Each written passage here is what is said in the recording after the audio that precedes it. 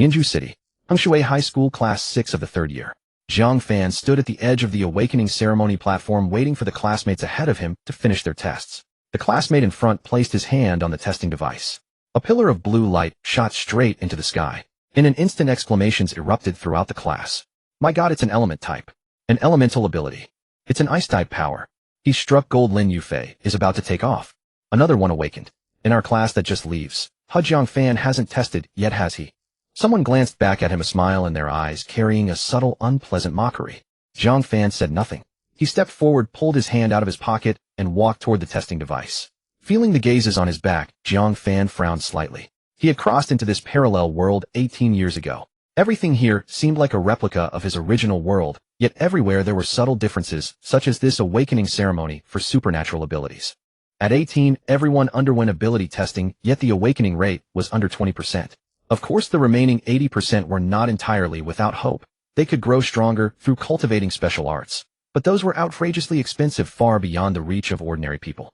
Abilities were the only ladder that allowed one to climb upward in this rigid, stratified world. Jiang Fan placed his hand on the device. The tester hummed once, and then fell utterly silent. Silence lasted for about 2 seconds, then laughter exploded around him like boiling oil. Ha ha ha ha, I knew it. Did you see the way he always acted so aloof? I thought he was something special. Aloof. He just doesn't like talking to people. I thought he felt we weren't worthy of his words. Turns out he knew he was useless and was just giving himself an excuse in advance. Tisk tisk, awakening failure. Jiang Fan, you're just like us now, no worse than us. At least we never pretended to be above everyone else.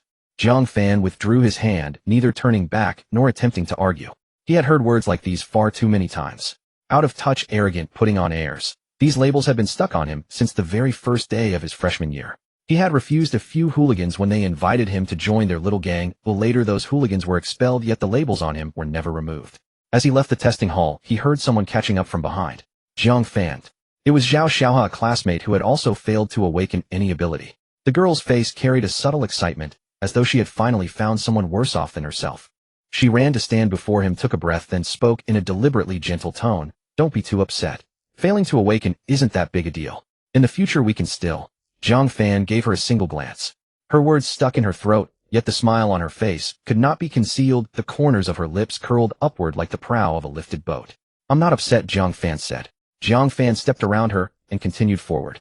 Behind him came Zhao Xiao's voice, followed by another girl's. Look at him, still putting on an act. Exactly, fails the awakening and still behaves like that. Who does he think he is? The corner of Jiang Fan's mouth twitched. He felt like laughing. Because there was a secret they knew nothing about.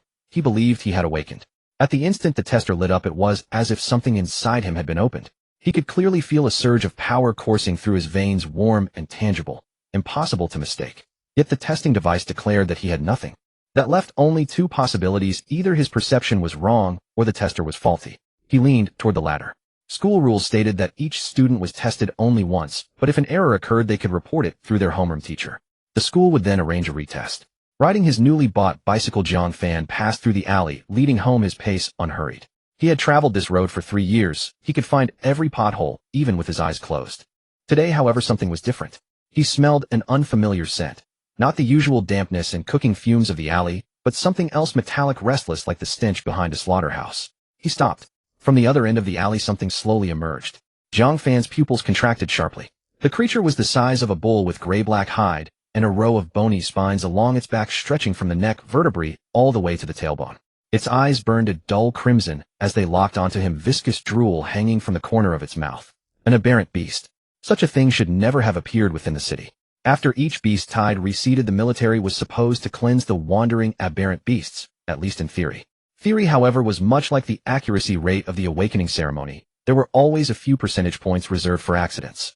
The aberrant beast let out a low growl, its foreclaws scraping at the ground. The instant he saw it, countless thoughts flashed through Jiang Fan's mind. Run. Even on a bicycle, he would never outpace a beast. Call for help. At this hour there was no one in the alley. Fight. As someone who didn't even know if he had truly awakened, what could he possibly use to fight? The aberrant beast lunged. At that razor-thin edge between life and death, Jiang Fan suddenly felt something. It was not fear nor despair, but a strange sensation, as if something inside his body were splitting open. A half-transparent panel appeared before his eyes. It floated in midair, displaying a single line of text. Gene absorption system has been activated. The host may acquire the talents of living beings by absorbing their genes. Jiang Fan froze. The beast's claws pressed down harder, bones in his chest cracked audibly, and the pain dragged him back into reality. He had no time to study what this panel was. He only knew that if he did not move now he would die here. Jiang Fan struggled to drag himself backward, his palms scrambling across the ground. His fingers brushed against something, an ant. He did not even notice it. Instinctively, he pressed down, crushing the ant. The text on the panel shifted. Ordinary, ant gene absorption successful. Acquired talent, giant strength primary. Effect strength increases to 5 times the host's physical baseline. Absorb. Yes. Jiang Fan did not hesitate. He did not stop to ponder why crushing a single ant could grant him immense strength. Because even before he could think of violent power was already surging from the depths of his body, as if a small sedan had suddenly been fitted with a sports car engine. The aberrant beast seemed to sense something. A flicker of confusion flashed in its eyes. Jiang Fan seized the leg that was crushing his chest and heaved. Boom. He had no real concept of what 5 times his own strength meant. The aberrant beast's entire body was flung through the air, crashing into the alley wall. It gave a shrill cry and struggled to rise, its vertical pupils filled with disbelief.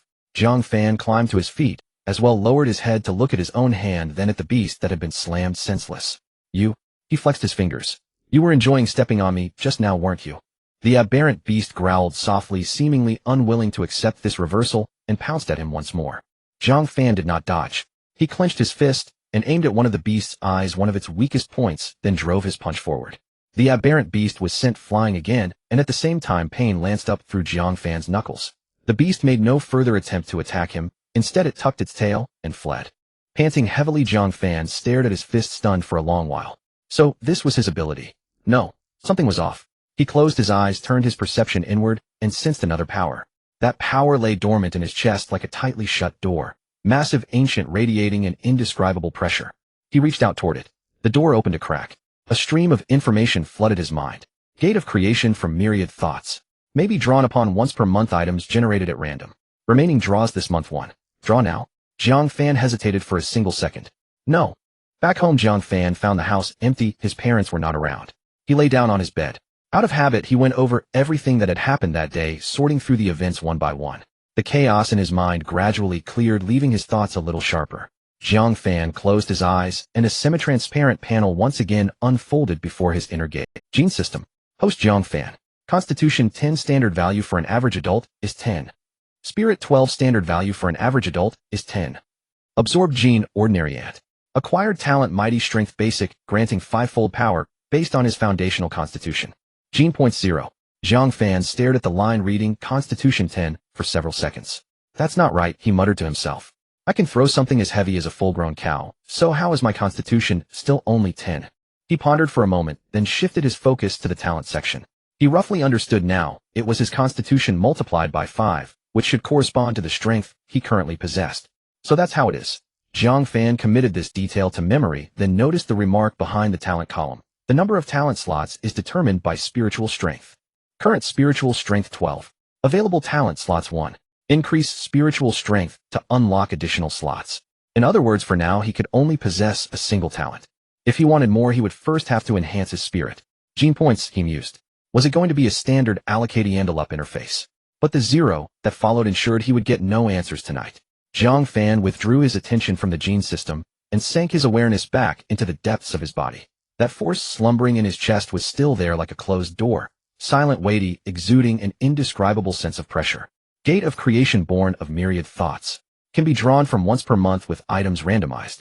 Origin unknown, grade unknown, purpose unknown. Remaining draw chances this month 1. Jiang Fan gave a wry snort.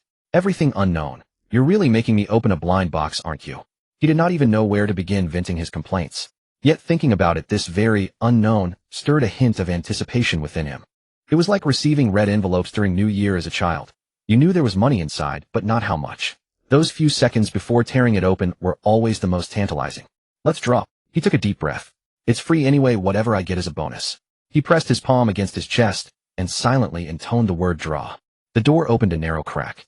A gentle orb of light floated out, settling into his palm, then the door closed again as though nothing at all had happened. When the light dispersed, Jiang Fan lowered his gaze. A single pill lay on his palm. It was about the size of a thumbnail, pure white throughout, with faint concentric patterns on its surface like growth rings on stone. It had no scent, no warmth, merely resting quietly in his hand, looking utterly unremarkable. This is it. Jiang Fan's mouth twitched.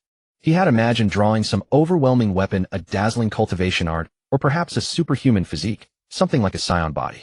At worst, a pair of Sharingan eyes would have been acceptable. Yet all he received was a pill. Compared to the heavenly treasures described in novels, this thing fell woefully short. It looked more like a throat lozenge from a supermarket. Ordinary quality body tempering pill.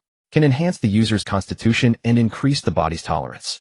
Note a strong sense of drowsiness will occur after ingestion. This is a normal phenomenon. Ordinary quality. Jiang Fan rolled the phrase around in his mouth. Fine, you can't be picky with freebies. He hesitated for 2 seconds. Whatever. Jiang Fan tossed the pill into his mouth and chewed twice. It had almost no taste, going down like a sip of lukewarm water. He had not even managed to complain that it tasted bad before a tidal wave of exhaustion crashed over him, as if someone had poured an entire bottle of sleeping pills into his brain. That fast. The words were cut short as his eyes snapped shut, his body collapsed sideways onto the bed, and he fell instantly into a deep, dreamless sleep. When he opened his eyes again, the world outside the window was already pitch black. It took him 2 or 3 seconds to orient himself. He pushed against the mattress and sat up, realizing his body felt clammy. A fine sheen of sweat covered him, his clothes sticking to his back uncomfortably. Yet his body felt entirely different. Not bad at all, he murmured. Jiang Fan rolled his neck. His cervical vertebrae emitted several crisp pops. He glanced at the gene system panel. Constitution 15. It had risen by 5 points. By ordinary human standards, this already placed him among the notably strong. More importantly, those 5 points were an increase to his base constitution, raising his foundation to 15, equivalent to adding the strength of roughly 2.5 normal adults. Doesn't look like much, but it's truly good stuff. From the living room came the sound of the television mingled with voices. Jiang Fan opened his door and stepped out to find his parents already home. His father Jiang Wei was sat on the sofa watching the news, while his mother He Yun was in the kitchen reheating food. Awake. He Yun peeked out from the kitchen. The food's in the pot, serve yourself. You slept like the dead this afternoon. I called you several times, and you never picked up. Too tired, Jiang Fan replied, offhandedly walking into the kitchen to get himself a bowl of rice. On the television, the female anchor's voice carried a deliberately solemn tone, as though afraid the audience would fail to grasp the gravity of the matter. This evening, multiple districts across the city received reports of exotic beast sightings. According to preliminary statistics from the military, at least 12 different locations have confirmed roaming exotic beasts. 3 of these sites experienced attack incidents resulting in 7 injuries and 1 missing person. The military has urgently dispatched additional patrol units and reminds all citizens to reduce nighttime outings. Should you discover traces of exotic beasts, please immediately dial the military hotline. Jiang Wei frowned and turned up the volume slightly. How did so many exotic beasts suddenly appear? He Yun emerged from the kitchen, carrying dishes, worry etched on her face. We hardly saw even one in a month before, and now we've had more than a dozen in a single day. Who can say? Jiang Wei sighed. Times are becoming trouble. Jiang Fan sat down at the dining table with his bowl of rice, taking a mechanical bite, yet his mind drifted inexorably back to the exotic beast he had encountered in the alley that afternoon. 12 locations. 7 injured. 1 missing. If he had not awakened that gene system, if he had not crushed that ant, would there have been 1 more missing added to today's news report? The thought sent a shiver of fear through him. That about ability awakening. Awakening abilities isn't something anyone can decide, Jiang Wei said calmly. Don't dwell on it. Jiang Wei was no ability user himself, and so he placed no such expectations on his son. Wei Fan, or time to eat. His mother called out merrily. She had made Jiang Fan's favorite chicken wings. Jiang Fan said nothing more, bowing his head as he seized the freshly served wings and began to eat in earnest. He planned to redefine what it meant to be an ability user after returning to school, and only then tell his parents. That night, Jiang Fan lay in bed once more. His thoughts inevitably circled back to the matter of the exotic beast nest. Exotic beast incidents are becoming more frequent and more severe. Although ability users make up only 20% of society, the number who step forward to maintain public order is pitifully small. Unless there is some secret the ordinary people don't know. The notion flickered through his mind for barely a second before Jiang Fan forcefully suppressed it. He had not even sorted out his own affairs yet. He had no right to speculate about such things. Besides, if the sky ever did fall, the military would be the ones holding it up. As a freshly awakened ordinary person, his priority was simply to live the days before him well. With those thoughts, Jiang Fan rolled onto his side and pulled the quilt up to his shoulders. Early the next morning, Jiang Fan pedaled his bicycle toward school. As he turned into the narrow path along the river, the surroundings fell into an abrupt silence. On both sides of this path were construction sites left half demolished, with collapsed fencing and exposed bricks and steel bars protruding like a row of broken teeth. The 300-meter stretch connected main roads at both ends, leaving the middle section eerily desolate. Jiang Fan had just reached the midpoint when, help! Is anyone there? Help! It was a girl's voice, urgent and frantic. Jiang Fan squeezed the brakes with both hands while planting his feet on the ground. He looked up following the sound. 30 or 40 meters ahead on the right side of the path, a gray-black creature blocked the way. Jiang Fan's pupils contracted. It was the size of an ox with gray-black fur, a ridge of bone spikes along its back, and dark crimson eyes. It was the same aberrant beast from yesterday. An aberrant beast. Jiang Fan cursed under his breath. Opposite the beast stood a girl in the same blue and white school uniform as his, with a ponytail and a petite frame. Her face had turned pale, her legs trembling, yet her hands were still raised before her palms forward, with purple electric sparks flickering at her fingertips. Thunder type. The electric light flickered intermittently, like a faulty wire. The girl had clearly awakened, only recently unable to maintain even the most basic stable output. The aberrant beast took a step forward, its bone spikes rising with a grating crack. The girl stumbled back in fear, the electric light in her palms nearly extinguishing. She gritted her teeth and thrust her hands forward abruptly. A thumping bolt of purple lightning shot from her palms. Crack, crack, gravel exploded into the air. The lightning struck the rubble beside the beast, a miss by a full meter. Roar. Enraged by the attack, a fierce glint flashed in the beast's dark crimson eyes as it pawed the ground and let out a low growl. It pounced. The girl tried to release another bolt, but as her hand rose, the beast was already upon her. Her pupils shrank, she wanted to dodge, but her legs refused to obey, leaving her frozen in place. Bang! The girl crashed to the ground. The next moment, the aberrant beast pinned her down, its foul, rancid drool dripping onto her. Help! Help! The girl screamed desperately. The beast opened its jaws, revealing rows of yellowed teeth, and its hot, stinking breath blasted against her face. The girl closed her eyes. Clang! A crashing sound rang out. She suddenly felt the weight on her body. She opened her eyes to see only a back. A blue and white school uniform, hands gripping the handlebars of a bicycle. The front wheel of his bike was bent out of shape. And the aberrant beast, the one that had just been pinning her down, was sent flying sideways, crashing into a low wall nearby. Boom! Dust and debris erupted. Jiang Fan stood there watching the beast rise from the pile of broken bricks. Growl! The beast shook its head, focusing on the figure before it, and let out a deep, guttural roar. It recognized him, the one who had sent it flying with a single punch in the alley yesterday. But it didn't flee. And Jiang Fan didn't give it a chance to. He bent down, grabbed the bicycle with its twisted front while his fingers locking onto the frame, veins bulging. Then he hoisted the bicycle above his head. The girl, still on the ground, stared wide-eyed at the scene. Is this guy really that fierce? Jiang Fan stepped forward. The aberrant beast took a step back. You escaped yesterday, and today you're back to cause harm. His voice dripped with murderous intent. Roar! The beast bellowed, all the bone spikes on its back erecting in an attempt to intimidate Jiang Fan. He paid it no heed, gripping the bike frame with both hands and wielding it like a sledgehammer aimed at the beast's head. He brought it down. Bam! The first blow sent the beast's head lurching to the side, its body staggering left. Bam! The second blow. The beast's front legs buckled, its knees slamming into the ground. Bam! The third blow sent the beast sprawling flat. Yesterday, with a physique of 10 or Jiang Fan's five-fold strength of 50, roughly the power of 5 adults, had allowed him to trade blows with this beast on equal terms. But today was different. After consuming the body-tempering pill last night, his physique had risen from 10 to 15, and with the five-fold boost, he now wielded a strength of 75. The power of 7.5 adults was concentrated in his single frame. Moreover, he was swinging a 20 to 30-pound lump of iron. After 3 blows, the beast lay motionless. Jiang Fan examined the mangled bicycle in his hands, then decided not to discard it. Just then a shout came from behind. Move aside. He turned to see the girl had scrambled to her feet, stepping back a few paces, her hands raised before her. The purple electric light in her palms was brighter, now crackling audibly. Her expression was earnest, eyes fixed on the beast on the ground, lips pressed tightly. Let me help you. Before Jiang Fan could speak, she thrust her palms forward and a thump-thick bolt of purple lightning shot out. This time it didn't miss, or rather it didn't miss the target she intended. The lightning traced a straight arc through the air, striking the bicycle in Jiang Fan's hands. That lump of iron. ZZZT. ZZZT.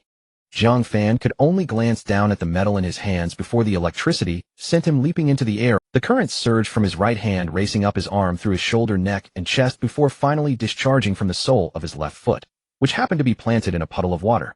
The whole ordeal lasted about half a second, but to Jiang Fan it felt as though needles had pierced him from head to toe, or as if a truck had run him over and then reversed back. His hair stood on end, every strand bolt upright. The air was thick with the acrid smell of burning. The girl was frozen, mouth agape, hands still poised in the pushing gesture, her expression shifting from, I want to help, to, oh no, oh no, oh no. I didn't mean to. I was trying to hit the beast. Her voice cracked. I didn't know you'd be in the way. I'm so sorry. Jiang Fan stood motionless, his hair still standing on end. After about 3 seconds, he slowly turned his head and looked at the girl. That look was indescribable. The girl's face went white under his gaze, then flushed crimson, as if doused with, "I'm really sorry. I can't control it well." Jiang Fan took a deep breath and slowly exhaled. "It's fine." His voice was a bit hoarse. He dropped the completely wrecked bicycle onto the ground. Clatter, crackle. The metal hit the earth, residual purple sparks still dancing across it. Then he turned his gaze to the beast on the ground. It was still alive. Though the lightning had missed, the residual shock had stunned it further, leaving its legs thrashing uselessly as it struggled to rise. Jiang Fan walked over. He bent down. He picked up the unrecognizable scrap of metal that had once been a bicycle. He raised it. He brought it down. Bam! Bam! Bam!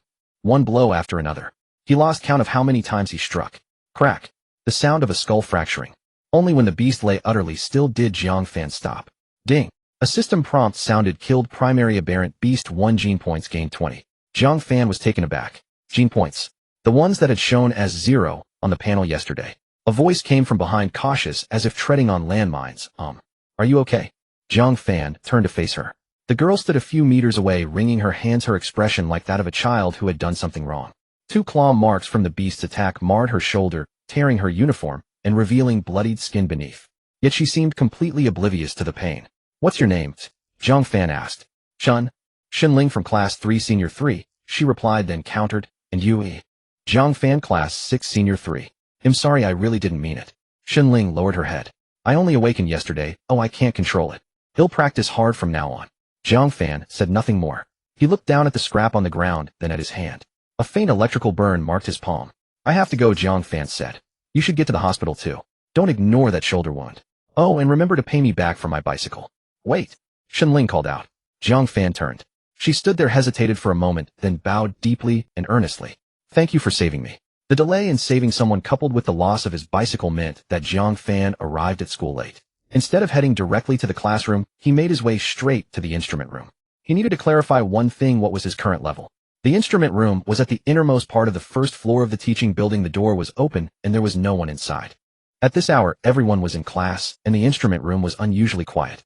Jiang Fan walked in, glancing over the machines whose names he couldn't recall, finally stopping at the strength testing device in the corner. It resembled a punching bag from a boxing gym, but its surface was covered with a layer of silvery gray metal, and there was a palm-sized dent right in the center, made by countless strikes. Next to it was a display screen showing real-time data. Jiang Fan stood in front of the testing device and moved his wrist a bit. Let's try without using any abilities first. He didn't want to expose anything here. The matter of the gene system was best kept to a minimum. He clenched his fist, inhaled, and threw a punch. Bang! The numbers on the display screen jumped a few times before finally settling on 150 kilograms. Jiang Fan looked at this number, recalling the information he had read before. In this parallel universe, the average punching power of an adult male was 100 kilograms. 150 kilograms, that's halfway above average. Not too bad, but not outrageous either. This is about... Jiang Fan shook his sore wrist. The body refining pill raised my physique from 10 to 15, increasing my strength by 50%, but I didn't use my giant strength talent, so essentially am still within the range of an ordinary person. He glanced again at the 150 kilograms on the display screen, a slight smile tugging at the corners of his mouth. I wonder what their expressions would be if I told them that this 150 kilograms is my level of being unawakened. Forget it, there's no need to think about that. He moved over to the speed testing area. The 20-meter-long track was embedded in the floor with infrared sensors on both sides, flashing faint lights. Jiang Fan stood at the starting line, took a deep breath. 3, 2, 1. And he bolted forward. His footsteps thudded against the floor, sounding like someone was beating a drum. When he reached the finish line, Jiang Fan leaned on his knees and breathed heavily, looking up at the display screen. 8 seconds per 100 meters. Jiang Fan straightened up and stroked his chin. How should he put it? Faster than an ordinary person, but limited in speed. The average was about 5 to 10 seconds. He ran it in 8 seconds, which was top tier in school, but would be at the bottom in the superpower community. Not too bad. Jiang Fan felt no sense of loss. After all, this is just the initial data. I can improve in the future. He turned to leave, glancing at the 150 kilograms of the strength testing device once more. He silently calculated in his mind. Physique 15, without activating giant strength, 150 kilograms.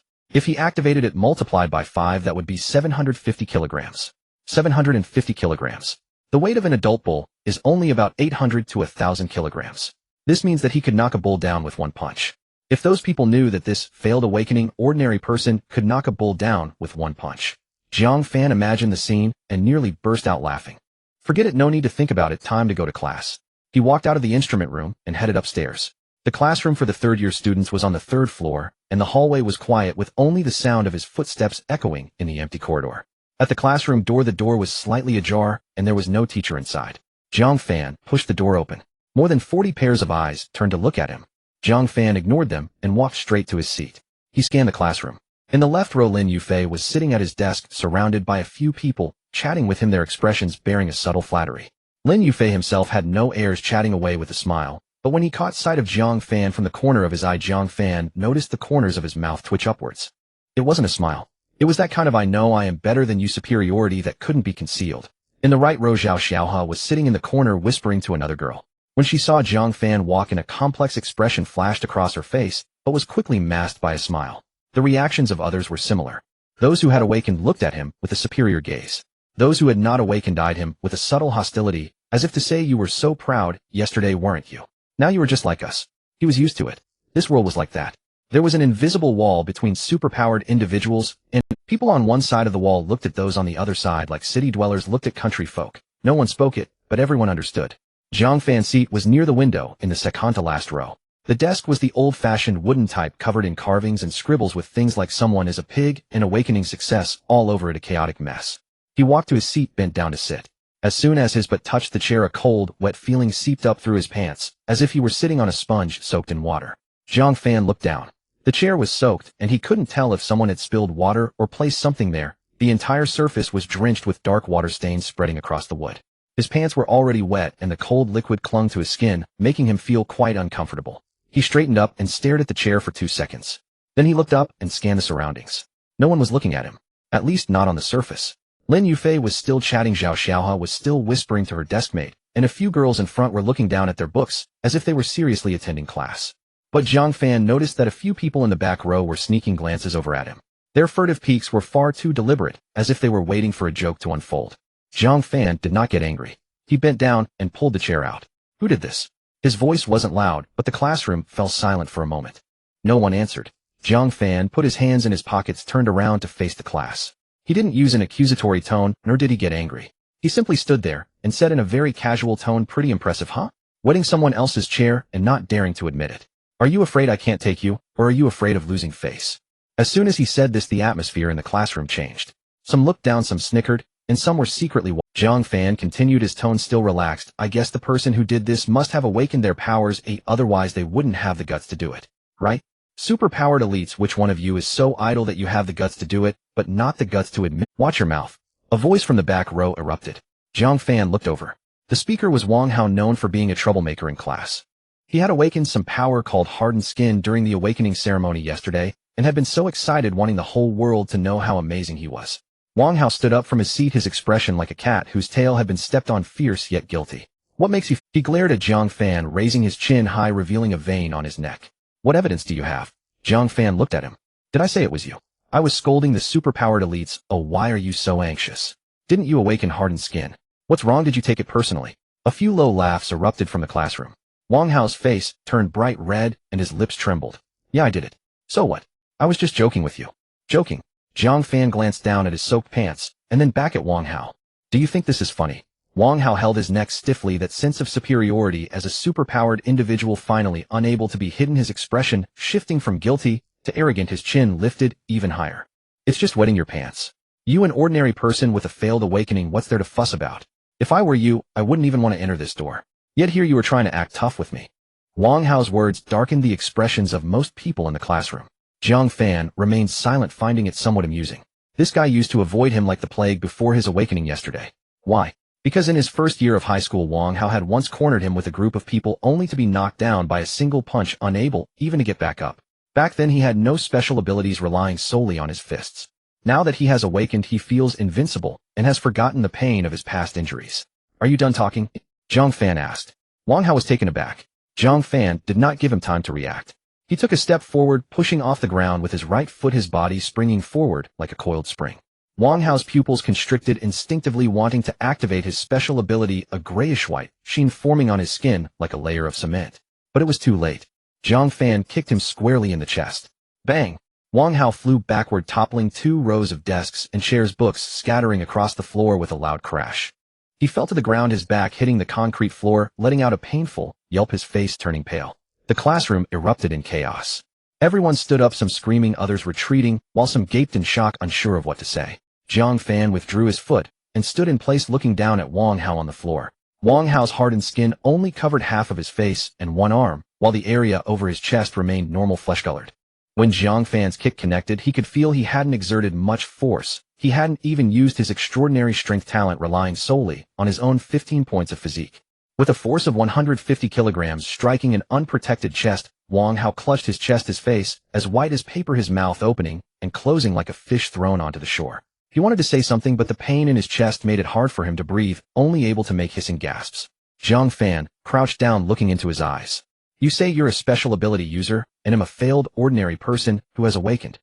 Jiang Fan's voice was calm. Then what kind of special ability user are you? You can't even take a kick. Wang Hao's eyes were bloodshot, his lips trembling, unable to utter a single word.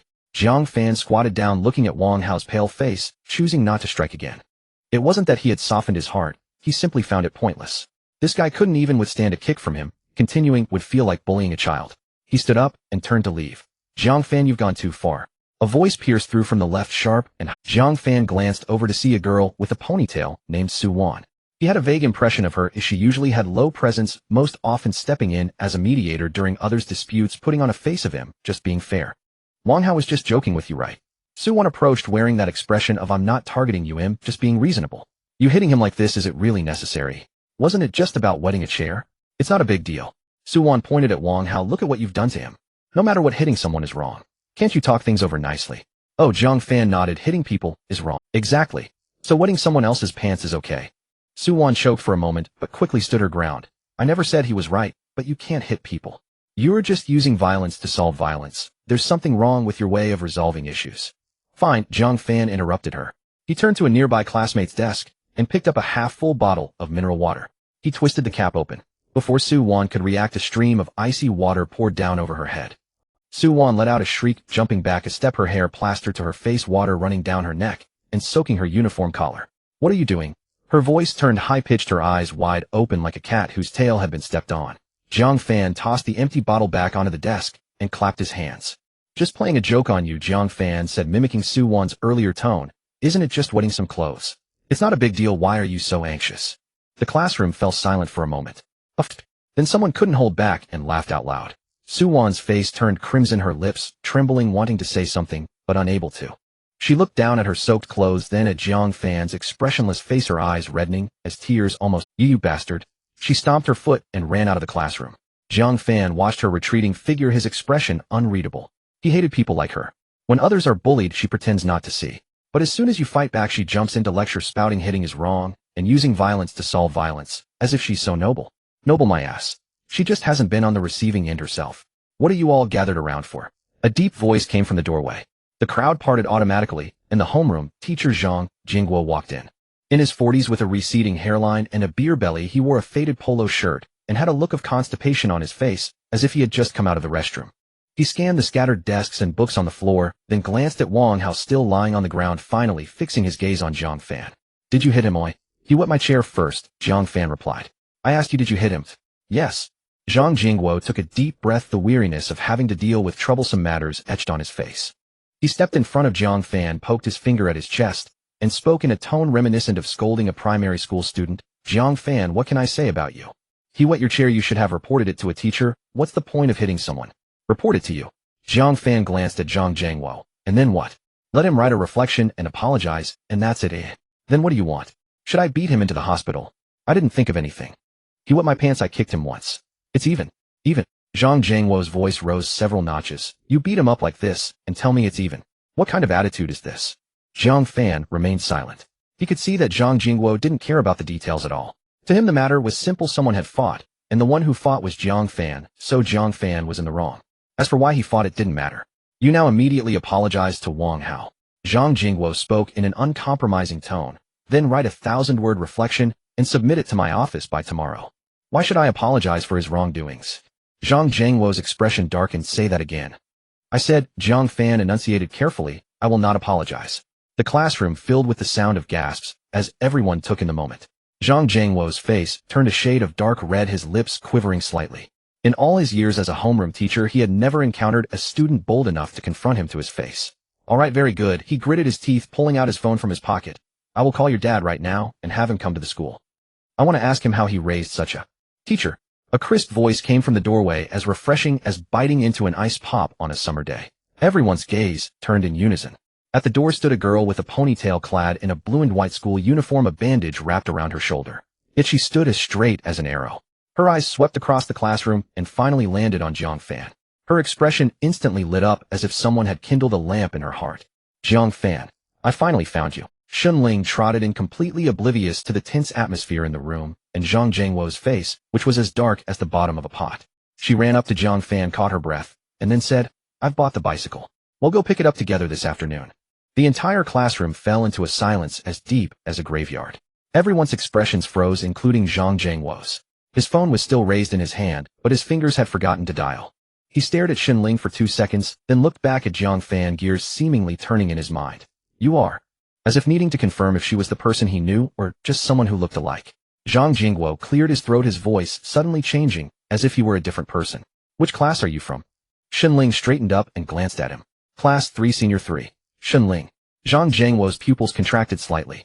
Class 3 Senior 3. Shunling, who had awakened her talent yesterday, and a natural-type superpower at that. Her future was incredibly bright. And her family. You're the one from yesterday's awakening ceremony. Zhang Jingwo looked her up and down, his tone becoming cautious, as if testing the waters. Lightning type. Shunling nodded and then ignored him. She turned to face Jiang Fan, her face regaining that sparkling expression. She pulled a key from her school uniform pocket and pressed it into Jiang Fan's hand. For you. Jiang Fan looked down at the key, which had a small bicycle pendant dangling from it. What's this? A bicycle. The classroom erupted again. A bicycle. No way. When did Jiang Fan get to know her? Could Shunling be interested in Jiang Fan? Nonsense, she's a lightning-type superpower. Would she take a liking to someone who failed his awakening? The murmurs buzzed like flies. Jiang Fan couldn't be bothered, but Shunling furrowed her brow. Zhang Jingwo's expression turned very subtle. He looked at the phone in his hand, then at Shunling, and finally at Jiang Fan, as if solving a complex math problem. Given Jiang Fan is a student who failed his awakening, Shunling is a lightning-type superpower. Prove what is the relationship between these two. He reached a conclusion. Student Shunling. Zhang Jingwo's voice became genial, like a TV salesman hawking health supplements. Are you and Jiang Fan close? We're friends, Shunling said. Friends. Zhang Jingwo's tone carried a subtle warning. You've just awakened your power. This is a critical period. You need to be careful about choosing your friends. Some people. Teacher. Shunling cut him off, her voice soft, but icy like a basin of cold water in winter. What do you mean by that? Zhang Jingwo was taken aback. What I mean is. Shunling looked at him as if he were an idiot.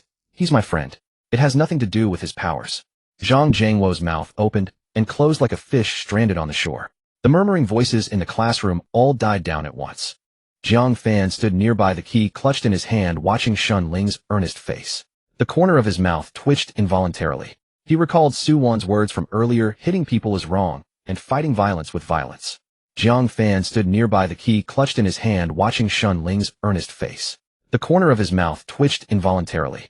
He recalled Su Wan's words from earlier, hitting people is, if you have powers you are right. If you don't, even your breathing is a mistake. Where did you park the bike? Jiang Fan asked. At the school gate. Just show me where it is this afternoon. Jiang Fan pocketed the key without even glancing at Zhang Jingwo and sat down at his desk. See you this afternoon. See you this afternoon. In the end, Zhang Jingwo looked at his phone, but still didn't make the call. As the bell for the first period rang, Jiang Fan walked out of the classroom. He didn't greet anyone, walked straight out of the classroom, through the corridor and down the stairs. His pace was neither fast nor slow, but his direction was clear: the principal's office. A few teachers in the hallway glanced at him, but no one stopped him. The door to the principal's office was closed with a faded nameplate on it, Principal's Office, Zhou. Jiang Fan knocked 3 times. Come in. Inside sat a man in his 50s with graying hair and a pair of old-fashioned gold-rimmed glasses, looking down at some documents. He looked up at Jiang Fan and frowned slightly, clearly surprised that a student had come to see him. You are Class 6 Senior 3. Jiang Fan. He stood in front of the desk without sitting down. Principal Zhou, I'm here to tell you something. Go ahead. I've awakened. During the awakening ceremony, the tester showed I hadn't awakened, Jiang Fan said. But that machine might be faulty because I can feel a flow of power inside me. Zhou Zhiguo was silent for a moment, then stood up and walked over to a small backup tester in the corner of the office, which was rarely used. Place your hand on this. Jiang Fan pressed his hand onto it. The tester hummed. A blue pillar of light shot upward. Though not as intense as the one in the main hall, its brightness was enough to bathe the entire office in a blue glow. Zhou Ziguo's eyes lit up. Elemental type. He leaned in to look at the data. No, it's not elemental. I've never seen this waveform before. He turned to Jiang Fan, his tone growing serious. Can you demonstrate it? Jiang Fan hesitated for a second. Then he clenched his fist and activated his super strength talent. Bang! He punched the principal's desk. The solid wooden desk shuddered violently. The pen holder on top jumped and documents scattered across the floor. A shallow fist print was left on the desk, the wood fibers splitting from the center as if something had burst from within. Zhou Ziguo looked down at the fist print, then at Jiang Fan's hand. Completely unharmed, not even a scratch. All right. He took a deep breath and sat back down. Tell me, what do you want me to do? I need the school to recognize my superpower status. Otherwise, I won't be able to get the advancement ratings or resource allocation I need. Zhou Ziguo nodded without saying much, picked up the phone on his desk, and dialed a number. Have Zhang Jingguo come to my... When Zhang Jingguo entered, he was wearing a smile. It was the kind of smile Jiang Fan had seen many times, the expression a subordinate wears in front of a superior.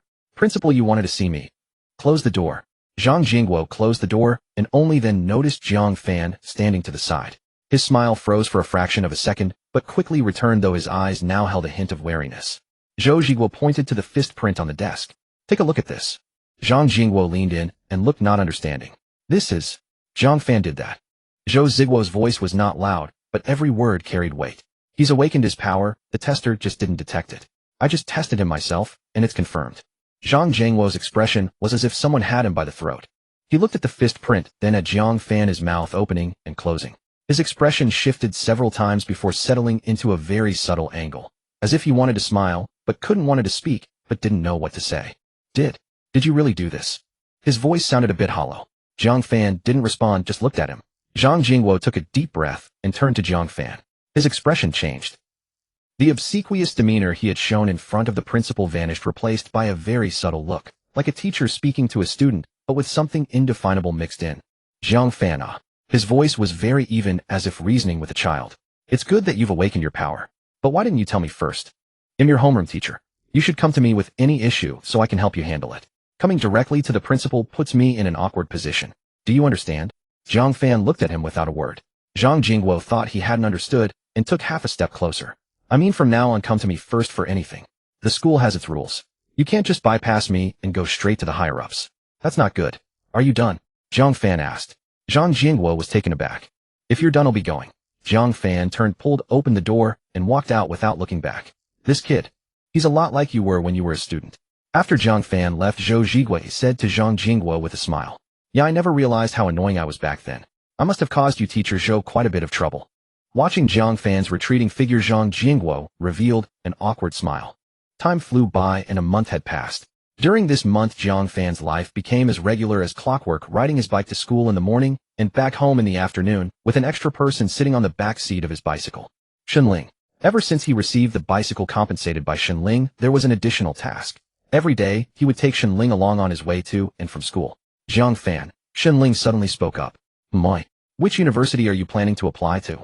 Without a second thought, Jiang Fan replied, National Defense University. Shenling paused for a moment, tightening her grip on his shirt. National Defense University. That. The admission score is very high. I know. And they only accept ability users, Shenling added.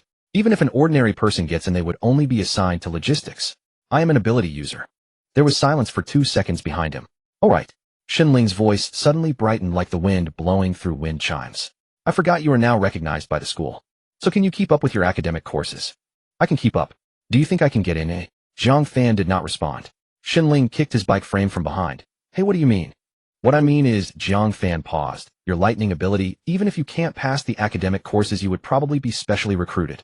As they passed the intersection, Jiang Fan noticed several individuals in military uniforms at the corner. They were not ordinary patrol officers, but armed soldiers wearing shoulder patches with a design of a sword and a shield. 3 armored vehicles were parked by the roadside, their bodies showing traces of something having clawed them, with deep and shallow grooves resembling scratches from a cat on a sofa. Another increase, Shenling muttered softly. Jiang Fan remained silent, his gaze returning from those claw marks. Over the past month, the news on television had become increasingly unsettling.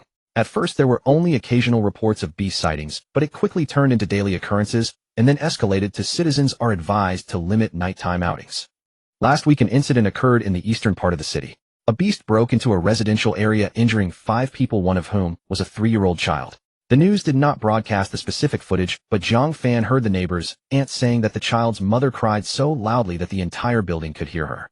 This morning he saw another news report stating that the military had discovered a beast nest 30 kilometers outside the city, preliminarily estimating that there were at least 20 beasts inside. 20 beasts. Jiang Fan recalled the first time he encountered a beast, where one nearly took his life. If it weren't for that ant, he wouldn't even know where he would be now. Jiang Fan, Shenling called out. "My. Are you serious about the National Defense University? Then I'll apply too." After saying this, Shenling ran off, without looking back, her ponytail swaying behind her like a cheerful tail. Jiang Fan watched her figure disappear at the alley entrance as he hurried home. In the evening, Jiang Fan lay on his bed after taking a shower, staring at the ceiling. A month had passed. He closed his eyes and sank his consciousness deep into his body. The door was still there, quiet and heavy like an ancient bell submerged at the bottom of the sea. The door of creation remaining draws for this month. One last month's refining pill raised his physique from 10 to 15, and the effect was indeed remarkable. But a single ordinary quality pill had already increased his physique by 50%. What could he draw this month? Don't think too much, Jiang Fan murmured to himself. Whatever I draw is fine, it's free after all. He took a deep breath. Draw. The door opened a crack. This time it was not a soft light, but a dazzling golden light, as if someone had set off a flashbang inside his body. Jiang Fan instinctively closed his eyes for a moment, and when he opened them again, a fist-sized ball of light had floated out, hovering in front of him. As the golden light dissipated, he found a book. No, it was not a book, but a stream of light. That light shot out from the ball like a snake and drilled into Jiang Fan's brow, with a loud bang in his head. A torrent of information surged in, filling his memory with words, images, meridian diagrams, and energy circulation paths, as if someone had directly plugged a USB drive into his brain. This process lasted about 10 seconds.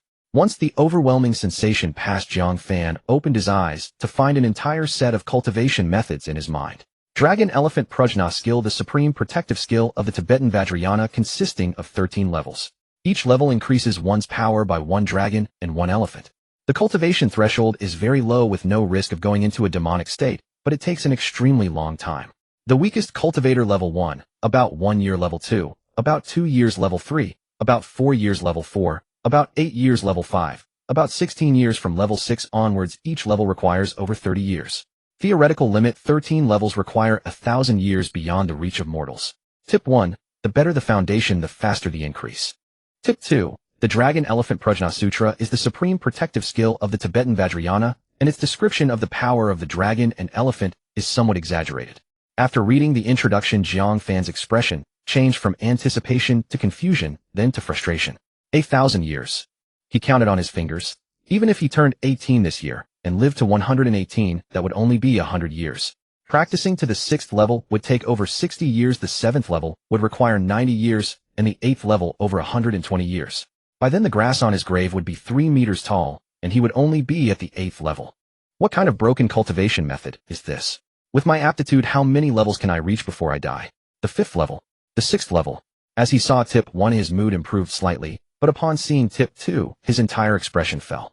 Forget it, having it is better than not having it. I'll practice as far as I can. Suddenly Jiang Fan thought of something and hurriedly opened the gene panel.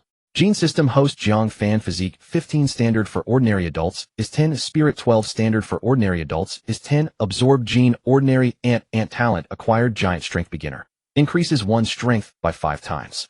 Cultivation method: Dragon Elephant Prajna skill 013 gene points 20. Jiang Fan paused for a moment. He stared at the 20 for several seconds, and suddenly a thought popped into his head. It can't be. He focused on Dragon Elephant Prajna skill. A new line of text appeared on the panel. Detected cultivable method: Dragon Elephant Prajna skill, current level not entered. Would you like to use gene points? Gene points required for level 1. 10-inch. Jiang Fan's pupils constricted sharply. He stared at that line of text, reading it over 3 times to confirm he wasn't mistaken. With 10 gene points, he could directly reach the 1st level. Level up, give me 1 level. Jiang Fan was excited in his heart. Then a warm current surged from deep within his body, climbing up his spine, spreading to his limbs. It felt like soaking in warm water, with every cell being nourished by something. It lasted about 5 seconds. After the warm current receded, Jiang Fan felt entirely different. He couldn't quite pinpoint what was different, but he felt sturdier. It was as if a pillar had been added inside his body, holding him up. Host Jiang Fan, physique 25, standard for ordinary adults is 10, spirit 14, standard for ordinary adults is 10, absorb gene, ordinary ant talent, acquired giant strength, beginner, increases one's strength by 5 times. Cultivation method: Dragon Elephant Prajna skill 113 gene points 10, 10 points in physique, 2 points in spirit. Isn't it supposed to be 1 dragon and 1 elephant? Looking at the prompts on the panel, Jiang Fan's mouth twitched. Can we just say the system's reputation is inflated? Is this system trustworthy? Is it still trustworthy? Teacher Jean didn't set the cultivation method to be more impressive, Jiang Fan complained, while feeling secretly disappointed. Then he looked at the remaining Jean points. I wonder if I can add another level with these 10 points. With this thought, Jiang Fan attempted to add points to the Dragon-Elephant Prajna skill again. The second level of Dragon-Elephant Prajna skill requires 20 Gene points. The current remaining Gene points are 10A, unable to add points.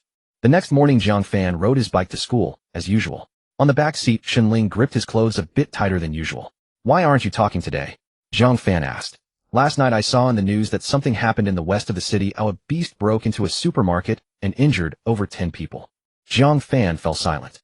As he passed by the intersection from yesterday, the number of armored vehicles had increased to 5. The expressions on the soldiers' faces were more serious than the day before. With this kind of setup, it feels like we're about to go to war, Jiang Fan muttered. Upon arriving at school, he immediately sensed that the atmosphere was off. The classroom was in an uproar, significantly louder than usual. Everyone was talking, voices overlapping, resembling a bustling market. Jiang Fan sat down in his seat and perked up his ears to listen. My brother is in the city defense team. He said they discovered another nest outside the city last night, 3 times bigger than the last one. 3 times? How many beasts could that be? Who knows? Anyway, he said the situation isn't optimistic. They've already dispatched 2 teams of ability users over there. Is 2 enough? It's not enough, but it will have to do. There are quite a few ability users, but how many high-level ones can deal with the beasts? Just like in our school, there are many awakened ability users, but not one that can be used. Listening to these discussions, Jiang Fan furrowed his brow. He recalled the news from last night where the military had discovered a beast nest 30 kilometers outside the city containing at least 20 beasts. Now it seemed that number was either underestimated or new discoveries had been made later. Everyone be quiet. The homeroom teacher Zhang Jiangwo walked in from the door, looking more serious than usual. He seemed particularly heavy today. He walked to the podium, scanned the entire class, and took a deep breath. The school has just received an emergency notification. Starting today, all students will study at home. When to return to school will be notified separately. The classroom erupted. What? Study at home? What about the college entrance examination? My parents are at work. Who will supervise me at home? Is this a sign that the school will be closed? Zhang Jingguo raised his hand to calm them down. Quiet. This is a decision from above that's not up for discussion with you all. I will organize everyone to leave the school in an orderly manner. After you get home. His words were cut off. Woo, woo, woo. A piercing alarm suddenly blared from the end of the corridor, ringing one after another, slicing through the eardrums like a knife. The sound was so loud that the classroom windows vibrated. Everyone froze. Jiang Fan's pupils suddenly constricted. He had only heard this kind of alarm on the news, the beast invasion alarm. Zhang Jiangwo's face turned pale in an instant. He spun around to look out the window. After just half a second, he turned back and shouted at the whole class. Everyone, get out immediately. Follow me. His voice was completely different from usual. Gone was the impatient tone, gone was the weariness of dealing with troublesome matters. Instead, there was a decisiveness Jiang Fan had never seen before. The entire class erupted like a disturbed beehive, everyone standing up and surging toward the door. Some knocked over chairs, some lost their shoes, some were screaming, and some were crying. Don't push. Zhang Jingguo stood at the door, one hand propping against the door frame, pushing the students out with his body, one at a time. Run. Don't stop. Jiang Fan was swept out of the classroom by the flow of people. The corridor had already descended into chaos. Students from several classes surged out at the same time, people jostling each other like a flock of sheep being chased by wolves. Where to run? Quickly to the underground shelter. Hurry, everyone to the shelter. Jiang Fan looked through the corridor window and saw the situation outside the school wall. At first glance, his blood ran cold. There were several breaches in the wall. Fragments of bricks scattered all over as if something had crashed in from the outside. And beyond the breaches, dark gray shadows were surging inside. 1 head, 2 heads, 5 heads, 10 heads. Uncountable. Those beasts came in various sizes, with the larger ones bigger than cows and the smaller ones the size of leopards. But without exception, all had bony spikes on their backs, their eyes dark red, like ghostly flames flickering in the daylight. Everyone run to the shelter, don't stop.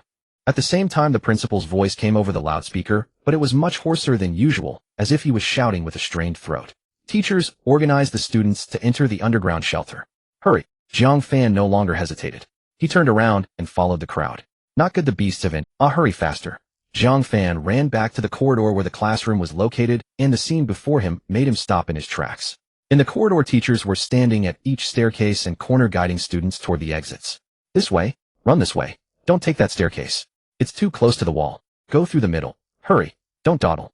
An elderly teacher with graying hair stood at the staircase, his legs trembling slightly, but his body was straight. His voice was hoarse from shouting, but he continued pushing students behind him. Jiang Fan recognized him as Teacher Wang, who taught history. Usually his voice was so soft like a mosquito that he couldn't continue the lesson if students were slightly noisy, often leaving in anger. But now this old man, who couldn't even maintain classroom discipline, was standing in the most dangerous place, carving a path with his own body. Jiang Fan suddenly felt a bit emotional. He quickened his pace and ran toward the main entrance of the teaching building. Just as he reached the door, he heard the sounds from outside. It wasn't the alarm. It was the sound of roaring. Dozens of beasts had already charged into the campus, rampaging on the playground. They knocked over flower beds, shattered glass, some were chasing people, while others were tearing at something on the ground. Jiang Fan saw that a few students who were slow were caught up by a beast the size of a cow. The beast swiped with a paw, sending the student flying, who tumbled and rolled several times on the ground. A female teacher rushed over, standing in front of that student. She spread her arms wide like a hen protecting its chicks, shielding the student behind her. When the beast hit her with a paw, she was sent flying backward, crashing against the wall, sliding down, unmoving. But that moment of defense gave the student time to get back up. The student ran. The beast did not pursue further. It lowered its head and began to tear at the female teacher's body. Jiang Fan clenched his fists. But he couldn't go over. He wasn't afraid of one beast, but facing 7 or 8 beasts alone was no different from seeking death. He took a deep breath and turned to run toward the shelter. The entrance to the shelter was at the northeast corner of the playground, a tunnel leading down.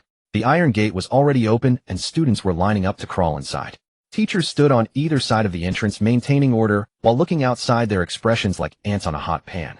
Hurry, hurry, hurry, don't push. One at a time. As Jiang Fan ran over, the line was almost through. He was at the back, just about to follow in, when suddenly a low growl came from behind. Jiang Fan turned around abruptly. A beast the size of a cow was charging at him, all its bony spikes standing erect, its dark red eyes filled with murderous intent.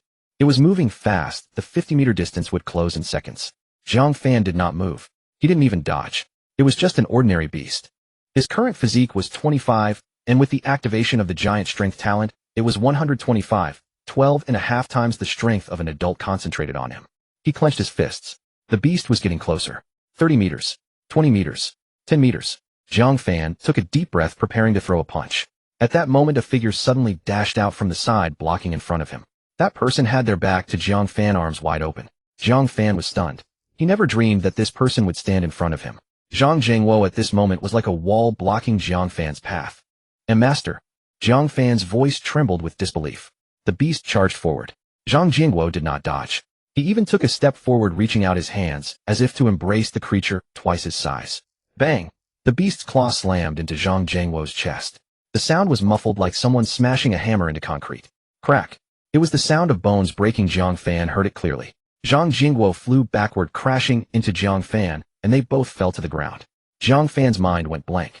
He scrambled to his feet and looked down to see a huge tear in the chest of Zhang Jingwo's polo shirt, blood seeping out, dyeing the white fabric a deep crimson. "Teacher, Master Zhang." Zhang Jingwo's face was as pale as paper, his lips covered in bloody froth. The beast was still charging forward. Jiang Fan whipped his head around, his eyes bloodshot, glaring at the beast. He was about to rush forward when a hand grabbed his pant leg. The grip wasn't strong, but it was firm. 5 fingers, each one trembling, yet they did not let go. Jiang Fan looked down. "Run." Zhang Jingwo lay on the ground, his eyes half open, staring at him. He uttered 2 words. Jiang Fan gently pried Zhang Jingwo's hand from his pant leg. Then he stood up, turned around, looked at the beast. The beast stood a few meters away, its dark red eyes fixed on him, a mixture of blood and saliva dripping from its mouth, sizzling as it hit the ground. Its front claws were still stained with Zhang Jingwo's blood, a dark patch spreading on its gray-black fur. There were no tears in Jiang Fan's eyes, only killing intent. That killing intent was not born of anger or impulse. It was something cold like winter iron that would tear off a layer of skin if touched. "To hell with you." Jiang Fan lunged forward, a fierce aura radiating from him. The beast seemed to sense something and backed up half a step, the bone spurs on its back all standing erect, making a clicking sound. Jiang Fan didn't give it a chance to retreat further. He pushed off with his right foot, his body shooting forward like a cannonball. The beast raised its front claw to strike him. Jiang Fan didn't dodge. He reached out, his right hand, fingers spread, and grabbed the beast's incoming leg. The leg was thicker than his arm, its claws like 5 daggers glinting coldly. But once Jiang Fan's hand clamped down, the beast's leg was immobilized, as if welded in place. Jiang Fan yanked hard, pulling the beast's entire body towards him. Its foreclaws gouged deep furrows in the ground, sending broken bricks and gravel flying in all directions. Then he began to slam it, first down onto the ground. Boom! The beast's body crashed into the concrete floor, splitting it open and sending stones bouncing high. The beast let out a miserable howl, a flicker of fear flashing in its dark red eyes. Second against the wall. Bang! The beast smashed into the school building wall, shattering a large patch of plaster to reveal the red bricks beneath. A dent was left in the wall. Several bone spurs on the beast's back broke off, blood splattering against the wall like a flung painting. Third, fourth, fifth. Jiang Fan lost count of how many times he slammed it. He only knew he couldn't stop. The stopping would make him remember Zhang Jingguo lying on the ground. He swung the beast like a rag doll, lifting it up and smashing it down over and over. The beast's cries grew weaker with each impact, the sound of breaking bones crisper with each blow. Its forelimbs had become limp as noodles, not a single bone spur remained on its back. Its dark red eyes were half-open, pupils dilated with only breath leaving its mouth and none entering. Jiang Fan threw it to the ground. The beast lay there, its body twitching twice, then still. But Jiang Fan didn't stop. He crouched down, clenching his fist. One punch. He struck the beast's head. A sharp pain shot through his fist, as if he had hit a rock, but he felt nothing. 2 punches. 3 punches. 4 punches. Each punch was delivered with full force, each one aimed at the beast's weakest spots: eyes, throat, and the base of its ears. Blood splattered on his face, hot and metallic. He didn't wipe it off. Only one thought echoed in his mind: die. He didn't know how many punches he threw, until he heard a ding in his mind and a translucent panel appeared. Low-level beast killed, X1 gene points gained 20. Jiang Fan's fist froze in midair. He panted heavily, his chest heaving like a bellows, blood dripping from the back of his hand, indistinguishable as his own or the beast's. He stood there silently for what felt like an eternity. Jiang Fan seemed to regain his composure. He turned around and gently cradled Zhang Jingguo in his arms.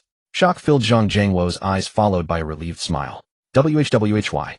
Why did you save me? You clearly hate me so much." His voice trembled, his eyes reddened, as if someone had thrown sand into them. The corner of Zhang Jingguo's mouth twitched, as if trying to smile or say something. Blood seeped from his lips, trickling down his chin, dripping onto the ground one drop at a time. "I am an excellent teacher." His voice was faint, as if coming from a great distance. "How could I watch my own student fall before me?" As he finished speaking, his hand slipped from Jiang Fan's pant leg. His eyes closed. Jiang Fan knelt on the ground, motionless. He stared at Zhang Jingguo's pale face. Every memory of his teacher replayed in his mind. He had always thought Zhang Jingguo disliked him, that this homeroom teacher was always targeting him, that in his eyes he was just a nuisance, a troublemaker, a failed awakener. But this nuisance had used his own life to shield him. Jiang Fan's nose stung fiercely, and the water in his eyes finally couldn't hold back. A single tear fell with a plop, making a tiny pit in the dust.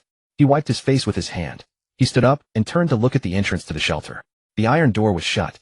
Jiang Fan walked to the door, raised his hand, and knocked. Thump, thump, thump. The sound echoed off the iron door and then faded like a stone dropped into a deep well. "Is anyone there?"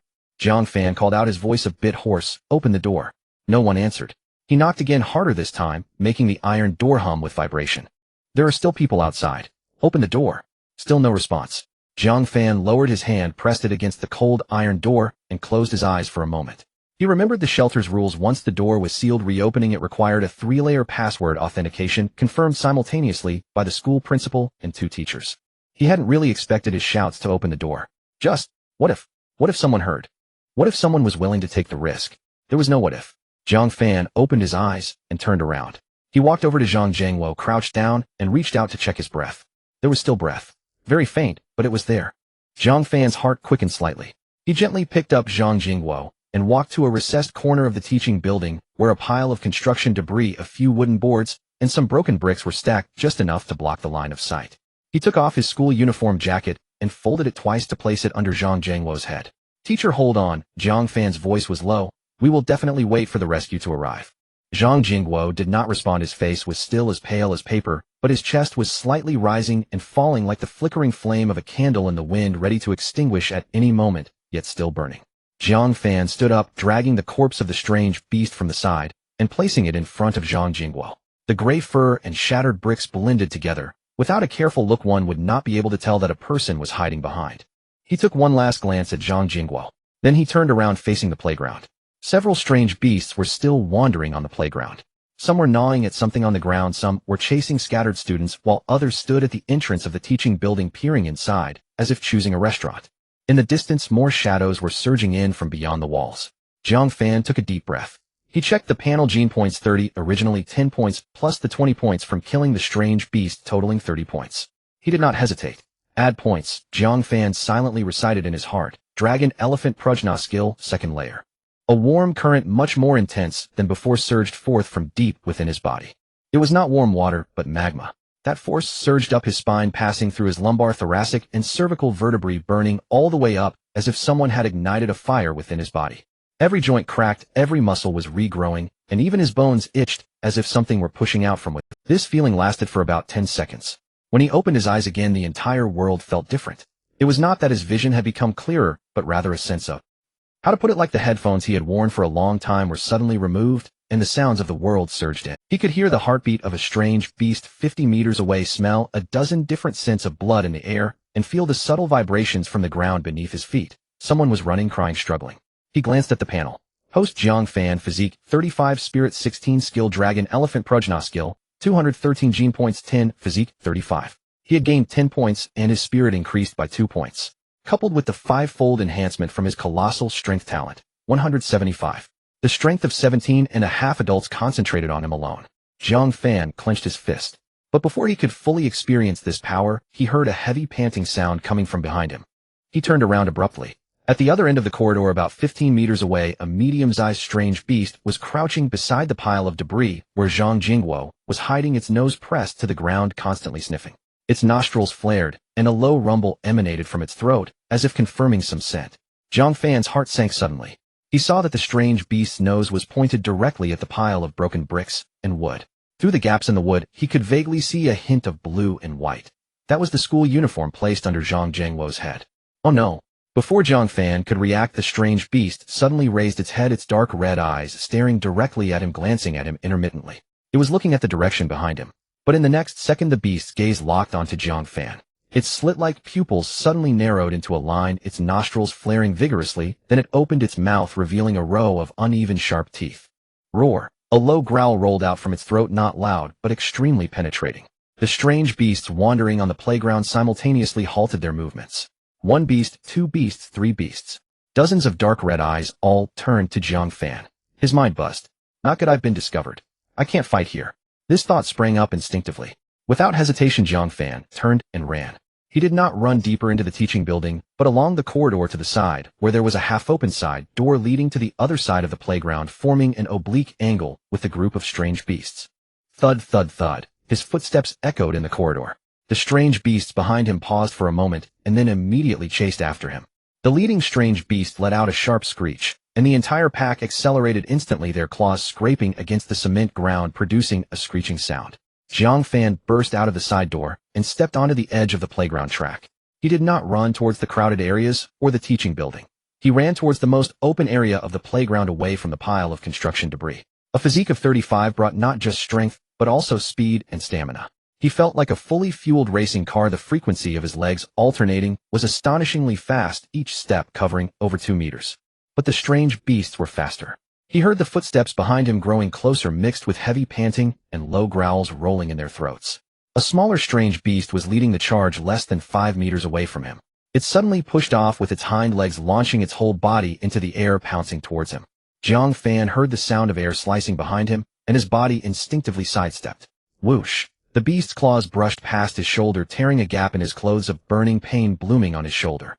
Jiang Fan gritted his teeth, refraining from retaliating, and continued to run forward. Not yet. He was still too close to Zhang Jingguo. He ran another 20 meters, and the number of strange beasts behind him increased, the closest one almost touching his back. Jiang Fan suddenly stopped, his body pivoting to face the beast pack. The leading strange beast was less than 3 meters away, its front paw already raised, aiming to strike at his head. This time Jiang Fan did not dodge.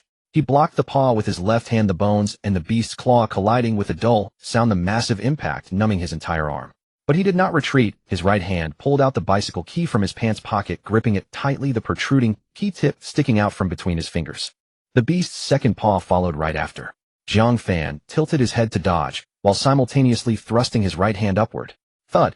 The key pierced into the beast's lower jaw, blood gushing out from the wound, splattering all over his face. The strange beast let out a shrill scream, thrashing wildly, trying to shake off what was stuck on its head. Jiang Fan did not let go. He clenched his fingers around the key, twisting it hard and slicing it sideways. Sizzle. A long gash was sliced from the lower jaw all the way to the throat, blood gushing out like a breached dam. The beast's body swayed twice before collapsing forward. Jiang Fan kicked his foot against its head, using the force to leap back 2 steps, distancing himself from the beast pack. The remaining beasts did not rush forward. They spread out, encircling Jiang Fan in a fan-shaped, bloodthirsty glints flashing in their dark red eyes. 1 beast, 2 beasts, 3 beasts. Jiang Fan quickly counted. There were at least 7 beasts surrounding him, and a few more were hurrying from the playground. These strange beasts possess intelligence. A bad thought surged in Jiang Fan's mind. 7 strange beasts surrounded Jiang Fan. A heaviness settled in Jiang Fan's heart. It was not because he could not defeat them, but because of the intelligence displayed by the beasts. Ordinary wild beasts understand encirclement at most. However, the positioning of these 7 beasts was not a simple surround. They maintained precise distances from each other, each one's gaze locked onto Jiang Fan, yet they coordinated seamlessly. Jiang Fan shifted half a step to the left, causing the entire encirclement to shrink by an inch. When he moved slightly to the right, the beast on that side immediately lowered its center of gravity, ready to pounce. They were working in concert. This was not instinct, it was strategy. There was no time to think. The leading beast let out a low growl, not loud, but at that moment the surrounding beasts stepped forward, tightening the encirclement. Jiang Fan could even smell the foul stench from their mouths, akin to a rotting fish market, which churned his stomach. There's no way to escape. This thought flashed through his mind, but Jiang Fan remained calm. For some reason, in times like this, his mind Jiang Fan gripped the key tightly in his hand, blood still dripping from its tip, sticky and oozing down between his fingers. This key, originally meant for a bicycle, had become his only weapon.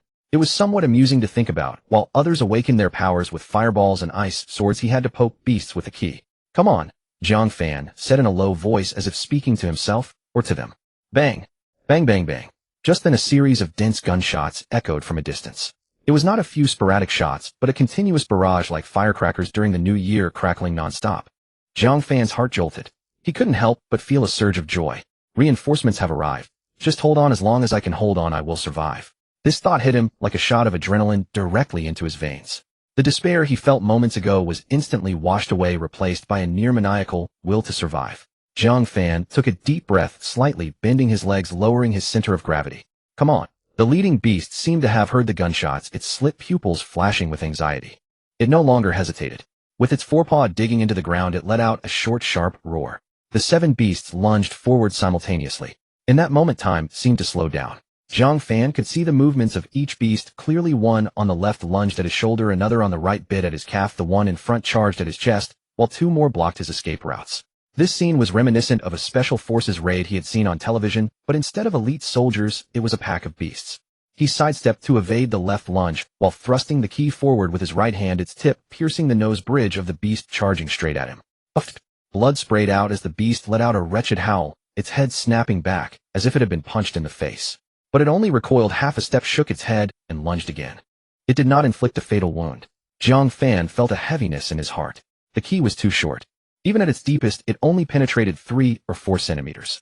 For an ordinary person, that would be deadly, but for these beasts the size of bulls, it felt like a mere pinprick. It hurt, but it wouldn't kill. I need to find their weak points, Jiang Fan thought as he dodged. Eyes, throat, ears, abdomen. But the beasts coordinated too well. He could not find an opportunity. Every time he aimed at one, another would interrupt, like whack-a-mole. Just as he pressed down on one, another would pop up. Bang! One beast's paw struck Jiang Fan's back, causing him to stumble forward 2 steps, pain searing through his back, as if he had been branded with a hot iron. His shirt was torn open, 3 bloody scratches left on his skin. Before he could regain his footing, another beast crashed into him from the side, its head butting his shoulder, sending him flying sideways, crashing to the ground, and rolling twice, his mouth full of dirt. Cough. Jiang Fan rose to his feet, his mouth filled with the metallic taste of blood, unsure if his gums were bruised or if his organs were injured. Looking down, he saw that his school uniform had 3 tears, one on his shoulder, one on his back, and one on his arm, blood trickling down his arm and dripping onto the ground. Did it hurt? Yes, but there was no time to worry about that. When one's life is at stake, even pain must wait in line. The beasts were closing in again. This time their movements were faster and fiercer, their dark red eyes flashing with a bloodthirsty light, like 3-year-olds seeing candy, filled with excitement. The damage caused by the key did not deter them. Instead, it enraged them, like poking a hornet's nest. Jiang Fan gasped for breath, feeling as though his lungs were being gripped by a hand, each breath tinged with a metallic taste. Sweat mixed with blood streamed down his face, stinging his eyes, and he had no time to wipe it away. His stamina was depleting. This was not an illusion. After that fall, his reactions had slowed by half a beat. It was not due to injury but fatigue. The strength brought by a physique of 35 was substantial, but endurance was another matter. Just because someone can lift 300 pounds does not mean they can keep fighting for an hour. It was like a sports car. No matter how much horsepower it has, if the fuel tank is empty, it becomes scrap metal. His legs began to feel weak, as if he were stepping on cotton. Each dodge was slower by a fraction of a second, and each punch was lighter than the last. The beast's claws repeatedly grazed his body, adding to his wounds, and blood flowed more profusely. He could even feel his body temperature dropping. If this continues, Jiang Fan gritted his teeth, forcing himself to concentrate. I won't last more than a few minutes. The leading beast seemed to notice his condition, letting out a deep rumble from its throat, as if issuing a command. The 5 beasts moved in unison. This time they showed no mercy. Each one charged with full force, sealing off all of Jiang Fan's escape routes from 5 directions: left, right, in front, behind, and even one jumped down from above. There was nowhere to hide. It's now or never. Jiang Fan gripped the key tightly, preparing to thrust it into the eye of the beast in front of him. Even if he had to die, he would take one down with him. He even had a ridiculous thought: if he died, could the gene system give him a new body to resurrect? Forget it, no more. Just then, whoosh! A sharp whistling sound flew in from a distance. The sound was like an arrow, but faster than an arrow, so fast that as Jiang Fan heard it, a white shadow had already swept past above his head. The white shadow carried a chilling aura, and as it brushed past Jiang Fan's ear, he felt as if his earlobe had been touched by ice. A beast lunging at Jiang Fan was pierced by something, its body flying sideways, crashing to the ground, and sliding several meters, leaving a long trail of blood behind like a line drawn with red chalk. Jiang Fan turned his head sharply. It was an ice sword. To be precise, it was an ice spear as thick as an arm, completely transparent and glimmering like crystal. It had pierced through the beast's side, going through its entire body and emerging from the other side, embedding itself in the ground, pinning the beast down like a specimen. The beast struggled a couple of times, its 4 legs flailing in the air, but then it stopped moving. I am saved. Jiang Fan lifted his head, looking in the direction from which the ice sword flew. At the other end of the playground, 3 figures were quickly running toward him. Leading them was a man in his 30s, dressed in black combat gear, raising his left hand with fingers outstretched, a chill emanating from his fingertips. The ice sword that had just been thrown was his doing. Behind him followed a man and a woman. The man was built like a wall, holding a half-person tall silver shield in his right hand, yet he was not slow at all, his footsteps thumping like a humanoid tank. The woman was not tall, gripping a 2-handed sword that nearly reached her chin, the blade glinting coldly in the sunlight, steady as she ran with its tip pointed forward. The 3 worked in perfect harmony, charging toward him in a triangular formation. The leading man shouted while running, "Are there any students left over there?" Jiang Fan pointed towards the shelter. "They've all gone and I'm the only one outside. My teacher is seriously injured. Can you find a way to save him?" The leading man furrowed his brow. His gaze swept over Jiang Fan's wounds and bloodstains, and instead of immediately agreeing, he asked, "Can you still run?" "Yes." "Then don't just stand there or walk towards us." Jiang Fan remained still. Although one of the beasts surrounding him was gone, there were still 6 left. Moreover, they showed no signs of fleeing from the appearance of the ability users. Instead, they became even more restless, their dark red eyes flashing with viciousness, emitting low growls from their throats. "These creatures are acting strange." The man with the shield lowered his voice.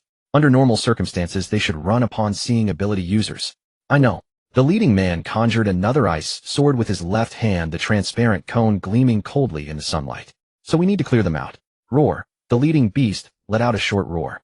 The remaining 6 beasts lunged simultaneously. They were not attacking Jiang Fan. They were going for the 3 ability users. They could assess the level of threat. Jiang Fan's heart sank. These creatures indeed had some intelligence. "Shield." The leading man shouted. The man with the shield took a large step forward, slamming the shield down onto the ground with a loud bang, the base embedding into the earth, standing firm like an iron wall. A beast's claw struck the shield with a deafening clang, sparks flying, and the creature was jolted back 2 steps, shaking its paw in the air, clearly in pain. Meanwhile, 2 ice swords flew out from either side of the shield, piercing into the shoulders of 2 beasts with a pair of thuds. They weren't fatal wounds, but enough to slow them down. The woman with the great sword flashed out from behind the shield, gripping the hilt with both hands, her body spinning half a circle as she swung the sword. Swish! The blade sliced through the air with a piercing sound. A long gash was opened on one beast's chest, blood gushing out as it let out a cry, staggering backward, its 4 legs slipping. The woman did not pursue. She immediately retreated behind the shield, her movements swift and clean like a finely tuned machine. Jiang Fan watched this scene, his mind filled with one thought. This is professionalism. He looked down at the bloodied bicycle key in his hand and suddenly found it somewhat amusing. While they wielded ice swords, shields, and great swords, he was using a key. The disparity was greater than that between an ordinary person and an ability user. Kid, aren't you leaving? The man with the shield turned back to shout at him. Jiang Fan hesitated for a moment before speaking. Can I borrow? The three of them briefly froze.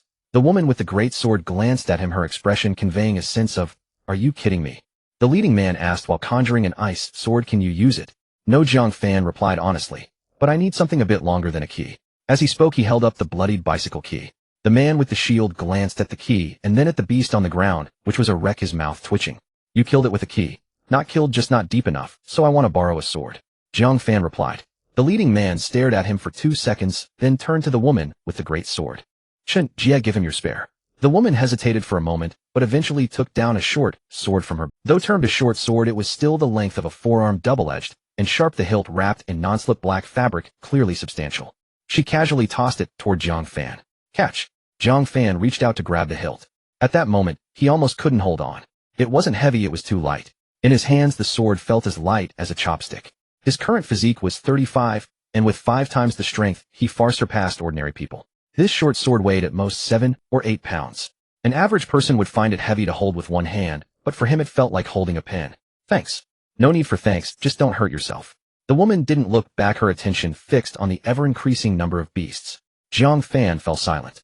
But he thought to himself, this is a shift in offense and defense. He gripped the sword tightly, facing the 6 beasts. The leading man threw out 2 more ice swords, driving back the 2 beasts at the front. He stole a glance at Jiang Fan and found that the kid had not only failed to retreat, but had taken a step forward instead. Kid, aren't you leaving? Jiang Fan did not respond. He took a deep breath, gripping the short sword tightly, pushing off the ground with his right foot, and shot forward like a cannonball. The 6 beasts were still circling around the shield, completely unaware. Jiang Fan charged to the side of the nearest beast, holding the sword in one hand raised high above his head. Then he swung down. There was no technique, no form, just the most primal, most brutal downward chop. He put all his strength into it. Physique, 35, with the giant strength, talent multiplied by 5, the power of 17. 5 people was concentrated entirely on this strike. Crack! The blade sliced into the beast's cervical vertebra like cutting through a brittle bone. It wasn't a clean cut, it was a smash. The blade itself wasn't sharp enough, but the force was overwhelming, forcibly cleaving the beast's neck halfway. Blood gushed out, splattering all over Jiang Fan's face. The beast didn't even let out a cry. Its legs went limp, collapsing to the ground, its head twisted at an improbable angle. Ding! Killed. Low-level beast 1, gained genetic points 20. Jiang Fan didn't stop. He pulled out the sword and turned, charging toward the second one. That beast had just been pushed back by the ice sword and hadn't stabilized itself when Jiang Fan arrived. This time it was a horizontal slash. The blade came from right to left, striking the beast's flank. It didn't break the skin, but the immense force transmitted through the blade hit the beast like getting struck by a truck, sending it flying sideways, crashing to the ground, and sliding several meters, toppling a trash can on the edge of the playground with a loud clatter.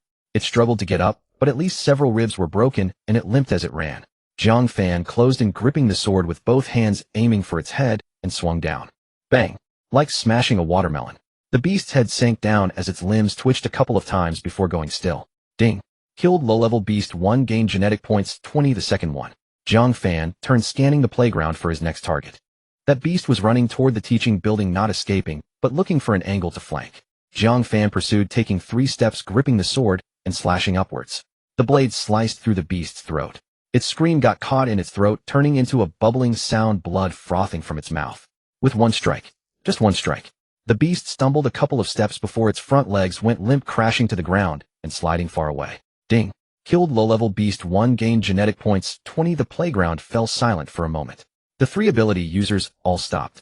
The man with the shield had his mouth agape, the shield held aloft for. The woman with the great sword narrowed her eyes, fixated on the sword in Jiang Fan's hand, then on the 3 beast corpses on the ground, her expression changing from skepticism to shock. The ice sword in the leading man's hand was half-formed, suspended in midair, shards of ice falling from his fingertips. Did he just receive a divine sword? It's not about the sword, the leading man said, staring at Jiang Fan's back. It's the way he wields it. There's no technique, no form, just raw chopping. But the power behind each strike. Every sword strike was delivered with full force, devoid of any technique, simply a blunt assault. But his strength was overwhelming. Old Zhao swallowed hard, so immense that the sharpness of the sword itself became irrelevant. It's like using a sledgehammer to crack a walnut. The walnut's fate depends not on the hammer, but on the one wielding it. The leading man did not respond. He noticed a more astonishing detail, despite the prolonged fighting, Jiang Fan's breathing, though rapid, was remarkably steady. This indicated that Jiang Fan's physical stamina was extraordinarily formidable. The leading man took a deep breath. He turned to glance at the remaining beasts on the playground. Jiang Fan had single-handedly taken down 3, while the 3 of them had managed 2, leaving 5 still wandering.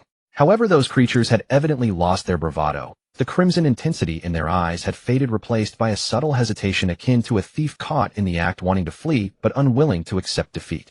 Stop dawdling. The leading man coalesced another ice sword in his left hand. If a mere high school student is fighting so hard, how can we face the world if we lose to him? Old Zhao grinned widely, slamming his shield down. I love hearing that. Sister Qin remained silent, but her grip on the great sword tightened, her toes subtly shifting to adjust her stance. The 3 of them charged forward simultaneously. Jiang Fan was pursuing the 4th beast. That beast had been slashed on its rear, blood streaming down its hind legs, limping as it ran noticeably slower. Jiang Fan closed the gap in just 3 steps, gripping his sword ready to strike at the back of its head. Whoosh! An ice sword flew past his ear, precisely piercing the beast's right eye. Thud! The beast let out a gruesome cry, its body suddenly stiffening, toppling forward and sliding several meters, leaving a long trail of blood on the ground. Jiang Fan's sword missed, almost striking his own foot. He turned to look at the leading man. Stealing kills. Jiang Fan's tone was less than pleasant. Rescuing people. The leading man replied, without flinching. Your swordplay is too crude. What if you don't kill it, and it turns back to bite you? I've already taken down 3, which one turned back. That was just luck. Jiang Fan's lips twitched, but he chose not to respond further. These supernatural beings, while claiming to rescue, could hardly conceal their competitive spirit. Fine. Jiang Fan slung the short sword over his shoulder. You can take the rest. I need a break. No need. He conjured another ice sword with his left hand, his expression suddenly serious. Let's go together, swift victory. His tone had completely changed from before. It was not the condescending tone of a rescuer, but rather an equal tone of let's work together. Jiang Fan noticed the shift, but said nothing, merely nodding. The remaining 5 beasts, seeing 4 people charging toward them, finally panicked completely. All 5 beasts turned simultaneously, fleeing towards the gap in the surrounding wall, their claws kicking up debris as they ran, their speed more than doubled. Think you can run? Old Zhao slammed his shield down, drawing a short spear from behind his arms, swinging as the spear shot forth like an arrow. Thud! One of the slower beasts was pierced in the hind leg by the spear, tumbling head over heels and struggling. Sister Chun had already charged in. The great sword swung down from above, slicing through the air with a sound akin to wind blowing over a bottle's opening. Crack! The beast's head was cleaved in 2. Simultaneously, the leading man hurled 3 ice swords, blocking the escape routes of the other 2 beasts. 2 swords struck the ground, obstructing their path, while the 3rd accurately pierced the side of one beast. Jiang Fan showed no mercy either. He brandished his sword at the beast. Bang! Crack! Roar! The playground was filled with cries of anguish resembling a slaughterhouse. In less than 2 minutes, all 5 beasts were down. On the ground lay over a dozen corpses of the beasts, black blood pooling everywhere, the air thick with a foul stench, as if one had stepped into a meat market without air conditioning. Jiang Fan took a deep breath, the smell making his stomach churn, but he managed to hold it down. Ding! Kill low-level beasts 4. Gain gene points 80. Jiang Fan was momentarily stunned. He glanced at the panel. Gene points 90. Originally 10 points plus 60 from 3 beasts, and an additional 20 from this one, totaling 90. The dragon elephant Prajna ability was ready to upgrade. But Jiang Fan did not act. It was not that he didn't want to, but that the timing was off. He was currently being watched by 3 supernatural beings. If anything unusual happened while he upgraded, it would be hard to explain. Moreover, he had just been through a battle, his stamina was considerably depleted, and his physical state was unstable. Forcing an upgrade now could lead to unforeseen complications. He'll deal with it later. Jiang Fan pushed the matter aside, refocusing on reality. The playground had quieted down. The gunfire had ceased, the alarms were silent, leaving only a few breaths and the sporadic howls of beasts in the distance. The leading man squatted down, examining the corpses of the beasts, inspecting their wounds, his brow furrowed tightly. Jiang Fan wiped the blood from his short sword onto his pant leg and turned toward the corner of the teaching building. Where are you going? Old Zhao called out. Rescue my teacher. Jiang Fan's voice was low but firm. Zhang Jingwo was still behind that pile of debris. As Jiang Fan approached, he noticed Zhang Jingwo's chest rising and falling, weak, but still present. He felt a sense of relief. The leading man and the others followed him. Jiang Fan crouched beside Zhang Jingwo, turning to the team of supernatural beings, his tone more polite than before. I beg you, save him. This time the leading man did not hesitate. He crouched down to examine Zhang Jingwo's wounds. There was a deep claw mark on his chest, blood had soaked through his clothes, his complexion pale as paper, lips turning purple, typical signs of excessive blood loss. Old Zhao called for backup. Send in the second team and bring Sun Yi. A few minutes later, 4 people arrived at the school square, 2 men and 2 women, all in matching black combat gear. The leader was a middle-aged man in his 40s with a scar running from his brow to his chin, giving him a fierce appearance. However, Jiang Fan's gaze did not rest on him, but rather on the young woman at the end of the line. The girl appeared to be in her early 20s with a low ponytail and an ordinary appearance, yet she exuded an indescribable aura like freshly sprouted grass in spring, bringing a sense of comfort. She carried a medical box on her back, her footsteps light as she ran, yet not slow. "Where are the injured?" Her voice was crisp, reminiscent of ice cracking in winter. The leading man pointed to Zhang Jingguo on the ground. The girl squatted down, placing the medical box aside, her hands hovering above Zhang Jingguo's chest, palms facing down. Then Jiang Fan witnessed a scene he would never forget for the rest of his life. A green light emanated from the girl. The light was not blinding, rather it was soft like the gentle sunlight of spring filtering through leaves. The glow spilled from her palms, slowly merging into Zhang Jingguo's chest, like water seeping into parched soil. Zhang Jingguo's breathing visibly steadied. His previously rapid and sporadic breaths seemed to have been pressed by an invisible slow-down button, becoming uniform. The color began to return to his face. Although still pale, it was no longer the dead man white. This. Jiang Fan's eyes widened. Healing type supernatural ability, she's the only one in the entire city defense team. The leading man slowly opening his eyes. What greeted him was Jiang Fan's worried expression. Jiang Fan. Zhang Jingguo's voice sounded as if it had been scraped from a pile of sand, hoarse beyond belief. "Are you all right, teacher?" "I'm fine." Jiang Fan was a bit unaccustomed to Zhang Jingguo being so gentle. Instinctively, he replied with a hint of defiance, "Don't talk, just rest and heal. You're a patient now." Zhang Jingguo stared at Jiang Fan for several seconds, scanning him from head to toe, confirming that although he was injured, his limbs were intact, his mind was sound, and he could still talk back. "You this kid." Zhang Jingguo's tone hardened. Though his voice was still hoarse, the spirit of a teacher had fully revived. "Who told you not to run? Didn't I tell you to leave?" Jiang Fan said nothing. A slight curve appeared at the corner of his mouth. It wasn't anger, instead, all right. The leading man patted his pants, interrupting Teacher Zhang. "You were lucky. When we arrived, this kid was holding off several aberrant beasts all by himself outside. To have a student like that, not bad." Zhang Jingguo froze for a moment, turned to look at the leading man, then back at Jiang Fan. His lips trembled a couple of times before he finally choked out, "Is what he said true?" Jiang Fan nodded. Zhang Jingguo was silent for 3 seconds. Then he closed his eyes, took a deep breath, and when he opened them again, they were a bit red, but his mouth still wouldn't relent. "Don't be a hero next time. When something like this happens, just run." "I understand, teacher," Jiang Fan said solemnly. The leading man watched the teacher and student, a pang of bitterness stirring in his heart. "All right, your teacher is out of danger now." The leading man patted Jiang Fan on the shoulder. "Son, E's healing ability might not cure everything, but it's enough to save a life. A few days in the hospital, and he'll be back on his feet." Jiang Fan nodded, stood up, and turned to face the leading man. "Let me ask you something." Jiang Fan's expression turned serious, as if he had become a different person. "Speak. Why are the aberrant beasts appearing more and more frequently lately?" Jiang Fan looked at him, his gaze direct and without pretense. "Before we wouldn't see even a few in a month. Now it's 10 or 20 a day. And today they even charged straight into the school. Aren't you military supposed to be stopping them outside? How did they get in?" The leading man's hand holding his cigarette paused. He glanced at Jiang Fan, then at old Zhao and Sister Chun, who were cleaning up the battlefield in the distance. He hesitated for 2 seconds, then took the cigarette from his mouth and twirled it between his fingers. "This matter?" He sighed. "I can't answer that." "Why?" Jiang Fan pressed. "Because I don't know myself." The leading man's tone was candid. "All I know is that after the aberrant beast tide receded last month, the situation outside the city hasn't been right. We thought they were just scattered remnants, but after observing for a month, it doesn't seem that way." "What does it seem like?" The leading man was silent for a few seconds, as if organizing his thoughts. "Have you ever seen one of those documentaries? About ants moving their colony? At first just a few scouts, then more and more. Finally the whole nest moves out. The situation now is like those few scout ants." Jiang Fan's brow furrowed. "Are you saying this is I didn't say that." The leading man stubbed out his cigarette on his shoe sole and flicked away the ash. "And you never heard this?" Jiang Fan nodded. He didn't press further. Not because he didn't want to, but because he could see it was futile. This man wasn't unwilling to talk. He genuinely didn't know anymore. "All right." The leading man suddenly remembered something. He pulled a palm-sized notebook from his combat uniform pocket, opened it, and took out a pen. "What's your name? Which class?" Jiang Fan, Class 6, Senior 3. The leading man scribbled a few lines in the notebook. The handwriting was as messy as a ghost's scrawl, but he wrote with great care. "In this operation you contributed. You helped kill several aberrant beasts." He spoke as he wrote. "According to regulations, non-military personnel who assist in combat can apply for a reward. I can't say exactly what it'll be. Maybe money, maybe cultivation resources, maybe something else. They'll submit the report and notify you when I have news." Jiang Fan was stunned. There was a reward. He had only intended to save people and earn some gene points on the side. He hadn't expected any extra benefits. All right. Jiang Fan nodded. How will you notify me? The leading man tore a page from the notebook, wrote a string of numbers on it, and handed it to him.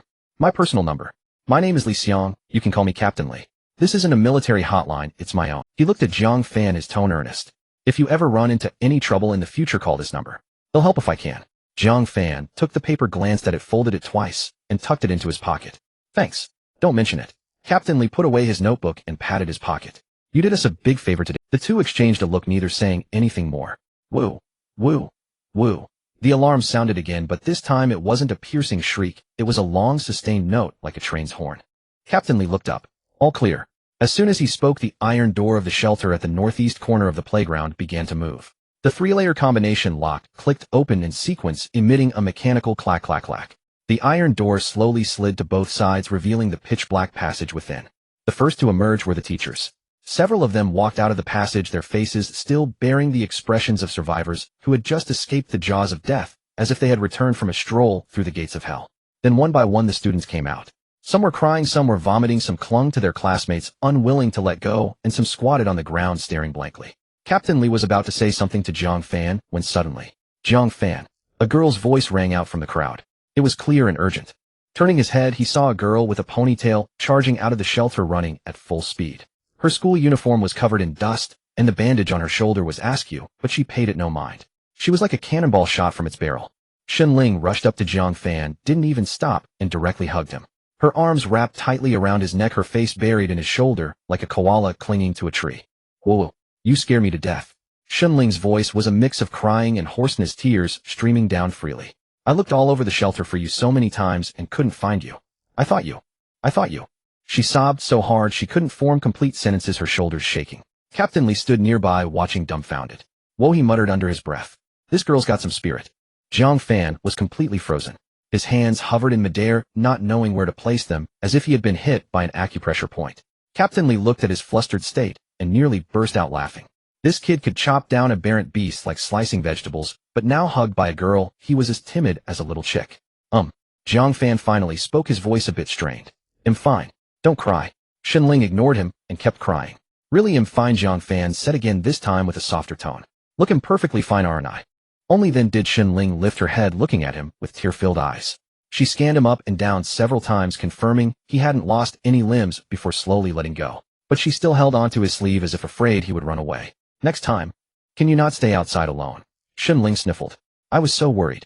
After the alarm was lifted, the school leadership quickly counted the number of students and registered those who had perished. At this moment, a group of people who had awakened their abilities felt deeply helpless, realizing that even with their newfound powers, they could still be easily slaughtered. Jiang Fan stood in the lineup of Class 6, his clothes torn, with several holes, the bloodstains already dried. His heroic deeds had become well known among the awakened ones through their positive propaganda. Wang Hao huddled at the back of the group, his face bruised and still not healed. Upon seeing Jiang Fan, he lowered his head, afraid to look at him. Zhao Xiao stood among the girls, stealing glances at Jiang Fan from time to time, her lips moving as if she wanted to say something but dared not. Her expression was complex, a mix of regret and fear. Jiang Fan ignored everyone, his mind focused solely on two thoughts: going home and leveling up. Jiang Fan.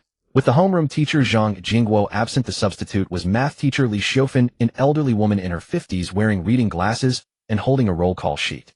Are you all right? I'm fine, teacher Li, Jiang Fan replied. Li Xiaofan glanced at him and ultimately said nothing more, only marking a check on the roll call sheet. After taking attendance, the disciplinary director's loudspeaker blared again. All classes leave in order. Go straight home. No lingering on the road. The route is guarded by troops. There will be no issues. You must return home. The crowd began to surge towards the school gate, flowing like a flood. Jiang Fan. Shenling squeezed out from Class 3's lineup and ran up to him. The two walked side by side towards the school gate. Shenling was on his right, occasionally stealing a glance at him, as if she were a thief. Jiang Fan noticed, but chose not to expose it. The school gate was blocked, packed tightly with parents coming to pick up their children. Some were crying, some were laughing, and some were cursing. The scene was reminiscent of a train station during the Spring Festival. Jiang Fan scanned the crowd, but did not see his parents. It made sense that they had no car, and would have to walk here, which would take longer than him returning home. I can still ride my bicycle, Jiang Fan said, pointing to a bike next to him that had several scratches. Get on. Shenling hesitated for half a second before sitting on the back seat, wrapping her arms tightly around Jiang Fan's waist. She held on tightly, afraid of being thrown off.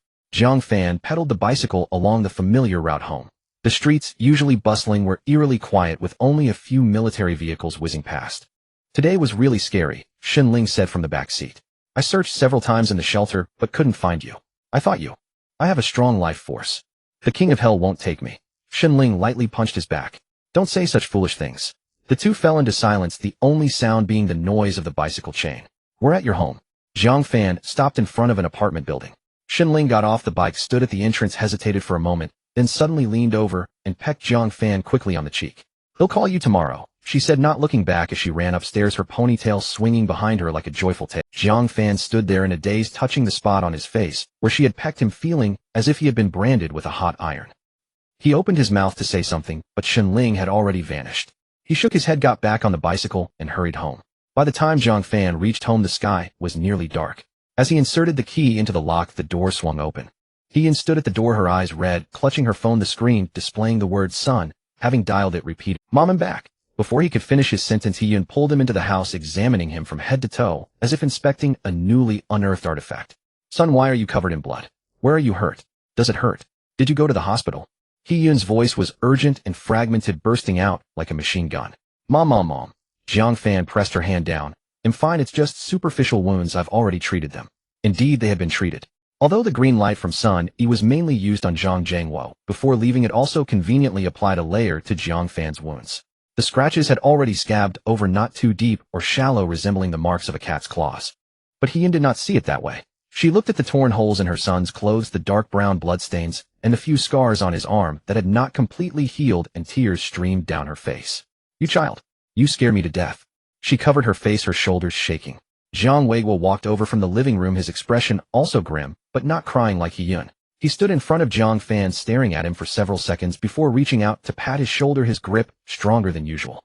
"It's good that you're back. It's good that you're back." He repeated those two sentences several times. Jiang Fan looked at his father's roughened face, weathered by life, and at his mother's tear-streaked eyes, feeling an inexplicable pang of sorrow rise within him. "I really am fine," Jiang Fan said again, his tone softer than before. "There were awakened squads at school. They killed all the beasts. I just scraped some skin." "Awakened squads? They saved me." Jiang Fan did not tell the whole truth, but he also did not lie. He-yun wiped her tears, pulled Jiang Fan to sit on the sofa, fetched the first aid kit, and insisted on applying iodine again. Jiang Fan had no choice but to extend his arm and let her fuss over him. The iodine felt cool on the wounds, as if someone was using ice cubes to draw on his skin. Jiang Fan gritted his teeth, but did not cry out in pain. "By the way," Jiang Fan changed the subject, "Dad, didn't you go to work today?" "What work?" Zhang Weiguo sat across from him, lit a cigarette, and took a puff. "Several incidents occurred in the city today, and the company notified a halt in operations. We will wait for further notice on when to resume work. Your mother's supermarket is closed too, saying it needs to be reorganized. Do we have enough food at home?" "Yes," He-yun replied while applying the iodine. "We just bought rice flour and oil last weekend, and there's still meat and vegetables in the fridge. We can eat for a week without issue." Jiang Fan nodded, feeling somewhat reassured. With the chaos caused by the beasts, who knows what will happen tomorrow? Having food at home brought him comfort, just like having a charged phone or money in his pocket. It was a source of security. "Mom, stop applying it. You've already done it several times." Jiang Fan pulled his arm back. "Is there anything to eat? I'm hungry." Yes. He-yun stood up and walked toward the kitchen. Zhang Weiguo sat across, smoking, looking at his son through the smoke, wanting to say something, but holding back. "Dad," Jiang Fan initiated, "it was indeed quite dangerous today, but I'm fine. Don't worry." Zhang Weiguo extinguished the cigarette in the ashtray and nodded. After dinner, in a shower, Jiang Fan lay on his bed. The sky outside had turned completely dark. Jiang Fan closed his eyes and sank his consciousness deep within his body. Gene system host Jiang Fan, physique 35 standard for ordinary adults, is 10, mentality 16 standard for ordinary adults, is 10, genes absorbed common, ant gene acquired talent, giant strength beginner. Increases physical strength 5-fold. "Captain, what are you thinking about?" Old Zhao walked over with 2 cups of instant coffee, handing one to him. "You've had that look on your face ever since you got back from school." Li Xiang took the coffee and placed it on the windowsill. "That high school kid Jiang Fan. Oh, that kid is indeed." Old Zhao took a sip of his coffee. Li Xiang picked up the now cold coffee and drank a mouthful. "Did you submit the Yes. Son E also uploaded the injury treatment records. Li Xiang nodded, his gaze drifting back to the window. Outside the window, several armored vehicles were driving down the street, their bodies bearing fresh claw marks like a sofa scratched by a cat. "Captain," Old Zhao's voice dropped to a whisper, "what do you think the higher-ups are hiding?" The number of aberrant beasts has been increasing this past month, and today they even charged into the school. If this gets online, it's already out there. Do you think those parents are fools? Their kids almost got eaten by aberrant beasts at school. This can't be suppressed. So what do we do? What do we do? Li Xiang let out a cold laugh. We wait. Wait for the higher-ups to finish arguing. Us small fries, we just do our jobs. Old Zhao sighed and said nothing more. Jiang Fan lay on his bed taking a deep breath and sinking his consciousness into the genetic system. Detected cultivable skill Dragon Elephant Prajna art, current layer 2, 13, use gene points to upgrade. Gene points required for layer 3, 30, so it really is 30. The cultivation time for this art doubled with each layer. Layer 1 took 1 year, layer 2 2 years, layer 3 4 years, and layer 4 8 years. Following this pattern, Jiang Fan had originally thought the gene points would double too. But layer 3 only required 30 points, just 10 more than layer 2. Not doubling but a fixed increase. Jiang Fan pondered. Layer 1 was 10, layer 2 20. So layer 3 is 30, layer 4. Calculating this way, his 90 gene points were enough to reach layer 4 with some despair. A grin spread across Jiang Fan's face. Add points to layer 3. A warm current surged from the depths of his body. This sensation was far more intense than the previous two. That power felt like a red-hot iron chain shooting up from the base of his spine. As it passed through his lumbar region, Jiang Fan felt his entire body burning as if thrown into a sauna. He gritted his teeth, gripping the bedsheet until his knuckles turned white. Hiss, he inhaled sharply. This feeling is almost addictive. After about 7 or 8 seconds, the heat slowly subsided. Jiang Fan caught his breath and glanced at the physique 45, spirit 18. His physique had increased by 10, and his spirit by 2. Not done yet. Jiang Fan licked his lips. Layer 4. Gene points required for layer 4, 40, remaining gene points 60, add points. Add. This time the heat was even fiercer. If the previous times were warm water and the second time was magma, then this was like being struck directly by lightning. Jiang Fan felt as if a hammer was pounding him from head to toe, every bone creaking, every muscle twitching. He could even hear his own heartbeat, a rapid, heavy drumming. The bedboard creaked and groaned as if about to collapse. Damn! Jiang Fan squeezed out a word through clenched teeth. The heat lasted for over 10 seconds before receding.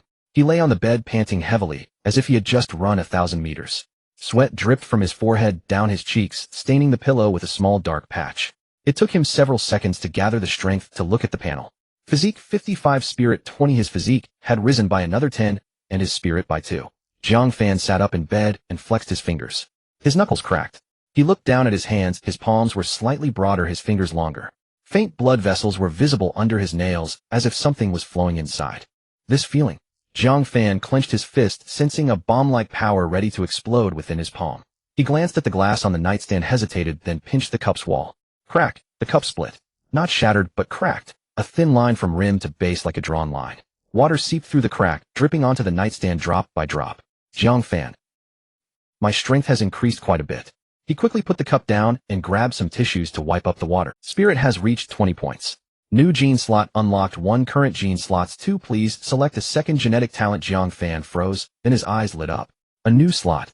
He quickly opened the genetic system and read carefully. Gene slot 1, a colossal strength basic. Increases physical strength by 5 times. Gene slot 2. Not selected. Note: new slots can absorb new biological genes to obtain corresponding talents. Current spirit 20, maximum talents that can be carried 2.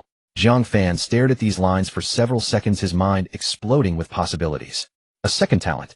As a transmigrator, he knew exactly what this meant. 1 more talent meant 1 more means of survival. In this world where aberrant beasts grew increasingly rampant, having another way to stay alive was more important than anything. But precisely because it was so important, he couldn't choose carelessly. Jiang Fan got out of bed, pacing barefoot on the floor, his mind racing. What to choose? An attack type. He already had colossal strength, a 5-fold increase in power. Coupled with the 55-point physique from the 4th layer of the Dragon Elephant Prajna art, 1 punch would carry the strength of nearly 30 men.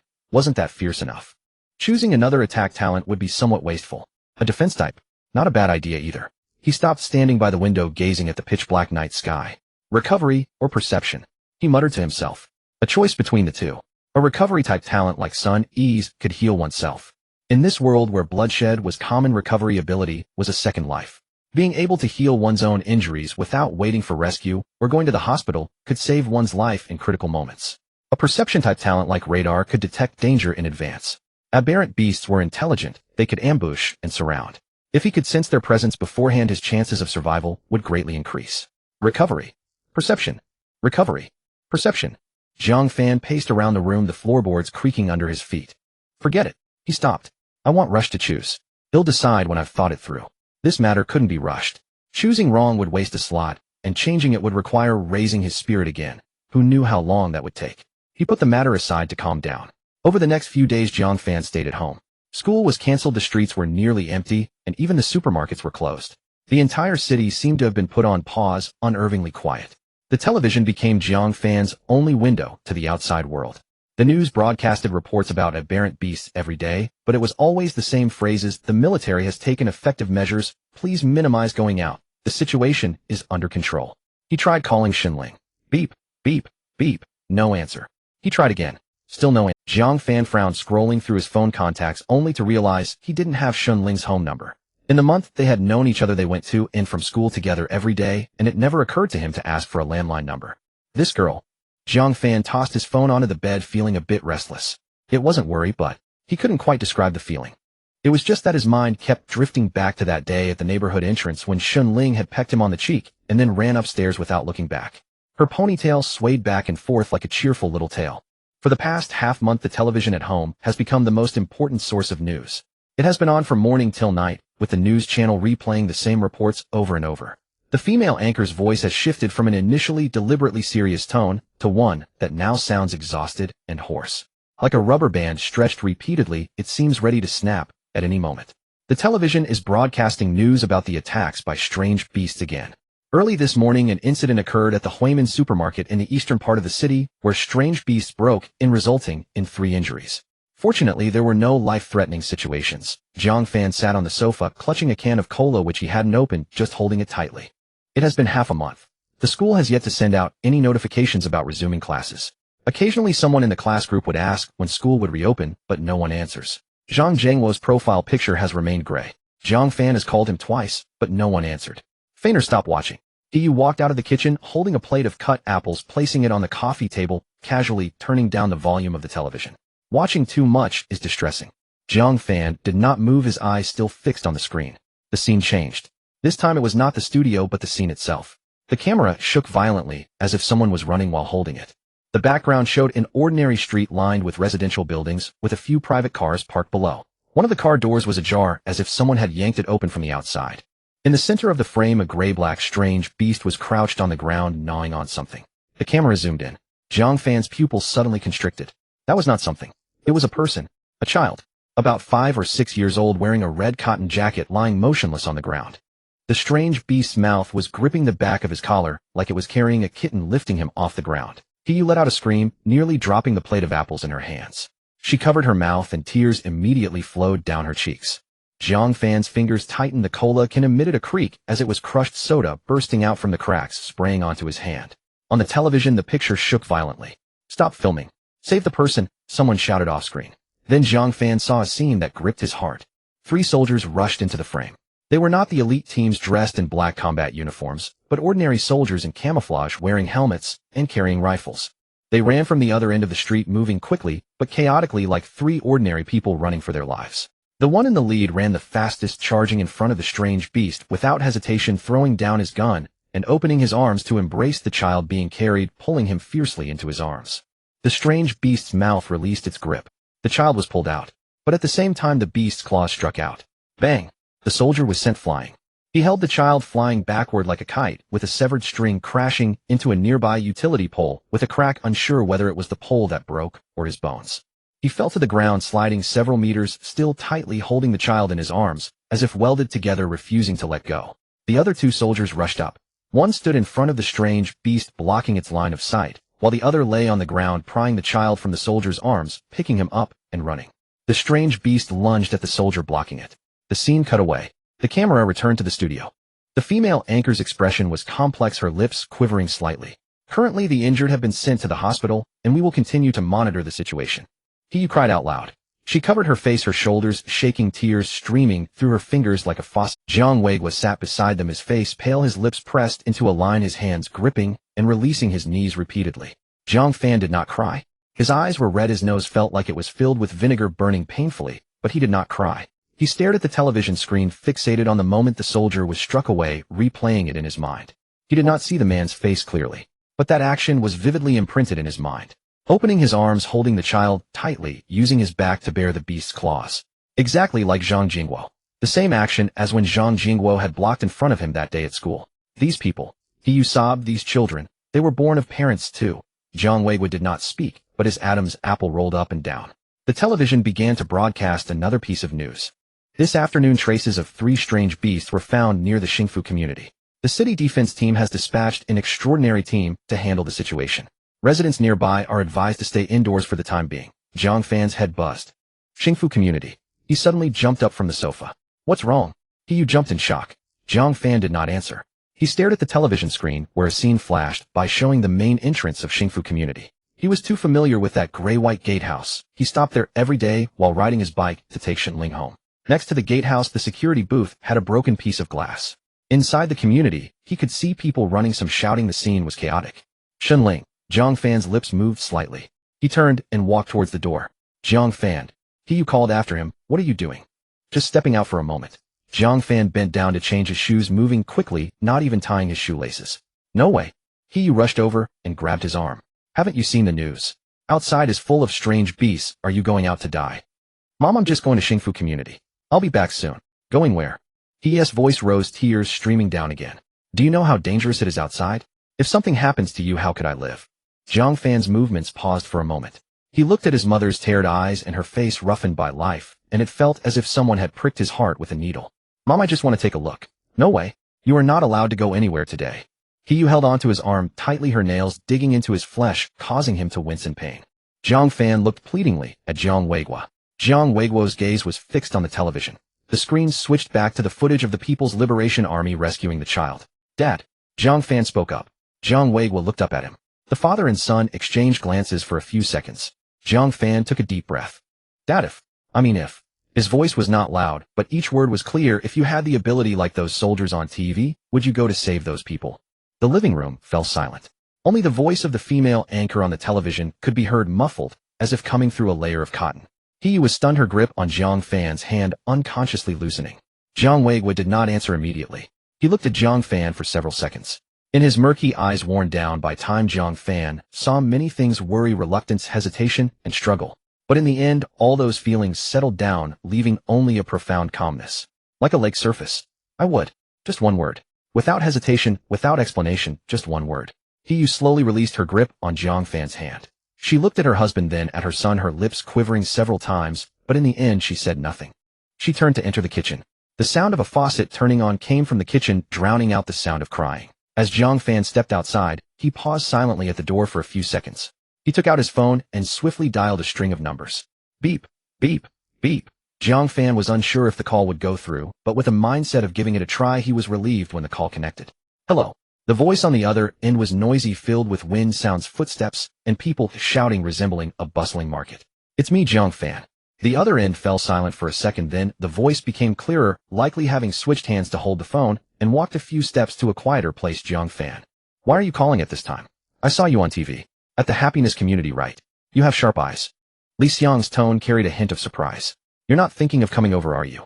I'm already on my way. The other end fell silent for 2 seconds. I need a weapon. Jiang Fan reiterated his intention. What kind of weapon?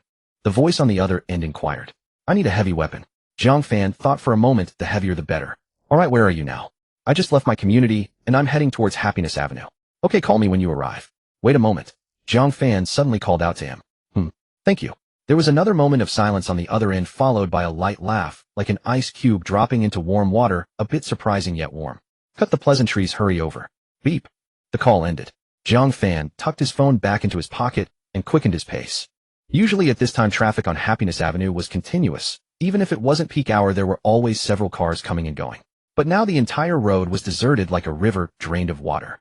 Occasionally, a few crookedly parked private cars could be seen by the roadside, their doors ajar with no one inside, some still with keys in the ignition.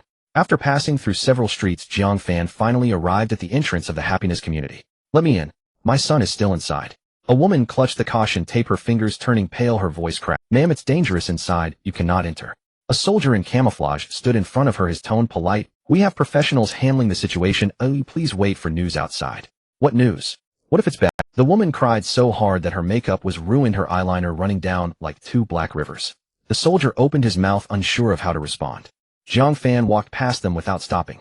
He noticed that the soldier was very young, barely in his early 20s, with just sprouting fuzz on his lips, and his hand, holding the gun, trembled slightly. Whether out of fear or nervousness, he couldn't tell. Stop.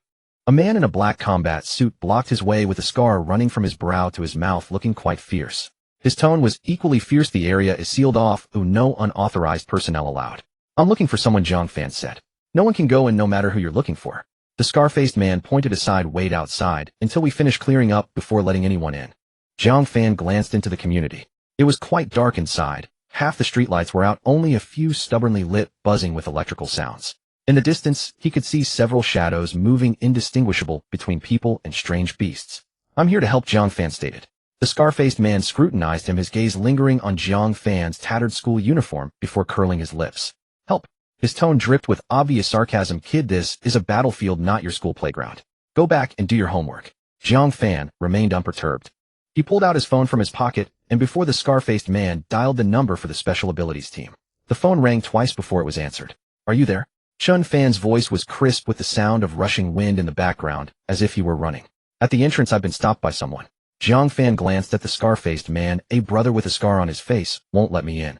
There was a moment of silence on the other end, followed by a short laugh. Give the phone to him. Jiang Fan handed his phone over.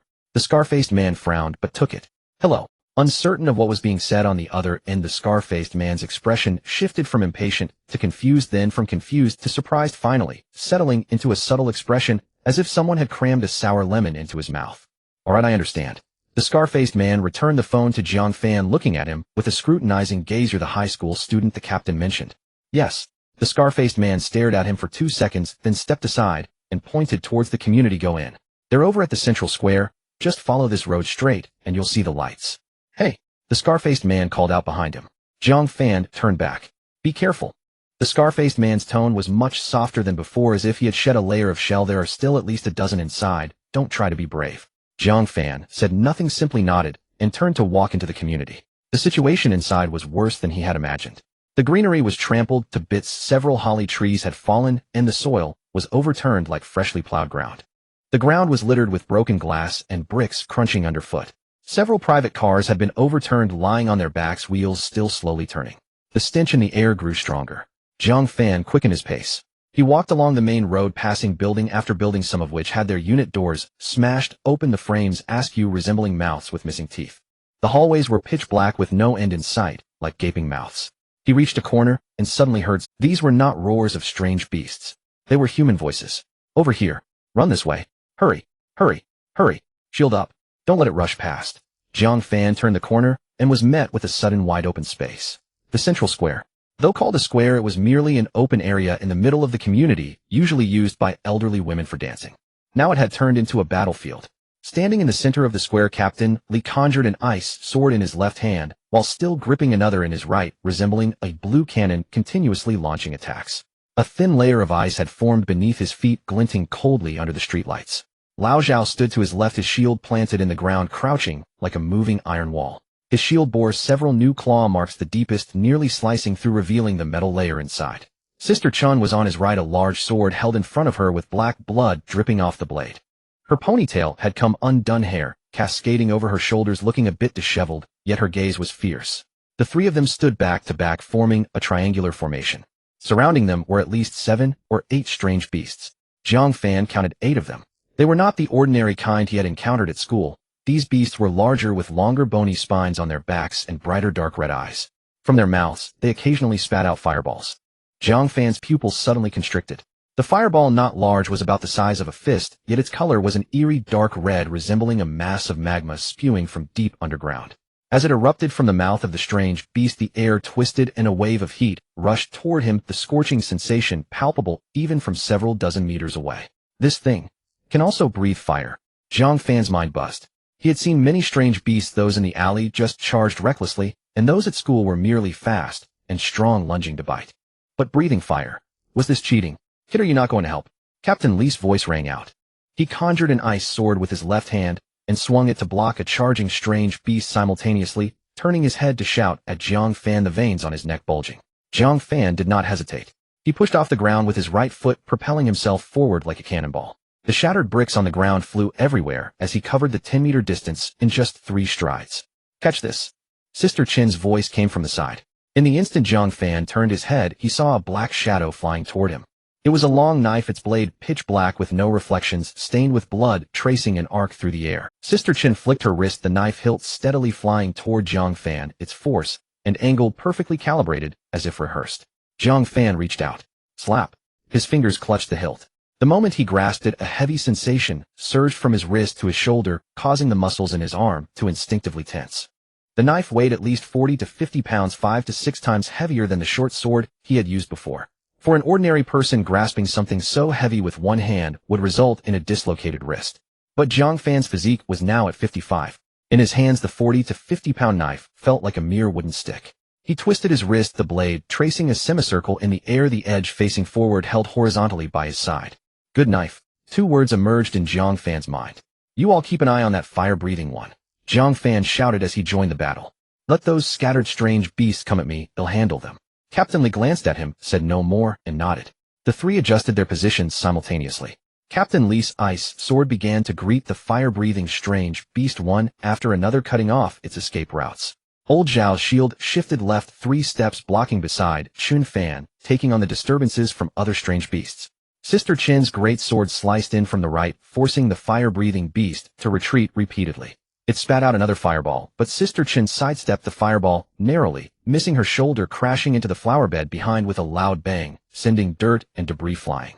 Meanwhile, Jiang Fan faced 7 or 8 ordinary strange beasts. These beasts were slightly smaller than the fire-breathing one, with shorter bone spines on their backs, and their dark red eyes lacked the cunning glimmer, displaying more of a primal ferocity. Seeing Jiang Fan charge forward, they did not coordinate their tactics, nor did they flank him. They simply lunged at him, mouths open, claws swiping. Jiang Fan gripped the knife with both hands, the tip pointing down his body, leaning slightly forward. Come on. The first beast reached him, mouth wide open, revealing 2 rows of yellowed teeth, the stench wafting toward him.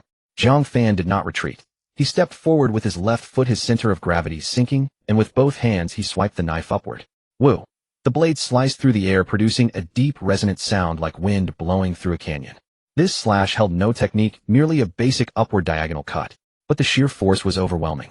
The 40 to 50-pound knife, combined with Jiang Fan's 5 times the strength from his 55-point physique, generated an absurd amount of kinetic energy.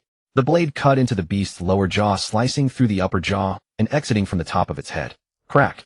It wasn't the sound of bones being severed, but rather the sound of an entire head being cleaved in 2. Black blood gushed out like a fountain from the beast's severed head. Kill low-level strange beast 1, gain genetic points 20. Jiang Fan did not stop. The second strange beast had already lunged at him, its front claws swiping toward his shoulder. He sidestepped, simultaneously gripping the knife in his right hand and executing a horizontal slash from left to right. The blade struck the beast's side ribs. Surprisingly, it didn't even break the skin. But Jiang Fan was not worried, as all his strength had already transmitted through the blade into the beast like a truck colliding. Bang! Good kid, Captain Li exclaimed excitedly. Nice. The strange beast was sent flying sideways, crashing into a nearby trash can, which crumpled significantly, scattering garbage everywhere. It struggled to rise, but at least 3 or 4 ribs were broken, limping as it tried to run, blood seeping from its mouth, evidently having its internal organs pierced by the broken ribs. Jiang Fan did not deliver a finishing blow, because the third beast had already arrived. For the next few minutes, the square transformed into one-sided slaughter. Jiang Fan's sword technique was crude, devoid of any form, merely alternating between basic actions of chopping, slashing, sweeping, and lifting. But his strength was so immense that technique became irrelevant. He slashed to the left, and one beast's head was severed in half. He swept to the right, simultaneously severing the front legs of 2 beasts, causing them to fall to the ground yelping. In just a few minutes, 6 beast corpses lay on the ground, blood pooling everywhere, the air thick with a strong stench, as if he had stepped into a slaughterhouse.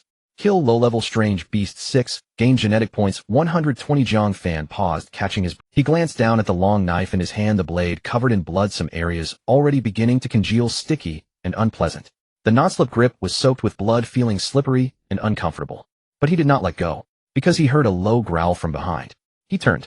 The fire-breathing strange beast was surrounded by Chun Fan and the others. Its dark red eyes scanned the 4 of them, occasionally spitting out a fireball. But what caught Jiang Fan's attention the most was its gaze.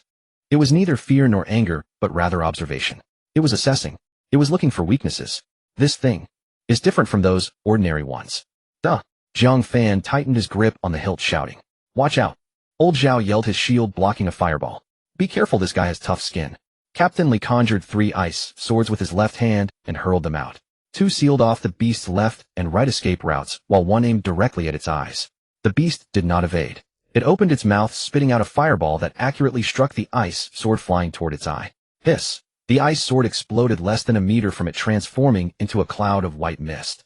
Damn it, this guy's skin is too tough. Jiang Fan stared at the beast, his mind racing. The weaknesses of ordinary strange beasts were their eyes, throats, and abdomens, but those areas were protected by its bones, spines, and thick skin. Sister Chen, Jiang Fan spoke up. What? Sister Chen's great sword was held in front of her, her eyes fixed on the strange beast, not turning around. Can I borrow your knife for a moment? Aren't you using it? I meant the one you have. Sister Chen's peripheral vision glanced at him, hesitating for half a second before reaching behind to draw another knife. This knife was longer than the one she had thrown to Jiang Fan earlier, the blade wider and faint patterns adorned the edge, as if left from the forging process of some metal. She flicked her wrist, the knife spinning twice in the air, flying steadily toward Jiang Fan. He released the knife in his right hand and reached out to catch this new one. The moment he grasped it, his arm suddenly sank. This weighs at least 80 pounds. You all keep it. Jiang Fan's voice was calm. They'll look for an opportunity. Because both sides had already experienced fighting alongside each other, they knew each other's capabilities. The battle in the happy community continues. However, at this moment, countless families watching the news are met with an unexpected turn of events as the originally broadcast news footage is interrupted. Instead, a shaky, blurry, yet exceptionally real scene appears, captured by a surveillance camera in a residential area. The camera angle is fixed, looking down from a high floor of a residential building, offering a complete view of the central square. In the frame, Jiang Fan and his group of 5 are engaged in combat with a massive beast. In front of televisions across countless households, many people pause their activities. Those eating set down their chopsticks, parents tending to children lift their heads, and those arguing fall silent. Many eyes are drawn to the unbalanced battle unfolding on the screen. In the eastern part of the city, in the old town, He-Yun's expression of worry does not diminish with Jiang Fan's departure. In the living room, Jiang Weiguo sits on the sofa smoking. The television is on, but he hardly pays attention, his gaze lost in the dark night sky outside, deep in thought. Suddenly, the television screen flickers. Jiang Weiguo's attention is pulled back. He forgets to smoke as ash falls onto his pants, yet he remains oblivious. In the footage, a young man in a school uniform grips a long knife, with both hands charging towards the enormous beast from the side. His uniform is stained with blood, obscuring its original color, but his movements are swift, so quick that even the camera struggles to keep up. Weiguo, what's wrong? He-Yun looks at her husband. Jiang Weiguo does not respond. Following his gaze to the television, He-Yun's bowl clatters to the ground, shattering into pieces. She does not bend to pick it up, her eyes glued to the screen, her pupils dilating slowly, her lips beginning to tremble. That is. In the footage, the young man in the school uniform just happens to turn around, revealing half of his face. Though the image is blurry and his face is covered in blood, and despite the distance making it hard to discern much, this is her son. In the western part of the city, at Rena Hospital. On the 3rd floor of the inpatient department at the end of the corridor lies a single patient room. Beep, beep, beep. Zhang Jingguo lies in bed, his chest wrapped in thick bandages, the monotonous sound from the ECG monitor by his bedside. He has been lying there for half a month.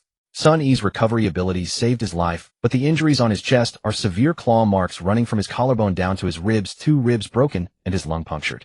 The doctor said he needs to lie down for at least 3 months before he can get out of bed. The television is on. Zhang Jingguo keeps his eyes closed, half asleep, half awake. Suddenly, the sound from the television changes. He opens his eyes and turns his head to look at the television. In the footage, 5 people are besieging a beast. Zhang Jingguo's first reaction is, what military exercise are they broadcasting now? But the next second, his gaze locks onto the figure in school uniform at the center of the screen. The uniform is blue and white, identical to what the students in his class wear. His pupils constrict sharply, his body involuntarily leaning forward. Hiss! He grits his teeth, his eyes fixed on the screen. In the footage, the young man in the school uniform narrowly dodges a claw from the beast, revealing his face. Zhang Jingguo freezes. Jiang Fan. In the happy community building No. 7 on the 15th floor. Xinling stands in front of the floor-to-ceiling window in the living room, gripping her phone tightly, the screen displaying Jiang Fan's number. She has dialed it dozens of times, each time met with the message, the user you are calling is temporarily unavailable. This damn phone, it's been days, and still no connection. Xinling complains, tossing the phone aside. Suddenly, she sees the enormous beast in the central square below. She sees Jiang Fan in his school uniform. She sees the ability user in combat gear. Why is he here? Xinling's voice trembles. She rests her hands on the windowsill, her forehead against the cold glass, her eyes fixated on the figure below. She watches as he takes down one ordinary beast after another. She sees him grab a long knife, then another. She sees him charge at the fire-breathing monster, the blade striking its body, producing a metallic clashing sound of clang clang clang, yet failing to break its skin. Each time a beast lunges at him, Xun Ling's heart leaps into her throat. Each time he dodges, her heart settles back, up and down, up and down. Like riding a roller coaster, her heart cannot take it anymore. I can't. I need to go down. She turns and walks toward the door, her hand just touching the doorknob when she stops. What would she do down there? She can't even control her own ability. Oh, last time, she shocked Jiang Fan. If she goes down, will she be helping or making things worse? Xun Ling bites her lip. She paces around the room, moving from the living room to the bedroom, from the bedroom to the balcony, and then back to the living room. The floor thumps under her feet, like someone beating a drum. What to do? What to do? She turns around, rushes into the corridor, and pushes open a door. Dad. In the room, a man sits at a desk, holding a document, the light from the desk lamp illuminating his sharply defined face. In his 40s, his hair neatly combed, wearing a dark gray housecoat. He looks like a sword sheathed in its scabbard. Xun Ling's father, Xiaoshan. He lifts his head, seeing his daughter rush in with red-rimmed eyes, his brows slightly furrowing. What's wrong? Dad, please save him, okay? Xun Ling's voice trembles with tears, her eyes red and brimming, ready to spill over. Xun Kangshan's brow furrows tighter. Save who? Xun Ling grabs his hand, pulling him towards the balcony, pointing to the central square below him. Jiang Fan. He's down there. He's fighting those things. Xiaoshan glances down briefly. His gaze sweeps over the 5 people in the square, stopping for a moment on Xun Fan and the others, recognizing the black combat uniforms of the city defense team. Then his gaze falls on the young man in the school uniform, scrutinizing him for a few seconds. That boy. Xun Kangshan's voice is calm, revealing no emotion. Yes, yes, yes. Xun Ling nods vigorously, tears finally spilling down her cheeks. He's my classmate. He saved me before. Dad, please help him. Xiaoshan does not respond immediately. Is he an ability user? Yes. He has awakened. The school has certified him. Xiaoshan remains silent for a few seconds before turning back towards the room. Xun Ling thinks he is going to change clothes to go downstairs and hurriedly follows him. But Xiaoshan does not head to the wardrobe. Instead, he walks to the end of the corridor and opens a door. Xiao Bei. A lazy voice comes from inside. What is it? Come out. What is it so late at night? A young man walks out from the room. The young man appears to be in his early 20s, taller than Xun Ling by half a head, with features resembling hers to some extent. Xun Bei, Xun Ling's older brother. He attends an ability user university in another city and just returned yesterday. Xun Ling hasn't had a chance. Xun Bei yawns, his gaze sweeping over Xun Ling's red-rimmed eyes, and then to his father's stern face, a smirk appearing on his lips, looking like he wants to tease. A little sister, why are your eyes red? Who bullied you? Xun Ling ignores him, gripping Xun Kangshan's sleeve tightly. Xun Bei shrugs it off, lazily walking to the balcony to glance down. With a roar, the beast again concentrated a fireball in its mouth. The dark red orb sliced through the air, accompanied by a scorching wave charging directly towards the team of ability users. Bang! It was Lao Zhao who immediately conjured a shield with his body, blocking the fireball. However, he groaned as he was sent flying. Damn, this fire is getting fiercer. Lao Zhao gritted his teeth, standing up with a trickle of blood appearing at the corner of his mouth. Captain Li conjured 3 ice swords with his left hand and hurled them. 2 swords sealed off the beast's flanks, while one aimed straight for its eyes. But the beast merely tilted its head slightly, and the ice sword zipped past it, grazing its bony protrusions. A few shallow white marks were left on the beast's skin. What kind of monster is this? Captain Li's voice was slightly strained. This guy's hide is too thick, and my ice swords can't penetrate at all. Sister Chen lunged in from the side, once again producing a sword in her hand. Gripping the sword with both hands, she spun her body half a circle and swung the great sword with a whoosh at the beast's side ribs. Clang! The sound of metal clashing was like striking a steel plate. Sister Chen's palms went numb from the impact, and the great sword almost slipped from her grip. The beast merely shook for a moment, turning its dark red eyes towards her, and began to gather another fireball in its mouth. Retreat! Captain Li shouted. Sister Chun immediately fell back, the fireball grazing her shoulder as it flew past, crashing into the spot where she had just stood, creating a pit in the ground and sending debris flying. Jiang Fan stood a few meters away, holding a knife in each hand. The left knife weighed around 50 to 60 pounds, while the right knife was 80 pounds. His school uniform was completely unrecognizable now, with his face covered in soot, and he was breathing a little heavily. But he didn't move. He needed to find an opportunity. He had been observing the fire-breathing beast for a while. Just moments ago, when the beast was distracted by Captain Li's ice sword, he had rushed in from the side and struck it. With the 80-pound knife, combined with his 5 times strength from a physique of 55, the force of that strike was unimaginable even to him. Yet the blade only sunk in less than 2 centimeters against the beast's neck. It wasn't that he couldn't cut, it was that he couldn't cut deeply. The beast's hide was too thick, dispersing his strength across the entire contact surface. What good is having great strength? This thought first emerged in Jiang Fan's mind. After awakening his ability, it was the first time he felt powerless. That feeling of having strength, yet being unable to do anything. It was like having a large hammer, but facing a sponge. Is this really my limit?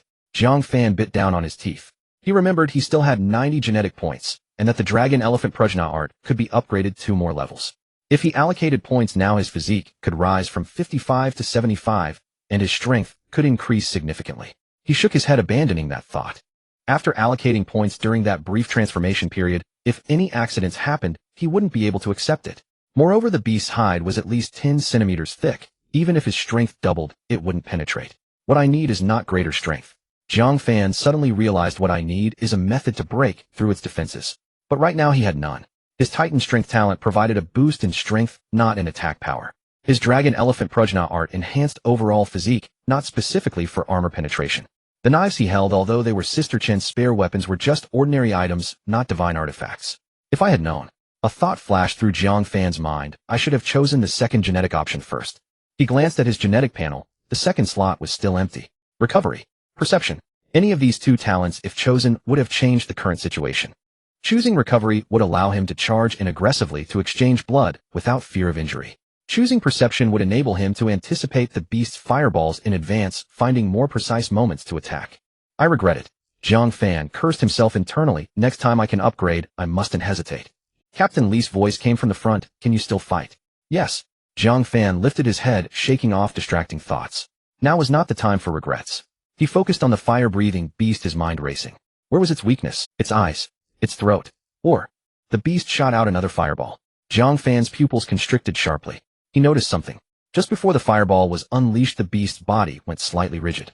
It wasn't an obvious pause, but a subtle tension from its neck to its shoulders, all of its muscles suddenly tightening like a bowstring drawn taut. Then at the moment the fireball erupted, its mouth would slightly open, revealing a dark red light gathering deep in its throat. The entire process took less than a second, but Jiang Fan captured it. 0.5 seconds. He silently calculated from muscle tension to the fireball being spewed out. There's approximately 0.5 to 1 second of rigidity. This brief period was so short that an ordinary person wouldn't be able to react in time. But Jiang Fan was not an ordinary person. His physique was 55, his spirit was 20, and his senses were much sharper than those of an average person. For him, half a second was enough to accomplish many things. Captain, Jiang Fan shouted. What? I discovered that before this monster breathes fire, its body stiffens for about half a second to 1 second. Its throat glows first, and then it spews out fire. Captain Li furrowed his brow, immediately focusing on the beast. Sure enough, the next second the beast's muscles began to tense again, and a dark red glow lit up deep in its throat. Got it. His voice carried a hint of excitement. That's the gap. Lao Zhao, Sister Chen. He quickly issued orders. When it breathes fire, next time we attack together. Lao Zhao will face it heat and Sister Chen will strike from the right, and I will seal it from the left. Jiang Fan. He glanced at the 2 knives in Jiang Fan's hands. You find an opportunity to strike into its mouth. Understood. Jiang Fan tightened his grip on the knife handle. The beast seemed to sense something, its dark red eyes sweeping over the 4 of them, a low growl emanating from its throat. Unaware that Jiang Fan and the others were seeking a method to deal with it. Its intelligence was higher than that of ordinary beasts, but still limited. Its instincts told it that these humans before it could not defeat it, so it had no need to flee. It opened its mouth. Muscles tensed. The throat glowed. Now, Jiang Fan yelled. The 4 of them moved simultaneously. Lao Zhao slammed his shield down to the ground, pushing forward like a wall, the shield facing the beast, blocking its most direct line of attack. Sister Chen sliced in from the right, her great sword held horizontally at her side, her body rotated, leveraging her waist to sweep her sword towards the beast's right front leg. Chen Fan conjured 3 ice swords with his left hand and hurled them, 2 sealing off the beast's escape routes, while 1 aimed straight for its eyes. Jiang Fan charged straight and holding a knife in each hand, crossing them in front of him, aiming for the beast's gaping mouth. Bang! Lao Zhao's shield was struck by the fireball, and he was sent flying, the shield slipping from his grasp and crashing into a tree, groaning as he spat out a mouthful of blood. Clang! Sister Chen's great sword struck the beast's right front leg, sinking less than 2 centimeters deep. The beast kicked its leg, sending Sister Chen flying over 10 meters away. Whoosh! Captain's ice sword pierced beside the beast's eye, just a few centimeters from the eyeball, but as the beast closed its eyes, the ice sword embedded in its eyelid, leaving only a white mark. Jiang Fan's 2 knives struck towards the beast's mouth simultaneously. But at the moment the fireball was unleashed, the beast slightly tilted its head. In an instant it evaded the fatal blow. As it turned its head, the fireball was already shot towards Jiang Fan. Be careful. Quick dodge. Damn.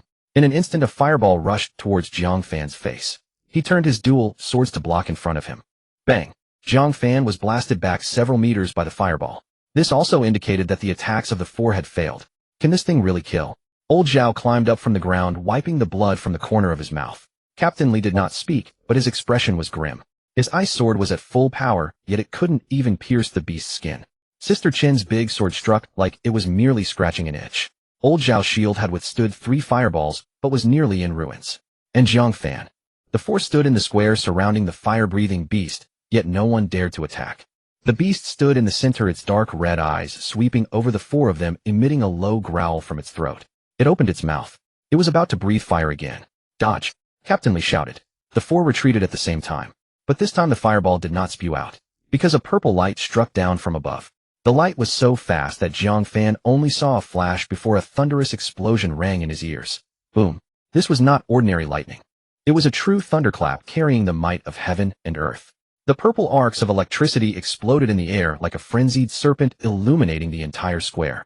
The lightning struck precisely into the beast's open mouth. Aru! The beast let out a mournful cry, its body suddenly stiffening. The fireball it had yet to form was detonated by the lightning, exploding in its mouth, splattering blood and chunks of flesh all over the ground. It staggered back 2 steps, shaking its head violently, billowing black smoke from its mouth, its low growl transforming into a lament. Jiang Fan suddenly raised his head. A figure appeared beside him. This person wore a dark gray loungewear with disheveled hair, as if just waking up. Yet standing in the night, he resembled a blade drawn from its sheath. His right hand was raised, fingers spread apart, with purple arcs of electricity dancing at his fingertips, flickering in the darkness like a beating heart. That is, Old Zhao gasped, and ascended. Captain Li's tone held an indescribable emotion like awe and yearning, a true ascended ability user. Jiang Fan did not understand. What does ascended mean? Levels of ability users. Captain Li quickly explained, his gaze still fixed on the person who had acted. Ordinary awakened ability users are called awakened level, and the next level up is called ascended. The gap between awakened level and ascended is as vast as that between ordinary people and awakened level. In the entire city defense team, there are only a little over a dozen ascended, and not all of them are combat types. Captain Li's voice carried a hint of bitterness. We 3 are all awakened level. Jiang Fan looked at this person. Ascended. He did not fully understand what this meant, but seeing the expressions of the 3 ability users, he knew this individual was extraordinary. From the Xunling family. Jiang Fan recognized the building No. 7. He dropped Xunling off there every day, always stopping at that unit door. Shenbai's fingers moved slightly. Another bolt of purple lightning struck down from the sky. This time it was not aimed at the beast's mouth, but at its back. Boom. The electric arcs exploded among the beast's bony spikes like a series of blue sparks streaming down its spine, spreading across its entire body. But it could not move. The paralysis effect of the lightning left it without control over its body, each step unsteady like a drunkard, and short-circuited. But it could not move. The paralysis effect of the lightning left it without control over its body, each step unsteady like a drunkard. Shenbai's fingers moved again. A third bolt of lightning. This time aimed at the beast's right front leg. Crack. Not the sound of lightning, but the sound of bones breaking. The beast's right front leg bent sharply under the impact of the lightning, producing a crisp sound, twisting at an impossible angle. The beast let out a cry of pain, its body tipping to the right, unable to support its massive weight, with 3 legs crashing to the ground with a thud, kicking up a cloud of dust. Yet it was still struggling. Fear finally showed in its dark red eyes, its low growl turned into a wail like a wild dog with a broken leg. It opened its mouth, trying to breathe fire. But black smoke still poured from its mouth, and it could not form a fireball. Shenbai's fingers remained still. He stood there watching the beast lying on the ground, his expression calm, as if observing a dying ant. An opportunity. 2 words suddenly flashed through Jiang Fan's mind. He did not hesitate. He tightened his grip on the 80-pound long knife with his right hand, released the 40 to 50-pound short knife with his left, and held the knife handle with both hands, leaning his body back like a bow drawn tight.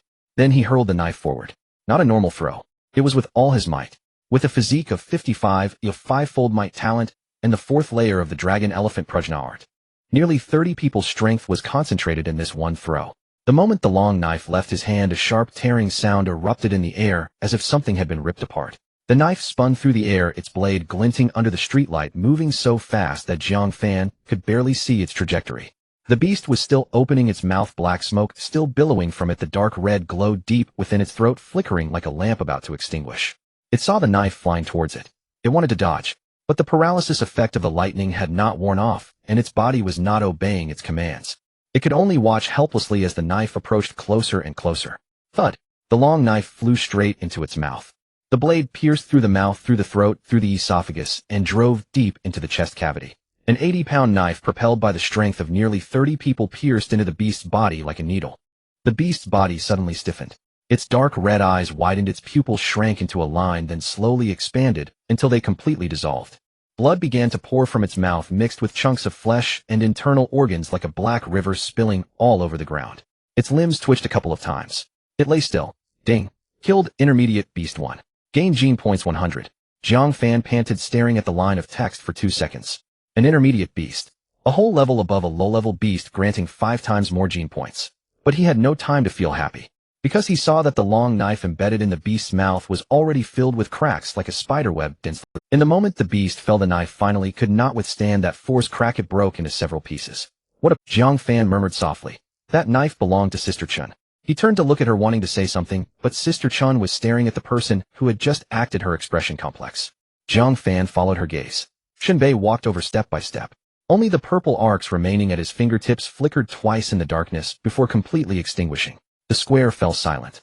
Da-da-da, da-da-da. Jiang Fan followed the sound.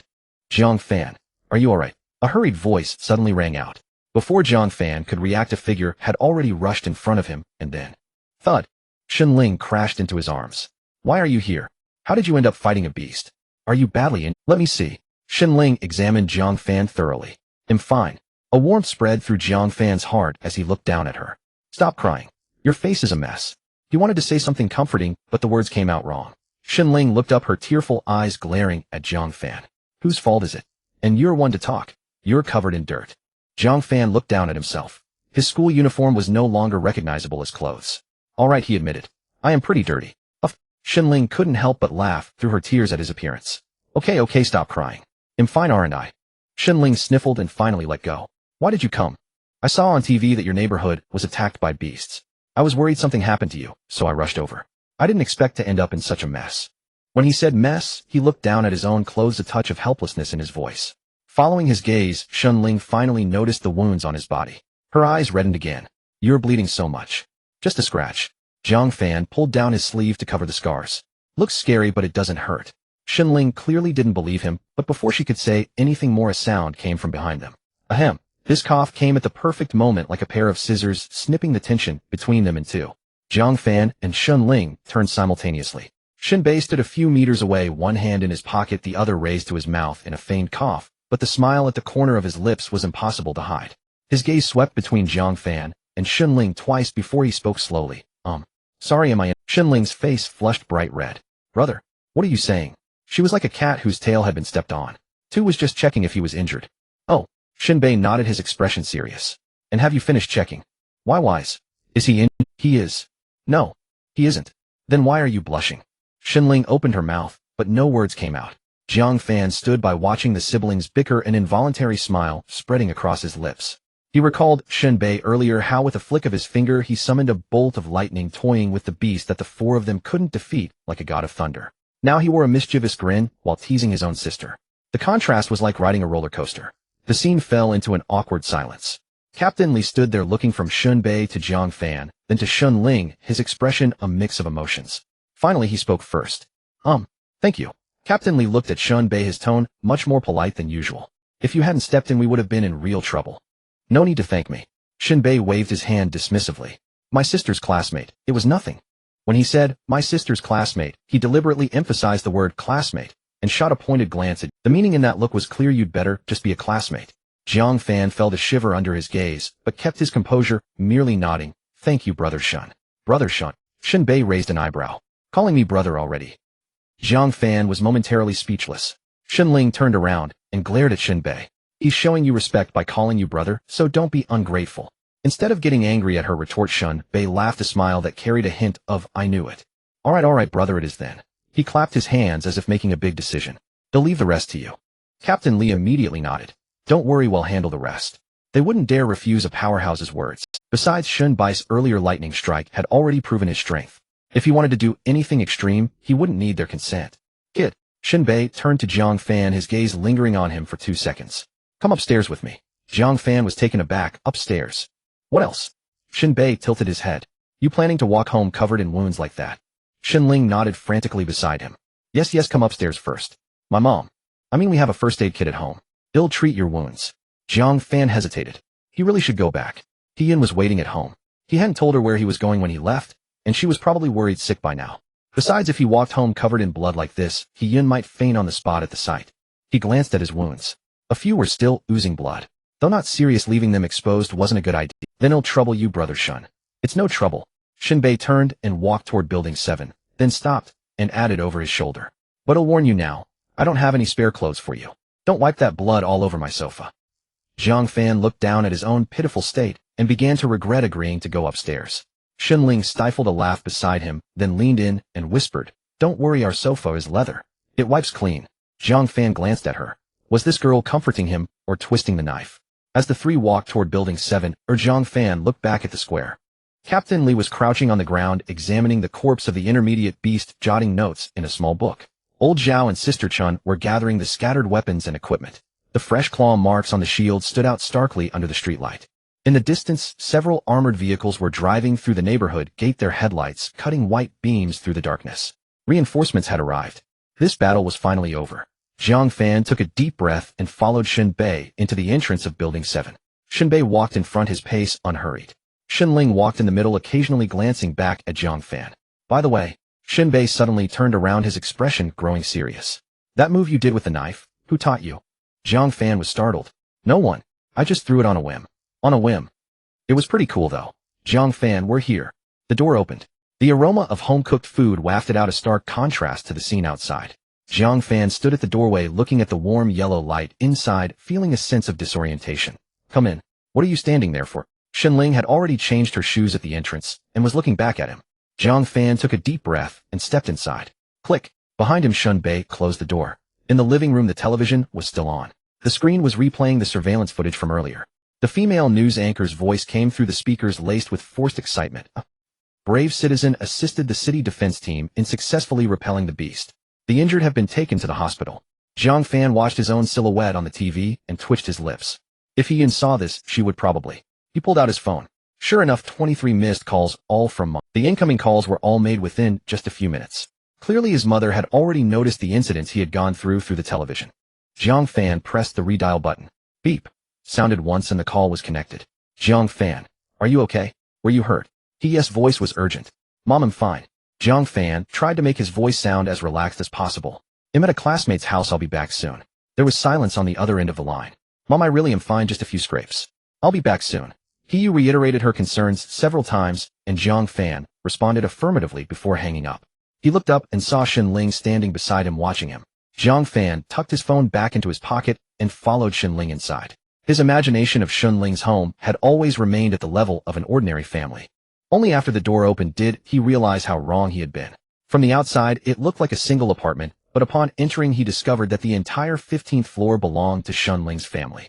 Upon entering was a foyer leading into a spacious living room that was larger than Jiang Fan's entire house. The living room's floor-to-ceiling windows faced the central square, allowing a clear view of the recent battle site below, where the lights of several armored vehicles were still flashing. To the left of the living room was a corridor with several doors on either side, their destinations unclear.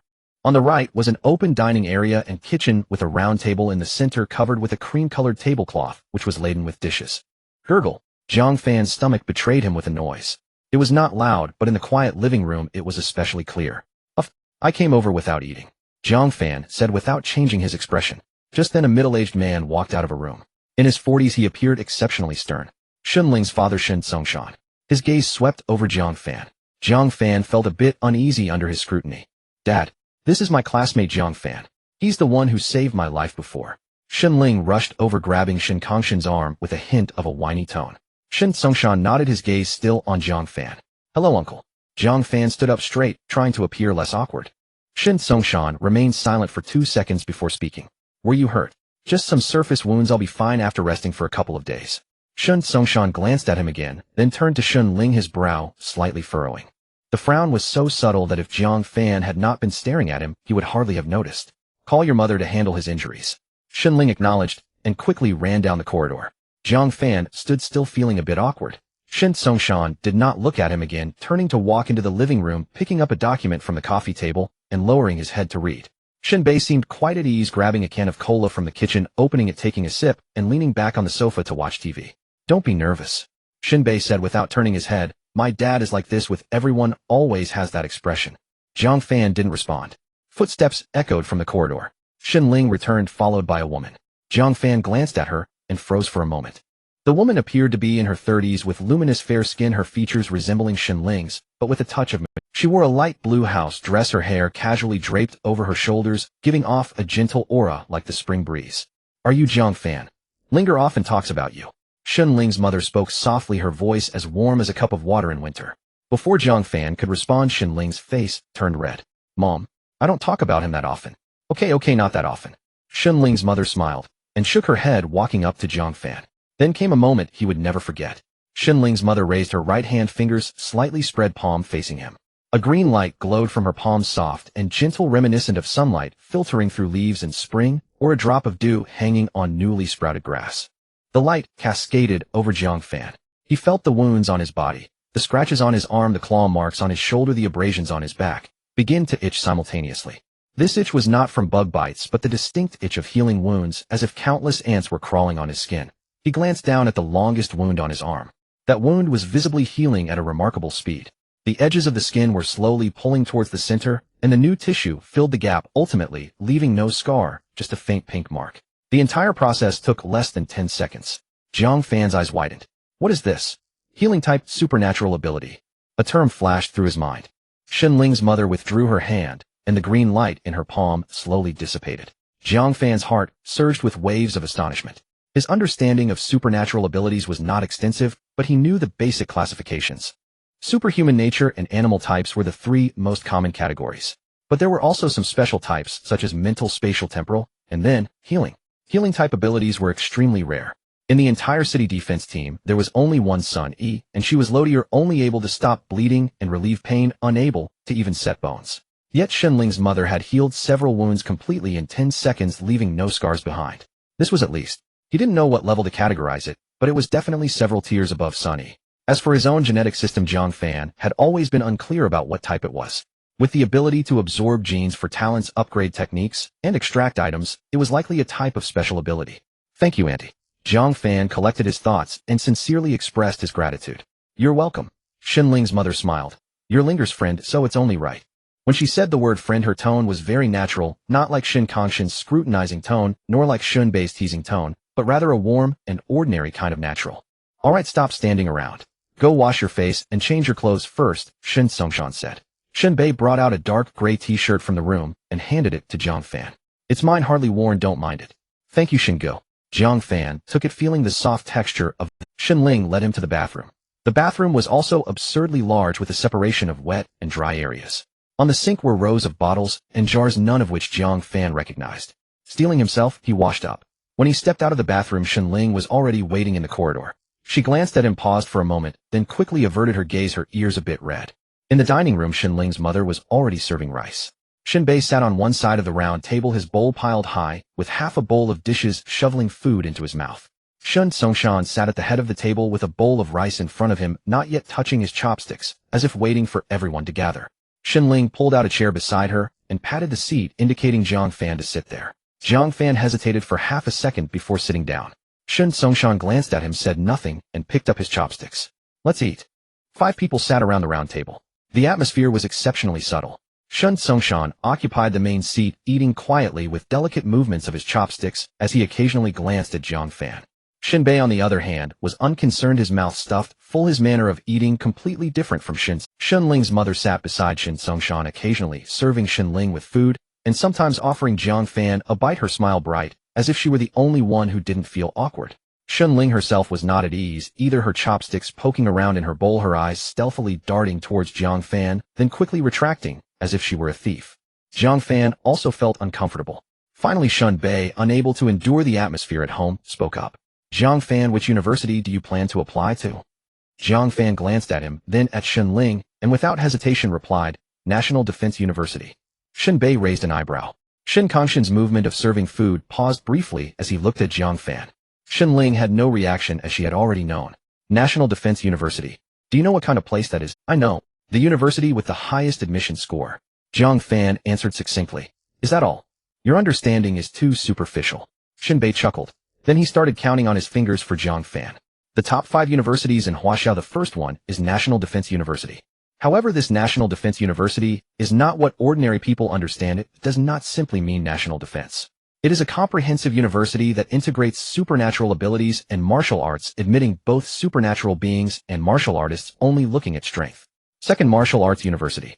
The name says it all. It is purely martial arts, teaching no supernatural abilities, only skills. Students who graduate from there can defeat 10 ordinary people, but it's hard to say when they encounter supernatural beings. Third, the Nature Systems Supernatural University. It only accepts nature systems, supernatural beings like ice, fire, wind, and thunder types, all gathered there. When Shinbei mentioned the thunder system, he glanced at Shinling. She pretended not to see and lowered her head to eat. Fourth, the Superhuman System Supernatural University. It accepts strength type, speed type, and defense type supernatural beings that enhance physical abilities. With your strength, you should belong to this category. Jiang Fan's heart stirred at his words. Fifth, the Transformation System Supernatural University. Transformable abilities such as beastification, mechanization, and elementalization are not uncommon. Although considered the lowest tier among the 5 universities, their strength should not be underestimated. Jiang Fan mentally reviewed this information. The 5 top universities each had their focus, admitting different people. National Defense University ranked first, accepting everyone with the highest threshold, but its focus on training was not strong. For these 5, Shinbei raised a finger. No matter which one you enter, you won't have to worry about food after graduation. But getting in is difficult. Especially at National Defense University, the admission quotas are limited each year. Supernatural beings and martial artists across the country are vying to get in, and the acceptance rate is lower than winning the lottery. After he finished speaking, he glanced at Jiang Fan, implying, "Are you sure you want to apply for this?" Jiang Fan did not respond. He knew exactly what he was capable of. With his immense strength, talent, dragon, elephant, Prajna skill, and genetic system, his current abilities were decent among his peers, but on a national stage it might not be enough. But he still had time.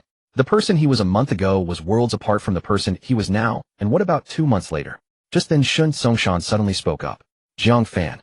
Jiang Fan immediately sat up straight. "Uncle, are you a strength type supernatural being?" Shin Kongshan's tone sounded less like a question and more like a confirmation. "Oh, can you enhance your strength?" Jiang Fan answered.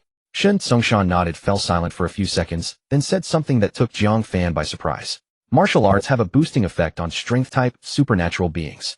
Jiang Fan was momentarily stunned. "What do you mean?" he asked. Shin Songshan put down his chopsticks, looked at Jiang Fan, his tone calm, as if he were giving a lecture. "The essence of strength-type supernatural abilities is to enhance the body. But there are 2 ways to enhance the body. One is the passive augmentation from supernatural abilities, and the other is the active application of martial arts.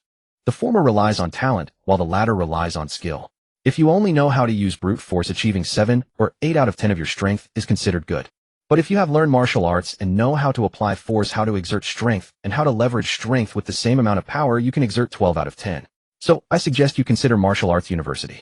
After finishing, he picked up his teacup and took a sip, his expression unchanged, as if stating a very ordinary matter. Jiang Fan fell silent. Shin Kongshan's words made sense, he could tell. But his situation was different from others. He didn't rely on cultivation to enhance his strength, but on genetic points. While others needed to spend years or even decades practicing techniques, he could just add points. But he couldn't say that. "Thank you, uncle, I will consider it," Jiang Fan said earnestly. Shin Songshan glanced at him, but said no more. Shinbei interjected from the side. "Dad, your suggestion is a bit too early. He hasn't even taken the college entrance examination yet." "Not too early. Setting a goal in advance is better than cramming at the last minute," Shin Songshan replied calmly. Shinbei rolled his eyes and did not argue further. Jiang Fan finished the piece of rib in his bowl, wiped his mouth, and looked up at Shin Songshan. "Uncle, may I ask you a question?" Shin Songshan set down his teacup, looking at Jiang Fan with curiosity. "Go ahead and ask." "Recently, the number of exotic beasts in the city has been increasing. Previously, we wouldn't see many in a month. Now there are dozens every day, and today they even rushed into the neighborhood. I want to know what is going on." The dining table fell silent. Shinling paused her eating. Shinbei stopped swinging his legs, and even Shinling's mother froze for a moment in serving food. Shin Songshan did not answer immediately. He looked at Jiang Fan, his eyes filled with emotions that Jiang Fan could not comprehend: hesitation, weighing options, and finally a sense of helplessness. "Some things may not be good to tell you now, but I can share a little with you." Jiang Fan's attention was instantly captured. "The world is changing, and the speed of change is much faster than you can imagine. The current exotic beasts are just an appetizer." Jiang Fan furrowed his brows. "Appetizer?" "Yes." Shin Songshan lightly tapped his fingers on the table twice, The exotic beast you are seeing now large as cows capable of breathing fire and with skin so thick that knives can't cut through. You think they are strong, right? Jiang Fan nodded. They are not strong. Shen Kongshen's tone was very calm. The truly strong exotic beast you have not seen yet. Shen Kongshen's words sent a chill down Jiang Fan's spine, leaving him momentarily unsure of how to respond. Disregarding the change in Jiang Fan and the others' expressions, Xiaoshan grew more serious, his gaze sweeping over Jiang Fan, Shen Ling, and Shen Bei. I need you to remember one thing. Awakening a supernatural ability does not mean you are a strong person. Generally, supernatural beings are not much stronger than ordinary people. To survive in this increasingly chaotic world, relying solely on talent is not enough. He paused, his tone becoming more serious. Study hard, don't be lazy. Although this statement was not heavy, Jiang Fan sensed the weight behind it. Shen Xiaoshan was not trying to scare them. He was genuinely worried. Dad, I understand. Shen Ling said seriously. Dad, don't worry, you can trust my strength, right? Shen confidently replied. Oh. Jiang Fan nodded earnestly. Shen Xiaoshan glanced at him and nodded. Let's eat. Shen Ling's mother timely placed a piece of fish into Jiang Fan's bowl, smiling as she said, don't think too much, just eat your fill first. Jiang Fan looked at the piece of fish in his bowl and then at Shen Ling's mother's gentle smiling face. Thank you, Auntie. Jiang Fan picked up his bowl and took a big mouthful of rice. Suddenly he felt that this meal was not so awkward anymore. When Jiang Fan arrived home, it was almost 11 o'clock. As soon as he entered the house, He Yun pulled him inside and thoroughly checked him from head to toe, not missing a single strand of hair. Mom, I'm fine, Jiang Fan said helplessly. Don't move. He Yun's voice was hoarse. Jiang Fan glanced at the living room. Jiang Wei was sat on the sofa, the ashtray in front of him stuffed with cigarette, but some extinguished only after burning to the filter, while others were only half smoked. He said nothing and just quietly watched Jiang Fan. Jiang Fan felt as if his heart was being twisted. Dad, Mom. He stood up straight. I'm really fine, look. He said as he opened his arms and turned around. He Yun checked Jiang Fan several So you really aren't hurt? He Yun's tone carried disbelief. I saw you covered in blood on TV. Jiang Wei extinguished his cigarette in the ashtray, stood up, and walked in front of Jiang Fan. The father and son stood facing each other. Next time don't make your mom worry so much. Jiang Fan nodded. I understand, Dad. Jiang Wei said no more, patted his shoulder, and turned to enter. Jiang Fan stood in the living room looking at the closed door, standing still for several seconds. He silently thanked Shen Ling's mother for healing his wounds. Forget it, don't think about it. Jiang Fan shook his head. He took a shower and laid down on the bed. Closing his eyes, he immersed his consciousness into the gene system. Gene system host Jiang Fan physique, 55 spirit, 20 absorbed genes, common, ant acquired talent, great strength, beginner, increases own strength by 5 times. Cultivation technique, dragon elephant Prajna skill, 413 OI gene points, 260. Jiang Fan stared at the 260, a slight smile curling at the corner of his mouth. The remaining 20 points plus the 140 points from the 7 low-level beasts he killed today, and the 100 points from that mid-level beast added up to exactly 260. That's enough to upgrade several levels. Jiang Fan did not hesitate. Add points, 5th level. Gene points required for 5th level of Dragon Elephant Prajna skill, 50. Do you want to add points? Yes. A warm current surged from deep within his body. This time the feeling was gentler than before. He didn't know if it was because he had gotten used to it, or if his physique had strengthened. The power flowed like warm water from the base of his spine, passing through his lumbar, thoracic, and cervical vertebrae, finally spreading to his limbs. It felt like someone was inflating him from within, every cell expanding, but not in a way that felt like it would burst. Rather, it was like a balloon being slowly inflated, stable and solid. The numbers on the panel flickered. Physique 65, spirit 22 again. Gene points required for 6th level, 60. Add points. Yes. The warm current surged again. This time it was more intense than before, like warm water turning into hot water. Jiang Fan gritted his teeth, gripping the bedsheet which he was tearing apart. After about 7 or 8 seconds the heat subsided. Physique 75, spirit 24, 1 more level left. Jiang Fan took a deep breath. Gene points required for 7th level, 70. Add points. Boom. This time it was not a warm current, but a flood. The power erupted from deep within his body like a dam that had burst, completely uncontrollable. Jiang Fan felt as if he was glowing. It wasn't an exaggeration. He was truly glowing. He saw a faint white light emerging from his arm, as if there was a lamp hidden beneath his skin. Crack, crack, crack. The bones in his body continuously made sounds. His muscles were expanding, but they didn't really get bigger. Instead, they became tighter and denser, like a clump of cotton being compressed into a brick. This process lasted nearly 20 seconds. Once everything calmed down, Jiang Fan lay on the bed, breathing heavily, as if he had just run 1,000 meters. He took several seconds to regain the strength to look at the panel. Physique 85, spirit 26, cultivation technique, dragon elephant Prajna skill, 713. Remaining gene points 80. He could still upgrade 1 more level. But I need to adapt for a while. 85 points of physique, Jiang Fan clenched his fist plus the five-fold enhancement of great strength talent. He calculated in his mind 425. The strength of 42 and a half adult men was concentrated in him. If I encounter that fire-breathing beast again, which 4 people couldn't defeat. Jiang Fan licked his lips. He felt a bit excited sitting up from the bed and stretching his shoulders. Crack, crack, crack. It was the sound coming from his shoulder blades. He got off the bed wanting to walk around. As soon as his foot touched the floor, the power within him surged out like a wild horse breaking free. Instinctively, he waved his hand, trying to find something to hold on to. Whoosh! A gust of wind flew out from the edge of his palm. Before Jiang Fan could react, he heard a crack sound. He turned his head. A fist-sized hole appeared in the window. The night wind rushed in through the hole, causing the curtains to flutter. Jiang Fan's mouth dropped open. He looked at his hand, and then at the hole in the window. This is external force projection. This term flashed through his mind. It was written in martial arts novels that when internal energy reaches a certain level, it can injure others from a distance. He used to think that was all nonsense, but now, if the dragon elephant Prajna skill reaches the 7th level, then I can project my power. Jiang Fan was both surprised and delighted, almost unable to suppress his laughter. But the next moment, he heard a voice coming from the adjacent bedroom. What noise? He-Yun's voice was laced with drowsiness and vigilance. It's nothing, Mom. Jiang Fan hurriedly said. The window wasn't closed properly, and the wind knocked something over. What are you messing around with so late at night? Drinking water. Just drinking some water. The next room fell silent for a few seconds, then he heard the sound of someone turning over. Jiang Fan breathed a sigh of relief, tiptoeing to the window, looking at the fist-sized hole, his mouth twitching. How do I fix this? He used the curtain to cover the hole, then found some tape to stick on from the inside. Though it looked a bit ugly, at least it wouldn't let the wind through. He'll deal with it tomorrow. Jiang Fan sat back on the bed, glancing at his hand, unable to help but smile again. External force projection. This meant that he had one more way to attack. He used to only rely on close combat, but now he could at least strike from a distance. Though not far, this could be fatal in critical moments.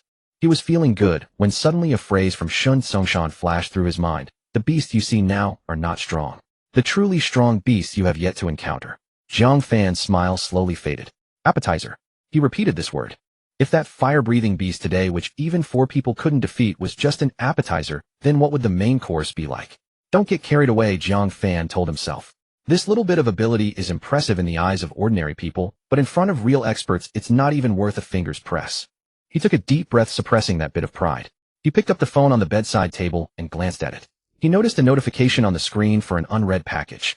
Opening it, he saw your package has arrived at the community station. Please collect it with the pickup code. Jiang Fan clicked in to take a look. It was the small animal he had purchased half a month ago. Due to the beast incident, the small creature he ordered had been delayed, and he didn't expect it to arrive today. Early the next morning, Jiang Fan rolled out of bed. He deliberately softened his movements. The strength of this body could no longer be measured by the term ordinary person. With a physique score of 85, Dragon Elephant level 7, and 5 times the strength, he felt like a walking demolition team, where even a casual brush against something could lead to an accident. His phone vibrated. It was a message from Shunling. Are you coming to my house today? My mom said she made soup for you. Jiang Fan smiled slightly, and quickly replied, he'll go later. He'll first go pick up a package. Shunling replied instantly, what package? A little animal. Jiang Fan stopped responding, tucked his phone into his pocket, and left the community. There were more pedestrians on the street than the day before. He walked to the courier station, and the owner glanced at him, asking pickup code. Jiang Fan reported the number. The owner turned and walked into the shelving area, rummaging for a while before emerging with 2 cardboard boxes. One was large, about the size of a shoebox, and the other was small, roughly the size of a phone box. Both are yours, please sign here. Jiang Fan took the pen, signed, and stacked the 2 boxes together, carrying them to a nearby empty space. He first used a key to cut open the larger box, which was stuffed full of newspapers and foam peanuts. He pushed the packing material aside to reveal a transparent plastic container. The lid had a row of small holes punched into it. Through the plastic, he could see what was inside. A salamander. About 10 centimeters long, entirely black, with an orange stripe extending from the top of its head all the way to the tip of its tail. Its 4 limbs lay at the bottom of the box, its tail curled into a circle, and its eyes half open and half closed, as if it were sleeping. Jiang Fan stared at it for several seconds. Mexican axolotl, he pronounced the tongue-twisting name. This was not an ordinary salamander. It is one of the vertebrates on Earth with the strongest regenerative abilities. If its limbs are severed, they can regrow. If its tail is cut off, it can regrow. If its spinal cord is damaged, it can regrow. Even parts of its heart or brain can regenerate. He had previously watched an experimental video online where someone cut off a salamander's leg, and 2 weeks later, a new one had grown back. The bones, muscles, and nerves were all intact, exactly as they had been. If I use this thing, will my severed arms and legs be able to regrow? Theoretically, it should be possible. However, Jiang Fan was also aware that the capabilities of the genetic system were not a perfect replica. The super strength talent he acquired from the ants was the best example. Ants can lift objects many times their own weight, but for him, it became a five-fold increase, significantly diminished. He was uncertain how much of the axolotl's regenerative ability would remain with him. He set the large box aside and picked up the smaller one. He cut open the tape and took a look inside. It contained an even smaller plastic box not much bigger than a matchbox. The lid had more densely punched holes, and the bottom was lined with a damp paper towel on top of which lay a spider.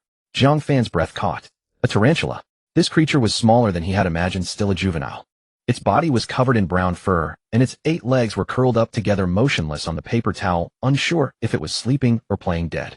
Jiang Fan peeked through a crack in the lid, and the tarantula's leg moved slightly. It was still alive. He closed the lid again, placed the 2 plastic boxes side by side on the ground, and began to ponder. The axolotl had regenerative abilities while the spider offered super perception, dynamic vision, strength enhancement, and toxin resistance. Which one to choose? He stared at the axolotl for a few seconds. The little guy flipped over, exposing its white belly, and its 4 little short legs kicked in the air a few times as if stretching. Quite cute. Jiang Fan's mouth twitched slightly. He then looked at the spider. The tarantula curled up in the box, its 8 legs tightly drawn together, its fur glistening brown in the sunlight, creating an unsettling sensation just by looking at it. If I bring this thing home, my mom will throw me out with the spider. Jiang Fan imagined Yun's expression upon seeing the spider and couldn't help but shiver. The axolotl was different.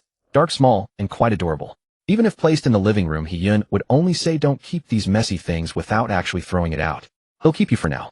Jiang Fan set the axolotl's box aside. "I'll use it later if needed." He picked up the spider's box and took a deep breath. "As for you, I'm sorry." Jiang Fan opened the lid and reached in. The tarantula's legs moved slightly, trying to escape, but it was too late. His fingers grabbed its body directly. Puff. A soft sound. The spider's body relaxed slightly, and then became completely still. At that moment, a ding sounded in his mind. A semi-transparent panel appeared. Successfully absorbed tarantula. Acquired talent, spider sense beginner. Effect: malice perception, enhanced dynamic vision, reaction speed, balance, and increased sensitivity to vibrations and airflow changes. Current mental power 26, talent capacity 2. Current talent slots: slot 1 super strength beginner, slot 2 empty. Would you like to add spider sense beginner to slot 2? Note: once a talent is added, it cannot be replaced. Each increase in mental power capacity unlocks more slots. Jiang Fan stared at the words "cannot be replaced" for several seconds. Cannot be replaced. The panel ignored him and repeated the prompt. Would you like to add spider sense beginner to slot? Warning: this operation is irreversible. Please confirm. Confirm. The words on the panel flickered momentarily. Immediately after, a strange feeling surged from deep within his body. It was neither the warm flow he felt when upgrading the dragon elephant Prajna art, nor the stinging sensation of an electric shock, but rather an indescribable change, like someone had opened a new window in his mind. His vision altered. It didn't become clearer, instead it became slower. He looked up at the distant sycamore tree, and as the wind blew through the leaves, he could clearly see the movement trajectories of each leaf. This wasn't slow motion. His brain suddenly processed more visual information, simultaneously capturing all those fleeting moments. He glanced down at his hand. As his fingers moved slightly, he could even feel the subtle resistance created by the air flowing between his fingers. This feeling. Jiang Fan stood up and jumped in place. The moment he landed, as his foot touched the ground, his brain had already calculated the angle of his bodice, tilt the position of his center of gravity, and how to adjust next. All the information was clearly reflected in his mind. Dynamic vision, reaction speed, balance. Jiang Fan muttered to himself while feeling the changes in his body. He opened the panel again. Genetic system. Host: Jiang Fan, physique 85, mental 26, absorbed genes common, ant tarantula, acquired talent super strength beginner, increases personal strength by 5 times. Acquired talent spider sense beginner, malice perception, enhances dynamic vision, reaction speed, balance, and increased sensitivity to vibrations and airflow changes. Technique: dragon elephant Prajna art, 713 genetic points 80. While his physique had not strengthened, Jiang Fan could clearly feel that his reaction speed, agility, and the speed at which his brain processed information had increased manifold. He extended his right hand, trying to concentrate his strength in his palm, and struck out. A muffled bang resonated. A small pit about half a square meter appeared on the ground, with every detail clearly visible in his field of vision. Jiang Fan crouched beside the half-square-meter pit, reaching out to touch its edge. Is it really possible to achieve this level? He murmured to himself. The Longxiang Prajna art had advanced 3 levels, greatly increasing his strength, but his body felt like it had been replaced with a high-powered engine, while the steering wheel refused to respond. Last night he had shattered a glass with a casual gesture at home. It was this flaw. However, his spider sense compensated for this shortcoming. That mastery over strength came together in an instant. Jiang Fan stood up, stuffed 2 plastic boxes into his backpack, secured the salamander, and tossed the spider's corpse into the trash bin. He walked to the roadside and scanned for a shared bicycle. He pedaled once, and as the wheels rolled out half a meter, he felt something was different. Every bump and crack on the road was transmitted clearly to his perception through the wheel's frame and seat. He gently adjusted the handlebars, and the front wheel precisely maneuvered around the edge of the pit without causing the bike to wobble. After riding for a bit, he encountered a section of road damaged by heavy vehicles with gravel scattered everywhere. At this moment, Jiang Fan's legs felt like 2 precise shock absorbers adjusting the pedal force and center of gravity in real time based on the feedback from the road, allowing the bicycle to glide over the gravel road as smoothly as if it were floating on water. This feeling, it's like I'm cheating, Jiang Fan thought it was absurd. He could even sense the direction, and a gust of crosswind blew by. In the past, the front of the bike would have definitely tilted. But now as the wind reached him, his body automatically adjusted its angle, completely negating the impact of the side wind. The bicycle came to a steady stop at Xingfu Community. He pressed the doorbell. Coming, came Xunling's voice from inside. The door opened. Xunling was wearing a light pink sweatshirt today, her hair down over her shoulders, still a bit tousled, as if she had just woken up. The moment she saw Jiang Fan, her eyes lit up. Why did it take you so long to come? Xunling's words were left unfinished.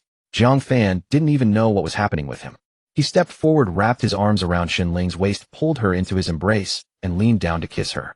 Xunling froze entirely. Her hands hung in midair, unsure where to place them. The tips of her ears were bright red, as if they would drip. Xunling buried her face in Jiang Fan's chest, her voice muffled, as if coming from behind a layer of cotton. What are you doing? Nothing. Jiang Fan replied, his voice a bit strained. I just miss you. After saying that, he felt the words were embarrassingly cheesy. Upon hearing this, Xunling only buried her face even deeper. Ahem. A cough echoed from the corridor. Jiang Fan looked up to see Xunbei leaning against the wall at the corner of the corridor, holding a cup of coffee, his expression quite vivid, a smirk at the corner of his mouth. Am I interrupting again? Xunbei teased. Xunling sprang back from Jiang Fan's embrace, as if shocked, stepping back 2 paces, her face flushed, and even her neck turned red. Bro, why are you out here? Oh, I came out to get some water. Xunbei shook the coffee cup in his hand. Didn't expect to witness such a show. You brat. Xunbei approached with the coffee, circling around Jiang Fan. You better not bully my sister. Jiang Fan's heart skipped a beat. I definitely won't. Be good, Jiang Fan quickly assured. Alright, come and don't just stand at the door. Jiang Fan changed his shoes and walked inside, glancing around the living room. Xiaoshan was not home, and Xunling's mother was also absent. My dad has a mission, and went out. Xunling followed behind, the redness on her face still hadn't subsided, her voice a bit airy. My mom went to the supermarket to buy things. She said she would make you pork rib soup today. Soup? Auntie's too generous. Xunbei sat down opposite, crossing his legs, wearing a look of someone enjoying the spectacle. But Jiang Fan noticed that his gaze occasionally swept over him, and that scrutinizing feeling had not faded. By the way, Xunling suddenly recalled something, rummaging out her phone from under the coffee table. My dad said last night that school seems to be resuming classes. Really? Jiang Fan was taken aback. Yes, he said they are already making arrangements, probably in the next few days. And the military has begun large-scale eradication of the beasts in the city. However, my dad said that while the eradication is underway, beasts will still appear again, but it will settle down for a while. What else did your dad say? Jiang Fan asked. He only said that much. Xunling shook her head. If I ask any more, he won't tell me. He told me to focus on my studies and not think about useless things. Jiang Fan leaned back on the sofa, piecing together the information in his mind. School resuming, military eradication, organized beasts. No matter how he looked at it, things seemed complicated. Oh, Jiang Fan nodded. Jiang Fan. Xunbei suddenly called out. Bei Gui. What's wrong? If you really want to be with my sister, your current strength is completely insufficient. You at least need to become a stronger entry-level ability user. Ability user. Entry-level. Jiang Fan looked at Xunbei in confusion. Oh, sorry, you haven't been exposed to this knowledge yet. Xunbei looked at Jiang Fan, his expression becoming serious. Ability users are divided into 2 types, non-entry-level and entry-level. Non-entry-level is divided into 3 stages, which we also call ability user apprentices. When they first awaken, their abilities are weak and unstable, belonging to the reserves. Xunbei pointed at Jiang Fan, but felt it was inappropriate, then pointed at Xunling. That's her state during this time. However, at this point, Xunbei looked at Jiang Fan curiously. Beigu, is there something wrong? No, it's actually not strange. There are quite a few who quickly enter the stage after their abilities awaken. We call this stage the awakening stage, which is further divided into 3 phases. The first phase, initial awakening. The body undergoes slight changes, senses become sharper than ordinary people, and they can release a small amount of energy. The characteristic is that it is prone to loss of control, cannot fight, and can only showcase simply. The second phase, control. Initially mastering the techniques of abilities capable of maintaining the ability form for a short time. Can engage in simple combat, but the duration is short and consumption is high. The third phase, energy condensation. The abilities within the body condense into a cyclone, allowing for external attacks. It possesses combat capability, marking the last threshold to becoming an entry-level powerhouse. After passing these 3 stages, one becomes a formal ability user, also known as an entry-level ability user. After hearing this, Jiang Fan nodded, thinking for a moment. So what is an entry-level powerhouse? In simple terms, Shun Bei began counting on his fingers. Elemental type, capable of stable medium-range attacks. Transformation type, stable transformation. Superhuman type, capable of stable strength over a ton, high-speed running, and super healing. These are the most basic entry-level types. Then my current state. Jiang Fan fell into contemplation, considering his situation. What are you thinking? Shenling leaned over to ask. I was wondering. Jiang Fan paused. Will you become as strong as your brother in the future? Shenling glanced at Shun Bei, then at Jiang Fan, and said very seriously, I will be stronger than him. Shun Bei almost choked on his coffee. Looking at Shenling, Jiang Fan couldn't help but smile. He suddenly recalled a popular anime he had seen in his past life. Misaka Makoto from a certain magical index nicknamed Railgun, who also had lightning abilities, could control electricity, and wore a school uniform. He glanced at Shenling. School uniform, lightning abilities, if she changed her ponytail to short hair. Jiang Fan couldn't help but grin. Uniform temptation, who can resist? What's wrong? Shenling noticed his expression.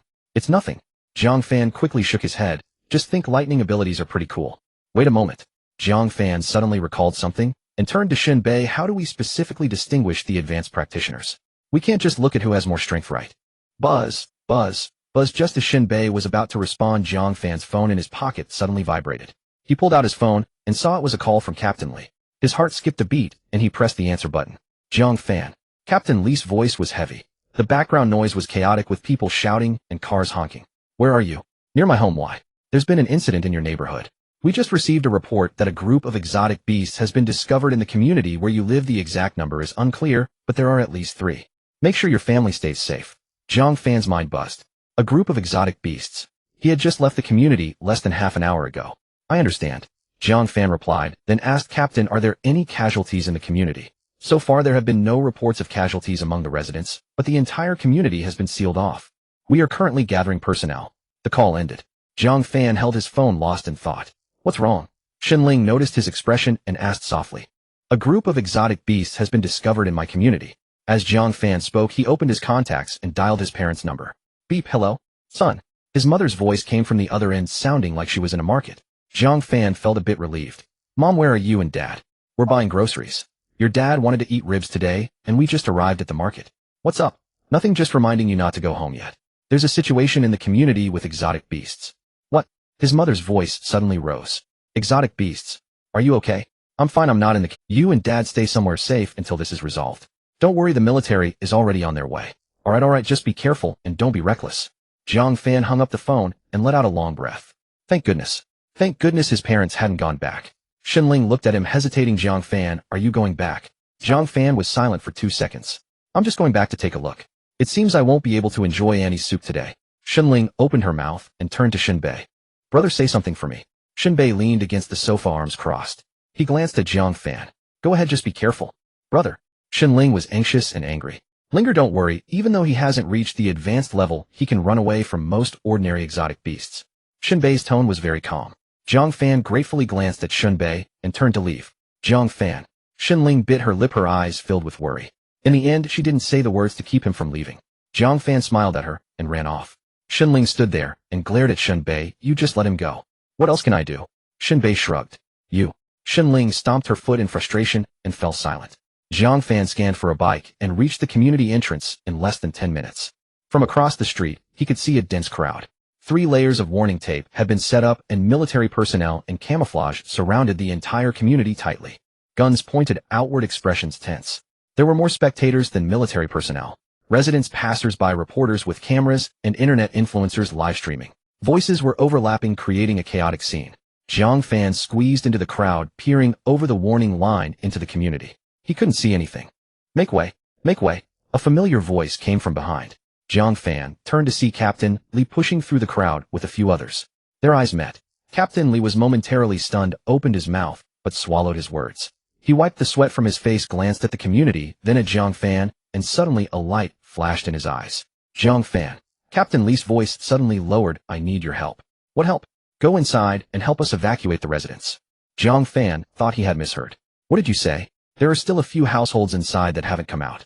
Captain Li spoke quickly. Our team has already sent in 2 batches, but we don't have enough personnel, and they're not familiar with the community layout. Many residents are uncooperative, thinking it's safer to stay at home. I know this request is unreasonable, but we need you. Please tell me what the situation is inside. Captain Li took a deep breath and explained the situation.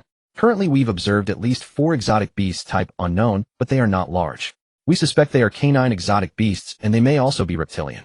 They came in through the sewer at the back of the community, and there have been 3 injuries among residents, but no fatalities. What's strange is, there are no traces of the exotic beasts found on the community ground. Why not send the military to search house by house? Jiang Fan asked curiously. There are still over 30 households in the community that haven't evacuated. We're afraid of startling the exotic beasts, which could lead to them entering residents' homes and causing innocent casualties. Captain Li said helplessly. Over 30 households. Jiang Fan frowned. Shouldn't they have been evacuated long ago? Some people are unwilling to leave. Captain Li's voice carried a sense of helplessness. Some people think their homes are safer, others believe we are deceiving them, and there are a few elderly people who absolutely refuse to leave their homes. Our team members have worn out their efforts, but it's no use. Jiang Fan understood. At that moment, a female team member walked over from the crowd, holding a long sword. Jiang Fan recognized her. It was Sister Chun. She handed the sword to Jiang Fan without saying a word. He took the long sword. Sister Chun looked at him. There was no command, no request in her eyes, just one thing. Trust. I'll give it a try. Captain Li's eyes brightened, and Sister Chun breathed a sigh of relief. I'll tell you if the situation seems off, I'll retreat immediately. I'm my parents' only son who I can't die inside. Jiang Fan, looking at their expressions, suddenly added, All right. Captain Li readily agreed with a smile. You're only responsible for evacuation, not for fighting. If you encounter an exotic beast, just hide. If you can't hide, run. If you can't run, shout. Jiang Fan nodded, tucked the sword behind his waist, and crouched down to slip past the warning line. As soon as he entered the community, he immediately sensed something was off. It was too quiet. No birds chirping, no insects buzzing. An uncomfortable airflow flowed through the air. He walked to the base of the first building and looked up. The lights on the 3rd floor were on. He knew who lived in that apartment. A couple in their old age whose children were away, usually just the 2 of them. The old lady had difficulty moving and needed assistance to go up and down the stairs. Grandma Wang. Jiang Fan called out, looking up. Are you there? The window opened, and a wrinkled face poked out. Who is it? It's me, Jiang Fan, the little Jiang from Little Jiang. The old lady squinted her eyes and looked for a long time. Oh, little Jiang, what's wrong? There are exotic beasts in the community. Please hurry down, the military is outside to pick you up. Exotic beasts. The old lady waved her hand. What exotic beasts? I've lived 70 years, what haven't I seen? It's nothing, you all are overreacting. After saying that, the window closed. Jiang Fan stood at the bottom of the building, his expression changing. This isn't right. Jiang Fan. The hairs along his skin prickled one by one. His spider sense flared, a sensation like the tip of a needle poised at the back of his skull. Before it even pierced his skin, began to sting. Jiang Fan's pupils narrowed. Instinct drew his gaze toward the source of danger. The 3rd floor. The side of Wang Nine's window. The strange beast clung to the exterior wall, pressed flat, like a gecko. Jiang Fan's breath caught for an instant. This creature was not the same as the others he had seen before. It was compact, barely over a meter from snout to tail, its limbs short and powerful, its fingertips fitted with suction cup structures that gripped the vertical surface with unrelenting tenacity. Its coloration matched the wall so perfectly that unless one looked closely it was invisible, as if it possessed the chameleon's faculty. Most unnerving was its back. From neck to tail, a row of backward-facing spines bristled along the vertebrae. Its head was triangular like a lizard's, though its jaw gaped wider. Eyes sat at the sides of its skull. Vertical pupils were fixed on the half-open window on the 3rd floor, Wang Nine's window. Captain. Jiang Fan spun and shouted toward the cordon. A mutant beast on the wall. 3rd floor. Outside the cordon, Li Xiang was speaking with his unit. At that shout, he turned sharply. He looked up along the direction of Jiang Fan's pointing finger. His expression changed in an instant. Damn, Li Xiang cursed, lifting his left hand as a chill coiled at his fingertips. 3 ice swords condensed in the air, wholly transparent, flashing a piercing wintry light in the sun. The 3 swords flew out together with a sharp whine, like 3 white bolts of lightning racing toward the lizard. The beast seemed to sense danger, its triangular head turned, vertical pupils narrowing to slits. It tried to flee. Its 4 claws scampered along the wall with astonishing speed, like an alarmed gecko. But the ice swords were faster. 2 of them pinned into the wall beside the creature, sending bricks flying. The 3rd drove straight into the base of its hind leg. A piercing, agonized cry escaped it. Not a bellow, but more like a baby's wail, a sound that made its body convulsed and its claws lost purchase. The whole beast, no, the entire creature, plummeted from the third-floor facade. Thud! It slammed into the first-floor shrubbery. Outside the cordon, the gathered crowd erupted. Oh! Run, run! Don't push! Don't push! Screams, sobs, and footsteps blended together as the crowd scattered like a disturbed wasp nest. Fortunately, the unit's cordon had been drawn far back. 3 defensive lines kept people at a safe distance. Those fleeing ran outward, no one stampeded into the compound. Jiang Fan did not flee. His spider sense continued its frantic alarms. He gripped the long sword Chen Jie had given him in his right hand, fingers tightening as the blade slid from its sheath with a clear metallic whisper. He did not hesitate. Pushing off the ground, he launched himself like a cannonball. The lizard beast's triangular head swiveled left and right, as if searching for a target. Jiang Fan was upon it. Both hands on the sword, he slashed diagonally from upper right to lower left. The blade cleaved the air with a low, mournful hum. The lizard beast's reflexes were far swifter than he had imagined. It did not look back, its body darted aside and slid along the ground like a snake. Jiang Fan's blade grazed the tip of its tail and struck the concrete. Crack! A shallow furrow. The creature sprang 2 meters, then turned to fix him with those vertical pupils. It hissed, tongue flicking like its tail whipped high, the tip twitching in the air. The spinal barbs flared out, and the beast seemed to grow larger by a degree. Jiang Fan stared as his spider sense scanned each of the creature's movements like radar. The beast moved. Its forelegs thrust, and its body shot toward him like an arrow. Its speed was terrifying, but the spider sense was faster. 0.3 seconds before it pushed off, Jiang Fan's mind had already projected its attack trajectory, leftward, aiming at his right leg. He stepped half a pace to the right, his body angling. Simultaneously, Jiang Fan flicked the sword upward from below. Clang! The blade struck the beast's flank with a crisp metallic ring. The beast screamed, its body twisted in midair, and upon landing it sprang away, creating distance. Jiang Fan glanced down at the blade. Blood stained the edge, yet the sword itself remained intact. Thick hide, he murmured, flicking the blood from the steel. At that instant, his spider sense warned him again. Not one place. 3. Jiang Fan's pupils pinched as his gaze reflexively swept toward the source of the warning. On the exterior wall of Building 6, 1. On the exterior wall of Building 8, 1. A third was crawling over the roof of the transformer house behind the compound. 3 in total. Counting the one before him, 4 beasts in all. Chenjia. Jiang Fan roared toward the cordon. Behind the buildings. On the exterior walls. 2 more. No, 3. Outside the cordon, Chenjia was organizing personnel to enter the compound. At his shout, she immediately spun and called to the bald-headed captain, "Captain, behind you." Li Xiang had no time to answer. His left hand never lowered, fingers opened and closed in rhythm as ice swords condensed one after another from his palm, like bolts from an automatic ballista. Whoosh! 1 ice sword streaked toward the beast on Building 6. Whoosh whoosh! 2 more hurtled at Building 8. Bang! Bang! 3 muffled blasts, bricks and dust spalled from the walls as 3 beasts crashed down. 4 beasts in total, 1 before Jiang Fan, 1 in the shrubbery, 2 on the concrete road. They fanned out in a scatter, their triangular heads all turned the same way, toward Jiang Fan. Are they targeting me? He thought, a twitch at the corner of his mouth. At that moment, a staccato of gunfire erupted. Not a few isolated shots, but a continuous volley like New Year fireworks, rat-a-tat across the air. The unit's machine gunners had found firing angles. Several light machine guns opened up at once, rounds peppering the 4 beasts like a sheet of rain. Jiang Fan stepped back 2 paces to clear the firing lane. Bullets struck the beast's scales, sending showers of sparks arcing into the air. Some rounds ricocheted, skittering on the ground, others lodged in gaps between scales. Few actually. The beast that took the worst of it had been struck perhaps 20 or 30 times, yet only a thin trickle of blood flowed, and its movements were scarcely hindered. Jiang Fan watched and filed the observation away. Conventional firearms were practically useless against these creatures. The thought flashed through his mind, but there was no time to ponder. His spider sense told him the 4 before him were about to pounce in unison. Jiang Fan did not hesitate. He tightened his grip on the long sword and faced them down. All 4 beasts lunged at once. But Jiang Fan was faster. The spider sense had sharpened his reactions to an almost absurd degree. At the very instant the beasts pushed off, his mind had already calculated each of their attack trajectories and the sequence in which they would strike. The battle was still ongoing.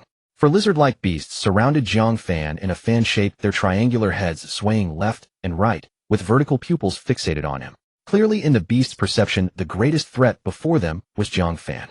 Thus they immediately surrounded the most dangerous target. Fortunately, he had the spider sense. Under the beast's attacks, Jiang Fan gradually adapted to the rhythm, his movements becoming increasingly rhythmic and composed. He slowly grew more adept. With a swing of his sword, the ice blade struck. He created a slight distance from the beasts. These brutes.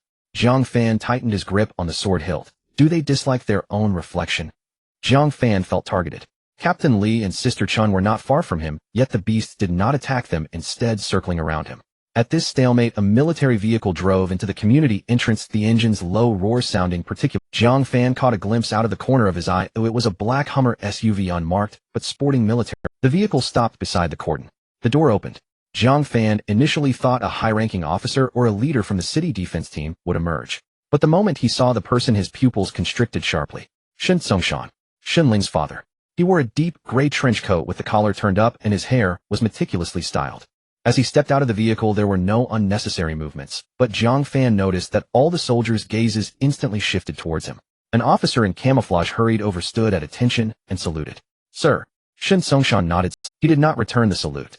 His gaze passed over the officer, over the cordon, over the greenery, and directly landed on the 4 beasts inside the community. Then his gaze shifted slightly to Jiang Fan. Jiang Fan felt a chill run down his spine from that look. The corner of Shinkangshan's eye twitched slightly upon seeing Jiang Fan, revealing a hint of unexpected expression. But then his brow furrowed. That expression was hard to describe. Displeasure, confusion over why a high school student was fighting beasts on the front lines. Yet Xiaoshan said nothing, his gaze returning to the 4 beasts. At that moment, the beast launched a new attack on Jiang Fan. Watching the scene of flashing swords and the prolonged battle with the beast, Xiaoshan seemed to lose interest. He turned to the nearby guard and asked, "What's the situation?" 4 beasts, initially assessed as crawling-type variants, fast with thick skin and tough flesh, ordinary firearms are not very effective. The guard reported rapidly. That ability user is helping us hold them back. We are preparing. Jiang Fan. Xiaoshan interrupted him, his tone carrying an indescribable nuance. The guard paused, not daring to respond. Xiaoshan did not ask further, and stepped forward, crossing the cordon. He stopped 30 meters away from the battle between Jiang Fan and the beasts. Jiang Fan watched Xiaoshan approach from afar, feeling a bit uneasy. It was not fear, but the aura exuding from Xiaoshan created a sense of pressure. "Uncle Xin, what brings you here?" Jiang Fan initiated, trying to keep his voice steady. Xiaoshan did not answer. His gaze swept past Jiang Fan and landed on the opposing beasts. Jiang Fan. He finally spoke, his voice low yet clear. "Here. I am here to teach you the true way of fighting as an ability user." Jiang Fan was taken aback. Before he could react, Xiaoshan had already taken a step forward. At that moment, Jiang Fan's spider sense suddenly exploded. It was not the previous low-intensity prickling, but rather a sharp sensation, as if a needle had pierced his brain, causing his scalp to tingle. He instinctively stepped back. Bang! He pushed off the ground, his whole body rebounding back 7 or 8 meters, and when he landed, his feet slipped on the concrete, nearly causing him to lose his balance. Nearby, Sister Chun and Captain Li also recoiled simultaneously, their movements even quicker than Jiang Fan's, like startled rabbits. The 3 of them swiftly retreated 20 to 30 meters, creating a large open space. Xiaoshan stood in the center of the open area, facing away from them, looking at the 4 beasts. The beasts seemed to sense the danger. The triangular heads simultaneously turned towards Xiaoshan, their vertical pupils narrowing to thin lines, emitting hissing sounds, and the spines on their backs stood upright. They were afraid. Jiang Fan could sense it. At that moment, his spider sense again went into overdrive. This warning was 10 times more intense than before. Xiaoshan moved. No, that was incorrect. He didn't just move, he appeared. Jiang Fan's eyes told him that Xiaoshan was still standing there, the hem of his trench coat gently swaying. But his spider sense told him that Xiaoshan was no longer there. Half a second, perhaps even shorter, before Jiang Fan's gaze could shift, Xiaoshan had already appeared among the 4 beasts. He did not run over, nor did he jump. He simply appeared there. It was as if he had always been there, but Jiang Fan had not seen him before. What kind of speed is this? Jiang Fan's mind buzzed. He desperately tried to recall what had happened in that fraction of a second, but all he could remember was a blurry shadow, like a trace left by the wind, disappearing before he could see clearly. Xiaoshan stood among the beasts, his expression unchanged, not even a wrinkle in his trench coat. He raised his right hand, extending his index finger, pointing at the nearest beast. The beast was at least 7 or 8 meters away, its triangular head facing him, still hissing. It seemed to want to run, but also appeared ready to attack. Its limbs had begun to push off the ground. Then Xiaoshan lightly tapped with his finger. There was no explosive blast, no dazzling light effects, and not even a sound. It was just a very light tap. But Jiang Fan witnessed a scene that he would never forget in his life. Shinkangshan's finger appeared above the beast's head. Not tapping on the beast's head, nor stretching towards the beast's head, but rather Xiaoshan stood in place, lifting his finger, a finger appearing above the beast's head 7 or 8 meters away. Indeed, it felt terribly out of place. It was like looking at a photo where one person stood on the left and another on the right, the distance clearly far, yet the left person's hand rested on the right person's shoulder. The proportions hadn't changed, the distance remained the same, everything looked normal, yet it felt incredibly abnormal. Because it was abnormal. Jiang Fan's mind was a chaotic mess. What the hell? Did my eyes play tricks on me? He couldn't comprehend it. But the beast answered his confusion. The one that had been touched suddenly froze. Then its head began to collapse from the top, as if something had crushed it, not exploding, not splitting, but simply and quietly collapsing like a piece of foam being squished. Jiang Fan's eyes widened. It was as if the taut string in his mind had suddenly snapped. The spider sense felt as if it was being choked. All warnings, all stings, all instinctive reactions vanished in an instant. It was not a shutdown. It was sheer shock. Like a supercomputer suddenly having its power cut off. Jiang Fan opened his mouth, but couldn't utter a word. Beside him, Li Xiang's expression mirrored his, with his left hand raised, the chill at his fingertips still lingering, yet the ice sword had slipped from his mind. He stood there with his mouth half open, his eyes wide as copper bells, staring at Shun Kongshan's back, as if gazing at a statue of Buddha emerging from a temple. Sister Chun was no better off. The large sword rested before her, its tip pointing down, propped against the ground. She gripped the hilt with both hands, but her fingers were already loosening, the sword tilted precariously, ready to fall at any moment. The three of them stood 30 meters away like three wooden stakes, completely motionless. But in the next scene, Jiang Fan once again gaped. Shen Songshan raised his right hand again. He extended one finger forward once more. But this time, three directions, three strange beasts above their triangular heads, three fingers appeared simultaneously. Yes, at the same time. It wasn't one finger pointing 3 times, it was 3 fingers appearing simultaneously in 3 different places. Jiang Fan's mind was utterly overwhelmed. He focused on the finger above the head of the strange beast on the left, then the one in the middle, and finally the one on the right. 3 fingers, identical, slender, clean, with neatly trimmed nails like a pianist's hands. But Shun Kongshan's right hand had clearly only extended one index finger. This, Jiang Fan felt numb, unable to describe the shock. Before he could comprehend, the 3 fingers pointed down simultaneously. Just like the first strange beast. The bodies of the 3 strange beasts froze at once. Then their heads began to collapse from the top down, as if crushed by something. It wasn't an explosion, nor was it a split, it simply quietly collapsed down like 3 pieces of crushed foam. There was no blood, no screams, nothing at all. The 3 strange beasts just vanished. Yes, their bodies crumbled from the head down, ultimately disappearing completely, as if erased from existence. Not a single drop of blood remained on the ground, only a few gray-green scales glimmering faintly in the sunlight, proving that something had indeed been there just moments ago. Jiang Fan's legs felt a bit weak. Perhaps it was fear, or perhaps something else. Li Xiang finally lowered his left hand, the chill at his fingertips dissipating completely. He took a deep breath and slowly exhaled, as if just pulled from the water. Entering the next stage. Advanced entry. He murmured softly, his voice so low he could barely hear himself. At the same time, his tone carried an indescribable emotion, a mix of envy and despair. Can entering the next stage truly reach such a level? Sister Chun said nothing, but her fingers gripping the sword trembled slightly. Just as Jiang Fan was about to say something, he suddenly saw Shen Songshan move again. He closed his eyes. Then a very faint, nearly imperceptible energy emanated from his body. This energy had no color, no shape, no sound. Jiang Fan was able to sense it, because his spider sense had finally regained awareness, like a cat startled awake, its fur bristling. The energy surged from Shun Kongshan's body, spreading outward like ripples in water. As it brushed past Jiang Fan, he felt as if a feather had gently swept across his skin, cool and slightly ticklish. The energy continued to spread outward. It swept past the green belt, past the residential buildings, past the community walls, extending far beyond the community. Jiang Fan had no idea how far this energy could reach, but he could feel it traveling to a place very far away, far enough that his spider sense could no longer detect it. In what felt like an instant or an eternity, Shun Songshan opened his eyes. He turned around, facing away from Jiang Fan, looking towards Li Xiang and the military personnel. His expression showed no change. "There are no strange beasts nearby," he said. His voice was not loud, but every word was clear to everyone. The scene fell silent for 2 seconds. Then a low murmur arose from the military personnel. Some were whispering, some were wiping sweat, and some let out long breaths. Jiang Fan stood still, watching Shen Songshan, his mind replaying a single thought. I kissed his daughter. I kissed his daughter in front of Shun Bei. Shun Bei will definitely tell him. Does he already know? Will he also give me a finger? Jiang Fan felt a chill run down his back, his hair standing on end, even more exaggerated than when his spider sense had warned him. He quickly shook his head, trying to throw the terrifying thought out of his mind. Uncle Shun.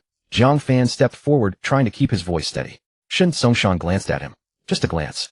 But Jiang Fan felt that the information contained in that glance was more than he had gleaned from all the books he had read in his life. Shen Songshan nodded slightly, his tone very flat. He looked at Jiang Fan again. This time his gaze lingered for 2 seconds, scanning him from top to bottom. Jiang Fan felt as if he had been exposed to an X-ray, unable to hide any secrets. Rest well when you go back. Come over to my house sometime to play. After saying this, Shen Songshan turned to leave. He took a few steps, then paused, turning his head to look at Captain Li Xiang and Sister Chun. You two come with me.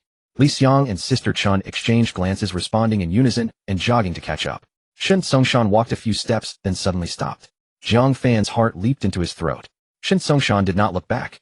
He simply stood there facing away from Jiang Fan, speaking in a very calm voice. Be cautious in your interactions with Linger Boy. It sounded like both a greeting and a warning. Then he continued walking forward, the hem of his trench coat swaying gently behind him as he got into the black military SUV. Li Xiang and Sister Chun followed into the rear vehicle. They even forgot to greet Jiang Fan as they left. The two were now dazed, their movements entirely instinctive. Jiang Fan stood in place, watching the vehicle disappear at the entrance of the community, unable to move for a long time. At that moment his phone vibrated. He pulled it out to find a message from Xinling. Are you okay? Jiang Fan stared at the message for 3 seconds, cold sweat starting to bead on his back again. He took a deep breath and typed a few words. I'm fine. The strange beasts have been dealt with thanks to Uncle Shun. He has already left. After sending it, he added another message. Your dad is really amazing. Xinling replied instantly, of course. By the way, when are you coming back for soup? My mom has made a big pot, and she said it would be a waste if you don't come. Jiang Fan read this message, feeling an inexplicable chill rising on his back. He looked outside the community. The security line was still up, the troops were preparing to withdraw, and the atmosphere had clearly relaxed. Several soldiers in camouflage were packing up equipment, some were on the phone reporting the situation, and others were organizing residents to return in an orderly manner. Jiang Fan hurriedly replied, I will definitely come another day. After sending the message, he tucked his phone back into his pocket, taking one last look at the gate. He turned and walked toward home. After taking a couple of steps, he suddenly stopped to touch the back of his head. There was still a cool sensation there, as if something had been watching him. In the future, it's better not to wander around in front of Shen Songshan. Jiang Fan muttered to himself. What if he finds out I kissed his daughter today and gives me a finger? He shivered and quickened his pace. Jiang Fan lay on the bed staring at the ceiling. The room was dark and he lay there motionless, replaying the scenes from this afternoon in his mind. Shen Kongshan's 3 fingers. No, it was just one. Closing his eyes, the image replayed in his mind. Shen Songshan stood still, extending only his index finger, yet 3 fingers appeared above the head of the strange beast. Then with a gentle tap, the 3 strange beasts vanished like crushed foam. Not a drop of blood was shed. Not even a scream. Just like that, they were gone. Jiang Fan opened his eyes, fixating on the beam of light on the ceiling, a chill running down his back. Is this really something a person can achieve, eh? He muttered to himself, frightened. Jiang Fan recalled the feeling he had while facing those 4 lizard-like beasts. He could fight and defeat them, though it was strenuous and required the cooperation of Captain Li and Sister Chun. Yet when Shen Songshan faced the same beasts, it was done with such nonchalance, barely moving his hand, merely extending a finger, and the beasts were gone. Jiang Fan took a deep breath, immersing his consciousness into the gene system. Gene system host Jiang Fan, physique 85, spirit 26, absorbed genes, common, ant, bird, spider, acquired talent, mighty strength, beginner. Increases personal strength by 5 times. Acquired talent, spider sense, beginner. Malice perception, enhances dynamic vision, reaction speed and balance, making him more sensitive to vibrations and air currents. Skill dragon elephant Prajna, skill 713, gene points 80. With 80 gene points it's enough to level up again. Jiang Fan did not hesitate. Add points to the 8th level. Gene points required for the 8th level of dragon elephant Prajna, skill 80. Do you want to add points? Yes. A warm current surged from deep within his body. This feeling was different from before. The previous times felt like warm water, hot water, or a flood. This time, it was like a river flowing steadily from the base of his spine upwards, calm and unhurried. As the power coursed through his lumbar spine, Jiang Fan felt as if his vertebrae were being pulled apart one by one, creating gaps without a feeling of looseness, instead making him feel sturdier. It was like replacing an iron chain with a steel cable, visually similar in thickness, yet their load-bearing capacities were worlds apart. The power flowed through his thoracic spine, cervical spine, shoulder blades, and limbs. Everywhere it passed, subtle changes occurred. It was not an expansion, nor a tearing, it was a reorganization. It felt as if someone were reconstructing building blocks within his body, placing each bone, muscle, bundle, and nerve in a more suitable position. This process lasted several minutes, longer than any previous experience. As the power gradually receded, Jiang Fan opened his eyes and glanced at the panel. Physique 95, spirit 28, skill dragon elephant Prajna, skill 813, remaining gene points 0, physique at 95, spirit at 28. His physique had increased by 10 points, reaching 95. nearly equivalent to the combined physique of 10 people. With the five-fold enhancement from the mighty strength talent, it totaled 475. The strength of 47.5 adults was concentrated within him. Jiang Fan sat up from the bed and moved his body. Clenching his fists, the power in his palms felt like a compressed bomb ready to explode at any moment. The immense strength left him slightly intoxicated. However, within seconds, Shen Kongshan's figure overshadowed his thoughts again. Lightning-type ability user. Jiang Fan muttered those words, furrowing his brow. No, that's not right. The power Shen Kongshan displayed today had nothing to do with lightning. What is lightning? It controls electricity, unleashing electric attacks like Shun Bei, whose fingers move to unleash lightning. But Shen Kongshan never unleashed a single bolt of electricity. He merely extended a finger, and the beast was gone. What was that? Space type? Time type? Or something else? Jiang Fan couldn't comprehend, but he knew one thing: Shen Kongshan's power could not be encapsulated by the term ability attribute. That kind of power transcended attributes, becoming something more essential. When will I reach that level? Jiang Fan said, unable to suppress a laugh. How many years has he trained? How long has it been since he awakened? 1 month, 2 months, just a few months, and he thinks he can catch up to Shen Kongshan's level. He wouldn't dare even dream of it. The urgency in his heart weakened a bit. Shen Kongshan's display today made him see a truth: this world is much larger and far more dangerous than he had imagined. His current abilities, while impressive to ordinary people, were no different from an ant in front of someone like Shen Kongshan. Moreover, Shen Kongshan had mentioned that the current beasts were merely appetizers. If appetizers are this hard to handle, what must the main course be like? Jiang Fan shivered, not from the cold, but from fear. Suddenly, he felt a shift in his mind, noticing the spirit column in the panel showing 28 points. Based on previous experiences, reaching 30 points in spirit should allow him to absorb a type of gene. With this thought, he felt a sense of security. He lay back down on the bed, closed his eyes, and prepared to sleep. Just as he was dozing off, his phone suddenly buzzed. Jiang Fan reached for his phone, squinting to see the screen. It was an unfamiliar number. Hello. Is this Jiang Fan? I'm from the school's academic office. Jiang Fan instantly woke up, sitting up in bed. Yes, it's me. Hello, teacher. The school has announced that the beasts have been cleared and classes will resume tomorrow. Please arrive on time and don't be late. Okay, teacher, I understand. After hanging up, Jiang Fan tossed the phone onto the bed and let out a long breath. Classes will resume. This means that the beasts in the city have been mostly cleared. The wave of appetizers Shen Kongshan mentioned has passed for the time being. But who knows when the next wave will come? Buzz, buzz. The phone rang again. This time it was not an unfamiliar number, it was Shenling. Jiang Fan answered, and before he could speak, Shenling's voice came through, filled with a hint of excitement. Did you receive the school's notification? I did. Then come pick me up tomorrow morning, don't forget. I won't forget. There was a brief silence on the Shenling's voice suddenly dropped, as if afraid of being overheard. Are you okay today? My dad didn't give you any trouble, did he? Jiang Fan recalled Shen Kongshan's words when he left. Be careful when dealing with Linger, causing a cold sweat to break out down his back. No, your uncle is quite nice to me. Really? Really? Shenling laughed softly on the other end, sounding relieved. I thought he would say something strange to you. Jiang Fan thought to himself, wasn't your dad's comment just a strange remark? But he didn't say it out loud. So, see you tomorrow. See you tomorrow. After hanging up, Jiang Fan stared at his phone screen for a few seconds, subconsciously curling the corners of his mouth. But in the next second, Shen Kongshan's stern face surfaced in his mind, freezing his smile. Be careful. Jiang Fan murmured those 4 words, shivering. At 6:30 in the morning, Jiang Fan was awakened by the alarm clock. He turned over, prepared to get up, and then he froze. The damp, sticky sensation beneath him jolted him into full awareness. He lowered his head to lift the quilt for a quick glance, and then swiftly covered it back up. No way. Jiang Fan sat on the bed, feeling the cold dampness, his face flushed with embarrassment. He certainly knew what had happened. With a physique of 95 and the strength of a dragon elephant at the 8th level, his body was growing stronger, and naturally his abilities were following suit. But did this abilities also include that dream from last night? This is too absurd. Jiang Fan muttered under his breath, carefully getting off the bed, sneaking like a thief as he rummaged through the wardrobe for a clean pair of underwear and grabbed a few tissues.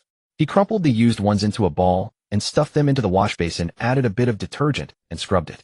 The faucet was turned low, afraid that the noise would disturb his parents next door.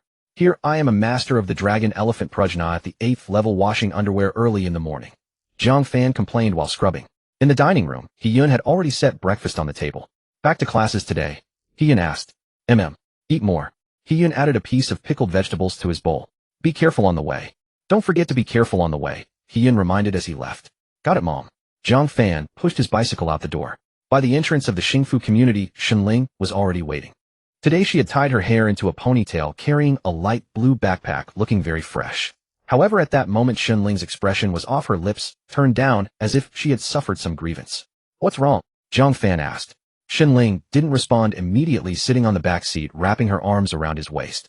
Then she buried her face against his back, speaking in a pitiful tone. Let's go. After a few seconds of silence, a voice came from behind. My dad and mom are leaving. Leaving? Back to the army. Jiang Fan was taken aback. The bicycle handlebars shook slightly as he quickly steadied himself. Your dad and mom are really leaving? Jiang Fan hesitantly asked. What about Beigul? Jiang Fan hurriedly changed the subject. He's leaving too. He can't stay at home for many days. Xinling's tone carried an indescribable sense of loss. He's going back to school. He came back on leave, and now the holiday is over. Jiang Fan opened his mouth, wanting to say something comforting, but suddenly recalled Shun Kongshin's words from yesterday. Kid, when dating linger, you must be mindful of your limits. Be mindful of your limits. Now Shin Songshan was going to leave. A rather unkind thought popped into Jiang Fan's mind. Does this mean that no one will be watching him anymore? As soon as this thought emerged, he quickly suppressed it. No, it wouldn't be right to think of that when her parents just left. However, the corners of his mouth still curled up uncontrollably. Fortunately, Xinling was leaning on his back and couldn't see it. Upon reaching school, the two parted ways. Jiang Fan watched Xinling's figure disappear around the corner of the teaching building, took a deep breath, and walked towards Class SIX's classroom. He pushed open the classroom door. The originally buzzing classroom fell silent in an instant. Everyone in the classroom turned to look at him in unison. Then they quickly looked away. Some lowered their heads, pretending to read, while others turned to speak to their deskmates, but their voices sounded noticeably forced. Jiang Fan stood at the door, scanning the classroom. Wang Hao was sitting in the back row by the window, fiddling with his phone. He glanced up when he heard the door. His expression changed slightly, then quickly turned away, pretending to look out the window. Zhao Xiaohao was sitting in the middle row with a foreign language book spread out in front of her, not even noticing that the book was upside down. Her eyes were glued to the pages, but her peripheral vision kept darting towards the door. Others weren't doing much better. Those who had awakened no longer displayed their previous sense of superiority, replaced instead by a cautious demeanor. Those who hadn't awakened also lost their previous hostility. Jiang Fan said nothing and didn't deliberately look at anyone. He walked down the aisle in front of the podium toward his seat. The sound of his footsteps was particularly clear in the quiet classroom. As he passed Wang Hao's seat, Wang Hao's body clearly stiffened. Jiang Fan ignored him. He walked to the second last row by the window, placed his backpack on the desk, pulled out a chair, and sat down. The chair's surface was dry. This time no one splashed water on it. Jiang Fan took his textbook out of his backpack, arranged it on the corner of the desk, then crossed his hands on the table and looked up at the blackboard. On the blackboard it read, 50 days until the college entrance examination. He stared at the number for 2 seconds. 50. There were 50 days left until the exam. The classroom remained silent. Jiang Fan leaned back in his chair, tilting his head to look out the window. On the playground, a few workers were repairing the wall that had been damaged by a beast. He recalled that day when Zhang Jingguo had stood in front of him. His throat tightened. I wonder how Teacher Zhang is. Sun Yi's recovery type ability saved his life, but the injury on his chest was so severe that the doctor said he would need to lie down for at least 3 months. 3 months. By the time Teacher Zhang returns, the college entrance examination will already be over. As Jiang Fan was lost and thought, the classroom door was suddenly pushed open. Everyone sit tight. Class is starting. A voice came from the doorway, hoarse and lacking energy. Jiang Fan turned his head sharply. A man stood at the door in his 40s, wearing a polo shirt, his belly smaller than before. His face still bore the pallor of recovering from illness, his lips slightly chapped, and there was a scab on his chin. But that face, a face always wearing a constipated expression, was one Jiang Fan knew all too well. Zhang Jingguo. Teacher Zhang. Jiang Fan nearly stood up from his chair. Zhang Jingguo scanned the classroom, his gaze stopping on Jiang Fan for a second before quickly moving away as if nothing had happened. What are you looking at? Take out your books. He walked up to the podium, his movements a bit slower than before. The injury on his chest was clearly not fully healed, and each step he took showed he was enduring pain. The entire class was stunned. Wasn't it said that Teacher Zhang was severely injured? Wasn't it said that he would need to lie down for at least 3 months? It had only been half a month. How could he have returned? Zhang Jingguo stood at the podium and slammed the lesson plan down on the desk. What are you all gaping at? Do I have something written on my face? Jiang Fan stared at the figure on the podium, his nose twitching. His receding hairline was still there, his beer belly had shrunk, and he had changed into a new polo shirt. He looked nearly the same as before. But Jiang Fan noticed that when he pressed his left hand against the edge of the podium, his fingers were trembling slightly. The injury was still not completely healed. Yet he had returned. This year's college entrance examination has been adjusted, and next I will. His voice was not loud, but each word was enunciated clearly. Jiang Fan looked at him. Jiang Fan. Zhang Jingguo's voice came from the podium. Jiang Fan snapped back to attention. Look at the blackboard, don't look at me. There's nothing written on my face. A few low laughs erupted from the class. The tense atmosphere that had been tightened for so long seemed to have been pricked by a needle, letting out a bit of pressure.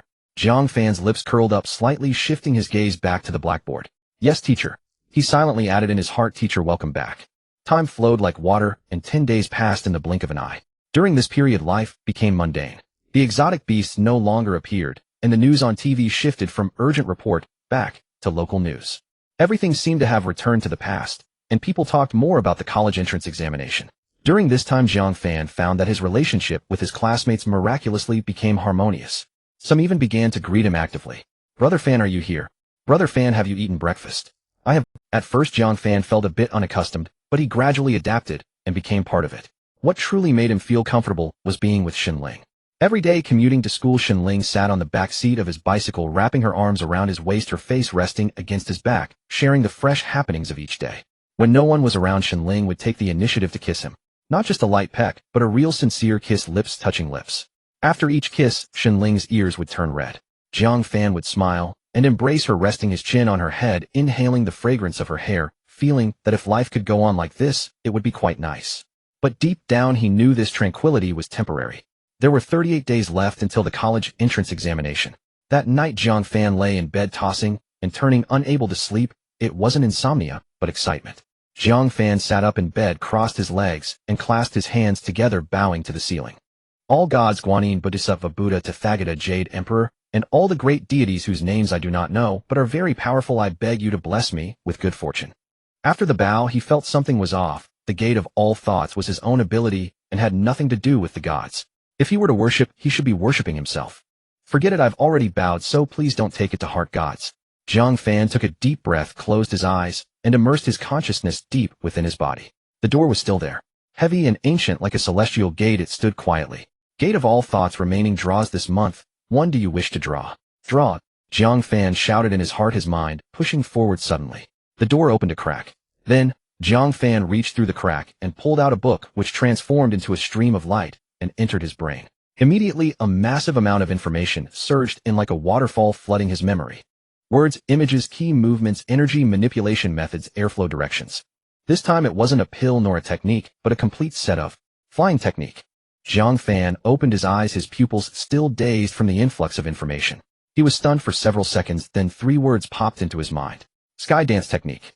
The important part was the source of this flying technique. From the world of Dragon Ball, a unique skill of the Turtle Hermit School realized by manipulating internal energy to act upon oneself for free flight. Users can hover, accelerate, stop abruptly, and change direction unrestricted by terrain. Jiang Fan stared at this piece of information, his mouth hanging open wider. Dragon Ball, Sky Dance Technique, Turtle Hermit School. He felt his brain was a bit overwhelmed. The gate of all thoughts. Can even draw things from anime. He had previously thought this thing could only pull out some pills, techniques, weapons, and such. He never expected even 2-dimensional items could materialize. This is just too ridiculous, right? Dragon Ball is one of the top combat power systems from his past life. Even a random minion in it could destroy the Earth. What if one day he drew a Kamehameha or solar flare? No, calm down, calm down. Jiang Fan slapped his face, forcing himself to calm down. What he had drawn was just the sky dance technique meant for flying, not an attack skill. But this was already absurd. Although there were many abilities that allowed flight, in this world the proportion was I hit the jackpot. He quickly opened the gene panel. Gene system: host Jiang Fan, physique 95, spirit 28, absorbed genes: common, ant, bird eating, spider. Acquired talents: great strength, beginner, spider sense, beginner technique, dragon, elephant, Prajna skill 813, a special skill, sky dance technique, not mastered. Requires practice to improve proficiency. Notes: sky dance technique is not a gene talent and does not occupy gene slots, but requires stamina. Jiang Fan took a deep breath, eagerly following the guidance of the information in his mind, beginning to feel the energy manipulation of the sky dance technique. The principle was actually not complicated. It involved reversing the release of energy within the body, not pushing it outward, but wrapping it around oneself, like an invisible cushion, lifting the entire body. To put it simply, it was using energy to lift oneself up. But knowing the principle and being able to do it were 2 different matters. The sky dance technique used qi. However, the knowledge obtained through the gate of all thought stated that as long as it's a living being, qi exists. But to use it, one must guide it oneself, and the sky dance technique had a way to guide. Let's try hovering first.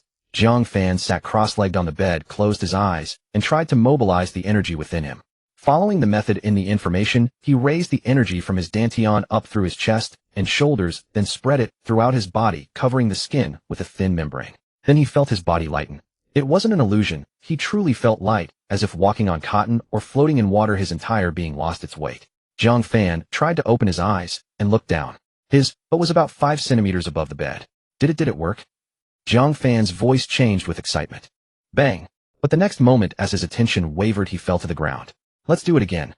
He tried once more, and this time he was more stable, hovering at a height of 10 centimeters. But it lasted less than 3 seconds before the energy dissipated and he fell again. Again. On the third try, he hovered 15 centimeters and held it for 5 seconds. Again. On the fourth try, he hovered 20 centimeters for 8 seconds. Again. On the fifth attempt, bang! A dull thud. Jiang Fan flew up from the bed. It wasn't hovering, it was flying. His body shot up as if someone had kicked him from below, and his head hit the ceiling. Thud. His head collided with the ceiling, causing him to wince in pain. In midair, he lost his balance, flailed his limbs, and fell onto the bed, which creaked in protest. Damn! Jiang Fan held his head, nearly in tears. From the next room came He-Yun's voice, filled with the anger and impatience of being awakened. What are you doing, making noise in the middle of the night? Jiang Fan quickly covered his mouth, not daring to breathe too loudly. Mom, it's nothing. I choked on water. Choking on water can make such a big noise. Did you tear the house down?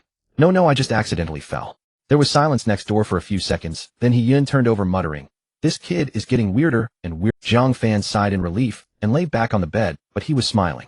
Sky dance technique. Sky dance technique. He turned over, pulled the blanket up to his shoulders, and closed his eyes. His mind replayed the moment he flew up, though it wasn't very high. But he had flown. He had truly flown. Jiang Fan smirked drowsily, thinking, tomorrow he'll try to fly a bit higher, find a place where no one is around so no one can see. As he thought, he fell asleep. The moonlight spilled in from the window, illuminating his face, where a smile still lingered. It was as if he had had a wonderful dream. The next morning, Jiang Fan looked at himself in the mirror with a bitter smile. The reflection revealed dark circles under his eyes, bloodshot scare, dry lips, and disheveled hair that looked like a bird's nest. He hadn't slept at all last night. The flight technique, he could fly. Tossing and turning, his mind was filled with images of soaring through the skies.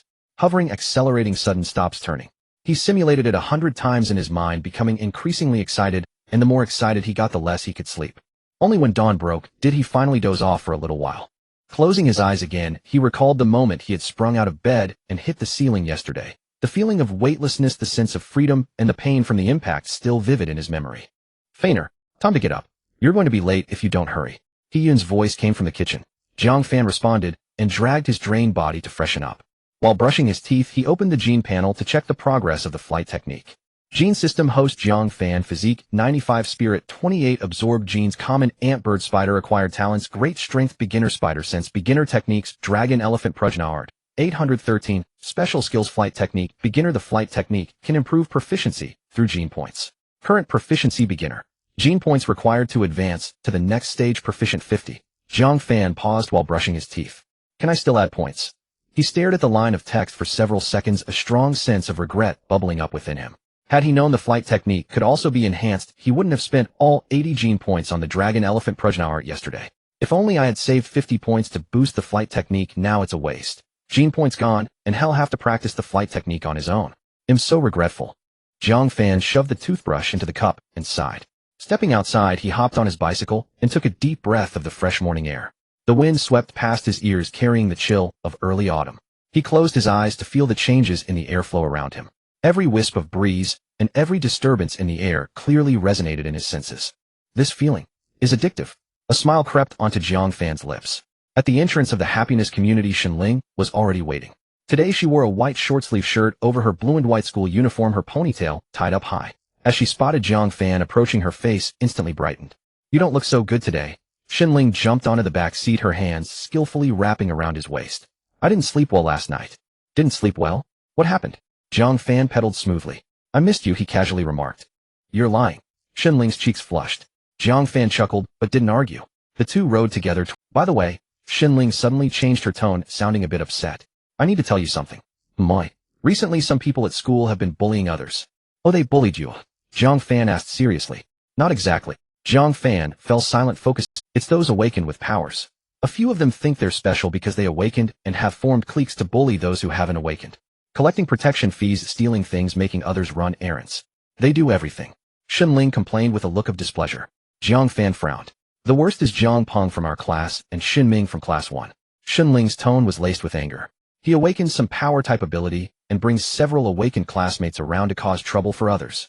Yesterday I heard he stole a boy's lunch money from class 2, and that guy didn't dare to speak up. Isn't anyone doing anything about it? What good would it do? Ling sighed. The teachers talk to them, and they pretend to be good in front of the teachers, but then they continue their misdeeds. Moreover, they're clever, only picking on those who haven't awakened and are soft-hearted, and they don't hit people, just annoy them. You can report them to the teacher, but the teachers can't do anything since they haven't actually hit anyone. If you don't report them, you'll be bullied every day. Who can stand that? Jiang Fan remained silent. He recalled being blocked by a few delinquents back in his first year of high school. At that time he hadn't awakened yet, and had no system. He relied solely on his fists to endure. Eventually he took down the delinquents, and they were expelled, but labels like antisocial and arrogant stuck with him. Do you have any connection with Jiang Peng? No, Ling shook her head. Although we're in the same class, we hardly talk. I just can't stand him, so I'm telling you about it. Then just leave it. People like that will be dealt with eventually. I know, I just feel sorry for those classmates who are being bullied. Jiang Fan didn't respond. He wasn't the kind of person who liked to meddle in others' affairs. When he was bullied, no one helped him. Others being bullied had nothing to do with him. He had been bullied before and knew it felt terrible, but there were too many unpleasant things in the world, and he couldn't handle them all. Moreover, those who helped were always the ones being bullied. Arriving at school, Jiang Fan parked his bicycle in the shed, parted ways with Ling, and walked towards class 6. Pushing open the classroom door, he found that quite a few people were already inside. He sat down in his seat, took out his textbook, flipped to the page discussed yesterday, and began to read. About 5 minutes later, the classroom door was pushed open. Wang Hao walked in. Jiang Fan looked up and was taken aback. Wang Hao's face. His left eye was bruised, the corner of his right mouth had a cut that was already dried, and there was a bruise on his chin. He limped as he walked, holding his left side, as if he had been beaten there too. All the classmates turned to look. Wang Hao kept his head down, his expression complicated, red, white, and purple. He quickly walked past the podium, his eyes not daring to look at anyone, wishing he could shrink his head into his neck. As he passed Jiang Fan's seat, his footsteps hesitated for a moment. Out of the corner of his eye he glanced at Jiang Fan. There was something in his gaze, as if he was hesitating or perhaps seeking help. But he only paused for a second before turning his head away and continuing to his seat. Jiang Fan noticed that Wang Hao didn't return to his own seat. Instead, he walked straight to Lin Yufei's side, bent down, and whispered a few words. Lin Yufei was sitting there initially, wearing an indifferent expression, but after listening for a while his brows furrowed. After hearing a few more words, his expression darkened. He glanced up at Wang Hao's battered face, then looked at Jiang Fan, understood the look in Lin Yufei's eyes. He was contemplating whether to come over to find him. But in the end, Lin Yufei just gritted his teeth and said something to Wang Hao. Wang Hao nodded and sat down in the empty seat next to Lin Yufei. The two of them began to speak softly. Jiang Fan turned his attention back to his book. He had a rough idea of what was happening. The morning classes proceeded as usual. The blackboard was filled with notes, the desks piled high with test papers, and the classroom was enveloped in a tense atmosphere as the countdown to the college entrance examination drew nearer, leaving no one daring to slack off. Jiang Fan found himself zoning out during the lecture. In the afternoon before class, Wang Hao and Lin Yufei entered the classroom. Jiang Fan almost didn't recognize the two of them. This morning they were merely bruised and battered, but now they were in an upgraded version of their injuries. One eye was swollen to a mere slit, blood trickled from the corner of his mouth, and a large bump on his forehead resembled a horn. He limped even more, almost needing Lin Yufei to support him to walk. Lin Yufei was not much better off. His face bore several scratches, and a bandage was wrapped around his left wrist with blood stains on the sleeve of his school uniform. His expression was grim, lips pressed tightly together, as if he were holding back a torrent of anger. The two returned to their seats in silence. Jiang Fan glanced over, but chose to ignore them. He noticed that many students in the class were watching Lin Yufei and Wang Hao. Have you heard? It was Jiang Peng from class 3 who led the attack. Why? Did Wang Hao provoke him? Who knows? It seems that Jiang Peng's people bullied Wang Hao's younger brother in class 1, and Wang Hao went to confront Jiang Peng, which resulted in him getting beaten. Lin Yufei went to help him and got beaten up too. How many people were with Jiang Peng? At least 5 or 6, all of them awakened. But didn't Lin Yufei awaken too? With ice abilities, how could he lose? What good is ice ability? There were several people on Jiang Peng's side. Even if Lin Yufei were powerful, he couldn't withstand the numbers. Furthermore, Jiang Peng was a strength-type, tough and resilient. Lin Yufei's ice abilities felt like mere tickles against him. Jiang Fan listened quietly, ignoring the murmurs around him. It wasn't that he was cold-blooded, he just didn't want to get involved. He had conflicts with Wang Hao, was not close to Lin Yufei, and had nothing to do with Jiang Peng. Why should he meddle in their fight? Better to avoid trouble. The first class of the afternoon was taught by Zhang Jingguo. He walked into the classroom just as the bell rang. Wearing a dark blue polo shirt, he moved somewhat clumsily, clearly still recovering from his injuries. Stand up. Good afternoon, teacher. Sit down. Zhang Jingguo placed the lesson plan on the podium and habitually scanned the entire class. When his eyes fell upon Wang Hao and Lin Yufei, his brows furrowed. What happened to you two? Wang Hao kept his head down silent. Lin Yufei opened his mouth, but didn't speak. Zhang Jingguo's frown deepened as he stepped down from the podium and approached Wang Hao. I'm asking you who did this. His voice was not loud, but his tone was firm. Wang Hao's lips trembled slightly before he finally managed to say, Teacher Zhang. It was Jiang Peng from class 3. Zhang Jingguo took a deep breath. Clearly he was frustrated with these troublesome students. What was the reason? Teacher, my younger brother was robbed of money by Jiang Peng's group yesterday, and I went to confront them. And then this happened. Lin Yufei, tell me what happened. Zhang Jingguo turned to the other injured student. Teacher, Lin Yufei and I went to confront them together. And then, Wang Hao interrupted. I've told you many times, if there's a problem, come to the teacher first. The rest is omitted. Again the familiar pattern. Jiang Fan tightened his mouth, stifling a smile. Class representative, lead everyone in self-study for now. After speaking, Zhang Jingguo patted Wang Hao and Lin Yufei on the shoulders. You two come with me. Wang Hao and Lin Yufei stood up and followed Zhang Jingguo outside. As they reached the door, Zhang Jingguo paused, turned around, and glanced at the whole class. Remember, if anything happens in the future, tell the teacher first. With that, he opened the door and walked out. The classroom fell silent for a moment before low murmurs began. Jiang Fan sat in the second to last row, looking towards the door as the detail of Zhang Jingguo's frown during his deep breath floated in his mind. His injuries hadn't healed completely. Jiang Fan hesitated for 2 seconds. Then he stood up and walked out through the back door. The corridor was empty as other classes were in session. Jiang Fan quickened his pace and saw Zhang Jingguo and the other two at the staircase on the 3rd floor. Zhang Jingguo walked in front, not fast, but each step was steady. Wang Hao and Lin Yufei trailed behind like two deflated chicks. They ascended to the 4th floor and turned left. Class 3's classroom was at the end of this floor. Jiang Fan followed at a distance, stopping at the corner of the 4th floor corridor, leaning against the wall and not moving forward. He heard Zhang Jingguo knock on the door of class 3. The door opened. A woman's voice came from inside. Teacher Zhang. What brings you here? Teacher Li, is Jiang Peng from your class here? He is. What's the matter? I need him to come out for a moment. What's it about, Teacher Zhang? Why not come in and talk? No need, just let him come out. Silence lasted a few seconds. Then Jiang Fan heard the sound of chairs moving, footsteps, and the door opening and closing. A boy's voice sounded slightly impatient. Who wants me? Zhang Jingguo's voice was calm, as tranquil as a still pond. You are Jiang Peng. Yes, what's up? Did you hit the— Silence fell again for a few seconds. Jiang Peng's tone changed, becoming a bit sarcastic. Teacher Zhang, how could I hit someone? We were just playing around. Playing around. Zhang Jingguo's voice remained calm. He turned to look at Teacher Lin from class 3. Teacher Lin, regarding our students, Wang Hao and Lin Yufei, please tell me. As he spoke, Zhang Jingguo recounted the events leading up to the incident in front of Teacher Lin. As the homeroom teacher, I believe you should provide them with some criticism and education. After finishing, Zhang Jingguo's gaze turned to Jiang Peng. And Jiang Peng, you should apologize to Wang Hao and Lin Yufei. Teacher Zhang, you're making a mountain out of a molehill.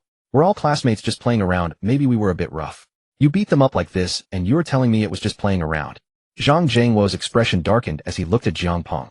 Teacher Zhang, it really was just playing around, and we usually get along well. Ask them if you don't believe me. Jiang Peng appeared indifferent simultaneously, casting a threatening glance at Wang Hao and Lin Yufei. Teacher, why not just let it go? Teacher, Wang Hao and Lin Yufei's expressions changed as they spoke hesitantly. Teacher Lin looked at Zhang Jingguo with a troubled expression. As a teacher, she knew the situation of her students. But in this world where abilities reigned supreme, she was just an ordinary teacher, and the students themselves didn't even admit to the fighting. Neither the assailants nor the victims would acknowledge it. Oh, what could she say? Jiang Fan leaned against the wall, listening to the exchange, the corner of his mouth twitching. This Jiang Peng was more troublesome than he had imagined. Not fighting, not admitting fault, just claiming it was all in fun. What could the teacher do about him? Criticism. A written apology. It wouldn't even scratch the surface. Zhang Jingguo fell silent. Then he said something that took Jiang Fan by surprise. Alright, playing around is it? Then I'll play around with you too. Jiang Fan was taken aback and peered out from the corner. Zhang Jingguo stood at the door of class 3, facing Jiang Peng. He was half a head shorter than Jiang Peng, his belly larger, and his face bore the pallor of someone recovering from illness. But he stood there, his back straight. Jiang Peng was clearly caught off guard by this response, his expression shifting before quickly returning to indifference. Teacher Zhang, what do you mean by that? I'm not joking with you. Zhang Jingguo interrupted him. You hit my students. Either you apologize, or I will contact your parents, or you can also play around with me, and I'll see how you play. Overestimating yourself. Jiang Peng scoffed, glancing dismissively at Zhang Jingguo. Jiang Fan looked at Zhang Jingguo's back. He touched his somewhat sore nose. Teacher Jiang was strict, often verbose, yet always stood in front of his students. He sighed and stepped out from the corner. Tap, tap, tap. Footsteps echoed through the corridor, unhurried and steady. Jiang Fan emerged from around the corner. At the entrance of class, several people turned their heads to look at him. Zhang Zhengwo's brow furrowed even deeper. Jiang Fan. Zhang Zhengwo's voice carried a hint of anger. You should be in the classroom for self-study right now. Jiang Fan did not reply. He continued walking forward. He approached Zhang Zhengwo, his gaze sweeping over the few people before him. Teacher Lin stood at the doorway, her face etched with helplessness. She glanced at Jiang Fan, then at Zhang Zhengwo, her lips moving as if to speak, but then swallowing the words. Jiang Peng leaned against the corridor wall, hands in his pockets, head tilted, a faint smirk curling at the corner of his mouth. Wang Hao and Lin Yufei stood behind Zhang Zhengwo, heads lowered like two eggplants wilted by frost. Jiang Fan turned to look at Zhang Jingguo. Teacher, I'm here to prove it.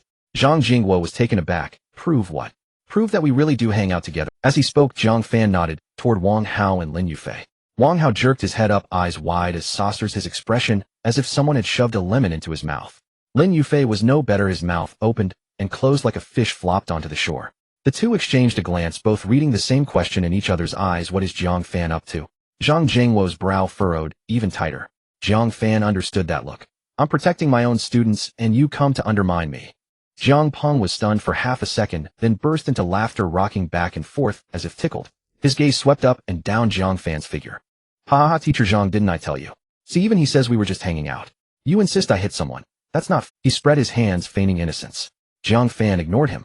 Zhang Jingguo remained silent. He stared at Jiang Fan, lips pressed into a thin line, his atoms apple bobbing once. Teacher. Jiang Fan smiled.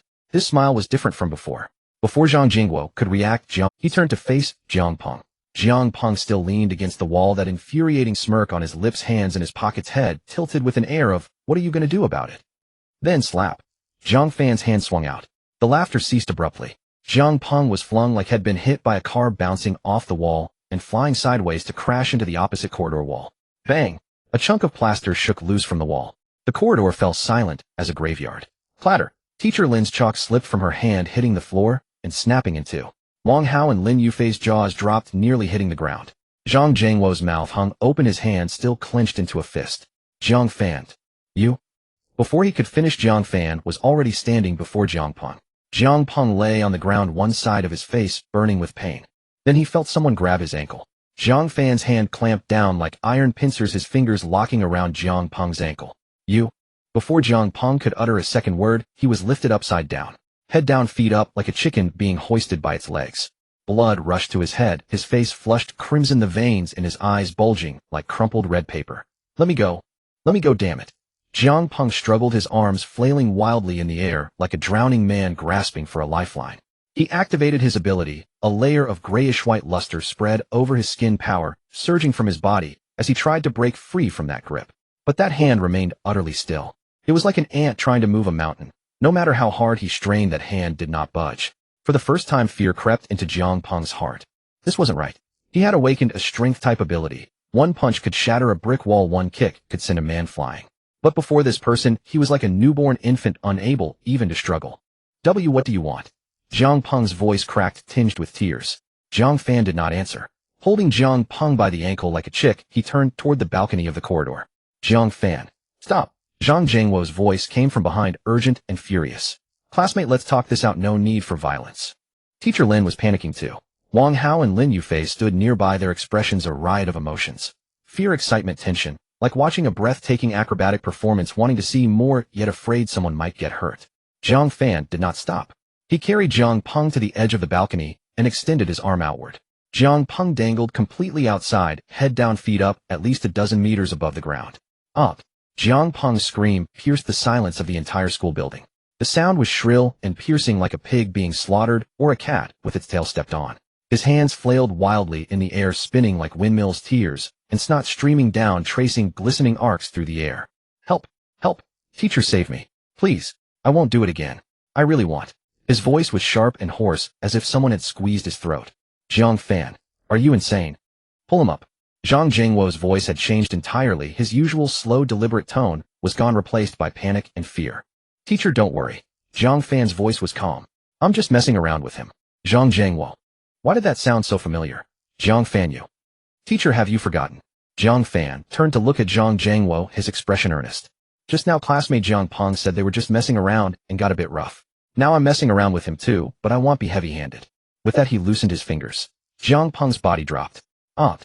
Help! Help! Teacher Lin covered her mouth, her eyes wide as brass bells. Wang Hao and Lin Yufei both stepped forward simultaneously then stopped. They wanted to save him, but their legs were too weak to move. Just as everyone thought Jiang Peng was about to fall, Jiang Fan moved. A stream of white energy surged from his body like a thin mist or a veil of gossamer, instantly enveloping him entirely. That energy was white, not blinding, but carrying a soft texture like winter morning mist illuminated. His feet left the ground. Everyone was stunned. Zhang Jiangwo's mouth hung open, eyes wide as bells, staring at Jiang Fan, floating midair, his mind a blank. Jiang Fan traced an arc through the air like a white bird diving toward the falling Jiang Peng. He was fast, yet steady and precise like a precision-guided missile. When Jiang Peng's head was just a meter from the ground, a hand grabbed his ankle. The fall stopped abruptly. Jiang Peng's head hung less than half a meter from the ground. He could even see the fine cracks in the cement floor. His heart pounded as if it might explode. His mind was blank, leaving only one thought: him not dead. Jiang Fan held Jiang Peng by the ankle, hovering in midair. He looked down at Jiang Peng's face, already drained of all color. Slowly he uttered 2 words: apologize. The voice was not loud, but it pierced Jiang Peng's ears like a nail. Jiang Peng nodded frantically, as if electrocuted. I'm sorry. I was wrong. I shouldn't have hit anyone. I shouldn't have bullied my classmates. I won't do it again. I really won't. His voice was a mix of crying and shouting, tears and snot smeared across his face. Where was that cocky demeanor from before? Jiang Fan looked at him, saying nothing. Thinking Jiang Fan was still unsatisfied, Jiang Peng continued shouting, I'll pay compensation. I'll write a self-criticism. I'll turn myself in. Anything. Just please let me down. Please. Holding Jiang Peng, he slowly flew back to the balcony. He set Jiang Peng down on the ground, like discarding a bag of trash. Jiang Peng collapsed, trembling all over, a large patch of his pants soaked. He kept muttering, I'm sorry, like a broken recorder. Jiang Fan did not look at him again. He turned to face Zhang Jiangwo, standing upright. Teacher, like Wang Hao and the others, I also often hang out with classmate Jiang Peng. That just now is how we usually play. Zhang Jiangwo stared at him, his lips trembling several times. Finally, he took a deep breath, closed his eyes, and opened them again. You little. He pointed at Jiang Fan, then let out a sigh. Go back to the classroom. Yes, teacher. Jiang Fan turned and walked away. After 2 steps, he paused and glanced sideways at Jiang Peng, who was sprawled on the ground. Oh, by the way, next time I'll take you flying higher. Zhang Jiangwo stood on the balcony, watching Jiang Fan's figure disappear around the stairwell corner. Finally, he couldn't help but mutter under his breath. That little brat. Jiang Fan had just returned to the classroom. The boy in the front row turned his head, his eyes sparkling with curiosity. Fan Go, what just happened? I don't know, Jiang Fan said, flipping open his textbook without raising his head. The whole building heard the screams. It was like slaughtering pigs. Another boy leaned closer, lowering his voice. Did you hear it? Before Jiang Fan could respond, there was a commotion at the classroom door. Wang Hao and Lin Yufei walked in, one after the other. Their faces were still swollen, but their posture had changed. In the morning they had walked with their heads down and shoulders hunched like 2 defeated roosters. But now, they stood tall, heads held high, their eyes shining, as if they had transformed into different people. Wang Hao walked straight up to Jiang Fan. He stopped. Jiang Fan glanced up at him. Wang Hao's lips quivered slightly, his face flushed. Fan Go, I was wrong before, I'm sorry. After saying this, he bowed deeply. The classroom fell silent for a moment. Everyone was watching this scene, some with their mouths agape, others wide-eyed, and some even dropped their pens. Jiang Fan looked at him without saying a word. To be honest, the conflict between him and Wang Hao had always ended with Wang Hao getting the worst end of it. He held no grudge against Wang Hao. Moreover, the matters between them were neither big nor small. Water splashing, fighting, mutual disdain. Ultimately, it was all just trivial matters of school life. However, Wang Hao's courage to apologize in front of the entire class was something that surprised him. All right, I forgive you. Just sit down, don't block my studying. Jiang Fan waved his hand dismissively. Wang Hao was taken aback for a moment, then his eyes suddenly turned red. He nodded vigorously, turned, and returned to his seat, wiping his eyes hard as he sat down. Lin Yufei also walked over, not bowing, but with a serious expression. Jiang Fan, thank you. Jiang Fan nodded, saying nothing more. During the next break, there was a steady stream of people around Jiang Fan's seat. Fan Go, what happened? Fan Go, was that scream from Jiang Peng of class 3. Fan Go, if Jiang Peng bullies someone again, will you still intervene? Jiang Fan felt overwhelmed by the questions and decided to ignore everyone. The bell rang for the last class of the afternoon. Do. Jiang Fan's phone rang. He took out his phone, and the screen displayed a call from Li Xiang. Hello, Captain. The military rewards have arrived. Wait for me at the school gate. After hanging up, Jiang Fan packed his things and walked out of the classroom. At the school gate, Xinling was already waiting there, carrying her backpack, her ponytail swaying behind her. You've become famous today. Xinling jumped onto the back seat, wrapping her arms around his waist. The whole school is talking about you. What are they saying about me? Jiang Fan looked at Xinling, puzzled. They're saying you lifted Jiang Peng out onto the balcony on the 4th floor, scaring him so much he wet his pants. Who said that? I remember there weren't many people there at the time. Jiang Fan exclaimed in surprise. The surveillance footage, the cameras outside the classroom were reviewed, didn't you know? Xinling tilted her head to look at him. Smack! He slapped his forehead. Jiang Fan felt frustrated. It seemed he was about to become famous again. Just as he exited the school gate, he spotted someone. The person was standing by the roadside wearing a dark gray jacket, jeans and sneakers, with a single shoulder bag on his back. But Jiang Fan recognized him immediately. Captain Li. Jiang Fan paused for a moment. In his memory, Captain Li was always in black combat gear, mature and steady. Now dressed in casual clothes, his entire aura had changed, appearing much younger. Jiang Fan parked the car by the roadside and Xinling jumped off his back, curiously looking at the person across from them. Jiang Fan, Captain Li smiled and walked over. I almost didn't recognize you in this outfit. Jiang Fan looked him up and down. What's wrong? Don't I look like myself without the combat uniform? No, it's that you look younger. When you wore the combat uniform you looked very mature, but now you only look a couple of years older than me. Surprised too. Captain Li chuckled, then flashed a flirtatious smile at Jiang Fan and Xinling. This is my girlfriend Xinling. Jiang Fan took the initiative to introduce. Xinling's face flushed instantly, her ears turning as red as blood, but she did not object. Instead, she straightened her waist a bit, slightly raised her chin, as if declaring some sort of ownership. You kid impressive, Captain Li said. Captain, don't think too much into it. Jiang Fan quickly changed the subject. Where's the stuff? Captain Li pulled out a small box from his shoulder bag, palm's eyes black, with no markings on the surface. He handed the box to Jiang Fan, his expression becoming more serious. This is a reward from above. This item is quite precious, use it wisely, don't waste it. Jiang Fan took the box, weighted in his hand. It was very light, almost as if it were empty. Can I open it? Open it later, the instructions are inside. Captain Li pressed down on his hand. There are many people here. Jiang Fan nodded and tucked the box into his pocket. By the way, Captain. Jiang Fan thought for a moment, then spoke up. Are there any beasts that need to be eliminated recently? I can help out. Captain Li was taken aback for a moment, then a hint of emotion flashed in his eyes, evidently misunderstanding. He patted Jiang Fan on the shoulder, his tone becoming gentler. Kid, it's good to have such intentions. But it's been quite peaceful lately. The beasts in the city have been mostly cleared out, so we don't need anything at the moment. What about in the future? If there's a need, I'll notify you. Captain Li looked at him and smiled. But you should focus on preparing for the college entrance examination. Don't think about unnecessary things. Once you get into college, there will be more chances to meet in the future. Jiang Fan nodded. All right, I'm leaving now. Captain Li took a few steps, then turned back to glance at Xinling. You kid have good taste. After saying this, he waved his hand and walked away without looking back. Xinling stood there, the redness on her face not yet faded, but the corners of her mouth couldn't help but curl upward. She secretly glanced at Jiang Fan and found him looking at her, as well, quickly shifting her gaze away, pretending to look at the trees by the roadside. Let's go, I'll take you home. Jiang Fan patted the back seat. Xinling got on, wrapping her arms around his waist, her face pressed against his back. What you said earlier. Is it true? What do you mean, true or false?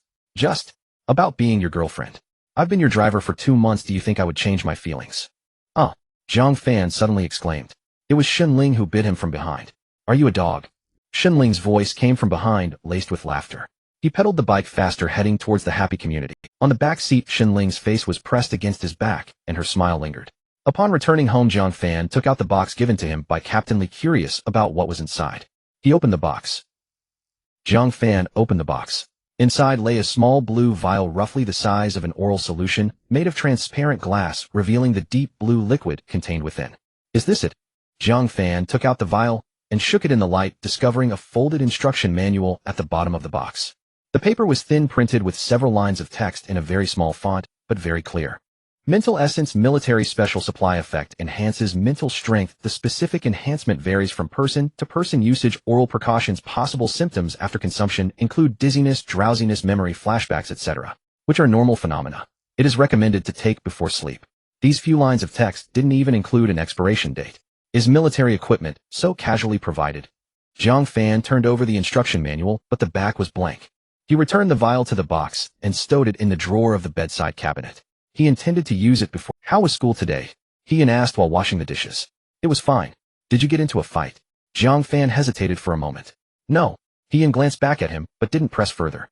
After taking a shower, Jiang Fan lay on his bed and picked up his phone. He exchanged a few pleasantries with Shun Ling. They were simply chatting about trivial matters, but neither wanted to hang up first. In the end, it was Shun Ling who said, "We have classes tomorrow," before they both wished each other good night. Jiang Fan placed his phone on the bedside cabinet, stared at the ceiling for a few seconds, a smile lingering at the corner of his mouth. "Girlfriend," he muttered.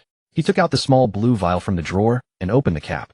The liquid inside had no scent, resembling a bottle of blue water. He brought the vial to his lips, hesitated for half a second, then tilted his head back and swallowed it in one go. The taste was strange, neither bitter nor sweet. It was an indescribable flavor, like drinking a sip of air, yet he could feel something flowing down his throat. Then Jiang Fan's mind felt like it had been put on pause. The light before his eyes suddenly became exceptionally glaring. The ceiling lights, every beam, was vividly reflected on his retina. It wasn't that it had gotten brighter, it had gotten slower. The light within the tubes flowed a motion he had never noticed before, but now he could see it clearly, as if someone had poured a glass of water into the tubes, the light being that water flowing from one end to the other. He glanced at his hand. Every line on his fingers, every hair, was as clear as a high-definition photograph. He could even see a vein on the back of his hand pulsing gently once, twice, as if his heart had been relocated to his hand. He couldn't finish his sentence. Suddenly a flood of information surged into his mind. It wasn't new information, but old memories. Everything that had happened recently rushed through his mind, as if someone had pressed the fast-forward button. Shun Ling kissing his cheek at the school gate, Zhang Jingguo blocking him, the beast in the alley, Captain Li's ice sword, Shin Kongshin's finger, the dance of the void, Wang Hao bowing in apology. Each scene was exceptionally vivid, so clear that he could recall the scent in the air at that time. He didn't know how long this state lasted. Perhaps a few minutes, perhaps an hour. Then Jiang Fan's eyes closed. He fell asleep. When he opened his eyes again, it was pitch black outside. Jiang Fan reached for his phone and checked the time, 3:12 a.m. His head felt a bit dizzy, heavy and swollen. Supporting himself with his arms, he sat up and grabbed the cup from the bedside cabinet. Gulps, gulps. Water flowed down his throat, gradually dissipating the feeling of dizziness. In its place was an unusual clarity. Jiang Fan sat on the bed. He could even hear the sound of cars occasionally passing by on the street below, hear his father's snoring from the next room, and hear the ticking of the second hand on the wall clock. Click, click, click. Each second was crystal clear. "This medicine has quite an effect," he remarked, plunging his consciousness into the genetic system. The panel popped up. Genetic system: host Jiang Fan, physique 95, spirit 34-6, absorbed genes, ordinary ant, tarantula, acquired talents, great strength, beginner, spider sense, beginner, martial art, dragon, elephant, Prajna art, 813, special skill, dance of the void, entry, genetic points 0. Jiang Fan stared at the 34 for several seconds. Rising from 28 to 34, an increase of 6 points. An increase of 6 points in one go. He couldn't quite believe it himself. Previously, the body refinement pill had increased his physique by 5 points, but that was just from 10 to 15. Now that his base mental strength was already at 28, increasing by 6 points at once meant this vial's value was far beyond his expectations. What delighted him even more was that a new prompt had popped up on the panel: mental strength has reached 30 points, unlocking 1 new gene slot, current gene slots 3, currently occupied 2 free slots 1, please choose the third genetic talent. Jiang Fan's mouth curled up.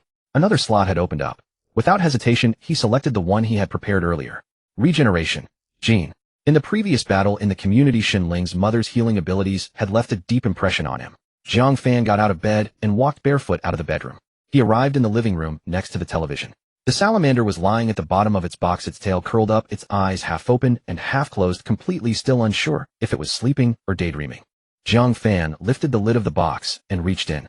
The salamander's legs moved slightly, as if protesting being disturbed. "Sorry about that," Jiang Fan said softly. He pinched its body. With a soft puff, the salamander's body relaxed, and then became completely still. At that moment, a ding sounded in his mind. A semi-transparent panel popped up: successfully absorbed the gene of the Mexican axolotl. Acquired talent: regeneration, beginner. Effect: enhances bodily recovery ability, significantly increases wound healing speed. Limb regeneration ability is currently unavailable, needs to upgrade talent level. As expected, just as I thought. The ant's great strength had transformed into a 5-fold increase for him, rather than the absurd levels of lifting its own weight dozens or even hundreds of times. The axolotl's regeneration ability had remained with him, enhancing his recovery capabilities, but limb regeneration was absent. Jiang Fan wasn't too disappointed. He redirected his focus back to the panel. Current mental strength 34, can accommodate talent count 3. Current talent slots: slot 1 great strength, beginner, slot 2 spider sense, beginner, slot 3 free. Would you like to add regeneration beginner to slot 3? Note: once a talent is added, it cannot be replaced. Please confirm. Confirm. The words on the panel flickered for an instant. Then a strange sensation surged from deep within his body. It was a gentle, slow feeling akin to being immersed in warm water. He could sense that his body was undergoing some kind of change, but he couldn't describe it. It wasn't that he had gained more strength or quicker reflexes, but he glanced down at the scar left on his arm. That scar was from being scratched by a beast's claw in the happy community, who, although it had been healed by Shun Ling's mother, a faint pink mark still remained on his skin. Now that pink mark was visibly fading at a noticeable speed. It wasn't disappearing, but becoming lighter. He stood up, disposed of the salamander's body, and returned to the bedroom. Jiang Fan knew he had gained not just recovery ability, but also a margin for error. The next morning, Jiang Fan stepped out of his bedroom, and Jiang Weiguo was already sitting on the sofa, not going to work. Jiang Fan felt a jolt in his heart. Dad, are you not going to work today? No rush, you'll leave later. He came out of the kitchen with breakfast, glanced at the father and son, placed the bowls on the table, and turned to leave. After finishing his meal, Jiang Weiguo stood up and sat down across the dining table. Did you get into a fight at school yesterday? Jiang Fan's chopsticks paused in his hand. Jiang Weiguo did not respond, but looked at Jiang Fan. Dad, that guy was bullying my classmate first. I know. Jiang Weiguo interrupted him.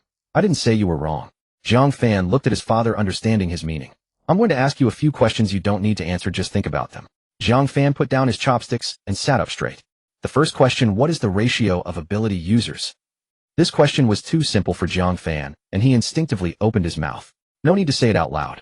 Jiang Weiguo raised his hand to stop him. Just think about it. Jiang Fan swallowed the words that were about to come out.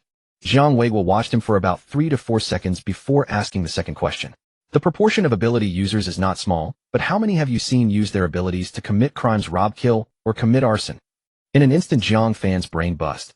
He tried to recall how many reports of ability users committing crimes he had heard from the news, the neighbors, and on television over the years. There were some, but very few. Occasionally, he saw cases of robbery, theft, or assault, but the instances of ability users committing crimes with their powers could be counted on one hand, and most of those cases happened in remote areas and were quickly resolved. He recalled the novels he had read in his past life, where worlds of abilities and martial arts were chaotic and in those worlds the strong were revered, the weak were preyed upon, and the laws were dictated by strength. In those books, ability users were the law and might made right. But this world was different. The ability users here seemed to be quite honest. Something in Jiang Fan's mind seemed to have been illuminated, but it wasn't fully bright yet. Jiang Weiguo quietly watched him without urging. After a while, he posed the third question, his tone calm. There are quite a few ability users, but how many can you see? Or have all the ability users gone? Jiang Fan's pupils slightly constricted. So many ability users? Aside from those who had just awakened in school, he had only seen a few from the ability teams. Where had the rest gone? Dad, Jiang Fan spoke, his voice a bit tense. Are you trying to say? Jiang Weiguo raised his hand to interrupt him. I said you don't need to answer, just think about it. He looked at Jiang Fan, his gaze calm yet wise. Jiang Fan fell silent. He sat there, his mind boiling like water in a pot. 20% of ability users, if that ratio applied nationwide, that was several hundred million. Several hundred million beings capable of extraordinary feats. If chaos ensued, this world would have been in turmoil long ago. But it wasn't, and it was very stable. Stable enough for ordinary people to live their lives normally, stable enough for the presence of ability users to be. What does this signify? It signifies that there is a web so vast that it can cover several hundred million or even billions of ability users. Who has woven this web? Is it the military? Is it the government? Both are possible. But no matter who it is, the conclusion is the same. There is a power so formidable that it makes all ability users bow their heads, maintaining the order of this world. Jiang Fan's back began to break out in a cold sweat. He recalled what he had done at school yesterday. He had lifted Jiang Peng over the balcony on the 4th floor, showing off in front of so many people, feeling quite impressive. But what if that web was focused on him?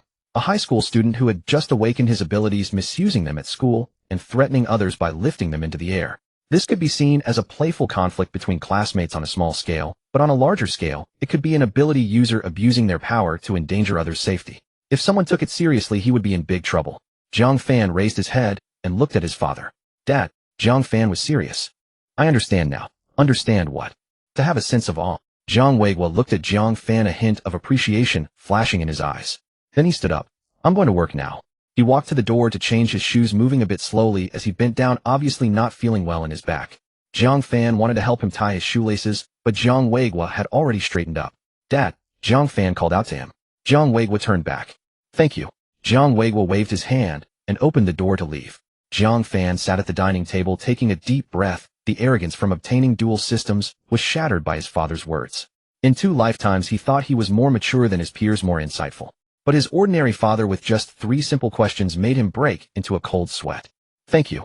Jiang Weiguo waved his hand and opened the door to leave. Jiang Fan sat at the dining table taking a deep breath. Today she had changed her hairstyle, letting her ponytail down over her shoulders. She also wore a white hairpin, looking more demure than usual. The face of that two-dimensional girl from his memories appeared in Jiang Fan's mind again. Why are you so slow today? She jumped onto the back seat, wrapping her arms around his waist. I chatted with my dad for a bit. What did you talk about? About life. Shenling lightly punched his back. Speak in plain language. My dad told me to keep a low profile. Shenling was silent for a second. Your dad really knows you well. Jiang Fan did not refute. Arriving at school, the two parted ways, and Jiang Fan walked towards Class SIX's classroom. He pushed the door open, and everything inside was the same as usual. Some were reading, some chatting, and some were doing homework. Jiang Fan sat down at his desk and took out his textbook. He was still thinking about what his father had said. He thought of Captain Li and Sister Chun. Jiang Fan took a deep breath, opened the textbook, and forced himself to focus. Keep a low profile. He must keep a low profile from now on. Just then a boy in the front row turned around. He whispered a question. Fan Go, I heard you flew yesterday. Jiang Fan glanced at him. You must be mistaken. Impossible, the footage was leaked. You were glowing white, floating in midair. That was just sunlight reflecting off me. He absolutely refused to admit it. No matter who asked, it was just sunlight reflecting off me. After class, Jiang Fan found Zhang Zhengguo's office. Lin Yufei was also in the office. The bruises on Lin Yufei's face had healed a lot. Jiang Fan. Lin Yufei took the initiative to greet him. Thanks for what you did with Jiang Peng. No need to thank me. Lin Yufei hesitated for a moment, as if he wanted to say something. Teacher Zhang arrived. Zhang Jingguo was somewhat surprised to see Jiang Fan and Lin Yufei in the office. Jiang Fan recalled his father's words. To have a sense of awe, he stepped forward. Teacher, I will be more careful next time, and won't make the same mistakes again. Zhang Jingguo touched Jiang Fan's forehead, his expression stern. 28 days until the college entrance examination. Ever since being educated by his father, Jiang Fan has become much more low-key. He did not receive the anticipated retaliation. These past 10 days have been too calm, without any beast encounters or battles. Every day consisted of going to school, coming home, being affectionate with Shenling, and practicing air dance.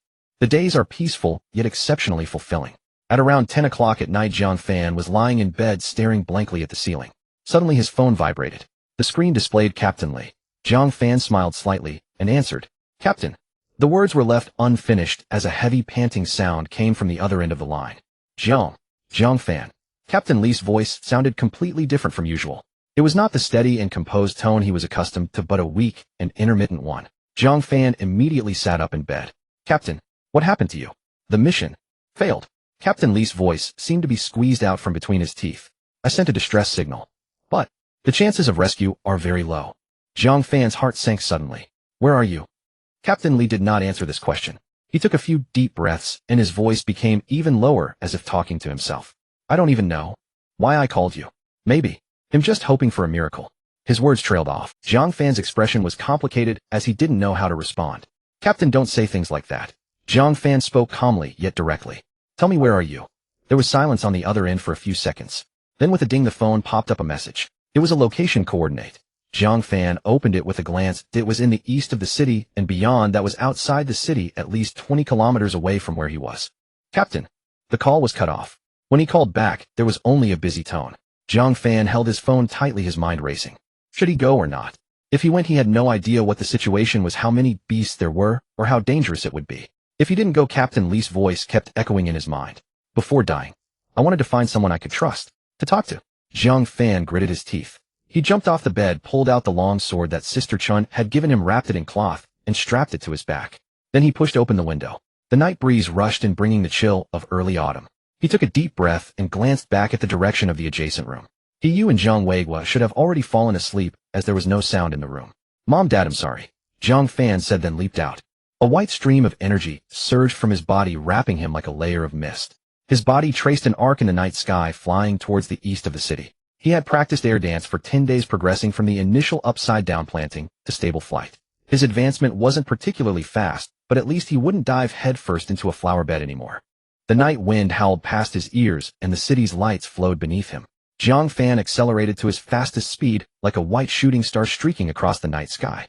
In the east of the city, there was an abandoned factory area. Captain Li leaned against a broken wall, his left hand unable to conjure an ice sword, with only wisps of cold air weakly dissipating from his fingertips. His black combat suit was torn in several places, blood seeping through and dyeing the fabric a deep brown. His right pant leg was ripped open, revealing a deep wound on his calf, with muscles underneath trembling faintly. Sister Chen sat beside him, a large sword resting on her knees, its blade covered in blood. Her face was pale, lips dry, but her gaze remained fierce. Old Zhao appeared to be in the worst condition. He leaned against another wall, his shield thrown at his feet, covered in claw marks, the deepest one, nearly splitting the shield in half. His left arm hung limply, unable to exert strength, with a bleeding hole in his shoulder. Among the three, they were protecting a woman. In her 20s, she was very beautiful. Even in such a dire situation, her face remained clean, with her hair casually tied in a low ponytail. She held tightly onto a silver metal box, which was not large, about the size of a shoebox, with several buttons and a row of indicator lights on top. Behind the woman stood two young people, one male and one female, appearing around 18 years old, dressed in school uniforms. Despite the fear on their faces, they were not in a state of panic. Instead, they looked resolutely at the factory's main gate. Li Xiang, the woman, spoke. Her voice was calm, too calm for someone trapped in ruins who could be torn apart by beasts at any moment.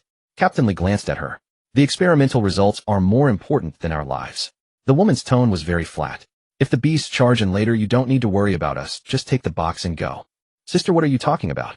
You're my sister, how could I just abandon you? Li Wei, yes, this woman is Captain Li. I'm serious. So am I. The two stared at each other for 2 seconds. Li Wei did not speak again, but her grip on the box tightened. The girl student behind them said firmly, the teacher is right, this experiment is really important. Even if we die, we must ensure the results of the experiment. The male student glanced at her, his voice trembling slightly, yet equally resolute. What Teacher Li said is right, we must protect the results of the experiment. Sister Chen turned to look at them, sighing. Captain, when will support arrive? Captain Li remained silent for a few. I don't know. Then you. Intuition, just treat it as a dead horse trying to be a live horse. After all, having one more hope is better than having one less. Li Xiang's voice was very light, as if he were speaking to his companions, or perhaps talking to himself. Old Zhao grunted beside him, unsure if it was from pain or laughter. You do seem quite confident in that, kid. Captain Li did not respond. He leaned against the broken wall and looked up at the night sky. The moon tonight was round and bright, its lights spilling over the ruins, turning everything silver white. They could see outside by the moonlight. The howls of beasts echoed from a distance, growing closer. Sister Chen tightened her grip on the large sword, struggling to stand, but her legs weakened, and she sat back down. Captain Li took a deep breath, raised his left hand, and conjured 2 icicles the length of fingers at his fingertips. What can this thing do? Li Wei placed the metal box on the ground, one hand pressing down on it, while the other pulled out a folding knife from her pocket and flicked open the blade. It was a small folding knife, the blade not even as long as her palm. She held the knife in front of the box. The male student behind her gathered a blade of wind beside him. The female student had nothing in her hands, but a dagger flew around her, moving slowly. Everyone was guarding it. In the distance, the howls of beasts grew closer. Li Xiang closed his eyes. Many images flashed through his mind. When he was the same age as Jiang Fan, he awakened his powers for the first time, so excited that he couldn't sleep all night. Later, he was admitted to university to pursue better opportunities and joined the volunteer army in his first year of enrollment, then was assigned to the city defense team.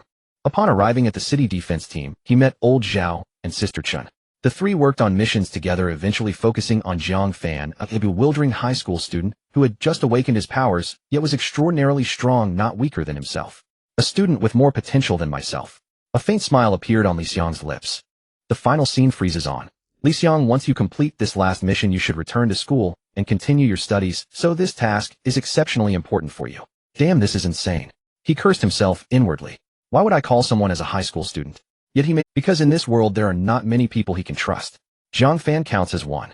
Although the kid is only 18, although he has only awakened for over 2 months, and although his abilities are insignificant compared to true powerhouses. But Li Xiang's intuition told him that Jiang Fan could be trusted, that he could lead them out of this crisis. Roar. A low growl came from outside the ruins, very close enough to hear the sound of the beast's claws on the broken bricks. Captain Li opened his eyes. It's here.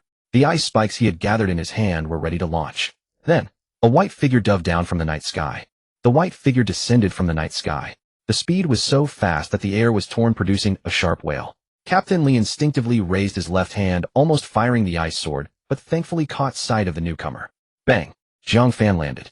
The broken bricks and dust were lifted by the shockwaves, spreading outward like ripples. He crouched, his right hand on the ground, left knee on the ground, a classic superhero pose. Then he stood up, waved his hand near his mouth, and fanned away the rising dust. Did I arrive late? Captain Li's mouth hung open, his eyes wide. So fast. The tension that had been taut for hours completely relaxed at this moment. He had imagined Jiang Fan might come running, or biking, or finding a motorcycle. Never in his wildest dreams did he think the kid would arrive flying. Flying. You. Li Xiang opened his mouth, but couldn't find the words. Sister Qin's expression wasn't much better. The large sword rested on her knee, her hand still gripping the hilt, but her whole body was frozen like a stone statue. She stared at the layer of white energy slowly dissipating around Jiang Fan, then looked up at the flight path in the night sky that hadn't completely vanished. This kid. Her voice was dreamy. Can fly. Old Zhao's reaction was the most direct. He leaned against the broken wall, his left arm hanging, blood still seeping from the wound in his shoulder. But the moment he saw Jiang Fan descend from the sky, he chuckled. Ha ha ha. Cough cough cough. Huh. He laughed while coughing blood, pointing at Jiang Fan. You kid. Is your appearance so cool? Jiang Fan glanced at him. Brother Zhao, you're injured like this, and you're still worried about how cool I am. Old Zhao's smile was frozen on his face. Jiang Fan ignored him and scanned the crowd. Then he saw the two students, one male and one female, wearing school uniforms, looking about the same age as him. The girl's hair was loose with several gray smudges on her face, but her eyes were bright. A dagger was slowly circling around her, moving at a slow speed, swaying like a butterfly that had just learned to fly. Not the low-level stuff like remote object manipulation, but genuine control of objects with thought. Television stated that the probability of awakening this ability was less than 1 in 100,000, and every awakened individual had inevitably not the low-level stuff like remote object manipulation, but genuine control of objects with thought. Television stated that the probability of awakening this ability was less than 1 in 100,000, and every awakened individual had inevitably become a top powerhouse. He forgot her name, but remembered her face. And beside her the boy had gathered a blade of azure wind, slowly rotating the edges, emitting a faint hiss like a snake flicking its tongue. Wind-type abilities, equally impressive. 2 words sprang to Jiang Fan's mind: genius. Either one of these two placed in their school would be the center of attention. Now both appeared here, simultaneously guarding that silver box. What are you looking at? Captain Li's voice came from beside him, weak, yet tinged with mockery. Jealous of them? Jiang Fan withdrew his gaze, crouched down, and said nothing, reaching to lift the collar of his battle suit to check the wound on his chest. 3 claw marks extended from his left shoulder to his right ribs. The flesh opened, and the blood had half coagulated, but there was no infection. It should have been frozen by an ice-type ability. He looked over at Sister Chun and Old Zhao again. Sister Chun mainly seemed drained with no severe external injuries. Old Zhao's shoulder had been pierced by something. It was unclear if it had injured the bone, but the bleeding had also stopped. Severely injured, but not life-threatening. Jiang Fan concluded. He stood up and turned to look at the woman holding the silver box. In her 20s, very beautiful, even in such a dire situation, her face remained clean. She wore a white lab coat, the cuffs stained with blood, but she appeared very composed, calm, to the point of not seeming like an ordinary person trapped among the ruins. She was also looking at Jiang Fan. Her gaze held scrutiny, surprise, and a hint of something unnameable. You are. She spoke, her voice calm, but laced with doubt. Jiang Fan replied. Captain Li added from the side. Sister, he is the person I told you about. Li Wei furrowed her brow for a moment before relaxing. She stared at Jiang Fan for 2 seconds, then did something that surprised everyone. She lifted the silver box in her arms and handed it to Jiang Fan. You take this and go. Jiang Fan looked at the box, then at her. What? Experimental results. Li Wei's tone was urgent. It's more important than our lives. You can fly, you move the fastest. Don't worry about us. Take the box to the city defense team headquarters and hand it over to someone named. Sister. Captain Li interrupted her. Jiang Fan waved his hand and replied, first, I am not your subordinate and have no obligation to follow your orders. Second, I saw reinforcements on the way. If all goes well, we can hold out for 20 minutes until they arrive. Third, no matter how important this thing is, since you could produce it once, you can produce it a second time. Your lives matter. Fourth, and the last point, I won't run off with something unrelated to me, leaving my companions' lives behind. After saying this, he glanced at Li Wei, then turned to Old Zhao. Brother Zhao, can you still fight? Old Zhao shook his head, feeling somewhat ashamed. Jiang Fan said no more, walked over and hugged Old Zhao, white energy rising once more. He carried Old Zhao up to the beams of the dilapidated factory over 20 meters above the ground, so that no one would notice there was someone up there if they didn't look closely. After landing, he looked at the crowd, the meaning clear. Who else cannot fight? Do you know how important this thing is? Li Wei came back to her senses, her voice rising. This is the effort of many people over many years. Jiang Fan still ignored her and turned to Sister Chin. Sister Chin, can you fight? No problem. Captain. No problem.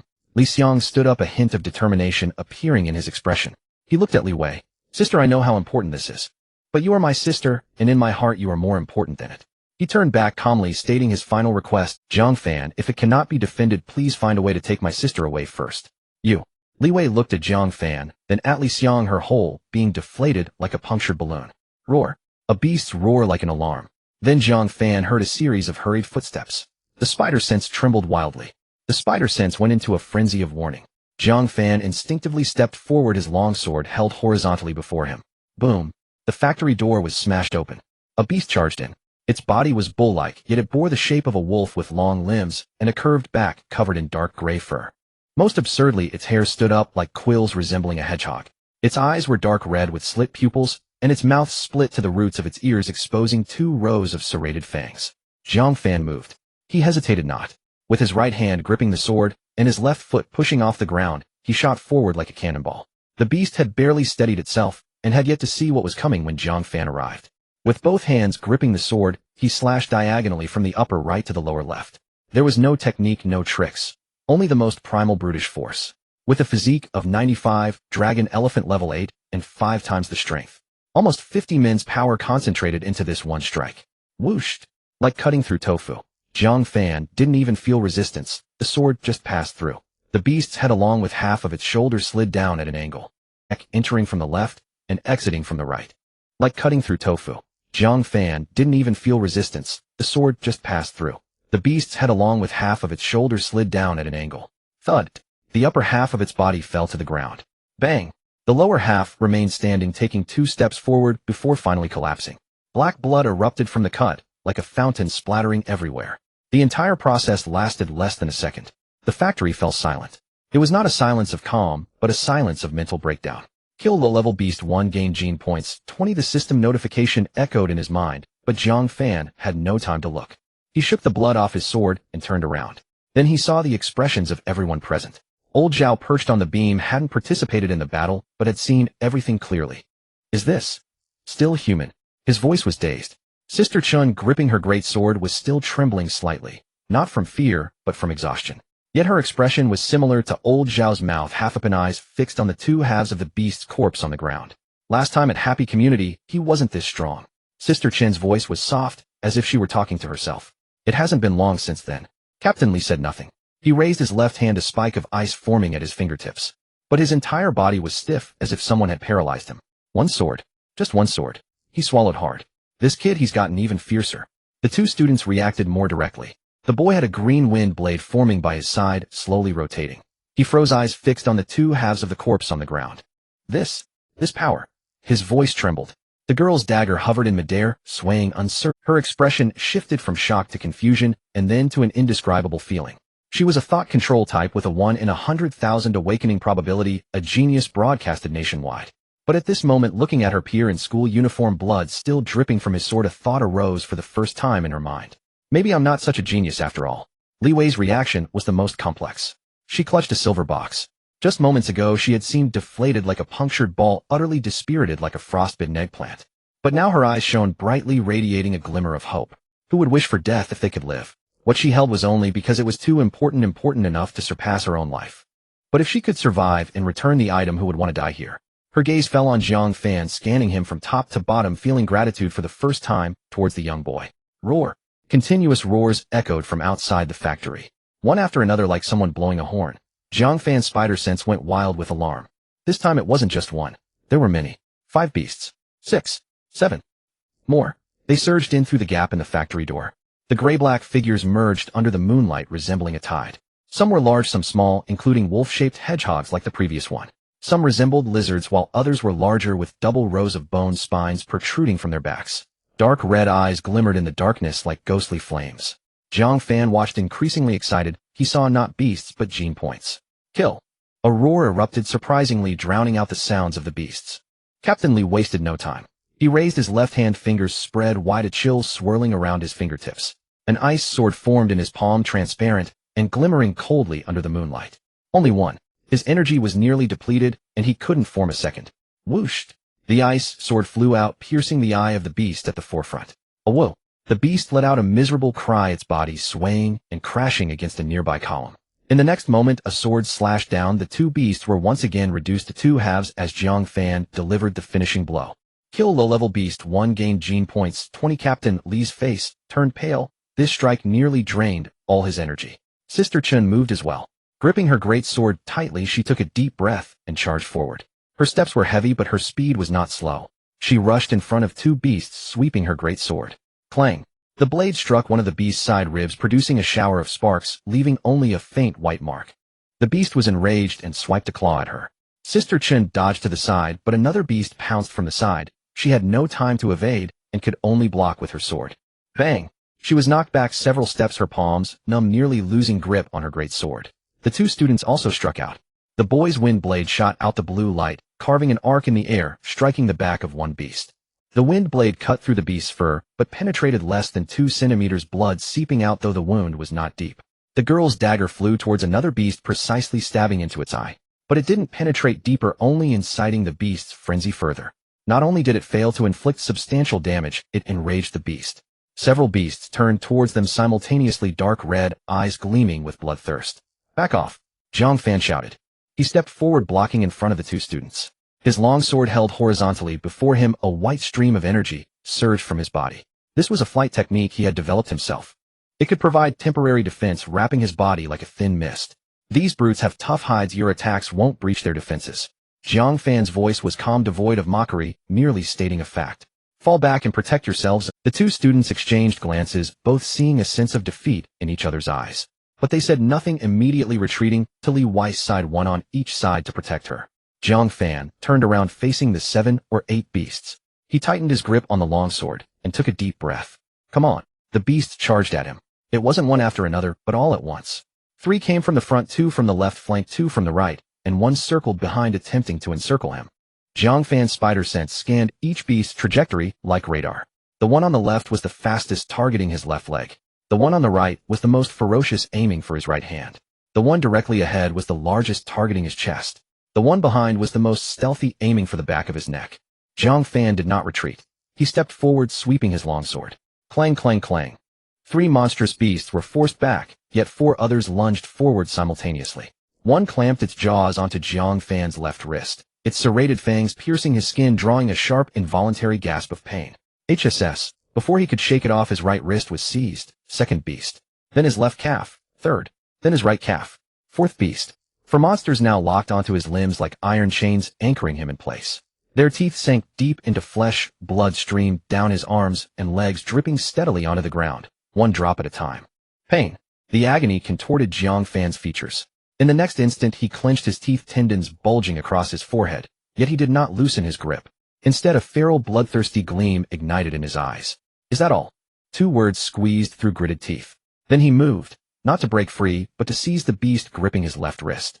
His 5 fingers locked onto its upper and lower jaw, and with a savage twist he wrenched them apart. Crack! Its maw split open by sheer force. Ignoring his wounds, Jiang Fan seized the beast's head and swung it like a bludgeon, hurling it straight into the one biting his right wrist. Thud! 2 skulls collided with a heavy, hollow sound, like melons smashing together.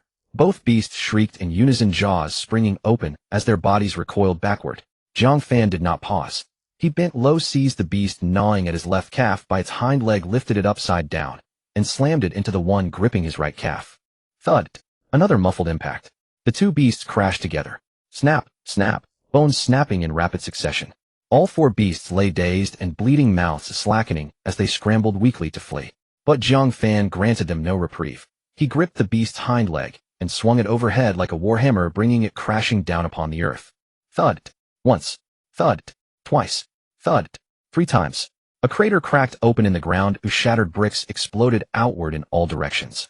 The beast's cries faded, the snapping of bone grew ever more frequent, until with the final blow Jiang Fan drove its skull deep into the crater. Silence. Low-tier monster defeated. 4 genetic points gained. 80. Jiang Fan released his grip and rose to his feet. His limbs bore deep, ragged bite marks, blood coursed down his arms and legs, some wounds so severe they exposed glistening muscle beneath. Yet he did not even glance at them. His regeneration ability had already activated. A creeping itch spread across his wounds, like swarms of ants crawling beneath his skin, as flesh slowly knit itself together and bleeding ebbed. Jiang Fan lifted his gaze toward the remaining beasts. His eyes burned with escalating ferocity. The monsters instinctively retreated, a single step backward. They feared him. This human, cornered for beasts latched onto his limbs, had not fallen. Instead, he had shattered all 4. What manner of monster was he? Jiang Fan planted his right foot and launched himself forward like a cannonball. Moonlight glinted coldly along the edge of his sword. 3 more beasts fell, again. Low-tier monster defeated, 3 genetic points, gained 60 from beyond the factory walls. The distant roar of armored vehicles echoed through the night. Reinforcements had arrived, but the battle was already over. Jiang Fan stood alone amid the corpses of 7 or 8 beasts, breathing heavily in great ragged gasps. His sword stabbed deep into the ground, propping up his trembling frame. Blood dripped from his fingertips. His limbs still throbbed, but thanks to regeneration, the bleeding had ceased. Captain Li leaned against the broken wall, watching Jiang Fan's backlit silhouette. A faint smile tugged at his lips. This kid. His voice was soft, laced with quiet amusement. Truly a damn monster. Shun Jie said nothing, only slid her greatsword back into its sheath and collapsed onto the ground with a long, weary exhale. The 2 students stood beside Li Wei, one on her left, one on her right, like silent gate guardians. The boy's wind blades had long since dissipated. The girl's dagger lay abandoned on the ground. They stared at Jiang Fan, not with awe nor envy, but with a stark, sobering clarity. So far behind I still am. Li Wei cradled the silver case in her arms. Her fingers finally relaxed just slightly. She looked at Jiang Fan, then at the scattered corpses, and lastly turned her gaze to Li Xiang. Your friend is formidable. Captain Li smiled faintly, but offered no reply. Jiang Fan turned and limped slowly toward the exit. His spider sense still pulsed, and more beasts remained. Sword in hand, he strode toward the doorway, each step sending searing pain up from his soles. Yet he gritted his teeth and uttered no sound. In an instant he struck, blind yet guided flawlessly by instinct. He raised his sword and brought it down hard upon the ground. Clang! Sparks erupted. HSSSS. A serpentine monster coiled upward. His blade had not severed, it only struck true against its armored hide. Fall back now, Jiang Fan roared. In that moment he grasped the creature's lethality. A 3-hanglong black-scaled serpent reared skyward, its scales gleaming like cold, hardened metal under the moonlight. Its triangular head lifted, high eyes locking onto Jiang Fan, its tail-tip spine gouged deep furrows into the earth, coiled, poised, ready to strike. No retreat. Jiang Fan surged forward, feet driving into the ground, cracking it open in jagged fissures. With strength 50 times that of an ordinary adult unleashed at full capacity, his power peaked instantly. The serpent's head shot forward like a bullet. Jiang Fan's spider sense screamed in warning. He twisted sideways, evading the lethal strike, then reversed his wrist, swinging his sword sideways with crushing force, cleaving precisely into the gap between the serpent's neck scales. Clang! The beast recoiled in agony, its massive body thrashing violently, its spiked tail whipping across the ground. Jiang Fan leapt, white chi swirling around him as he activated his skydancing art. Midair he drove a devastating kick into the serpent's spine, its colossal form crashing down with thunderous force, scattering stone and dust upon impact. Before it could rise, Jiang Fan's sword descended again, plunging straight down along the serpent's vital 7th-inch scale line, amplified by both raw strength and aerial momentum to peak velocity. The 7th-inch pierced. Jiang Fan sprang back, while the serpent writhed violently upon the earth, convulsing until after an agonizing span it lay still, lifeless. A system notification chimed softly. Mid-tier monster defeated, 1 genetic points, gained 100. Jiang Fan landed lightly and turned his gaze toward the others. What seemed like minutes had passed in mere heartbeats. Before anyone could react, the fight ended, and all stood stunned, staring at what had just unfolded. Jiang Fan dragged his exhausted body forward, limping toward Li Xiang, then knelt beside him and examined the wound across his chest. Figures in black combat gear leapt from the vehicles and sprinted toward them. Rescue has arrived. Jiang Fan spoke, and then his legs gave way. Jiang Fan rose and glanced once more toward the factory gates. In the darkness, several armored vehicles carved bright, white beams across the night. Figures in black combat gear leapt from the vehicles and sprinted toward them. Rescue has arrived. Jiang Fan spoke, and then his legs gave way. He collapsed onto the ground. Hurts like hell. He glanced down at his 4 limbs, each marked with grotesque bite wounds, and winced. Li Xiang watched him, lips pressing tight, then broke into a grin. You were quite the stoic act earlier, weren't you? That was for their benefit. Li Xiang laughed harder, then clutched his chest, wincing in fresh pain. Shun Jie shook her head, though the corners of her mouth lifted involuntarily.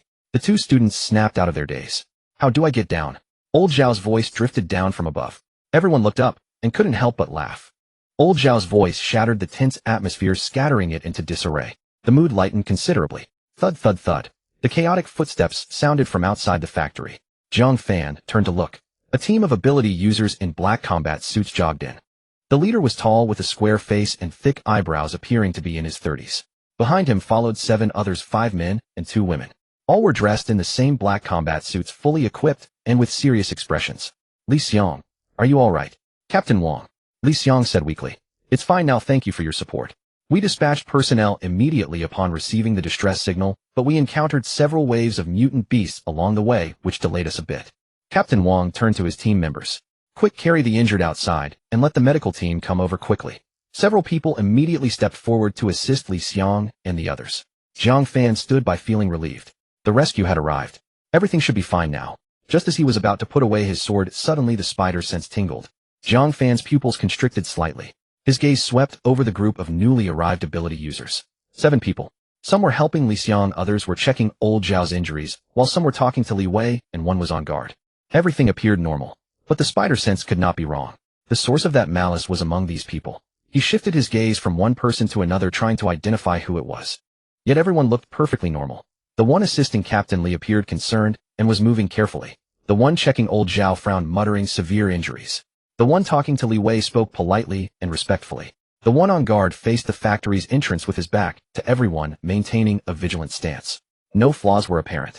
Jiang Fan withdrew his gaze, not daring to look again.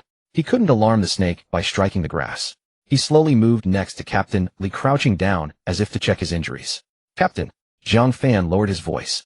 Li Xiang glanced at him, noticing his unusual expression, and his eyes instantly sharpened. What is it? There's something off about the newcomers. Jiang Fan's voice was low enough for only the two of them to hear. I sense malice, but I can't discern who it is. Captain Li's pupils suddenly constricted. His fingers twitched slightly, yet his face bore no expression, still looking weak. Are you certain? Absolutely. Captain Li paused for a second. Then he took a deep breath, propped himself up a bit, and beckoned to Li Wei. Sister, come here for a moment. Li Wei, who was speaking with Captain Wang, frowned slightly upon hearing his voice, but still approached. What is it? Captain Li grasped her hand, pulling her down to crouch beside him, then leaned in close to her ear, speaking in a very low voice. Jiang Fan says he senses danger. Li Wei's body stiffened momentarily. Her expression unchanged, she turned to look at Jiang Fan. As if waiting for confirmation. Jiang Fan nodded slightly. Li Wei remained silent for a few seconds. Her gaze swept over the group of ability users from Captain Wang to the last guard. Each face ran through her mind. Then she looked back at Jiang Fan. Her eyes reflected scrutiny, hesitation, and struggle. She handed the silver box to Jiang Fan. Take this. Jiang Fan looked down at the box, then back up at her. What do you mean? You take it and leave first. Tomorrow, if we're still alive, you come to the city defense team to find us and return the box to me. If we're not around anymore. She paused. Deliver the box to the headquarters of the city defense team and give it to someone named Zhou Yuanshan. He is the head of our laboratory and will handle it. Jiang Fan stared at the box, then at Li Wei. Are you throwing a hot potato to me? Not throwing, but in trust. Li Wei's tone was very serious. You can fly, and you move the fastest. Moreover, you're not part of the city defense team. No one will notice you. Jiang Fan opened his mouth, wanting to say something, but Li Wei had already shoved the box into his arms. The moment he held the box, he felt a heaviness in his arm. It was not the weight of the object, but a heaviness in his heart. Go quickly. Don't look back. Jiang Fan glanced at her, and then at Li Xiang. Captain Li said nothing, only nodded slightly. The gesture was light, but Jiang Fan understood what he wanted to convey. I'm counting on you. Fine then. Jiang Fan tucked the box under his arm and stood up. White air flowed from his body, Fine then. Jiang Fan tucked the box under his arm and stood up. White air flowed from his body, enveloping him like a thin mist. He took one last look at Li Wei and Captain Li. Stay alive. After saying that, he leaped into the air. The white figure shot up like an arrow, instantly piercing through the broken hole in the factory roof, disappearing into the night. Just as he took off, Captain Wang turned sharply, his gaze following the white figure, his expression changing drastically. Someone flew away. Behind him, a team member on guard suddenly moved. The person had been facing the factory entrance, looking perfectly normal and vigilant. But at the exact moment Jiang Fan took flight, his body pivoted sharply, raising his right hand, a dark light gathering at his fingertips. Bang! Sister Chen's great sword blocked in front of him. The sword body stood between him and Jiang Fan's. Escaped the sound of metal clashing echoing in the factory. What are you doing? Sister Chen's voice was cold. The person's action paused for a moment, an expression flickered across his face, but quickly returned to normal. Him chasing that person. He took away the experimental results. Who told you he took the experimental results? Li Wei's voice came from the side, calm as a still pond. We haven't reported yet. How do you know what's in the box? The factory fell silent for a moment. All eyes were focused on that person. Captain Wang frowned, looking at the team member, his gaze filled with suspicion, scrutiny, and a hint of disbelief. Zhang Heng, how do you know what's in the box? The team member named Zhang Heng's face changed. His lips moved as if wanting to say something, but ultimately remained silent. Jiang Fan was unclear about what happened next. He flew towards the city holding the silver box. Adjusting his grip, he held the box tighter. The white air surrounded him, tracing a faint trajectory in the night. He glanced down at the city below. Thousands of lights flickered like a turned-over starry sky. Where to hide it? Jiang Fan's mind raced. Take it home. No, that's too dangerous. What if someone comes to his home? He couldn't guarantee the safety of Hiyun and Zhang Weigua. Put it at school. Absolutely not. That place is crowded, and if he lost it, who would he go to find? Leave it at Xunling's house. No, he couldn't involve her. After thinking for a long time, Jiang Fan finally sighed. First go home and keep it with me. After saying that, he sped up towards home. As he neared home, he slowed down and landed silently outside his bedroom window. The window was still open. He climbed in and shoved the box beneath his bed. Sitting down heavily on the bed, he let out a long breath. He looked down at his arm. The bite marks had mostly. His regeneration talent had stopped the bleeding and the wounds had formed a thin scab. He stood up, walked to the window, and closed it tightly. Then he lay back on the bed staring at the ceiling. One thought kept swirling in his mind. It seems I've gotten myself into some big trouble. Jiang Fan lay on the bed, gradually calming down. He replayed the events of the day in his mind, from receiving Captain Li's call to battling the exotic beast and accepting Li Wei's commission. Jiang Fan looked down at his injuries. The bite marks had scabbed over, and his regeneration talent had dealt with the wounds quite well. This recovery speed, and it's only at the initial level. How terrifying would the intermediate be? He couldn't help but feel grateful for choosing the axolotl gene. Finally, he thought of a woman holding a silver box, Captain Li's sister Li Wei. Jiang Fan was equally curious, unsure what kind of experimental subject could compel so many to risk their lives to protect it. What a hassle! Jiang Fan turned over facing the wall, yet the corner of his mouth curled up. Those two students, geniuses of the mind control system with a 1 in 100,000 awakening probability. The top students of the wind-based abilities appeared before him like toddlers just learning to walk. Suddenly, he recalled a line from a novel in his past life. Geniuses merely meet my threshold. In the face of my system, everyone is an ordinary person. He closed his eyes and immersed his consciousness into the gene system. A semi-transparent panel sprang forth. Gene system. Host Jiang Fan. Physique 95. Spirit 34. Absorb genes: common ant, bird, spider, Mexican axolotl. Acquired talents: great strength, initial spider sense, initial regeneration, initial cultivation method, dragon, elephant, Prajna art, 813. Special skill: sky dance technique proficient. Gene points 280. Jiang Fan stared at the line sky dance technique proficient for several seconds. My. He was taken aback, thinking he had misread. Rubbing his eyes, he looked again. Sky dance technique proficient. When did it advance? He recalled that he had flown quite a distance tonight, and during the battle he had used the sky dance technique to accelerate, change direction, and kick the snake in midair. He must have accumulated enough proficiency through practical experience for it to automatically upgrade. Saved 50 points. He started calculating how to spend the 280 points. To ascend to the 9th layer of the Dragon Elephant Prajna art required 90 points. There was no need to spend points on the sky dance technique for now, with the enhancement of Spider, since the speed of practicing flight techniques was much faster than he had anticipated. He believed that it wouldn't be long before the sky dance technique would advance again. Then let's add to the Dragon Elephant Prajna art first. Jiang Fan no longer hesitated. Gene points required for the 9th layer of Dragon Elephant Prajna art 90. Would you like to add points? Add. A warm flow surged from deep within his body. This time the sensation was much gentler than before, not because he had grown accustomed to it, but because his physique had strengthened, improving his tolerance. It was like the water he once found too hot to drink had become just right as he grew up. The power surged from the base of his spine, passing through the lumbar, thoracic, and cervical vertebrae, finally spreading to his limbs. The numbers on the panel also changed. Physique 105, Spirit 36 again. Jiang Fan did not stop. Gene points required for the 10th layer of Dragon Elephant Prajna art 100. Would you like to add points? Add. This time the sensation was much more intense than before. He could distinctly feel every muscle and every bone being reshaped. Crack, crack, crack. The bones made noises, but they were not sounds of breaking, they were sounds of reorganization. It felt as if someone had meticulously tightened all the loose parts within his body. He became more solid and dense from the inside out. He didn't know how long had passed. Jiang Fan opened his eyes and looked at the panel again. Physique 115, Spirit 38, Cultivation Method, Dragon Elephant Prajna art 1013. Remaining gene points 90. Physique 115, Spirit 38. With the 5-fold enhancement of the great strength talent that amounted to 575. The strength of 57.5 fully grown adults concentrated in his body. With this punch of mine, Jiang Fan clenched his fist. I should be able to turn a cow into minced beef. I mustn't become arrogant. His father's words echoed in his mind. One must have a sense of reverence. He took a deep breath and turned off the panel, gazing out the window as another thought emerged. What about Captain Li and the others now? With this thought, Jiang Fan picked up his phone only to find the screen was black. He pressed the power button, but there was no response. Out of battery. Jiang Fan was taken aback. He hurriedly rummaged for the charger and plugged it in. The screen lit up, and then, buzz, buzz, buzz. The phone vibrated wildly. Messages popped up one after another. Jiang Fan picked up his phone and saw that they were all system messages. Missed calls Li Xiang 12. Text messages Li Xiang 3. He quickly called back. Beep. It rang once before being picked up. You finally returned my call. Captain Li's voice came through the receiver, noticeably relaxed. My phone, just charged it. I thought something happened to you. Jiang Fan could hear the worry in Captain Li's words warming his heart. Is everything okay over there? The traitor has been found out. Jiang Fan's spirit instantly sharpened. Who? Zhang Hong. Jiang Fan recalled, unsure who it was. Li Xiang paused. But he ran away. Ran away. Jiang Fan's voice rose several degrees. How did he escape? He had accomplices. On our way back with the captured individuals we were ambushed, there were at least 5 of them, all ability users well-equipped and coordinated. Jiang Fan's brow furrowed. Did anything go wrong on your side? No fatalities, but several were injured. Old Zhao has been hospitalized again. His shoulder was already injured and got hit again. Captain Li's tone carried a sense of helplessness. What about your sister? She's fine in the boxes with you, so she's actually safer.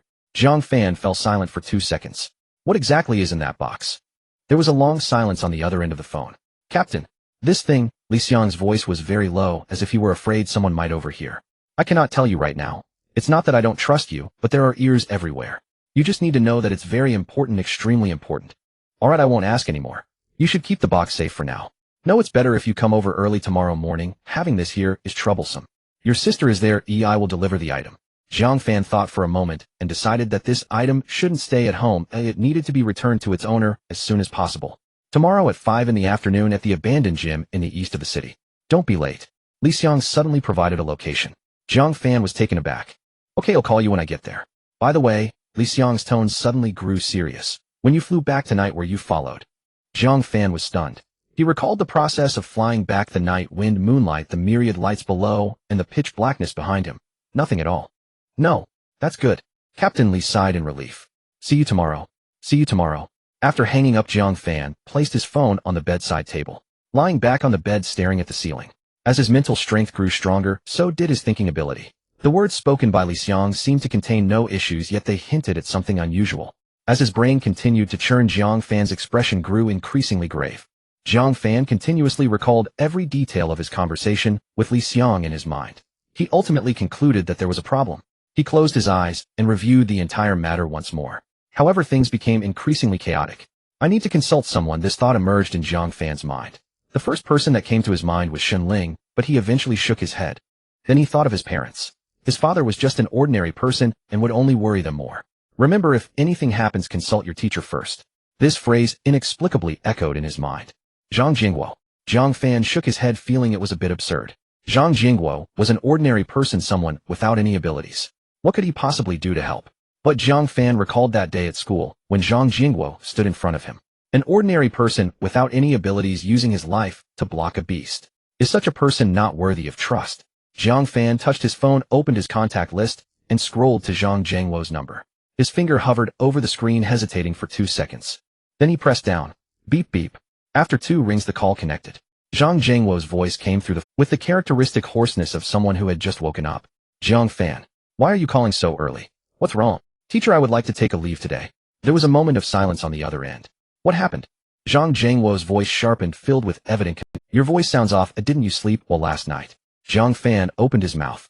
He recalled Zhang Jingguo lying on the ground, half-opened eyes looking at him, murmuring the words, "Go quickly."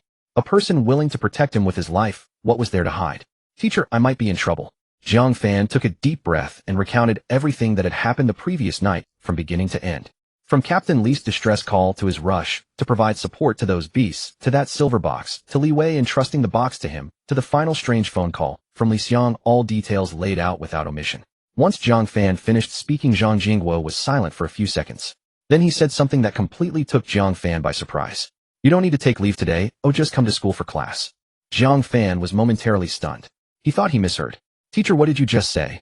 I said come to class. Zhang Jingguo's tone was calm and equally serious. Jiang Fan's mind struggled to comprehend. Teacher, I have a box here that many people are trying to seize. I know. Zhang Jingguo interrupted him. You told me I heard everything. Then why do you still want me to? What else? Zhang Jingguo's voice rose slightly. You are a senior student with only about 30 days until the college entrance examination. Why would you take leave now? Hide away. Crouching with the box running away. What about your college entrance examination? Jiang Fan was left speechless by the question. But teacher, the box. He'll help you with the box. Zhang Jingwo's tone returned to calm. But your current task is to attend class, not to play the lone hero. Jiang Fan opened his mouth. Finally, he said, Teacher, are you sure? So, I should attend class. Yes. What about the box? Bring it with you. Bring it to school. What else? Leave it at home, waiting for someone to steal it. Jiang Fan was momentarily choked. This logic seemed to make sense. All right, enough talking. Pack your things, go to class, and don't be late. The call ended. Jiang Fan held his phone sitting on the edge of his bed, lost in thought. Then he stood up, stuffed the silver box into his backpack, zipped it up, and slung it over his back. The backpack felt a bit heavy, but to him it was as if he wasn't carrying anything at all. He pushed open the door, and He-Yun was already busy in the kitchen. Mom, I'm leaving. So early. Breakfast isn't ready yet. He'll buy something on the way. Jiang Fan said before stepping out. The morning air was cool, and the wind brushed against his face, clearing his messy mind a little. He rode his bicycle, and when he reached the entrance of Xingfu Community, Shenling was already waiting there. Did you not sleep well last night? Shenling hopped onto the back seat, wrapping her arms around his waist, her face close to him. You have such dark circles under your eyes. Yeah, I had insomnia. What were you thinking about that caused insomnia? Thinking about you. You're lying. Shenling lightly punched him on the back, but her voice carried a hint of laughter. You have no feelings at all. Jiang Fan's mouth twitched. When did this girl become so observant? Are you really okay? Shenling asked again, her tone becoming more. I'm really okay. Shenling was silent for 2 seconds, not asking further. She simply leaned her face against his back, her hands tightening around his waist. Upon arriving at school, Jiang Fan parked his bike in the shed, parted ways with Shenling, and walked toward Class SIX's classroom. The first class in the morning was Zhang Jingwo's. The school bell rang, and Zhang Jingwo walked into the classroom as the bell sounded. He was wearing a light gray polo shirt today, and his complexion looked somewhat better than in the previous days. His left side still moved a bit awkwardly as he walked, but it was much smoother than before. Class is starting. Stand up. Good morning, teacher. Sit down. Zhang Jingwo placed the lesson plan on the podium, his gaze sweeping across the entire class, pausing for a moment on Jiang Fan. Jiang Fan sat in the second-to-last row by the window, his textbook spread out before him as he stared at the blackboard. But his mind was not on the blackboard. He was thinking about the box, Li Xiang's words from the phone call, and why Zhang Jingwo was so calm. Jiang Fan. Zhang Jingwo's voice came from the podium. Jiang Fan snapped back to reality. Here. For the third question, what do you choose? Jiang Fan looked down at the textbook, flipping through 3 pages before finding the third question. See. Wrong. Choose a. Zhang Jingwo looked at him expressionlessly. Pay attention in class, don't lose focus. Yes, teacher. Jiang Fan lowered his head, his ears turning slightly hot. The class bell rang. Jiang Fan, come to my office for a moment. Zhang Jingwo picked up his lesson plan and walked out of the classroom without looking back. Jiang Fan stood up and followed behind. There were no other teachers in the office. Zhang Jingwo sat down in his chair, took out his phone from the drawer, scrolled through it a few times, then lifted his head to look at Jiang Fan. Did you bring the stuff? I did. Jiang Fan patted his backpack. Let me see it. Jiang Fan hesitated for a second. He still opened his backpack. He pulled out the silver box from inside and placed it on Zhang Jingwo's desk. Zhang Jingwo glanced at the box, but did not touch it. He picked up his phone and dialed a video call. Beep. Beep. After 2 rings, the call connected. Zhang Jingwo turned the phone around the screen, facing Jiang Fan. The call connected, and a cheerful voice came through. Beep. Beep. After 2 rings, the call connected. Zhang Jingwo turned the phone around the screen, facing Jiang Fan. And Jiang Fan's mouth dropped open upon seeing the person on the screen. The screen displayed a face he had only seen on television.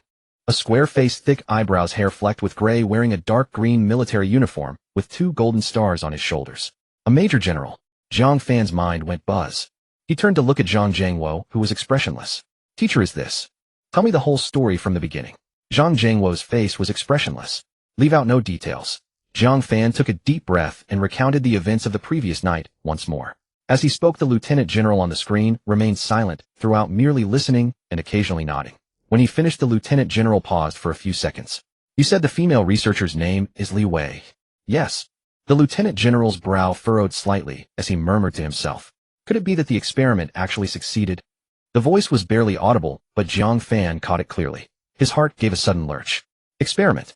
Succeeded. Those 2 words linked together, spoken by a lieutenant general, clearly indicated that this matter was far from simple. All right. The lieutenant general looked at Jiang Fan with a stern expression. Keep the item safe for now. Don't hand it over to anyone. Jiang Fan was taken aback. Including Captain Li. Including him. The lieutenant general's tone brooked no argument. Unless Li Wei comes to retrieve it herself, don't give it to anyone who asks. Then this afternoon, he'll send someone to assist you. Jiang Fan glanced at Zhang Jingguo. Zhang Jingguo gave a slight nod. All right. Jiang Fan put the case back into his backpack. The video call ended. Zhang Jingguo placed his phone on the desk and looked at Jiang Fan. Feeling reassured now, Jiang Fan opened his mouth, unable to describe his feelings at that moment. The person on the video call was a lieutenant general, and the man before him had contacted a lieutenant general with a single phone call. Even a fantasy novel wouldn't dare to write such a plot. Teacher. Jiang Fan looked earnestly at Zhang Jingguo. Who exactly are you? Zhang Jingguo returned his gaze, his face impassive. Your homeroom teacher. He stood up and patted Jiang Fan on the shoulder. All right, go back to class. Remember, come to me first if anything happens. As Jiang Fan walked out of the office, his mind was still in a daze. In that moment, he suddenly understood why an injury that should have taken 3 months to heal had recovered in just half a month under Zhang Jingguo's care. He walked to the end of the corridor, leaned against the window, and took a deep breath. Keep a low profile. The lieutenant general who had just finished the call with Jiang Fan instructed his aide, summon Xiaoshan. The subordinate saluted. Shortly after, a knock came at the door. Enter. Xiaoshan stepped into the room and saluted. Xiaoshan, there's a task for you. Board J100.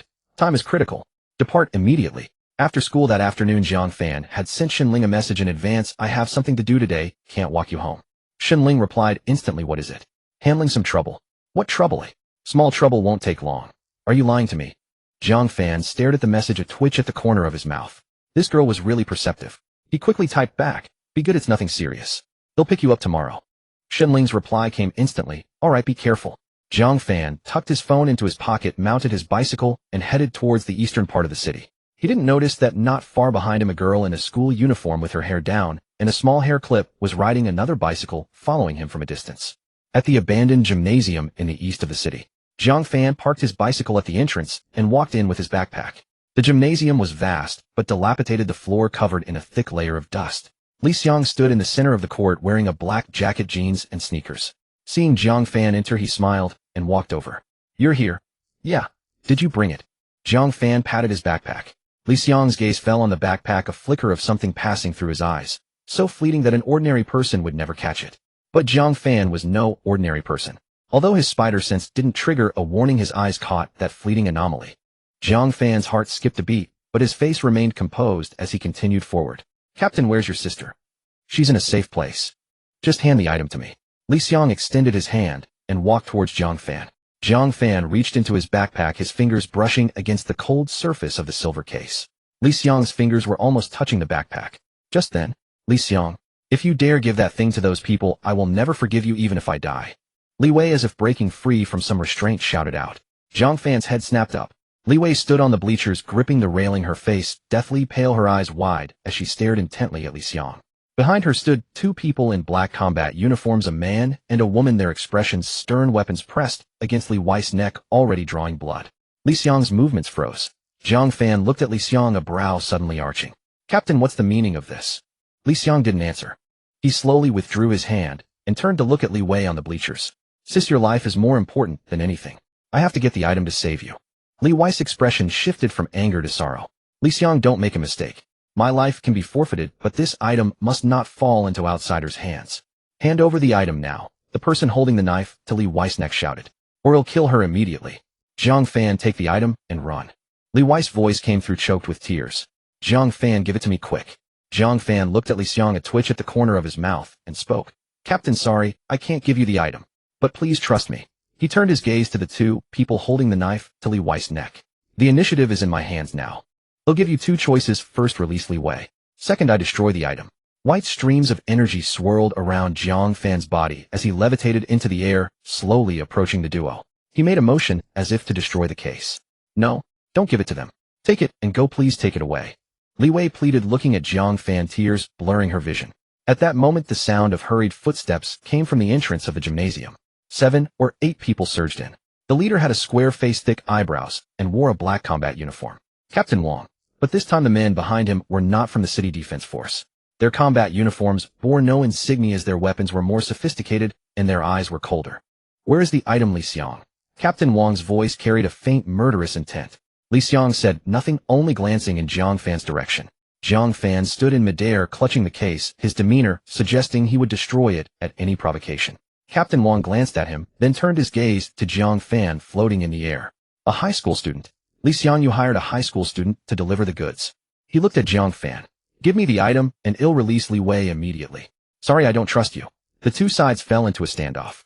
Suddenly Jiang Fan's spider sense screamed a frantic warning. Without hesitation, Jiang Fan hurled the object in his hand downward. No. The first to cry out was surprisingly Li Wei. No. Captain Wang shouted simultaneously.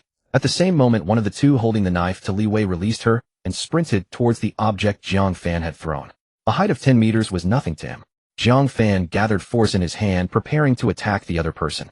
Suddenly, a bolt of lightning struck down, directly hitting the other person holding the knife to Li Wei. Jiang Fan turned his head to look. It was Xinling. Damn, how did she get here? The thought flashed through his mind, but his hands didn't stop.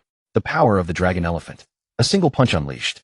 The force from the 10th level of the dragon elephant Vajra art was far stronger than the 7th. Coupled with the fact that this person was struck by lightning, he was utterly defenseless. The heavy force slammed into the chest of the black-clad figure. Boom. A shrill cry rang out. The hostage-taker's internal organs were instantly shattered. All strength suddenly left his limbs, and he tumbled down from the second floor. Jiang Fan flew towards Li Wei, and in the moment she was stunned, he scooped her up and flew towards Xinling's direction. Yet the instant Jiang Fan left his original position, an arrow struck the very spot where he had been standing. Li Wei was embraced by Jiang Fan. She struggled fiercely, her eyes blazing with fury. If looks could kill, Jiang Fan would have been torn to shreds at that moment. Let me down. Right away. Let me down. Jiang Fan landed beside Xinling and set Li Wei down. As soon as her feet touched the ground, Li Wei ran back. Oh no. A chilling scream escaped from Li Wei's mouth. At that moment, the silver box and the two who had kidnapped her had vanished from the gym. She turned around and grabbed Jiang Fan's clothes. Why? Why must you hand over the item? Why, oi? Jiang Fan firmly grasped Li Wei's shoulders. Are you insane? Let go of me. Li Wei was relentless. Do you know how important that item is, eh? Do you know how many people's years of effort went into this? Tears streamed down her cheeks, flowing down her face, but she did not wipe them away, merely glaring at Jiang Fan, wanting to vent all her emotions. That's fake. Jiang Fan interrupted her. Li Wei's voice caught in her throat. She opened her mouth, tears still hanging on her face. What did you say? Fake. Jiang Fan said again. The box is fake. I prepared a fake to Li Wei's voice suddenly became softer, as if she were talking to herself. You? She became incoherent. Jiang Fan ignored her further as his spider sense began to alert him again. He looked up, following the direction of the signal. Who is it? It was that assassin. No, the person had already fled. Jiang Fan frowned. There are others. This thought flashed through his mind, but he had no time to ponder it. Because Li Xiang was already struggling. The 7 or 8 people brought by Team Wang had surrounded Li Xiang. Li Xiang raised his hand, conjuring 5 ice swords. Spinning around him. Li Xiang, if you let your sister hand over the item, I'll spare your life. Team Wang's voice was filled with coldness. Li Xiang said nothing. He glanced at Jiang Fan. That look was understood by Jiang Fan. Take her away. Jiang Fan gritted his teeth, torn in his heart. At that moment, boom, the gym's door was smashed open by something. Several military vehicles drove in through the entrance. The doors opened simultaneously. Dozens of people jumped down from the vehicles, all dressed in black combat uniforms. Unlike Team Wang's people, their arm patches were embroidered with a sword and a shield. Shen Tsongshan stepped out from the rear seat of the middle vehicle. His gaze swept across the scene, stopping momentarily on Li Xiang, then on Team Wang, then on the assassin, and finally landing on Xinling. Xinling stood behind Jiang Fan, gripping the sleeve of his school uniform with both hands, her head peeking out. The moment she saw Shen Tsongshan, her eyes brightened. Dad. She had just opened her mouth to call out one word. In that moment of distraction, whoosh. A sharp sound pierced through the air. Jiang Fan's spider sense prickled, as if someone had stabbed him with a needle, causing all the hair on his back to stand on end. He did not hesitate. His body leaned forward, blocking Xinling. An arrow shot out from the left front, piercing through his left shoulder. Jiang Fan glanced down at his shoulder. The arrow penetrated through the scapula and exited below the collarbone, the tip, stained with blood, swaying in the air for a moment before disappearing. Yes, it disappeared. Along with the arrow shaft and feathers, the entire arrow vanished, as if it had never existed. But the hole in Jiang Fan's shoulder remained. Blood gushed from the wound, flowing down his arm and dripping onto the ground. Jiang Fan. Xinling was in a panic. She pressed her hands against his wound, her palms instantly soaked with blood. What are you doing? Who told you to block it? Her tears fell like scattered beads. Don't cry. Jiang Fan gritted his teeth. It's not a serious injury, it will be fine in a few days. He spoke lightly, but the wound was alarming, as it was a penetrating injury, The arrowhead grazed the collarbone just 2 centimeters away from the artery. Shenling did not believe him. She turned to call for Xiaoshan, but before she could open her mouth, Jiang Fan pressed her head down. Get down. Jiang Fan pushed her down to the ground, while his other hand pulled Li Wei down as well. The three of them lay on the ground, Jiang Fan shielding them, looking up towards the direction from which the arrow had flown. The left front. There was nothing. The wall was a wall, the ground was the ground, the air was air. It's a superhuman. Li Wei's voice came from behind, sounding like a different person. A stealth-type ability capable of concealing their form and presence. Jiang Fan turned to glance at her. Can you see them? He asked. I can't see them. Li Wei shook her head. But when they move, they create slight disturbances in the air. They briefly become visible during attacks. Jiang Fan recalled the moment the arrow had shot out. Indeed, at the instant the arrow appeared, it seemed as though something had flashed in the air. Jiang Fan stood up, positioning himself in front of Shenling and Li Wei. Just then Xiaoshan moved. He did not look at Jiang Fan, did not look at Shenling, and did not look at the invisible assassin. He stood beside the military vehicle, the hem of his coat fluttering slightly behind him. Then he extended his right hand, pointing towards a spot 20 meters ahead. He gently grasped. Crack. The sound of bones breaking. A burst of blood mist erupted in the void, as if someone had been crushed out of thin air. After the blood mist dissipated, a corpse lay on the ground. Dressed in a black bodysuit, wearing a mask, still holding a bow in hand. Xiaoshan retracted his hand, his expression unchanged. He looked at Jiang Fan, then glanced at Shenling. Shenling lay on the ground, her face covered in tears, her school uniform soaked with Jiang Fan's blood. The corners of Shenkangshan's eyes twitched slightly. At that moment his gaze changed. His eyes were icy yet seemed to blaze with fierce fire. His gaze swept towards Team Wang and the others. Team Wang's complexion changed. The 7 or 8 people behind him began to retreat. Xiaoshan did not speak. He raised his right hand, extending his index finger, aimed at Team Wang. Team Wang's pupils constricted sharply, instinctively wanting to dodge. But it was too late. No, it was impossible to evade. Shenkangshan's finger gently tapped. Team Wang's body froze. Then a hole appeared in his chest. Team Wang looked down at his chest, then looked up at Xiaoshan. He fell down. Xiaoshan retracted his hand, his gaze sweeping over the remaining individuals. Do you still wish to resist? No one answered. Those wearing unmarked combat uniforms seemed to be frozen for a few seconds before one by one they dropped their weapons to the ground. Xiaoshan did not make another move. He turned and walked towards Shenling. When he reached a few of them, he tilted his head to look at Li Wei. You are Li Wei? Yes. Li Wei stood up straight, very calm. Where is the item? It's... Li Wei glanced at Jiang Fan. It's with him. Xiaoshan looked back at Jiang Fan. Jiang Fan took the silver box out of his backpack. This time it was real. Uncle Shun. Xiaoshan did not take it. He said to Jiang Fan, hand it to her. Jiang Fan did not hesitate for a moment, decisively handing the box to Li Wei. Li Wei took the box, casting a complex look at Jiang Fan. Take these people away. Xiaoshan spoke. Yes. Several people in black combat uniforms immediately sprang into action. Some went to restrain those brought by Team Wang, some went to examine the 2 corpses, and some went to check Li Xiang's injuries. Xiaoshan looked at his daughter, trying to force a smile. Girl, are you alright? Dad, why are you back? Shenling looked at Xiaoshan with red-rimmed eyes. Dad, there's an urgent mission. Ooh, I have to leave right away. Jiang Fan pressed his wound. He looked at Xiaoshan, a hint of surprise flashing in his eyes, not expecting that the one arranged from above was actually his future father-in-law. Xiaoshan turned to look at Jiang Fan, a complex light flickering in his eyes, falling silent for a few seconds. How serious is your injury? It's just a superficial injury, nothing serious, that will heal in a few days. Xiaoshan nodded. A military doctor dressed in a white coat approached Jiang Fan, who was being supported by Shenling. Take off his clothes, the doctor instructed, opening a silver medical box neatly filled with various instruments and medicine bottles. Shenling helped Jiang Fan remove his clothes, her movements a bit awkward. Xiaoshan watched the entire process, his back teeth grinding audibly. The doctor leaned in to take a closer look, frowning slightly. A penetrating injury. His voice carried a hint of surprise. The arrow grazed the collarbone. If it had been just 2 centimeters off, it would have hit an artery. You're a lucky one, kid. Shenling listened nearby, her eyes reddening as tears threatened to fall. The doctor retrieved a spray bottle from the medical box. He sprayed it on the wound a couple of times. A cooling sensation seeped into the skin, significantly alleviating the pain. This is a specially formulated hemostatic spray from the military, far superior to civilian versions. As the doctor spoke, he used tweezers to clean the wound with a cotton ball. But your wound. His movements paused. It's already started to heal. Your physique is quite good, Jiang Fan casually remarked. The doctor glanced at him, but didn't ask further. Jiang Fan moved his left shoulder slightly. The bandage was a bit tight, but it felt much better than before. Thank you, he said. The doctor waved his hand dismissively and walked away with the box. Jiang Fan turned his head and saw Xiaoshan standing nearby talking to Li Wei. Li Wei held the silver box, standing straight, with a composed expression. After about 2 minutes, Xiaoshan turned and walked toward Jiang Fan and Xinling. He stopped in front of Jiang Fan, his gaze first landing on Jiang Fan's bandaged left shoulder, then moving to his face. "Is it taken care of?" Xiaoshan asked. "Yes, the military doctor handled it," Jiang Fan replied, standing up straight to present himself more energetically. Xiaoshan nodded, remaining silent for 2 seconds. "You did well today." Jiang Fan replied calmly. "The task is urgent. I need to escort her back." He glanced in Li Wei's direction. "I won't see you off. Dad, can't you stay home a bit longer?" Xinling looked at Xiaoshan with a pitiful expression.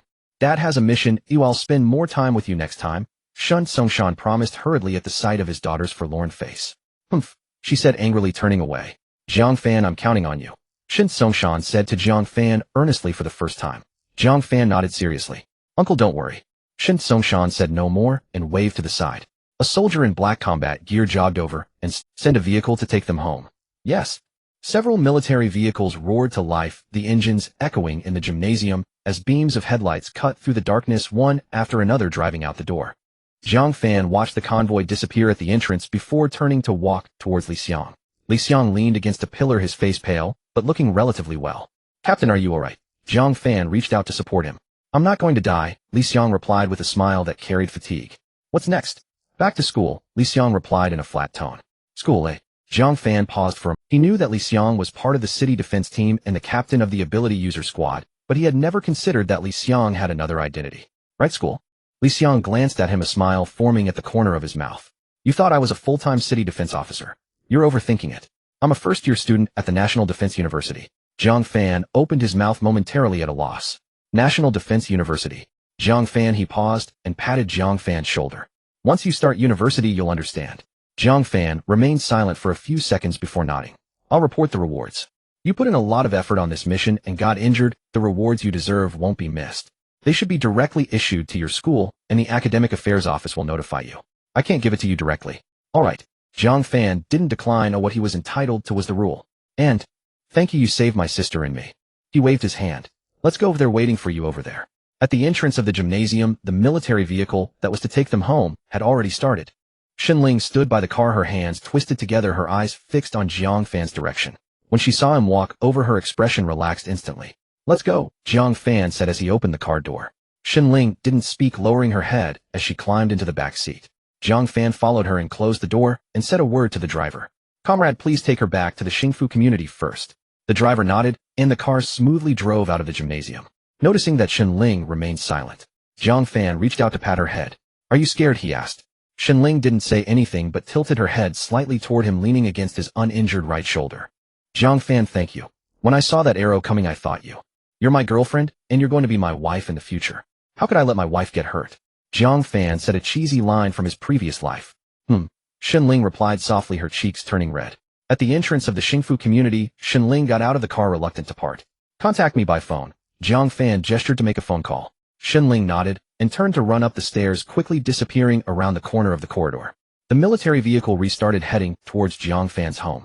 By the time they arrived, it was still not dark outside. Jiang Fan pushed the door open. He-Yun and Zhang Weiguo had not yet returned. He breathed a sigh of relief and quickly walked into the bedroom. He took off the bloodstained school uniform, crumpled it, and stuffed it at the bottom of the laundry basin, rinsed off the sweat and dirt from his body with cold water, and changed into a clean outfit. The bandage was wet, but he didn't remove it. With his regeneration ability, the wound would heal quickly. He sat on the edge of the bed and took out his phone to dial Zhang Zhengwo's number. Beep beep.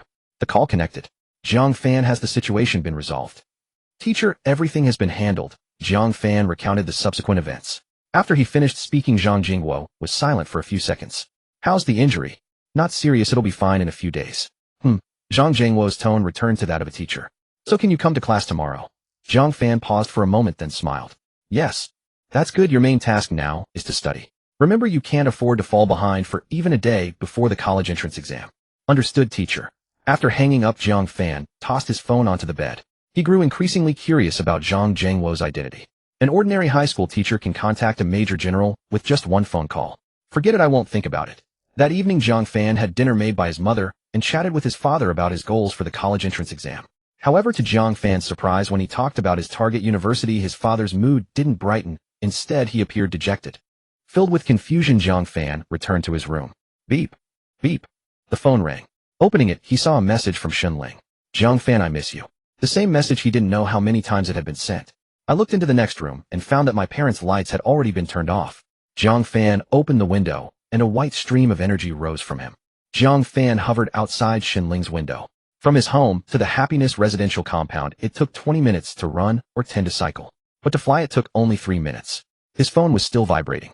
Messages popped up one after another. Jiang Fan, I miss you. Why aren't you replying to me? Are you asleep? Alright, good night. The corner of Jiang Fan's mouth lifted slightly as his fingers swiftly typed on the screen. I'm outside your window. The moment the message was sent, he heard footsteps approaching from inside the room. With a swoosh, the curtain was pulled aside. Shenling, dressed in a pale pink nightgown with her hair loose, still bore the flush of having just lain in bed. She poked her head out the window, and the instant she saw Jiang Fan truly suspended in midair, her eyes lit up. You? Why are you here? Coming to her senses, she hastily opened the balcony window, her voice filled with both surprise and concern. You're still injured? Looking at her anxious, exasperated face filled with deep concern, a wave of warmth surged through Jiang Fan's heart. I missed you. I couldn't help it. His voice was soft, carrying an almost imperceptible tenderness. A faint blush crept onto Shenling's face as she averted her gaze and mumbled softly. You're too reckless. Before she could finish, Jiang Fan stepped forward, gently opening his arms. He carefully embraced her shoulders, his movements restrained and tender, without the slightest impropriety. Shenling's body stiffened for a moment, then slowly relaxed. She gently raised her hand, lightly placing it on his arm, without pushing him away. Moonlight streamed in through the window, falling upon them gentle and serene. They embraced quietly, neither speaking, with only the evening breeze softly rustling the balcony curtains, carrying the warmth of spring. After a while, Shenling gently pushed him away, her cheeks still flushed. Go back now. You're still injured, and you need to get up early tomorrow. Jiang Fan looked into her eyes and nodded. He reached out and gently ruffled her hair. All right, as you say. He'll watch you sleep, and he'll leave once you're fast asleep.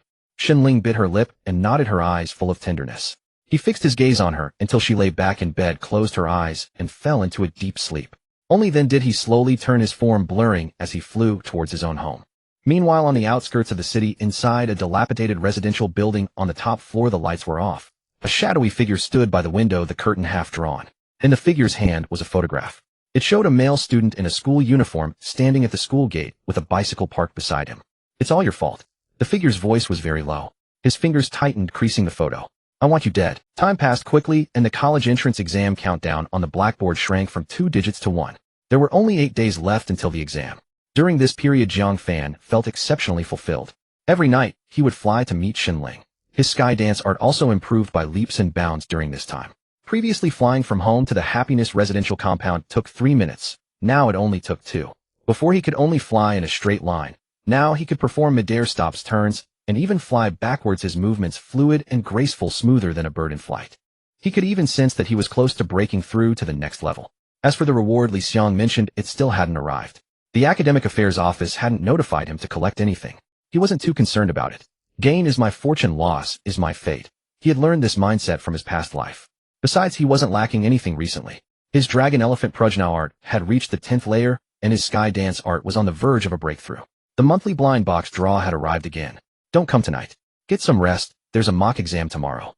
Jiang Fan replied with 3 words. As you say. He placed his phone on the bedside table, closed his eyes, and sank his consciousness deep within his body. That door was still there. Quiet and imposing like an ancient bell sunk at the bottom of the sea, it opened punctually every month, never forgetting. Jiang Fan took a deep breath. Staring at the door, he suddenly felt a bit nervous. Last month he had drawn the sky dance art, a good find. What could he draw this month? Draw. He probed forward with his will. The door opened a crack.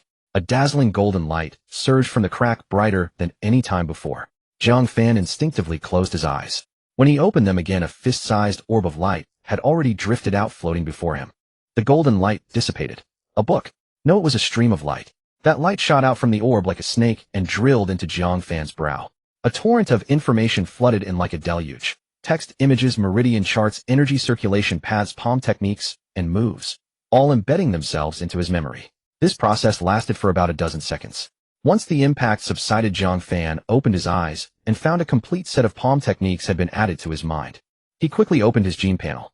Gene System Host Jiang Fan Constitution 115 Spirit 38 Absorbed Genes Common Ant Tarantula Axolotl Acquired Talents Herculean Strength Basic Arachnid Sense Basic Regeneration Basic Cultivation Art Dragon Elephant Prajna Art 1013 Special Skill Sky Dance Art Proficient Martial Technique 18 Dragon Subduing Palms Not Yet Started Gene Points 90 Jiang Fan stared at the 5 characters 18 Dragon Subduing Palms 18 Dragon Subduing Palms. Yes, it was those 5 words.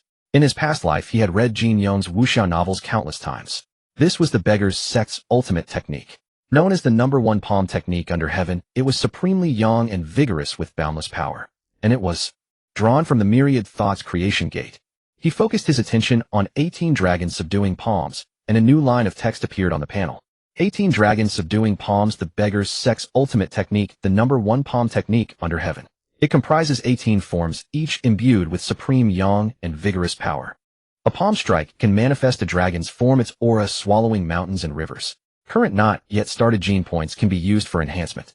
Gene points required to start 30 note 18 dragon subduing palms demands an extremely high constitution. The stronger the constitution, the mightier the palm technique. Jiang Fan stared at this annotation, a smirk curling on his lips. With a constitution 10 times that of an ordinary person plus the quintuple Herculean strength talent, and the 10th layer Dragon Elephant Prajna art, as a foundation, even Xiao Feng would have to call him Big Brother. Forget it, let's just try one form first. He didn't hesitate. Detected cultivable martial technique 18 Dragon, subduing palms, current level, not yet started, use gene points for enhancement. Gene points required 30, enhance. He willed it. A warm stream of energy surged from his dantian.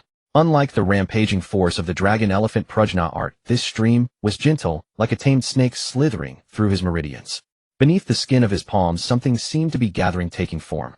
The entire process took less than 5 seconds. When he opened his eyes again, his body felt completely different. It wasn't that his strength had increased, but his body had become a weapon with his palms as the pinnacle. He extended his right hand, spread his fingers, and attempted to channel his internal energy towards his palm.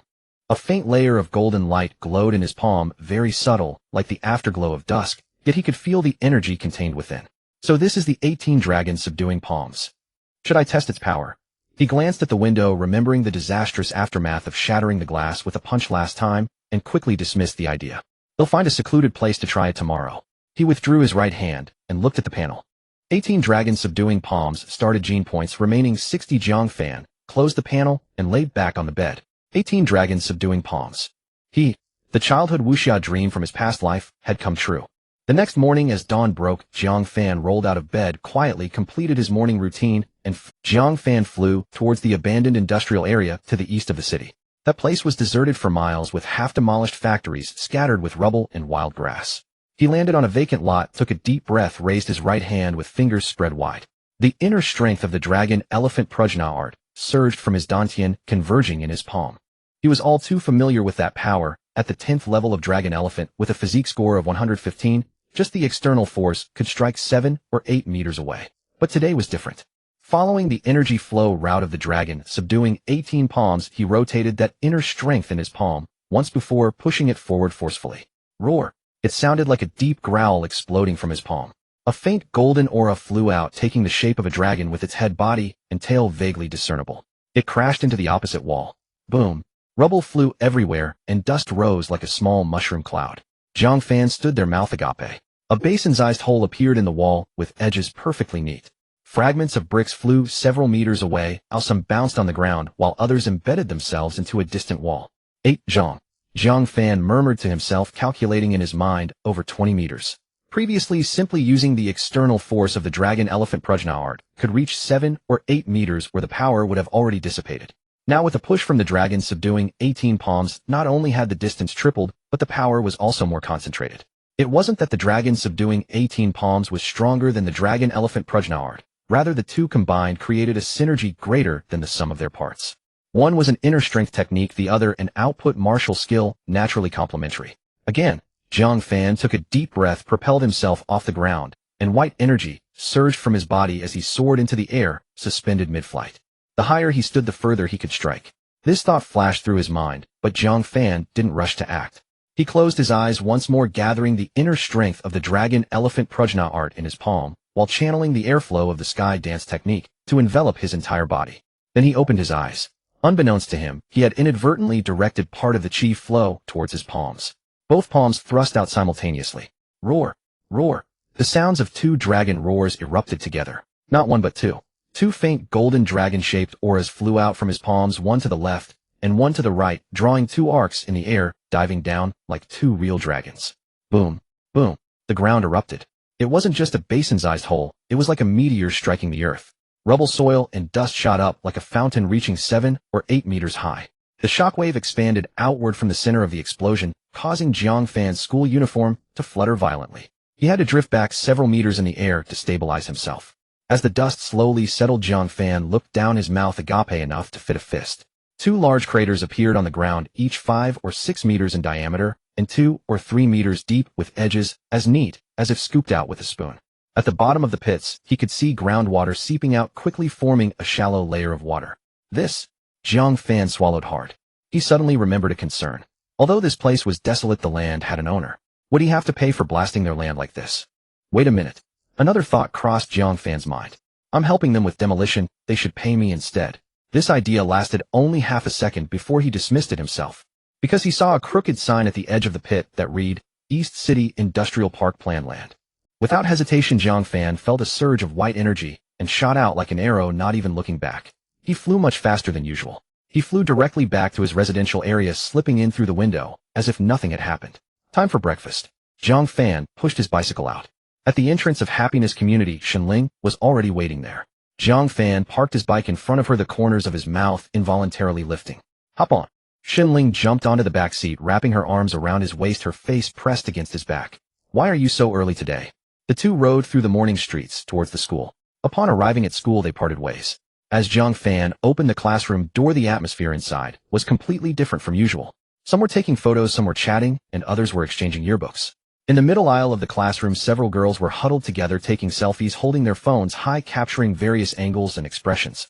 The boys in the back were also taking pictures, but not of themselves. Rather, they aimed their cameras at the classroom blackboard and desks, as if trying to capture everything from the past 3 years. On the blackboard, the countdown to the college entrance examination read, 7 days. Brother Fan. A boy in the front row turned around, holding a Polaroid camera. Come on, let's take a picture. Jiang Fan was momentarily stunned. Okay. He put down his backpack and stood in front of the blackboard at the back of the classroom. Click. The photo slid out of the camera, white at first, slowly revealing the image after a few seconds. Brother Fan, smile.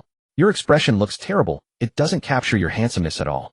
Jiang Fan's mouth twitched as he forced a smile. That's more like it. Jiang Fan.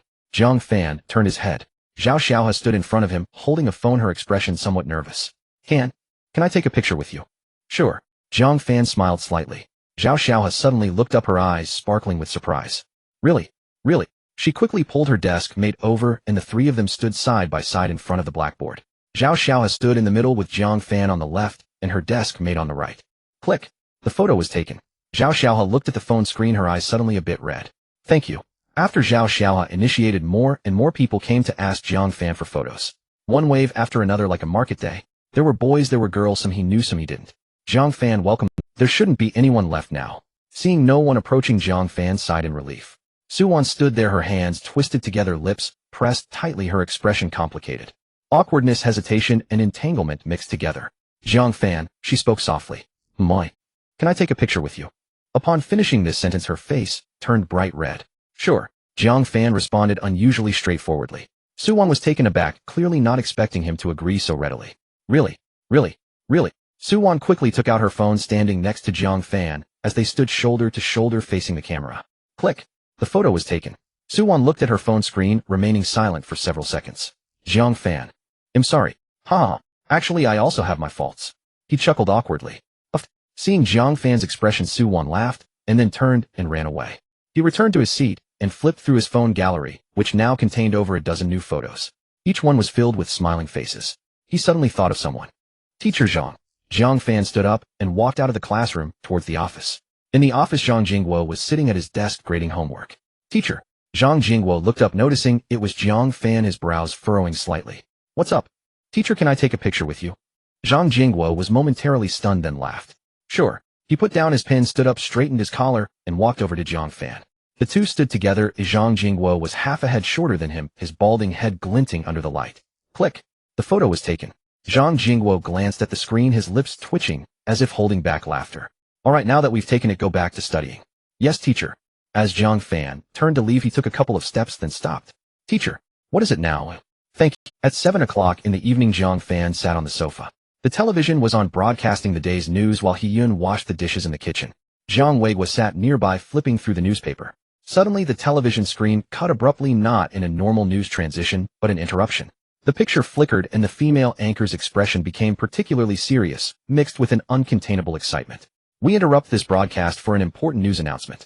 The National Superpower Research Institute announced today a significant breakthrough in superpower gene research. They have successfully developed the National Cultivation Assistance System. This system does not rely on awakening superpowers. Ordinary people can cultivate through specific methods to enhance their physical fitness. Jiang Fan's pupils suddenly constricted. Jiang Weiguo also lowered the newspaper and looked at the news. The system has passed 3 phases of clinical trials covering people of all ages and body types with an efficiency rate of 99.7%. Starting today, the relevant methods will be gradually promoted nationwide, with the first batch of pilot cities including. Jiang Fan did not catch the rest of the words. His mind was consumed by the phrase national cultivation. Although martial arts had always existed in this world, ordinary people could hardly afford the methods, let alone hire a teacher. Those who could cultivate martial arts were either wealthy or exceptionally gifted with little connection to the average populace. But now the state was going to promote national cultivation. What did this mean?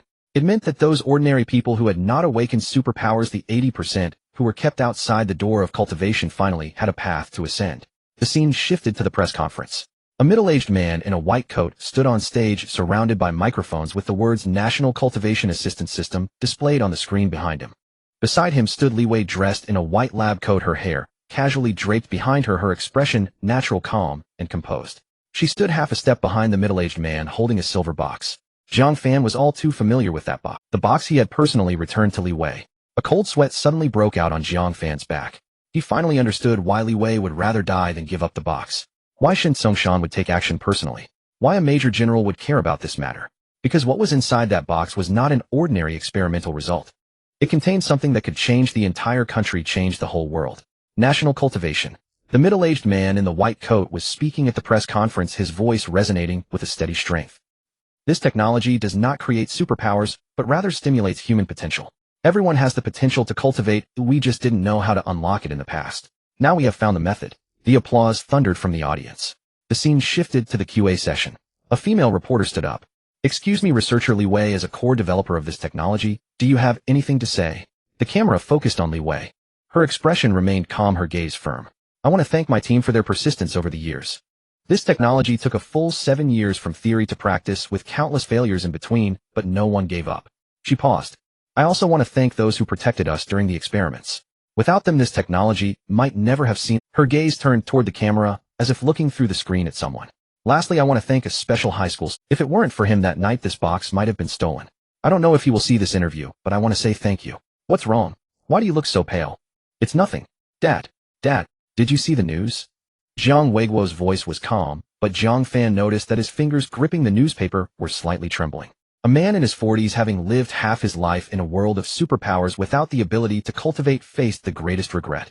Now someone suddenly told him that he could also cultivate. Jiang Fan could understand this feeling, but could not fully comprehend it. Dad, would you like to give it a try?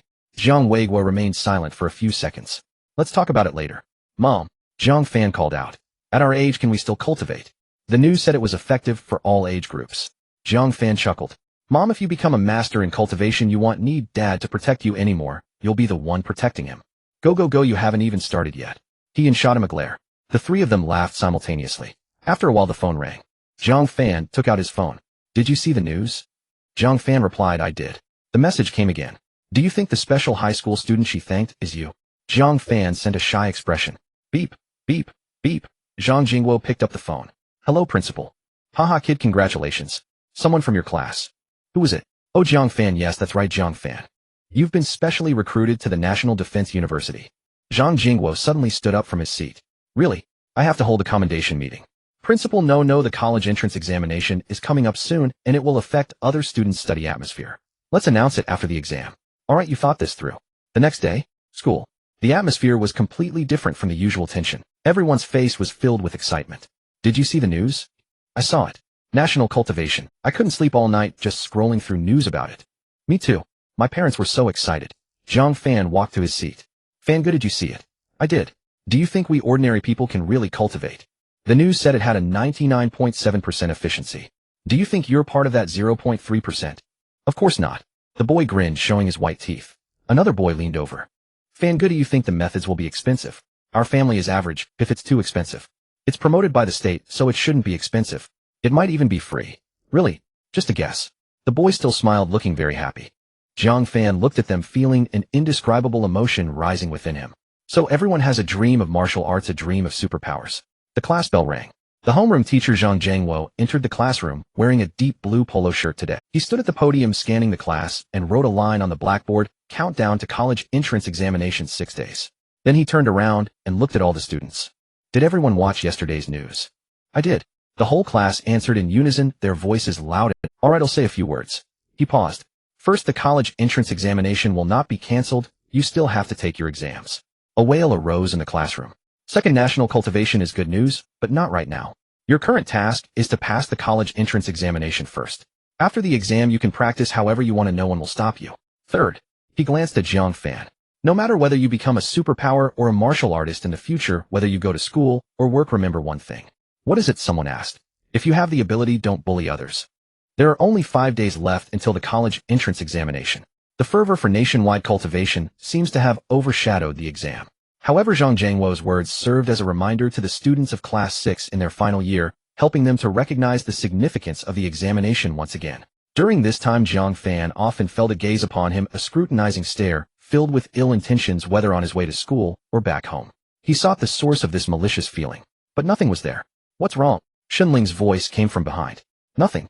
Jiang Fan averted his gaze and continued riding his bike. Yet that feeling lingered. Like a thin thread, it tugged at the nape of his neck, vanishing when he turned to look, but reappearing when he faced forward again. In the following days, the same feeling recurred multiple times, all while on his way home. Jiang Fan could sense the malice embedded within it. Although it was faint. So faint that he questioned whether he was being overly sensitive. Perhaps it was just a classmate who disliked him, casting a glare from behind. After all, he had made quite a few enemies at school. Forget it. Shaking his head, Jiang Fan pushed the matter aside, but he remained vigilant. Every night before sleeping, he would ensure the windows were closed and the curtains drawn tightly. Beneath his bed lay Xun Jie's long sword. His spider sense had saved him several times, and he dared not disregard it. Another thing that unsettled him was the hot air balloons. Precisely, they had started appearing in the school sky, about 10. Colorful, some printed with advertisements, others with slogans. They looked quite festive. Initially, Jiang Fan paid them no mind, assuming it was a promotional event by some company. But soon he realized something was off. The flight paths of those hot air balloons were too peculiar. They did not soar over commercial areas nor residential zones, but directly above the school. Moreover, their timings were remarkably consistent. Between 7:30 and 8 in the morning, and between 5 and 5:30 in the afternoon. Precisely when students were arriving and leaving school. Coincidence? The next afternoon, he deliberately lingered on the playground, gazing at the sky. A row of red-hot air balloons floated in from the east, moving neither too fast nor too slow, at an altitude of about 100 to 200 meters. He squinted at one of the hot air balloons, activating his spider sense. He felt nothing. The hot air balloon simply drifted silently. Maybe I'm overthinking this. Just as Jiang Fan was about to turn away, something fell from the hot air balloon. Transparent and small, it slipped from the edge of the basket, tumbling through the air before landing with a thud about 20 meters away from Jiang Fan. Jiang Fan walked over to take a look. It was a plastic water bottle. The cap was off. The water had spilled out, leaving only an empty bottle lying on the ground, partially crushed. Jiang Fan glanced up at the hot air balloon that had drifted far away, and then down at the empty bottle on the ground. A case of dropping something from above. He picked up the bottle and tossed it into the nearby trash can. However, the unease in his heart did not dissipate, it only intensified. The next day, the same thing happened again. At the same time, from the same direction, something fell from the hot air balloon. This time it was a bag of finished potato chips, half a pack of crumbs still inside, blowing everywhere in the wind. Jiang Fan stood on the playground, clutching the chip bag, looking up at the sky. The hot air balloon had already floated far away, and he couldn't make out the people in the basket, only vague silhouettes. Are these people lacking in manners, or is it intentional? He tossed the chip bag into the trash can. As he reached the entrance of the teaching building, he brushed past someone. That person was in a school uniform, head down, walking hurriedly, as if in a rush. Jiang Fan's spider sense suddenly tingled. He quickly turned his head, but the person had already rounded the corner of the hallway, leaving only a blurry silhouette. Who? Jiang Fan frowned and chased a few steps, but when he turned the corner, the hallway was already empty. The doors of the adjacent classrooms were all closed, and he had no idea which room the person had entered. Gone again. He took out his phone, intending to make a call, but after hesitating for a few seconds with his finger hovering above the screen, he put it down. What would he say? I suspect someone is following me. Forget it. Jiang Fan placed his phone back into his pocket. When soldiers come we meet them, when water comes we block it. 3 days before the exam during the last class of the afternoon, Zhang Jingguo did not teach, but instead walked into the classroom, holding a sheet of A4 paper. Everyone please quiet down. He stood at the podium and placed the paper beside his lesson plan. I have a few announcements to make. First, the exam venues have been set and our school is one of the testing sites. Some students won't have to travel far, they will take the exam at their own school. A low cheer rose from the class. Second, Zhang Jingguo raised his hand to signal for silence. To ensure exam security, each exam room will be monitored by a supernatural ability user this year. A supernatural ability user as a proctor? Is that really necessary? Zhang Jingguo maintained a neutral expression waiting for them to finish their noise before proceeding. Third, starting tomorrow the school will implement closed management. Non-examinees and exam staff are not allowed to enter. You must bring your admission ticket and ID when entering and exiting. Don't lose them or you won't be able to come back in. Don't come to me crying if you do. Finally, at 3 o'clock tomorrow afternoon, all examinees gather on the playground to familiarize themselves with the exam rules. No one is allowed to take leave. Do you understand? We understand. The response was sparse. Zhang Jingguo shot them a glare louder. We understand. This time it was much more uniform. 2 days before the exam at 3 in the afternoon, all third-year students gathered. 14 classes, over 600 students stood densely in a large area. Principal Zhou Zhigui stood on the podium holding a stack of notes. But in the end he didn't refer to his notes. Students. His voice came through the loudspeaker carrying the unique rasp of an elderly person. In just 2 days you will be entering the exam room. I know you are nervous because I am nervous too. Laughter erupted from the audience. What am I nervous about? I'm worried whether you can get into a good university, whether you can justify the sleepless nights, the practice problems, and the hair you've lost over these 3 years. Laughter grew louder. I won't say much more, just one thing: exam rules. His tone suddenly grew serious. This year's college entrance examination is different from previous years. Each exam room will have a supernatural ability user monitoring, and the entire process will be recorded. Cheating, whether ordinary or using supernatural abilities once discovered, will result in disqualification from this year's college entrance examination and a 3-year ban on registration. The playground fell silent for a moment. I know that among you some have awakened supernatural abilities. I congratulate you, but I also remind you not to think that having abilities means you can do as you please. The proctors in the exam rooms are at least at the entry level. This statement felt like a bucket of cold water poured over those students who had only recently awakened and were feeling quite proud of themselves. Entry level. They weren't even at the 3rd tier of apprentices. Jiang Fan stood in the line, his spider sense tingling, a wave of malice emanating again, and he looked around but still couldn't locate the source. This also made Jiang Fan aware of the limitations of his spider sense, as it was still only at a basic level. Meanwhile, on the top floor of the teaching building by the window at the end of the corridor, a person stood there gazing up at the sky. A hot air balloon drifted lazily by its basket edged with a circle of blue and white paint, making it particularly conspicuous in the setting sun. The corners of that person's mouth slowly curved upwards, first forming a gentle arc, then widening more and more until he broke into a silent smile. The college entrance examination. His voice was low, so low that only he could hear. You ruined my life, so I will ruin yours. I want everyone to know that it was because of you that they cannot take the college entrance examination. He turned around, leaning against the railing facing the corridor. Because of your appearance. Many people's destinies will be altered. Jiang Fan, this is all you're doing. Ha ha ha. It was the day of the college entrance examination. At 7 in the morning at the entrance of Happiness Residential Compound, Jiang Fan did not ride his bicycle today. Instead, he walked to the gate. Traffic was restricted for the exam, though bicycles were unaffected. Jiang Fan had a better mode of transport. Xinling stood at the compound's entrance watching him approach, a look of confusion in her eyes. Hey, no bike today. Traffic control today, he said, and with that he scooped Xinling into his arms. A white current of air surged around him. Up! Xinling cried out, squeezing her eyes shut. Don't be afraid, there's no danger. At that moment, Jiang Fan's skywalk art had reached a new level. Flight had become second nature to him. Open your eyes and feel the steadiness of the flight. Watch the buildings with Jiang Fan. What are you planning to do after the exam? Xinling suddenly asked. Well, stay home and wait for university admission notices. Humph. Xinling gave a cold snort, seemingly displeased. Jiang Fan didn't notice her shift in mood. Soon they arrived outside the school, and he descended. At the school gate, admission tickets and ID cards were required. Jiang Fan took Xinling's hand and headed toward the school. The entrance was clogged with examinees and parents. There were those holding banners reading "Victory" in the Gaokao. There were mothers in red cheongsam. There were fathers taking photos with DSLR cameras. Someone by the roadside held a sign reading, "Go XX Middle School." A group in matching t-shirts chanted. The camera cut away abruptly. Jiang Fan barely stifled a laugh. He entered the exam hall, with the student nervous. Anything you want to say to your parents? Can you stop filming? I'm about to pee my pants. The camera cut away abruptly. Jiang Fan barely stifled a laugh.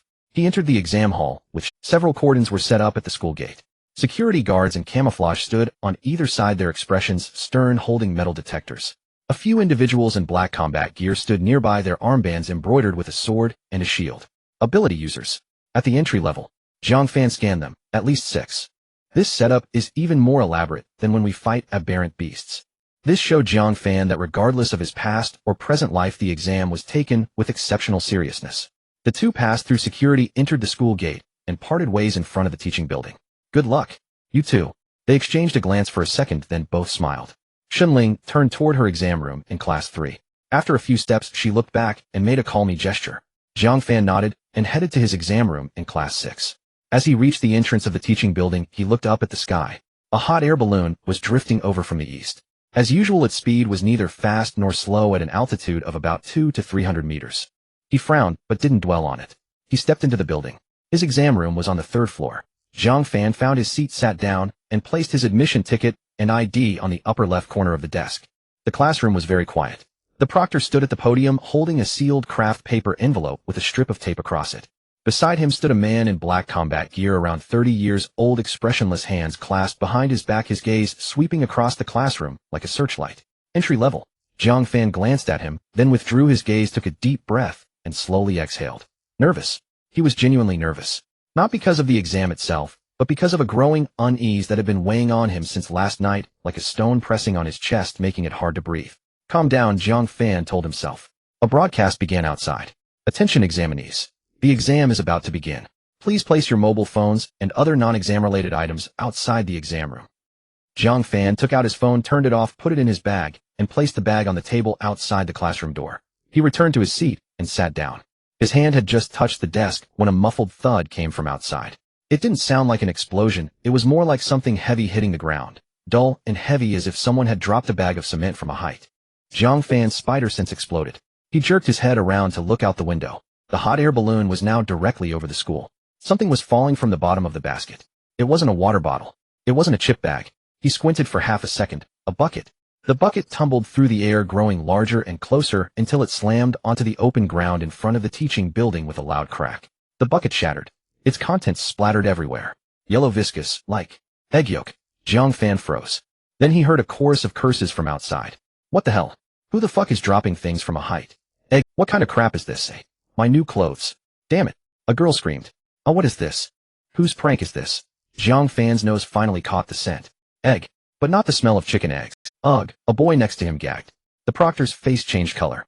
The ability user beside him also, not because of the stench, but because they realized something. This hot air balloon at this time in this place dropping a this wasn't an accident. It was deliberate. Jiang Fan stood up. What are you doing? Sit down. But Jiang Fan didn't listen.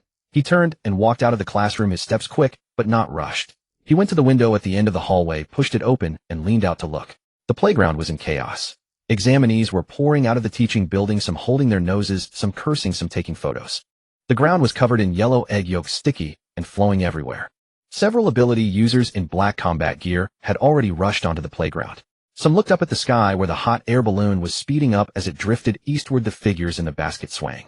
Jiang Fan raised his head, his gaze following the balloon. His spider sense was still pulsing, but the aura of malice was no longer on the balloon. It wasn't in the sky. It was behind him. He spun around. The hallway was empty. No one was there. But his spider sense told him that just seconds ago someone had been standing there. That person had stood behind him, watching his back as he leaned out the window for several long seconds. Then they left. A cold sweat broke out on Jiang Fan's back. Downstairs, the principal's voice crackled over the PA system, hoarse and urgent. All examinees, please remain calm and return to your exam rooms. The exam will not be cancelled. We have already reported the incident to the police and are handling it. Please do not panic. Jiang Fan stood in the hallway staring at the empty stairwell. The aura of malice had completely vanished. Jiang Fan prepared to enter the exam room. In an instant his hair stood on end. A massive source of malicious intent appeared. At the same time a broadcast rang out like a story being told, like an announcement. Jiang Fan, Class 6, Senior Year 3. Class 6 of the Senior Year, Jiang Fan. Today's grand performance is my gift to you. These candidates cannot take the college entrance examination. It's all your fault. Everyone will remember that it was you Jiang Fan who ruined their lives. Jiang Fan stood in the corridor. It was not fear. It was confusion. He was genuinely confused. He did not know what he had done or what kind of enemy he had provoked. He didn't even know who they were or when the grudge had begun. Yet the other party could utter his name as class and in this manner place a heavy burden upon him. The broadcast outside the square, chaos erupted. What the hell? Who is Jiang Fan? Damn, he offended someone, and now we're all implicated. My college entrance examination. What is this? Don't drag us down with your own mistakes. Jiang Fan stood by the window in the corridor looking down through the glass. The playground was already in a state of utter chaos. Some were recording videos, others were live streaming. The camera focused on the teaching building, the playground, and the cursing parents. A nearby reporter with a camera had already started recording. Someone was on the phone. Editor-in-chief, major news. There's an incident at the college entrance examination site. Someone is retaliating against society, and it's all because of a student. Yes. Hurry and arrange for someone. I'll send the footage back first. Jiang Fan watched all this unfold, but felt indifferent. All he saw was a dark mass on the horizon. It was over. Jiang Fan. A voice called from behind. He turned around. Teacher. Jiang Fan opened his mouth wanting to say something. Listen to me, go back to the examination room, sit down, and take the exam. Jiang Fan looked into Zhang Jingwo's eyes. Teacher, it's too late. Jiang Fan's voice was very calm. He pointed outside the window. Zhang Jingwo followed his finger and looked. In the sky a dark mass was. It was not a storm cloud. It was a horde of beasts. A dark cloud loomed. Zhang Jingwo's face turned pale. This. At least dozens of them. Jiang Fan's voice remained calm. And they can all fly. The people on the playground saw it too. Screams erupted. Beasts. They are beasts. They're flying over. Run. Where can we run to? The school's leadership was. Principal Zhou Jigwa stood at the entrance of the administration building holding a walkie-talkie. Quick. Activate the emergency plan. Close the doors and windows. Notify the city defense team. Hurry. All candidates, please remain calm, do not panic, and secure the doors and windows. Enter the teaching building in an orderly manner. The city defense team has been notified and is on its way. On the large screen, red dots were flashing. Report. A large number of beasts have been detected in the eastern sky. The number is being counted. Initial estimates indicate at least 50. What types? Flying types. Preliminary assessment indicates they are low tier. A few are moving at high speed with abnormal energy fluctuations. They might be mid-tier. The command room fell silent for 2 full seconds. Everyone was processing this information. Low-tier beasts, mid-tier beasts, and they could all fly. 3 words each felt like a heavy hammer. The political commissar of the city defense team suddenly stood up. All flying superhumans assemble. Immediately. Right now. A deputy captain beside him spoke with a pale-faced commissar. There are fewer than 10 flying superhumans in the entire city. Fewer than 10 must still go. There are over 600 students there. Over 600. No one spoke again. In less than 3 minutes, 7 people stood at the command department's entrance. 7 flying superhumans. The leader in his 40s had a scar running from his brow to his jaw. He wore a black combat suit and carried a long knife on his back, his expression calm. Just a 7. Just you 7. The commissar's voice was somewhat hoarse. Reinforcements are on the way, but it will take at least 20 minutes for them to arrive. You go first, hold them off, and don't let them approach the school. Hold them off for 20 minutes. Yes. The scar-faced man fell silent for 2 seconds before smiling. All right, as long as I don't die, I guarantee I'll complete the mission. He turned around facing the 6 others. Brother, 7 figures simultaneously soared into the sky, like 7 arrows shot toward the dark horde of beasts. The television station's helicopter had already arrived. The camera captured the scene from above, the panoramic view of the school and the dark clouds approaching from the horizon, all included in the footage. The anchor's voice trembled, struggling to maintain a professional calm. Dear viewers, I am currently located above the college entrance examination site. As you can see, a large number of beasts have appeared in the eastern sky, conservatively estimated to be over 50. The superhumans from the city defense team have already taken to the air to intercept, but our footage shows the numbers are overwhelmingly in favor of the beasts. 7 black dots confronted the dark clouds, like 7 matches trying to block a tsunami. In the first contact, 3 beasts dove down, their wings spread wide with a wingspan of at least 5 meters. Their feathers resembled scales, and their mouths were filled with jagged teeth. The scar-faced man drew his knife to meet them. One slash struck the neck of a beast, sparking a shower of sparks. The beast let out a scream, its wing faltering, but it did not fall. Its claws came crashing down, leaving 3 bloody marks on the scar-faced man's shoulder. The other 2 superhumans attacked simultaneously. One was engulfed in flames, sending a fireball flying toward the beast. The other was surrounded by a whirlwind, launching blade-like gusts of wind. But there were only 7 of them, and there were 50 to 60 beasts. More beasts swept past them, completely ignoring the confrontation, heading straight for the school. The scar-faced man turned to chase, but the beast he had just slashed at lunged at him again, entangling him. Block, don't let them pass. But they could not stop them. They truly could not stop them. More and more people were getting injured. One superhuman was attacked by two beasts simultaneously. He dodged the first, but not the second. A beast's claw struck his chest, tearing a gash in his combat suit, blood spraying out. He tumbled several times in the air, barely stabilizing himself, when another beast lunged at him. Gritting his teeth, one hand pressed against his chest, the other unleashed his power, shooting a blue beam that struck the beast's wing. The beast swerved, but did not fall. The television station's helicopter captured all of this. The footage reached countless households. It was not directed at him. It was aimed at this area. The entire school was at the center of danger. He looked up at the sky. A few superhumans were intercepting, but they could not. It was not directed at him. It was aimed at this area. The entire school was at the center of danger. He looked up at the sky. A few superhumans were intercepting, but they could not hold back. The beasts darted past them like locusts, heading straight for the school. Jiang Fan took a deep breath. Then he walked down the steps. Jiang Fan. A voice came from behind. He turned around. Teacher, they came. Jiang Fan's voice was calm. I can't drag everyone down. Zhang Jingguo looked at him very seriously for several seconds. Come back alive. Jiang Fan nodded. He turned around, crouched down, and smeared the egg fluid on himself. It was yellow, sticky, and covered him all over. He applied it carefully on his face, neck, and clothes everywhere. Then he stood up and looked at Zhang Jingguo. Teacher, please tell the principal I'm sorry for causing you all this trouble. After he finished speaking, a white aura surged from his body, growing denser and brighter, wrapping around him like a layer of white flame. He pushed off the ground with his right foot and shot into the sky. Like an arrow, like a white meteor, he flew straight toward the dark horde of beasts. The ground reporters had just recorded this scene. The television station's helicopter hovered midair.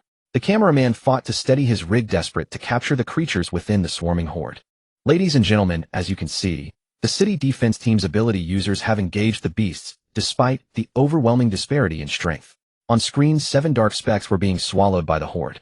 Flames, wind, blades, and ice swords detonated in the sky, yet they could not halt the onslaught. One beast after another swept past them, diving straight toward the school. The cameraman and the host aboard the aircraft went pale with fear. So many beasts rushing into the school. Over 600 children. His hands shook, but he would not lower the camera. At that moment, a streak of white flashed at the edge of his lens. What is that? The cameraman saw the white streak through the viewfinder. He snapped his head up. The host saw it too. It rose from the direction of the teaching building like a counterstream meteor, trailing a long white tail and streaking directly toward the dark, pressuring horde. Camera, follow it. The producer shouted into the headset.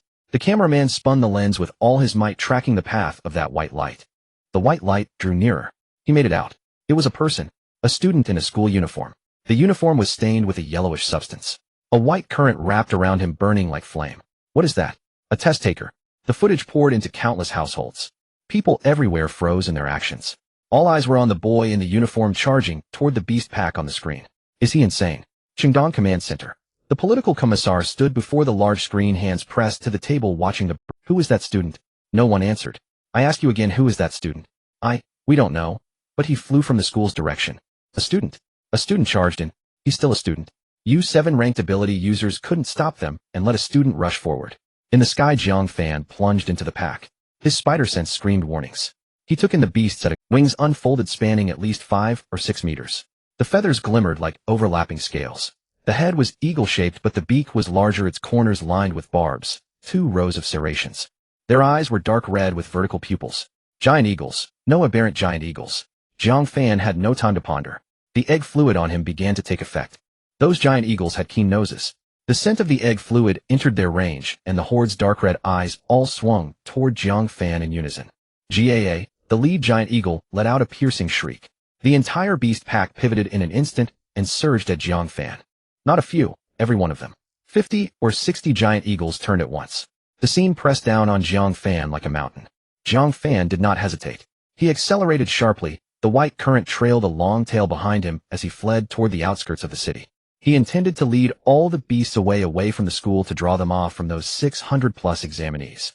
Behind him, the eagles' shrieks joined into a continuous chorus. He glanced back.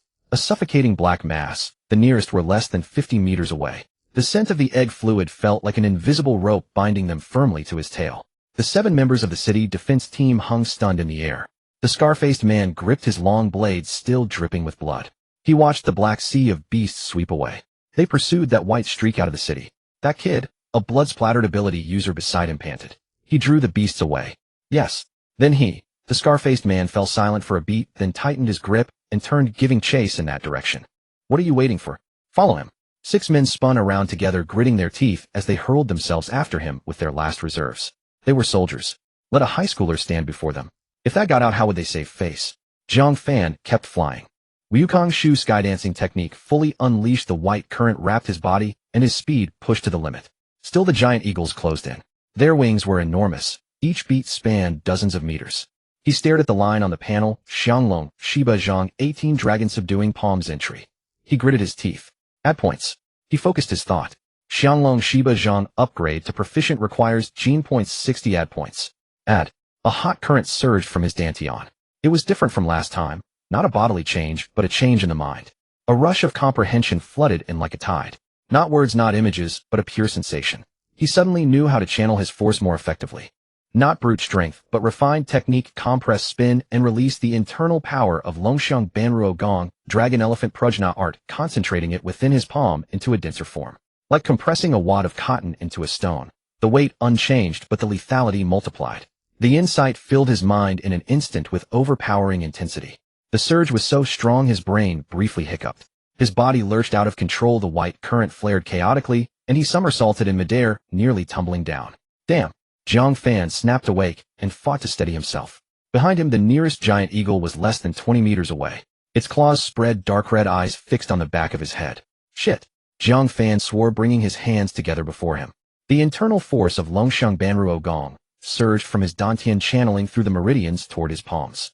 The routing for Xianglong Shiba Zhang spun through his mind, compressing, rotating, and concentrating that force. Then the white current flowed out from his body, coursing toward his palms and entwining with the internal power of Longxiang Banruo Gong. The three forces condensed in his palm into a pale golden dragon-shaped chi. Denser and brighter than before, he could even make out the contours of a dragon's head, body, and tail. A low dragon's cry erupted from his palm. It was no illusion. It was a real dragon's roar. When the dragon-shaped chi shot from his hand, the air itself trembled.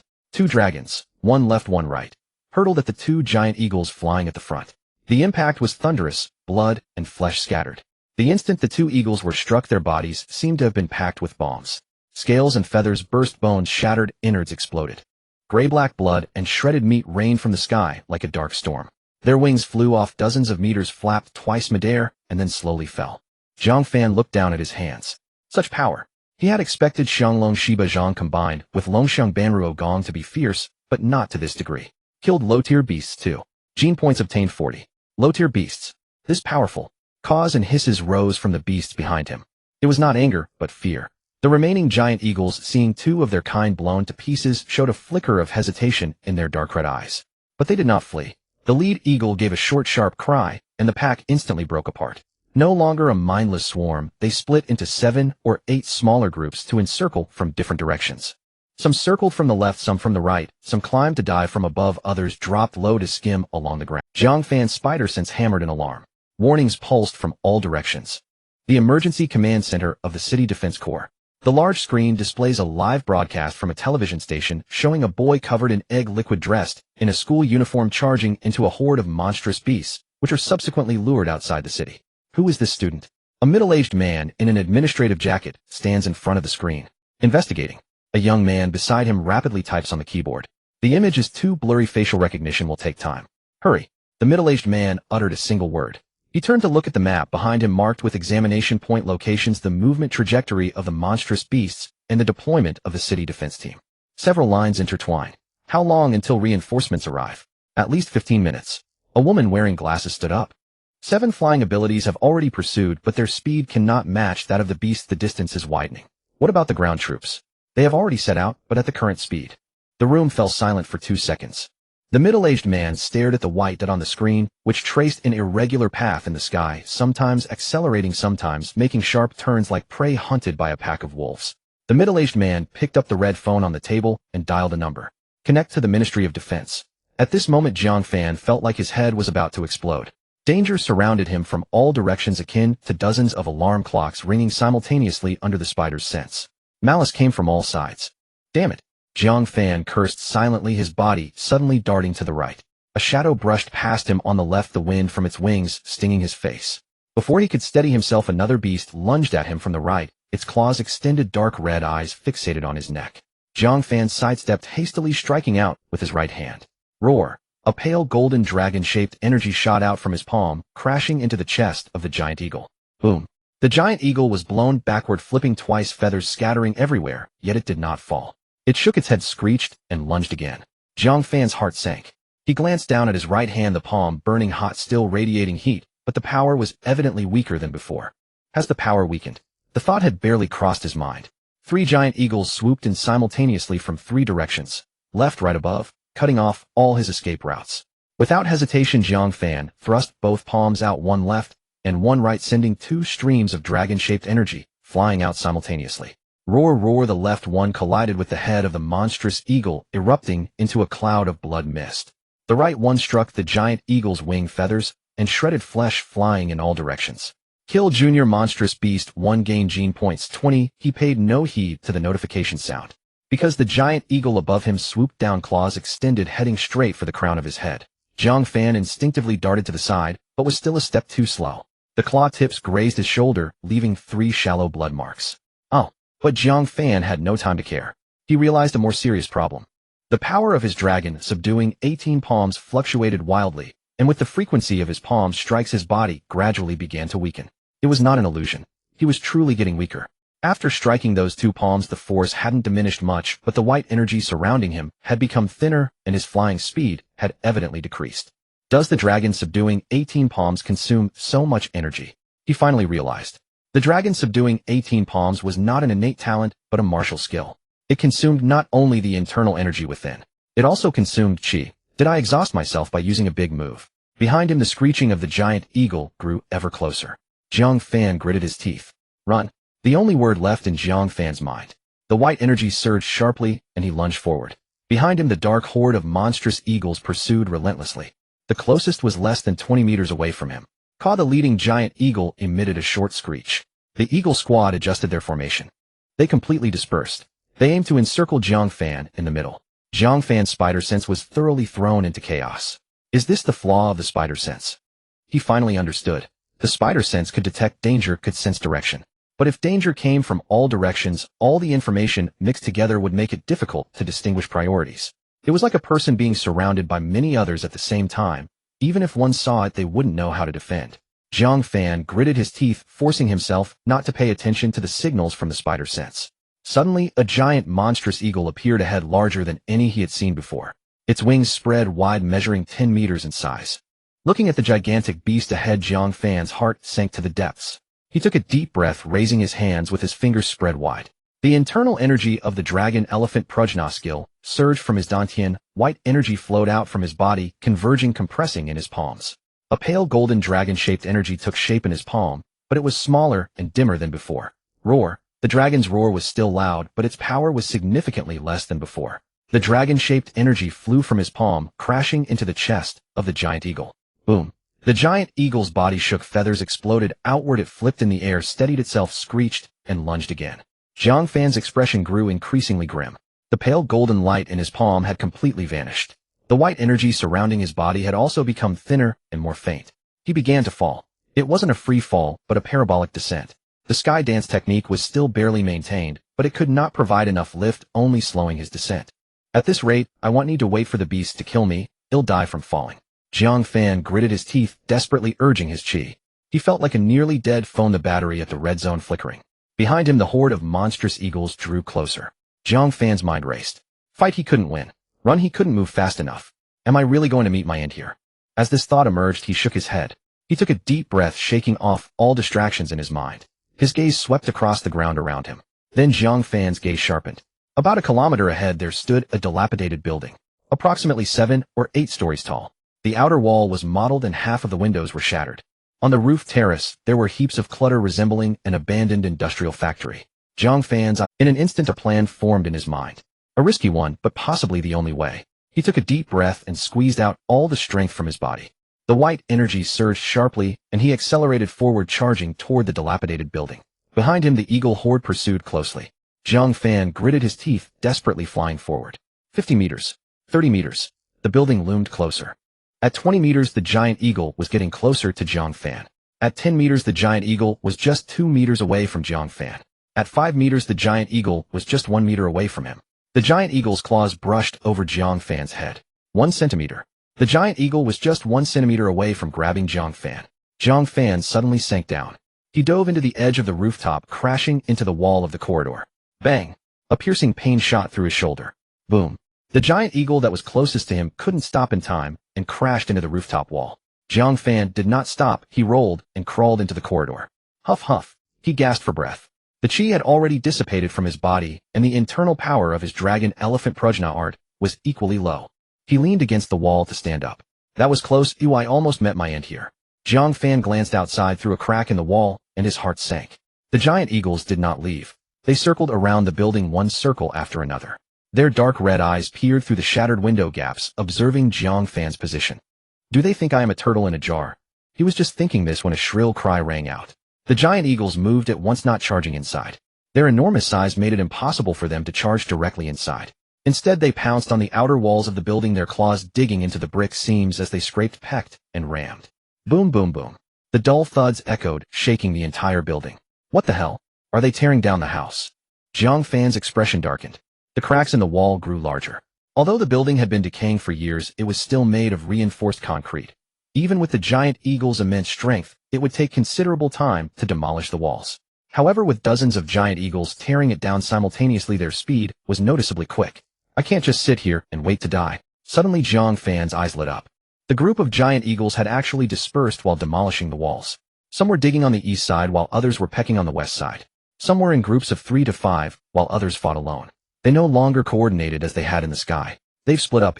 Jiang Fan turned around and ran deeper into the corridor. He looked around as he ran, searching for anything useful. This building had likely once served as dormitories for a factory, with individual dorm rooms lining the corridor. Jiang Fan kicked open a half-collapsed door. His eyes brightened as he spotted something in the corner of the room. A fire axe. The axe head was already covered in rust with several chips on the blade. But it still felt heavy. Jiang Fan waved the axe in his hand. He turned and exited the door. Boom, boom, boom. The sound of the wall being torn down continued outside. Jiang Fan followed one of the sounds. He reached the corner of the corridor and peeked out. At the end of the third-floor corridor, a large hole had been torn in the... A smaller giant eagle was standing at the opening, its head stretched inside, its dark red eyes scanning the darkness, seemingly searching for him. Jiang Fan took a deep breath and gripped the axe handle tightly. With 10 levels of dragon elephant Prajna art, 115 physique, and 5 times the strength, he suddenly pushed off the ground and charged towards the giant eagle. The giant eagle heard the noise and turned its head just in time. Jiang Fan was already there. With one hand on the axe, he swung diagonally from the upper right to the lower left. Crack! The axe blade sunk into the giant eagle's neck as if cutting through a piece of rotten wood. It wasn't that the axe was sharp, it was the sheer force behind it. Using the dragon subduing 18 palms in midair, Jiang Fan's immense strength talent didn't play a role, but at this moment under the 5-fold strength talent.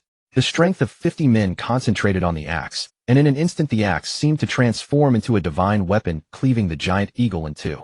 Blood sprayed from its neck, splattering Jiang Fan's face. The giant eagle didn't even have time to let out a cry. Its body fell from the 3rd floor. Bang! The sound of its body hitting the ground echoed from below. Defeated a low-level exotic beast X1, gained genetic points 20. Jiang Fan did not pause. He took off his clothes and tore them into many strips, leaving some fragments in various rooms. He turned and headed for the other floors. A guerrilla warfare. A tactic he was all too familiar with from his past life. This building had 7 or 8 floors with corridors branching in all directions and the stairs in the middle of the corridor. With each floor he passed, he left behind some strips of clothing. Fortunately, the giant eagles were enormous, and although their wall-demolishing speed was not slow, they could not enter the narrow spaces. Even if they could get in, they would be hesitant, their agility severely hindered. Jiang Fan's goal was clear: to find the isolated ones. On the 4th floor there was another one. This one was perched on the windowsill, its claws gripping the window frame as it looked inside. Jiang Fan approached from the other end of the corridor, stepping lightly, guided by his spider sense. He paused at the door, then kicked it open and charged in with the axe. The giant eagle turned around, not yet seeing who it was when the axe struck. This time he targeted the base of the wing at the joint. Crack! The wing along with half of its flesh was severed, and the giant eagle let out a cry as it tumbled off the windowsill, flopping on the ground a couple of times before going still. Defeated a low-level exotic beast X1, gained genetic points 20. On the 5th floor there were 2. Jiang Fan stood at the stairwell, listening to the sounds of wall demolition outside, trying to judge their positions. Both were at the ends of the corridor, not far apart, but one was on the east side, and the other on the west, separated by several rooms. He first approached the one on the east, waiting until it stretched its head inside before delivering an axe blow to the back of its head. It wasn't a cut, it was a smash. The sound of the axe striking the back was like crushing an eggshell. The giant eagle didn't even let out a grunt before falling straight down. Then he quickly ran to the west. The other one turned its head at the sound just as Jiang Fan arrived. He swept in from the side, delivering a horizontal axe strike to its throat. Defeated low-level exotic beasts X2 gained genetic points 40, thus Jiang Fan searched both upstairs and downstairs, specifically targeting isolated smaller and more vulnerable ones charging in to strike whenever he found one. Jiang Fan focused on striking, not caring about the aftermath. After defeating one, he would turn and run without wasting a single second. It was like playing whack-a-mole, but instead of moles it was exotic beasts and the hammer was replaced by an axe. After several rounds he had defeated a total of 8 exotic beasts. His genetic points increased by 160. The number of exotic beasts had dropped from over 50 at the start to less than 40. If I keep chopping like this I could wipe you all out, Jiang Fan thought grimly. But soon he was startled. The noise outside had changed. He ran to the window on the 4th floor and looked outside. The giant eagles had gathered together in groups of 3 to 5, no longer acting alone. Moreover, their wall-demolishing speed had increased, as if they had gone mad, digging with their claws, pecking with their beaks, and ramming with their bodies, causing the cracks in the walls to grow larger. Have they become sentient? He leaned against the wall, his mind racing. The ones he had killed earlier were smaller and easier to defeat. The remaining giant eagles were larger and attacking in groups, making it too risky to defeat them. Moreover, his internal energy and chi had not recovered, and he was relying solely on his physical strength to hold on. But if he didn't go out, considering the giant eagle's speed in demolishing the walls, it wouldn't be long before they could breach the walls. Once they finished tearing down the walls, the entire building would collapse, and he would be buried beneath it, facing immense danger. Boom, boom, boom. Bang, bang, bang. Suddenly several loud sounds echoed into the building. Jiang Fan was first startled, then filled with joy. Rescue has arrived. 7 figures appeared directly above the beastly eagle horde. They were the reinforcements from the city defense team. That kid is inside the building. Quick, draw those beasts away. Don't let them continue tearing it down. Without hesitation or testing the waters, the 7 of them struck simultaneously. A massive blue wind blade sliced down from the sky, like an invisible guillotine, accurately striking the back of a giant eagle that was tearing down the wall. The giant eagle let out a shriek, its feathers exploding in a flurry as its body sank down, flapping its wings desperately twice before stabilizing. Immediately after, a purple lightning bolt descended from a higher point, striking another giant eagle squarely on the head. The giant eagle stiffened, plummeting straight down from the wall. With a loud bang, it crashed to the ground. Fireballs, ice arrows, water screens, and metallic spikes. Various colored abilities rained down from the sky, crashing into the eagle horde, causing feathers and chunks of flesh to scatter everywhere. Jiang Fan peered through the damaged outer wall and saw the 7 members of the city defense team launching an attack on the eagle horde. Finally arrived, he thought, leaning against the wall and letting out a sigh of relief. Caught! A sharp screech echoed from the giant eagle horde. It was not one of anger, but of command. Hearing this screech, over 10 giant eagles simultaneously soared into the air, charging at the 7 individuals. The remaining giant eagles continued to tear down the wall, but their speed had noticeably slowed. With several less beaks and claws, their demolition efforts were naturally not as swift. Jiang Fan crouched in a spot where he could see outside. In the sky, 7 city defense members were entangled with over a dozen giant eagles. Although the giant eagles outnumbered them, the 7 members of the city defense team were all entry-level powerhouses, and they were not at a disadvantage on Ianon. However, these giant eagles were incredibly agile. With a flap of their wings, they covered dozens of meters. Sometimes, even when they were clearly struck, they would sharply turn at the last moment, allowing the attacks to merely graze their feathers, taking only a few plumes without inflicting fatal injuries. The 2 sides were in a stalemate. The city defense team was pressuring the giant eagles, but they simply could not kill any of them. Is it really this hard for entry-level powerhouses? Jiang Fan frowned. He looked around the building again. There were still over a dozen giant eagles tearing down the walls, scratching with their claws, pecking with their beaks, and crashing their bodies against it. Their fury seemed to stem from a personal vendetta, vowing not to rest until he was torn to shreds. Are they dead set on killing me? Jiang Fan's lips twitched, feeling as if he had violated some heavenly law. Observing the scene outside, he knew he had to do something. He turned and walked deeper into the corridor, finding a relatively secluded room, leaning against the wall to sit down. He took a deep breath and closed his eyes. A semi-transparent panel popped up. Gene System Host Jiang Fan Physique, 115 Spirit 38, Genes Absorbed Common, Ant Bird-Eating Spider, Mexican Axolotl. Acquired Traits, Super Strength, Beginner Spider Sense, Beginner Regeneration, Beginner Skill Dragon, Elephant Prajna Skill, 1013. Special Skill Sky Dance Technique, Proficient Martial Skill Dragon, Subduing, 18 Palms. Proficient Gene Points, 270. Jiang Fan stared at the 270 for 2 seconds, quickly calculating in his mind. Earlier he had killed 8 giant eagles in the building, earning 20 points each, totaling 160 points. Adding to that, during his tussle with the giant eagles, he had slain 3 more, earning 60 points. Along with the remaining 30 points from upgrading the dragon subduing 18 palms, he had exactly 270 points. That's enough to upgrade the dragon elephant Prajna skill by 2 levels. But he didn't rush to upgrade. He closed his eyes, replaying the day's events in his mind. When he opened his eyes, he looked at the panel. Upgrade. Gene points required for the 11th layer of dragon elephant Prajna skill 110. Would you like to upgrade? Upgrade. With a thought, a warm current surged from deep within his body. A surge of power arose, flowing from his dantian to his limbs and bones, continuously reinforcing his body.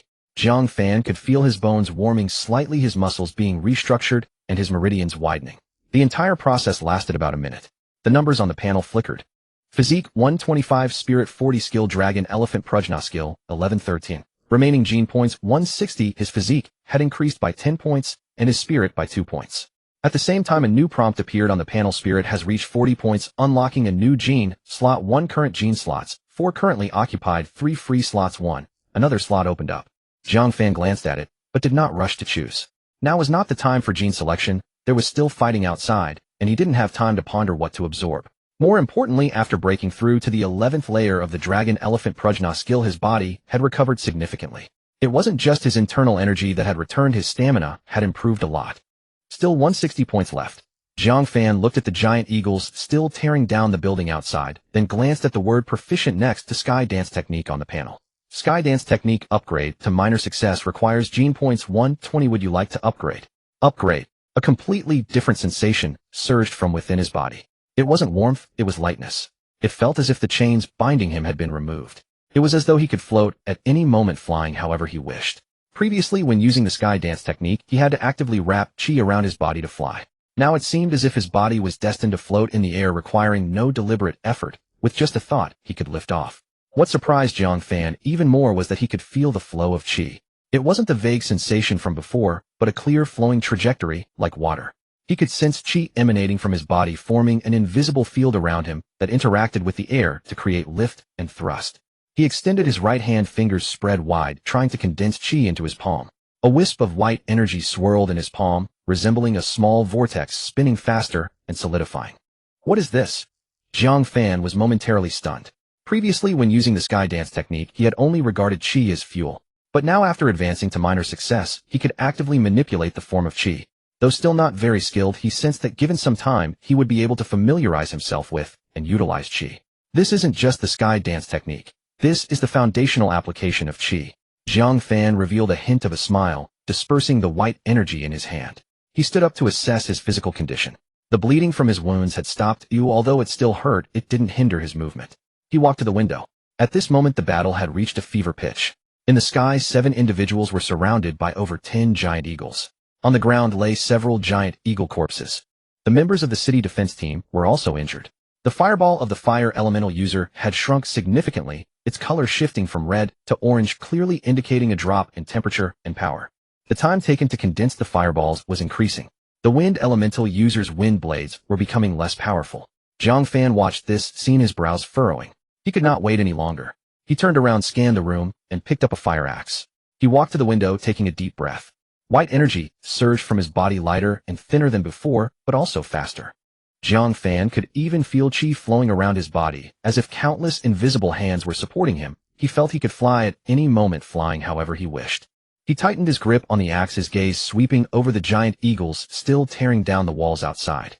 Next, it's my turn to tear you apart. Suddenly, Jiang Fan, who was ready to soar into the sky, halted his movement and retreated back into the building.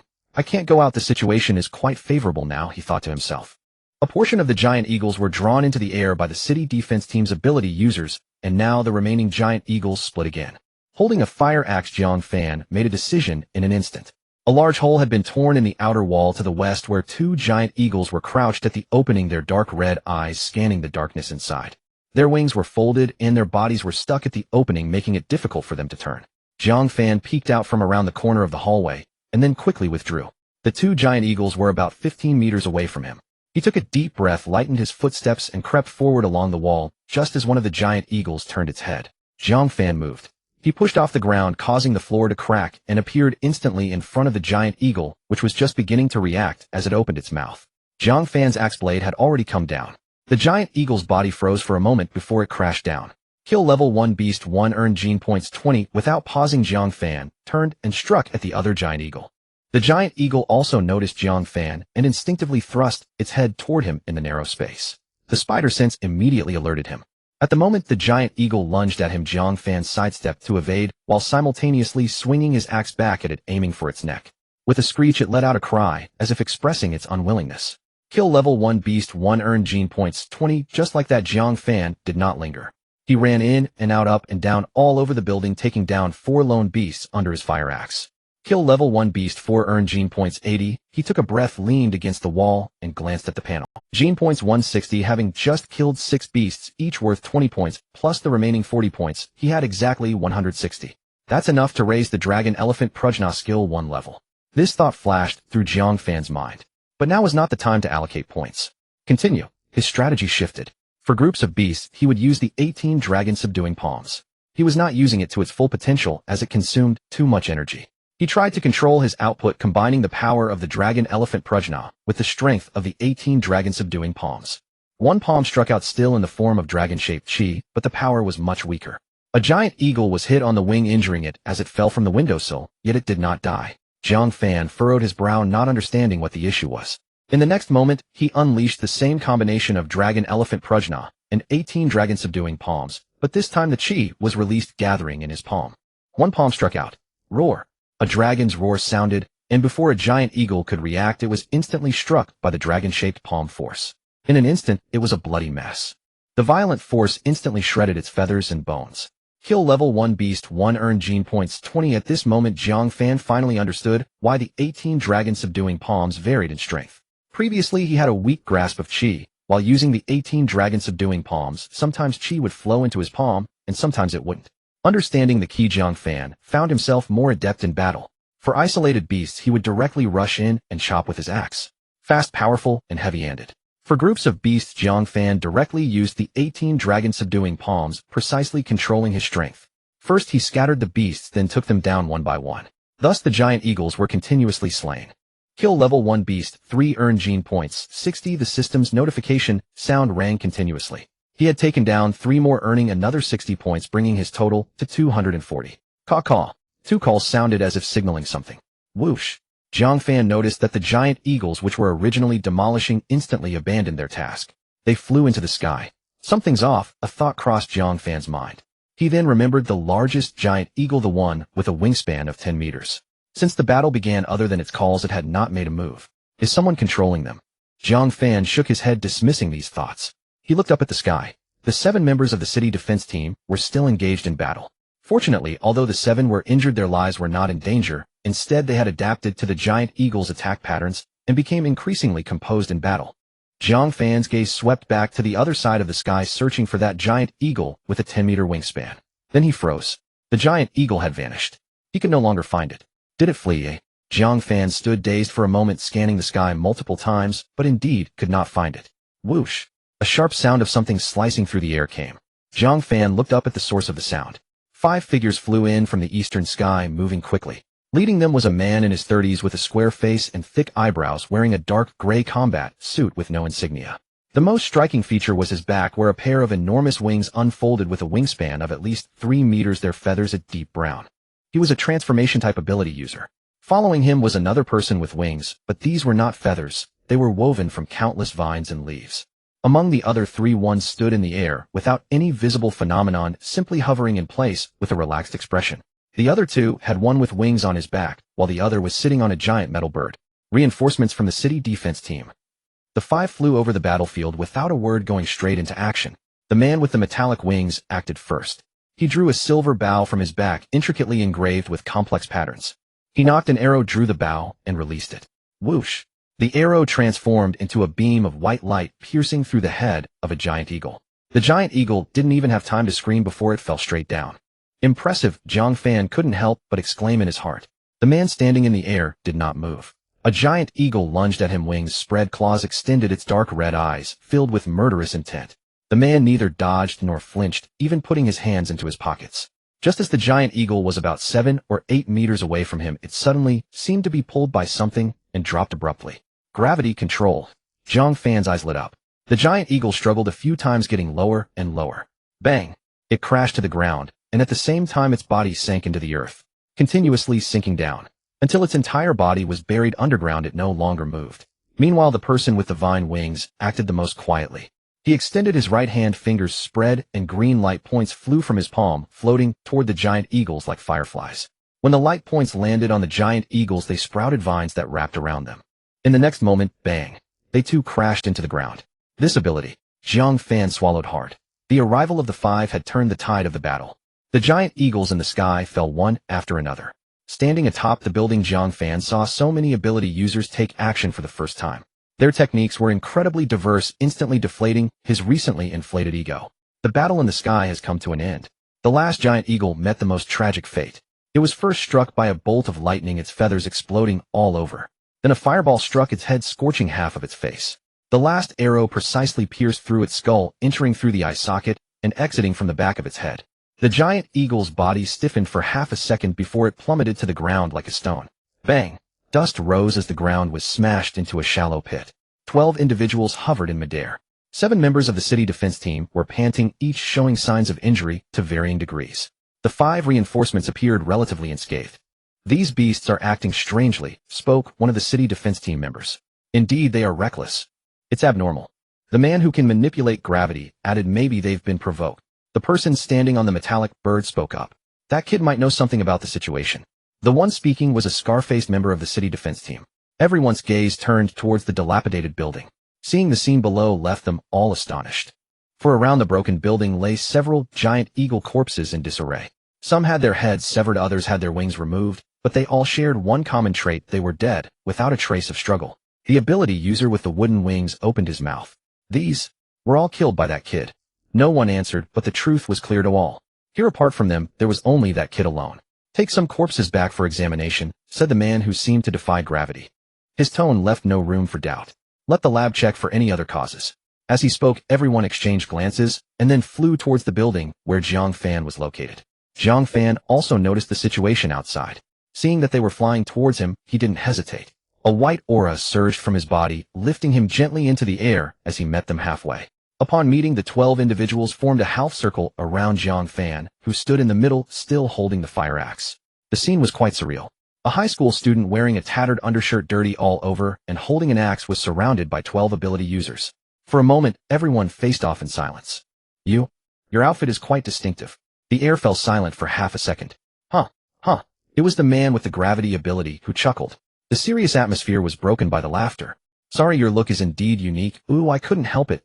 Suddenly Jiang Fan remembered something and looked up at the sky, realizing the sun had already risen high. A weight suddenly sank in his heart. He quickly pulled out his phone from his pocket. The screen lit up. Time 10:20 a.m. The first exam of the college entrance examination started at 9. He missed it. Jiang Fan raised the fire axe, wanting to fly away. Whoosh! All 12 individuals moved simultaneously. It wasn't an attack, it was a containment.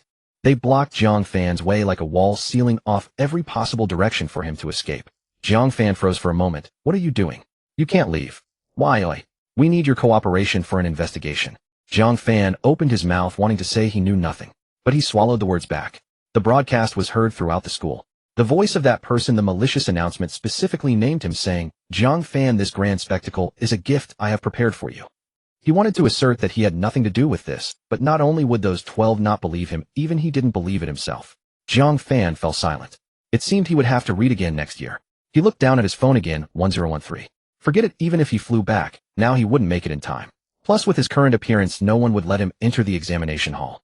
Jiang Fan took a deep breath. He tucked his phone back into his pocket. "All right, I'll go with you for the investigation." The group was momentarily stunned. Perhaps they didn't expect him to agree so readily. Ahem. It was the scar-faced man who reacted first. He cleared his throat, shifting his gaze away from Jiang Fan's broken axe, his tone softening considerably. "I am Xiaoshan, the captain of the city defense team. Don't be nervous, we're not treating you as a criminal, we just need you to help us understand the situation." "Understood." Jiang Fan nodded helplessly. "Let's go back to the city defense team first. Specific details will be handled by specialized personnel." With that, Xiaoshan greeted the reinforcement team before leading the way back into the city. Interrogation room. Jiang Fan sat in a chair, feeling uncomfortable all over. The egg liquid had dried, hardening against his skin. During the battle, he hadn't paid attention to these things. With adrenaline pumping, he felt no discomfort. Now sitting quietly here, he realized how dirty he was. "I feel so awful," he cursed inwardly. Across from him, two young team members were intently reviewing their documents. Jiang Fan could no longer bear it. After waiting a few seconds with no one speaking, he raised his hand. Could I borrow a change of clothes? Can I take a shower first? The two looked up at him expressionlessly. No. Jiang Fan looked down at his outfit. You can't find my current appearance uncomfortable. The crew-cut man stared at him expressionlessly for 2 seconds, a twitch at the corner of his mouth, but he ultimately held back. The female team member, however, couldn't help but laugh. Xiao Lu, she called out towards the door. Take him to the supply room and find a set of clean clothes. Got it. You can wash up here. Oh, I will find you some clothes, she said as the faucet was turned on. The moment the cold water cascaded down, it instantly refreshed him considerably. In an instant, Jiang Fan sorted through everything that had happened since awakening. Who exactly is it? From far to near Wang Hao. Impossible, their relationship had already reconciled. Jiang Peng. Unlikely but possible. Scenes flashed through his mind, eventually arriving at the night when Li Xiang sought help from Jiang Fan. Finally in the gym, Xiaoshan made his move. Wait, Xiaoshan made his move. Jiang Fan suddenly recalled that before Xiaoshan made his move, Li Wei had been kidnapped and Jiang Fan had shot one of the captors dead. As for the other captor, at the time he hadn't paid attention to that captor's whereabouts because of Shin Kongshan's actions. This is possible, Jiang Fan thought to himself. The more he thought, the more chaotic it became. The more I think, the less sense it makes. After what felt like an eternity, Jiang Fan shook his head, clearing the clutter from his mind as he stood in the bathroom, glancing at his reflection in the mirror. Standing at 6 feet tall, his figure was upright and well-proportioned, broad shoulders tapering to a narrow waist devoid of ostentatious muscles, yet showing smooth and sleek lines, both restrained and full of strength.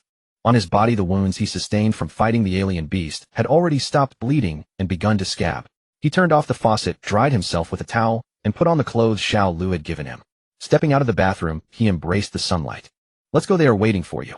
As Jiang Fan stepped outside, Xiao Lu suddenly spoke up. Upon returning to the inquiry room, the two individuals were already waiting there. There were 2 cups of steaming water on the table. A male city defense officer raised his wrist to glance at his watch and said in a neutral tone, "Please have a seat." Jiang Fan sat down. The chair was the same, but he felt much more comfortable this time. Jiang Fan, we are from the City Defense Investigation Department. My surname is Zhou Yu. This is Wang Jian. We already have your basic information. Jiang Fan, 18 years old, senior year, class 6, an ability user with enhanced physical strength as your power. Jiang Fan nodded, indicating that the information was correct. We brought you here today to understand some situations. You don't need to be nervous, just tell us what you know. Zhou Yu opened the folder in front of her, scanned the papers for a few seconds, then raised her head to look directly at him. The first question.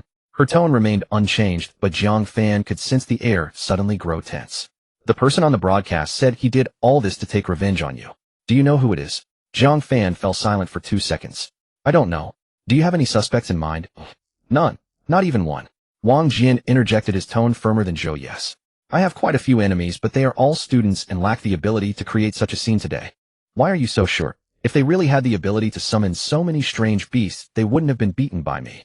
Wang Jian and the recorder paused, glancing at Jiang Fan in surprise. Clearly they did not expect Jiang Fan, who appeared gentle, to speak with such intensity. They recorded what Jiang Fan said in their notebooks. Zhou Yu continued. Think carefully. Have you inadvertently offended anyone, causing irreversible losses? Jiang Fan looked at her in surprise. Yes, but I'm not sure if it's because of this. Zhou Yu and Wang Jian's eyes instantly brightened as they looked at Jiang Fan. Jiang Fan remained silent for a few seconds, as if holding back words while considering other matters. Then he slowly spoke. About a month ago, one night, Li Xiang from the city defense team called me. And then, in the end, it was Xiaoshan who intervened and saved us. Jiang Fan spoke, carefully detailing the distress call from Li Xiang, the battle in the ruins, and Li Wei entrusting him with the box. He recounted the later conversation about Zhang Heng, the kidnapping of Li Wei by Team Wang, and finally, how Xiaoshan saved them. Listening to Jiang Fan's narrative, Wang Jian and Zhou Yu's expressions kept changing. Zhou Yu's pen tip stopped moving. Wang Jian leaned slightly forward. Are you sure his name is Zhang Heng? Wang Jian's voice tightened slightly. Absolutely. Captain Li Xiang said it himself. Wang Jian and Zhou Yu exchanged a glance, both of their faces looking serious.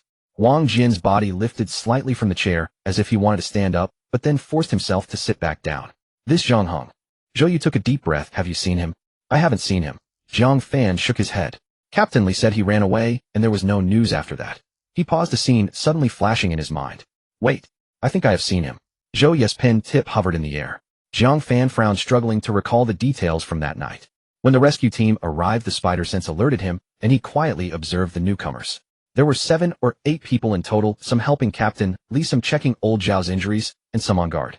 I'm not sure which of them is Zhang Hong, but I can confirm that Team Wang is the one who kidnapped Li Wei. Wang Jian and Zhou Yu exchanged glances again. Zhou Yu did not respond. Wang Jian remained silent as well. Both of them fell into a simultaneous silence, slightly awkward. What you just said? Zhou Yu paused, her tone softening considerably. We will verify what you just said. Jiang Fan was taken aback. He remembered that Li Xiang should have reported the incident, so why were they seemingly unaware? The three fell into a brief silence, and Zhou Yu awkwardly spoke up. If what you mentioned is related to what happened today, not only will you be a hero, but also a victim. I will propose compensation to the organization.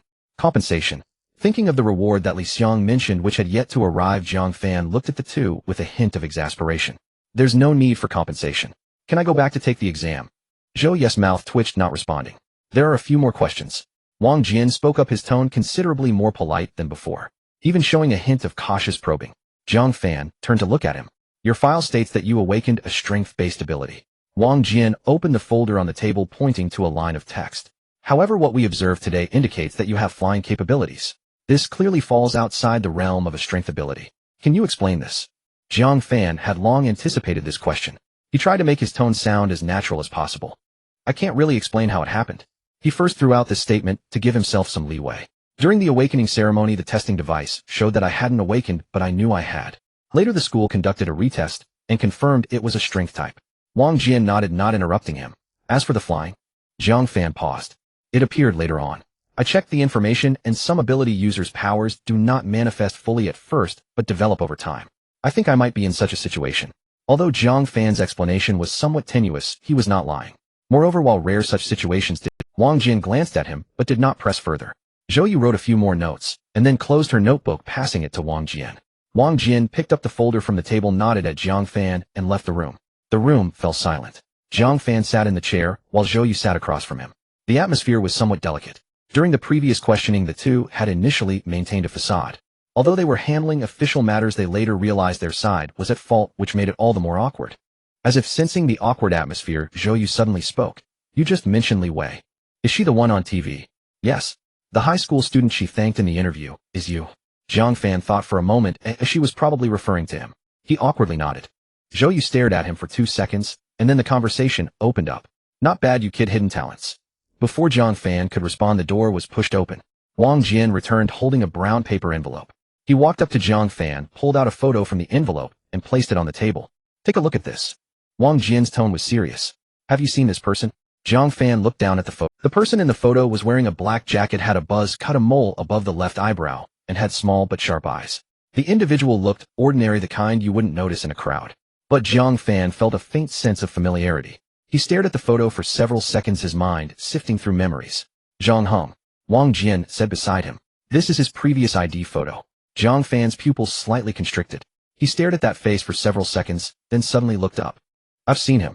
That night when the rescue team arrived, that person was among them. Wang Jian and Zhou Yu exchanged serious glances. Wang Jian took back the photo and put it back in the envelope. Thank you for your cooperation. We have already understood the basic situation. If there's anything else to add, we will contact you again. Jiang Fan walked out of the headquarters of the city defense team, looking up at the sun in the sky and taking a deep breath. Suddenly his phone rang. The screen displayed the name Shenling. He answered the call. Hello. Shenling's voice came through the phone, tinged with a nervous caution. How did you do on the exam?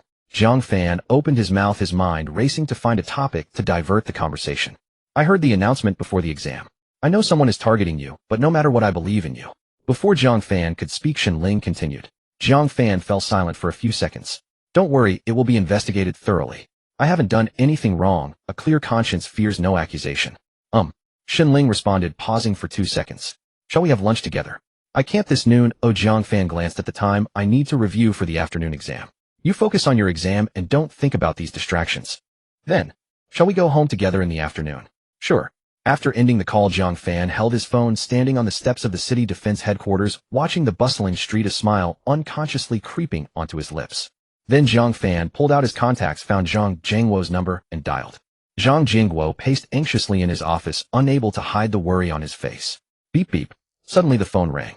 Seeing the name on the phone, Jiang Fan, he hurriedly answered, not waiting for the other side to speak. Jiang Fan, where are you? Are you safe? Zhang Jingwo's voice sounded urgent. Teacher, I'm fine. The situation has been resolved, and I'm very safe. Zhang Jingwo let out a long breath, feeling completely relaxed. That's good, that's good. By the way, can you still participate in the afternoon exam? Jiang Fan replied, yes, I'm just getting ready to head back. Alright. Zhang Jiangwo's tone suddenly became a bit strange, difficult to describe, as if he had something more to say, but hesitated. Well, just do your best on the exam. It's okay if you really don't want to take it. Teacher, don't worry. I will take it seriously. Alright, then you take the exam as normal in the afternoon. After hanging up, Zhang Jiangwo let out a long sigh of relief. He then picked up his phone searching for a number. Jiang Weigua, Jiang Fan's father. After hanging up, Jiang Fan felt something was off, but dismissed it, thinking it was just teacher Zhang comforting him. After all, such a big incident happened today. He tucked his phone into his pocket. A white energy flowed out from his body, and he lifted off the ground, drawing an almost invisible white trail through the sky. A few minutes later, Jiang Fan arrived near the school, but did not descend directly onto the campus. He landed a couple of streets away from the school. By the time he walked to the entrance, everything had been cleaned up. The ground showed no signs of the morning's commotion, as if it had never happened. However, people nearby were still discussing it. Have you heard? Those strange beasts this morning were brought here by someone. Who would do such a thing? I think it was a student. Didn't the announcement say something about a name? What was it? Fan. Jiang Fan. Yes, that's the name. Jiang Fan walked past them expressionlessly, not paying their words any mind.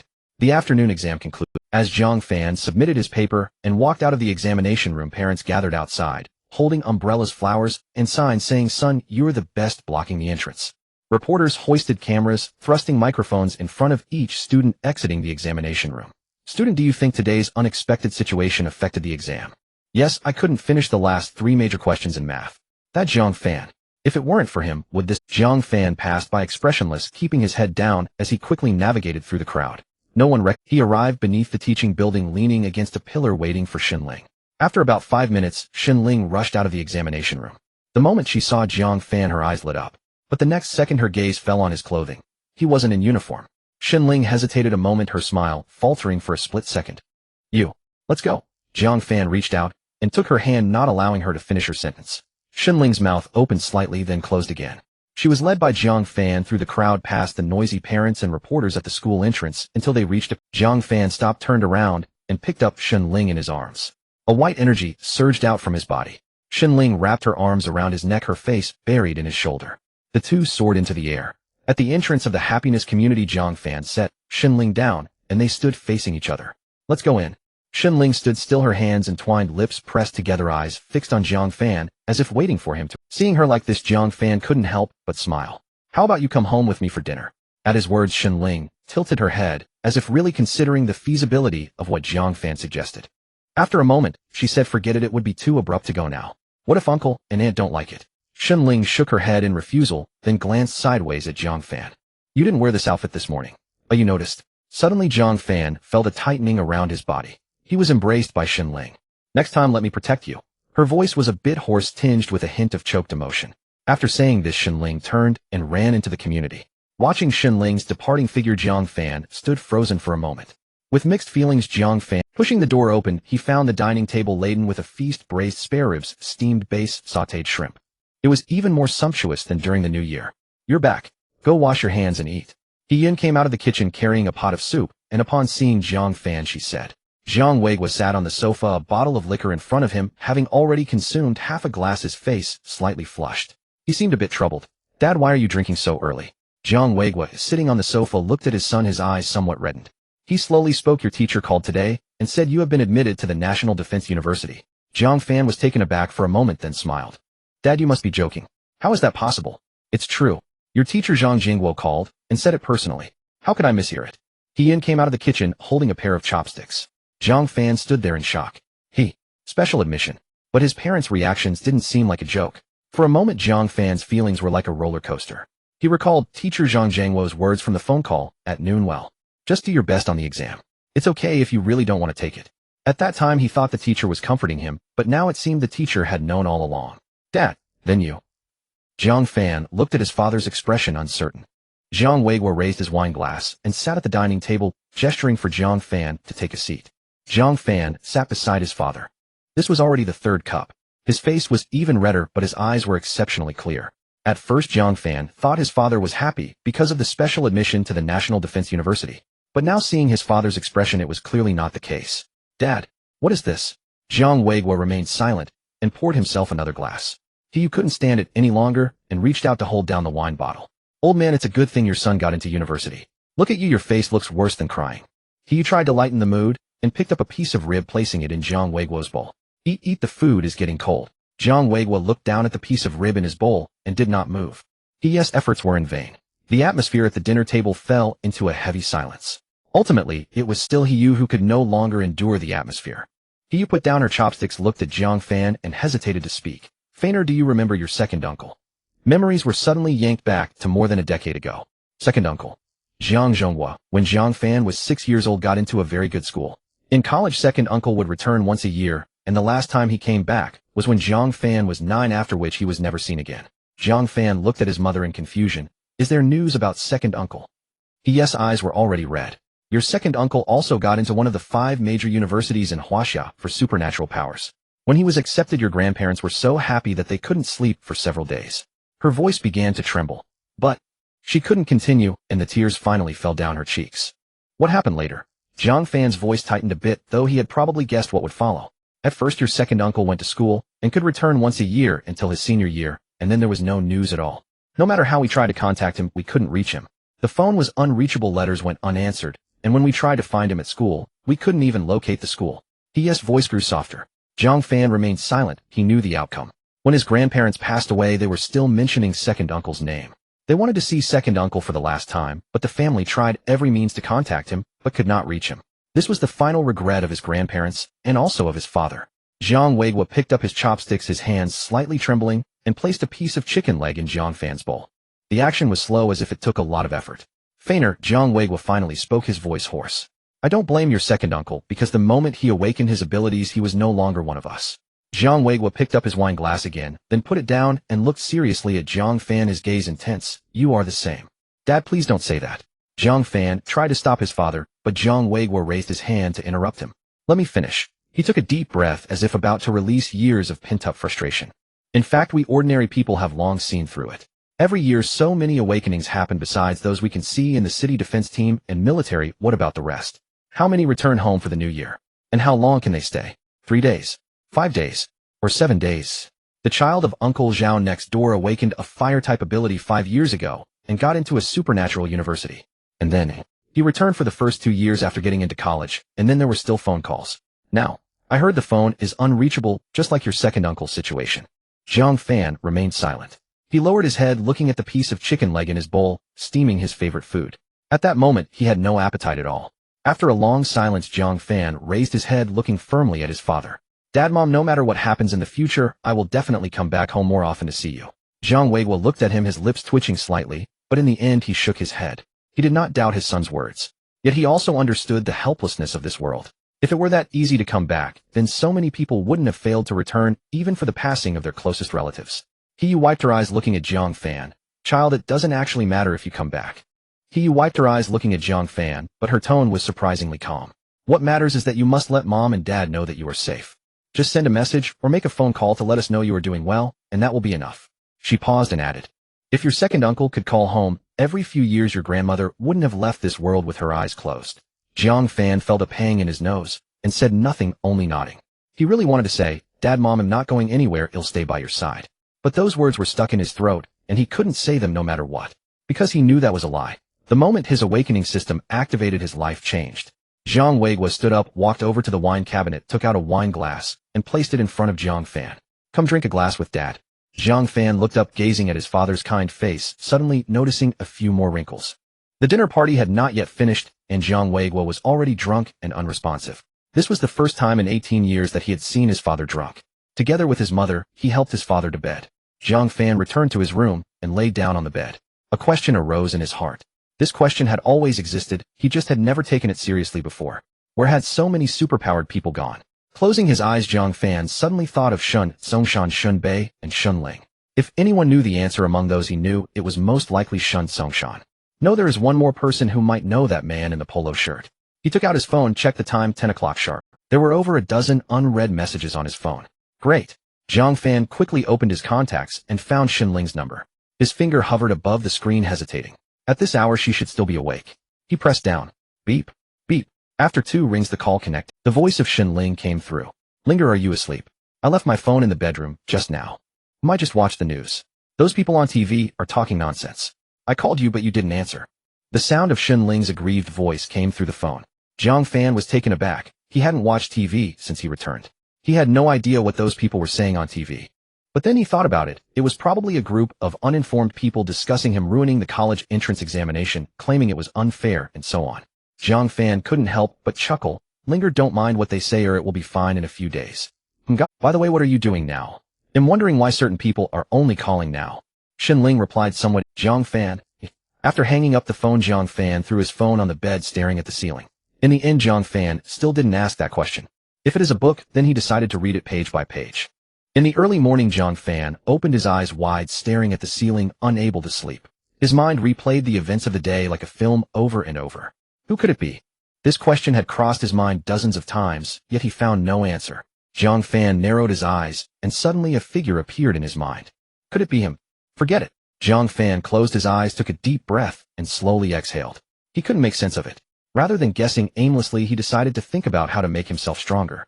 It didn't matter who the enemy was, or what mattered was that the next time they met he could pin them to the ground. He sank his consciousness deep within his body. A translucent panel appeared. Gene System Host Jiang Fan Physique 125 Spirit 40 Absorbed Genes Common Ant Bird-Eating Spider Mexican Axolotl Acquired Talents Mighty Strength Beginner Spider Sense Beginner Regeneration Beginner Skills Dragon Elephant Prajna Skill 1113 Special Skill Sky Dance Technique Minor Level Martial Arts 18 Dragon Subduing Palms Proficient Gene Points 240. Jiang Fan stared at the panel. He lightly tapped the bedsheet with his fingers. 240 points. He could enhance the Dragon Elephant Prajna skill to the 12th level or advance the 18 Dragon Subduing Palms to a minor achievement. Or he could elevate the Sky Dance technique to a major achievement. It was a choice of one or two. He first looked at the Dragon Elephant Prajna skill. The 12th level required 120 points. Increasing his physique would raise it to 135, adding a bit more strength. But Jiang Fan felt that his current strength was sufficient. Next he examined the 18 Dragon Subduing Palms. To reach a minor achievement, it required 120 points. Its power would surely increase, but without addressing the issue of chi, it would only be a temporary fix. Finally, he looked at the Sky Dance technique. Gene points required to elevate Sky Dance technique to major achievement 200. It seemed that advancing the 18 Dragon Subduing Palms to a minor achievement and the Dragon Elephant Prajna skill to the 12th level was the best choice. However, Jiang Fan felt that enhancing the Sky Dance technique offered the highest value for points. This is it. He no longer hesitated. Gene points required to elevate Sky Dance technique to major achievement 200. Would you like to allocate points? Allocate. With a thought this time, he felt no warm current surge from within his body. There was no heat, no cold, no sensation at all. But Jiang Fan felt as if he had. Not that his weight had truly lessened, but there was an indescribable feeling of lightness, as if the membrane between his body and the air had suddenly vanished. He closed his eyes and a thought arose in his mind. I want to float up. Then surprisingly, Jiang Fan really did float up. It wasn't like before, wrapped in white currents slowly rising. At that moment he simply willed it, and his entire being floated in the air like a cloud. Jiang Fan even felt that if he wished he could lie in the air and sleep. Jiang Fan felt a bit dazed, sensing that he had seemingly transformed into an atmospheric being. He opened the panel.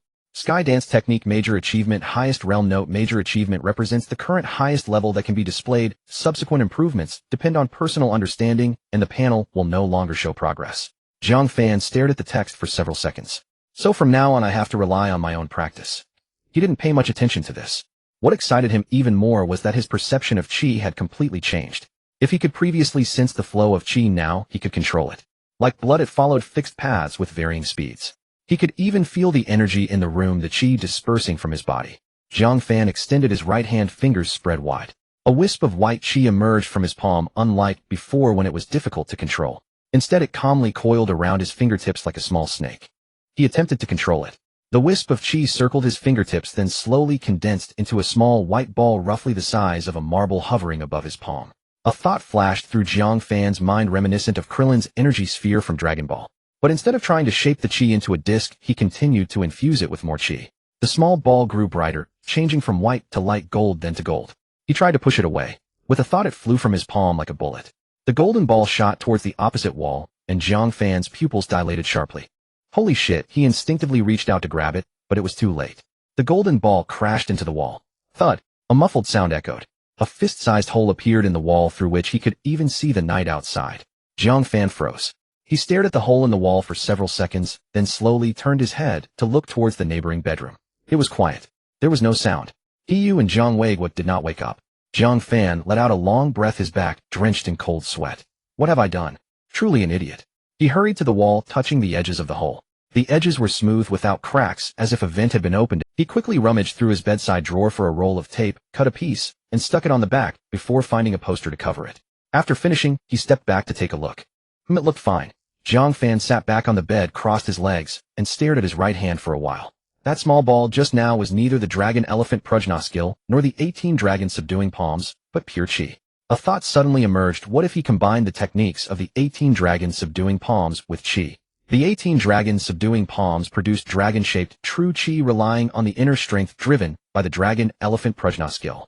If he infused chi into it and used the control ability of the sky dance technique to precisely steer the dragon-shaped true chi, Jiang Fan's eyes brightened. Just like Krillin's energy sphere in Dragon Ball, it could curve, track, and strike wherever he wished. Would the dragon he unleashed also be able to curve? Could he achieve precise control, not just flying straight out and crashing into something, but rather turning in the air, tracking, and even attacking different targets separately? Once this thought emerged, it couldn't be suppressed any longer. No, I need to wait until after the exam, find a secluded place to try it out slowly. Jiang Fan tucked this matter away in his heart. He reopened the panel. With a spirit level of 40, he gained an additional gene slot. For slots, the first 3 were Mighty Strength, Spider Sense, and Regeneration, corresponding to Strength, Perception, and Recovery. What else was needed? Defense. Facing the claws of a giant eagle, he could dodge if possible; if not, he would have to withstand it. The Regeneration talent helped him stop bleeding and heal, but what if he encountered a stronger beast and was torn in half by a single claw? Even the Regeneration talent, no matter how powerful, can't bring him back from that. What about in extreme environments? For instance, underwater at high altitudes, in toxic gas, high temperatures, or low temperatures? Jiang Fan frowned. He began to search his knowledge base in his mind for organisms that could survive in extreme. Tardigrades can survive in the vacuum of space, withstand high and low temperatures, and resist radiation. They are nearly indestructible. But the problem is, if the tardigrade genes are absorbed by the system, how much would remain in him? The tardigrade's extraordinary survival ability would likely be reduced to merely a bit more resistance to extreme environments in his case. Better than nothing. Jiang Fan noted this option down. Was there anything else? Enhancing vision. Enhancing defense. After thinking it over, Jiang Fan couldn't come up with a gene that he absolutely needed to choose right now. Forget it. He'll decide after the exam. The next morning, Jiang Fan sat up in bed. He glanced at the poster on the wall and touched his face. I really don't learn my lesson. Last time I broke the window, and this time it's the wall. What if I really end up demolishing the house? A bad thought crossed Jiang Fan's mind. He shook his head. He opened the bedroom door and found Zhang Weiguo already seated at the dining table. Dad, aren't you going to work today? I'll go after breakfast. Zhang Weiguo picked up a piece of pickled vegetables. I drank too much yesterday, don't take my words to heart. He Yuan peeked out from the kitchen, glanced at Zhang Weiguo, a smile playing on her lips. Your dad told me last night that you've made something of yourself, but he's worried you might fly too far and won't be reachable, crying like a child. What nonsense are you talking about? Zhang Weiguo's face turned red, glaring at He Yuan. Jiang Fan looked at his father's embarrassed face and suddenly felt relaxed. Dad, no matter how far I fly, my home will always be here. Zhang Weiguo was taken aback, a smile unconsciously spreading across his face. Eat quickly, you still have to go to school afterward. He lowered his head to drink his porridge, feeling warm inside. After finishing breakfast, Jiang Fan stepped out. When he arrived at the entrance of the happiness community, Shenling had just come out of the building. Upon seeing Jiang Fan, a glimmer of light flashed in her eyes. Get on. Jiang Fan squatted down and patted his back. Aren't you going to hold on to me today? How then, I'll hold on. Saying this, he wrapped his arms around Shenling's waist and lifted her up. In an instant, the two soared into the sky. Jiang Fan slowed down. Don't worry, you won't fall. Jiang Fan smiled and slowly ascended, going higher and higher. So high. Look over there. Jiang Fan pointed to the east. The sun had just risen, casting an orange-eared glow over the city, as if someone had spilled a pot of gold dust from the sky. Following his finger, Shenling looked, and her eyes gradually brightened. So beautiful. Isn't it beautiful? Jiang Fan smiled, suddenly accelerating towards the school. A few minutes later, Jiang Fan landed near the school and set Shenling down. She stood on tiptoe, pecked him on the cheek, and then turned to run away. Jiang Fan touched his face and turned towards Zhang Jingwo's office. Knock, knock, knock. Come in. He pushed open the door. Zhang Jingwo sat behind the desk, holding a document. Teacher, I want to ask you something. Is it true that there's a special admission to the National Defense University? Of course it's true. Zhang Jingwo paused. I originally planned to tell you after the college entrance examination, but with what happened yesterday, I was afraid your parents would worry after seeing the news, so I called your dad, which is also a surprise for you. How was it? You must have been overjoyed last night, right? Jiang Fan. Cried from happiness. Zhang Jingguo nodded, his gaze lingering on Jiang Fan's face. Since you know, I'll speak plainly. You can opt out of today's ability assessment in principle. But Zhang Jingguo raised a finger. The assessment has its benefits. The results you achieve will directly affect some of your benefits at the National Defense University. For instance, resources for cultivation, accommodation conditions, and mentor assignments are all linked to this. Do well, and you'll have good food, good lodging, and capable mentors. If you don't perform well, then it won't be so good. Jiang Fan nodded. Teacher, I will participate. Go on then. After leaving the office, Jiang Fan walked towards Class 6. The hallway was quiet, devoid of the usual clamor. As he turned into the stairwell, bang! A person suddenly charged out from the corner, colliding right into him. Jiang Fan took a step back to steady himself. The other person also stepped back, dropping everything in their hands. Jiang Fan looked down and saw it was a girl. Ancient costume. Yes, an ancient costume. A long flowing skirt, wide sleeves, hair held up with a hairpin. She looked like she had walked out of a TV drama. Jiang Fan was taken aback. A thought popped into his mind. Who is this? Cosplay. But he didn't think much of it, bending down to help her pick up the things on the ground. A book, a notebook, a pen. This is yours. He handed the items over.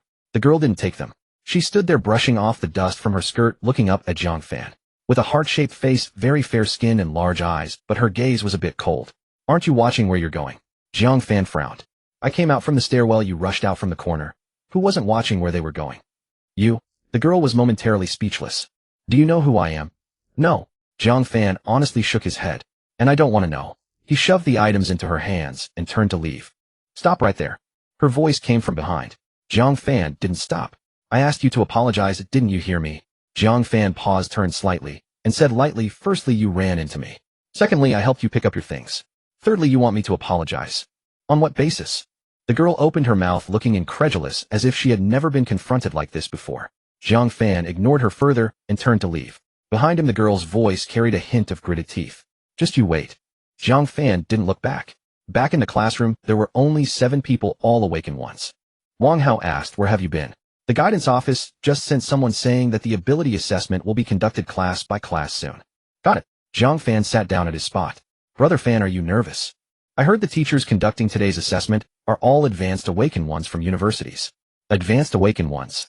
Lin Yufei turned his head. Do we really need advanced awakened ones to assess our meager abilities? While everyone was debating. Class 6 of Year 3. Come out and assemble. A voice came from the doorway. Everyone stood up at once. The guidance director stood in the doorway holding a folder. Form a line, follow me, don't talk, don't look around. The 7 of them lined up in the hallway and followed the guidance director downstairs. They crossed the playground and walked to a separate small building. The hall on the first floor had been converted into an examination room. It was very spacious with nothing but a few tables. 5 people sat behind the tables. 4 men and 1 woman, the oldest around 40, while the others looked to be in their 20s or 30s, appearing quite young. Sitting in the middle was a man in his 40s with a square face, very short hair, and a serious expression. I am the chief examiner for this assessment, surnamed Zhou. You can call me Examiner Zhou. The rules are simple. The first item is a strength test. Use your strongest attack to hit that board. The machine will read the results automatically. He pointed to a silver metal board standing nearby, about 2 meters high, with a display screen on its surface. The second item is a speed test. A 10000 meter test from start to finish. The third item is a destructive capability test. Attack the target over there with your abilities at full power. We will score based on the level of destruction caused. The fourth item is a practical test. You will come up one by one to spar with specific teachers. You don't have to win. We will score based on your performance. Is everything understood? Understood. Before the exam, please hand in your phones to the custody office. In front of the power testing instrument, Wang Hao stood there taking a deep breath and clenching his fists. A grayish-white sheen appeared on his skin, spreading from his fingers to his wrists and from his wrists to his forearms. Elemental armor is the extraordinary ability awakened by Wang Hao. Clearly, he was still unable to cover his entire body and could only achieve partial hardening. With a punch, he struck the silver metal plate. Bang! A muffled sound echoed in the spacious hall. The metal plate trembled slightly, and the numbers on the display jumped a few times before finally settling at 312 kilograms. Then came a series of 9 punches: 307, 315, 323. The chief examiner Zhou glanced at the data, wrote a few notes on the form, and expressionless said, next. Wang Hao shook his numb fist and stepped aside. Lin Yufei walked up.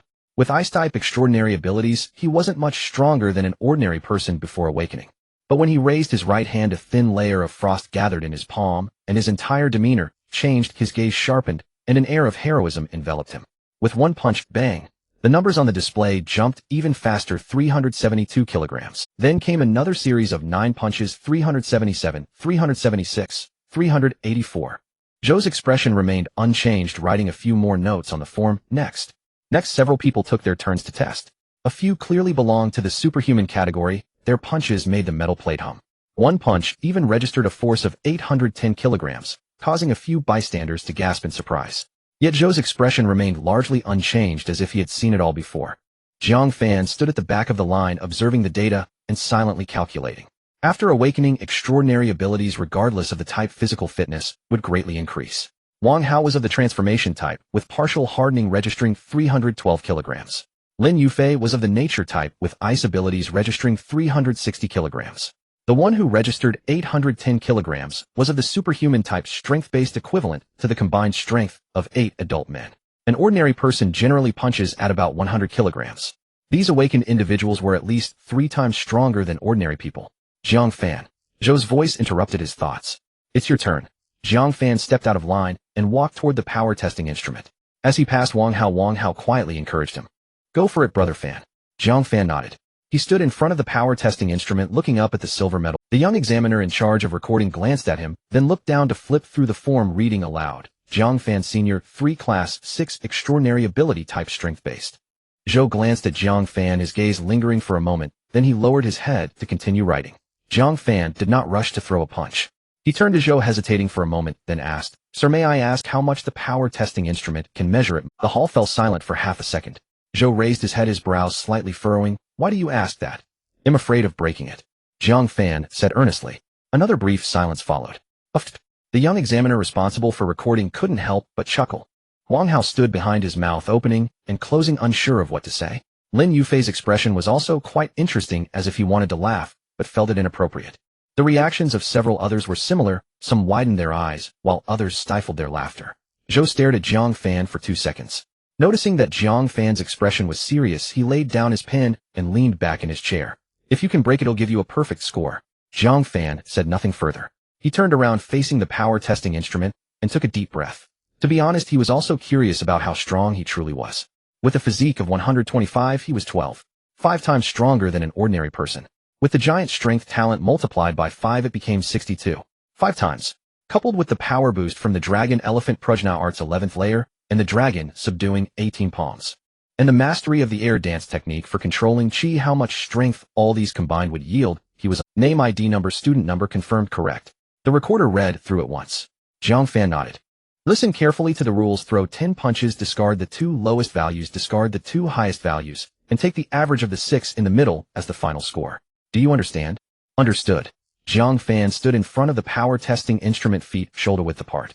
Unlike others, he didn't sink his shoulders or twist his waist, nor did he push off the ground to gather strength. He simply stood there like a tree rooted to the ground, but the power within him began gathering toward his right fist. For the first punch, he only used his natural physical strength. Not using all his strength, he lifted his right fist, aimed at the metal plate, and punched. Bang! The sound was not loud, like someone tapping with a hammer. The numbers on the display jumped 1,240 kilograms. The hall fell silent for a moment. Wang Hao opened his mouth. He had just exerted all his strength to hit over 300 kilograms. Jiang Fan's punch looked effortless without even a proper stance, yet it registered 1,240 kilograms. Lin Yufei frowned, staring at the number, as if confirming he wasn't mistaken. Zhou's expression shifted, becoming somewhat surprised. He glanced at Jiang Fan, his gaze now filled with something more. But he said nothing, simply picking up his pen to note it down. For the second punch, bang! The display showed 1,250 kilograms. The recorder hesitated with his pen. For the third punch, Jiang Fan paused, considering whether to use the power boost from the Dragon Elephant Prajna Art or the talent boost. In just a moment, the answer came to him. Talent boost. Bang! 6,150. For the fourth punch, 6,250. The hall was completely silent. Wang Hao's mouth hung open and Lin Yufei's expression was frozen on his face. The reactions of the others were not much better. Some took a few steps back, as if afraid of being caught in the crossfire. Zhou set his pen down. He looked at the number on the display, remaining silent for about 2 seconds, then slowly turned to look at Jiang Fan. His gaze had completely changed. At the same time, he looked at Jiang Fan, feeling an ominous premonition. For the fifth punch, Jiang Fan took a deep breath. This time he combined the giant strength, the internal power from the Dragon Elephant Prajna Art, and the power of the dragon subduing 18 palms. With one palm roar, a faint dragon's roar echoed. Then boom! The next moment the testing instrument was sent flying. Zhou abruptly stood up. The recorder dropped, his pen mouth agape, watching the instrument fly away. Wang Hao stood behind, his entire being in a state of shock, suddenly recalling something causing him to tremble. Lin Yufei was similarly affected. Jiang Fan retracted his fist and turned to Zhou.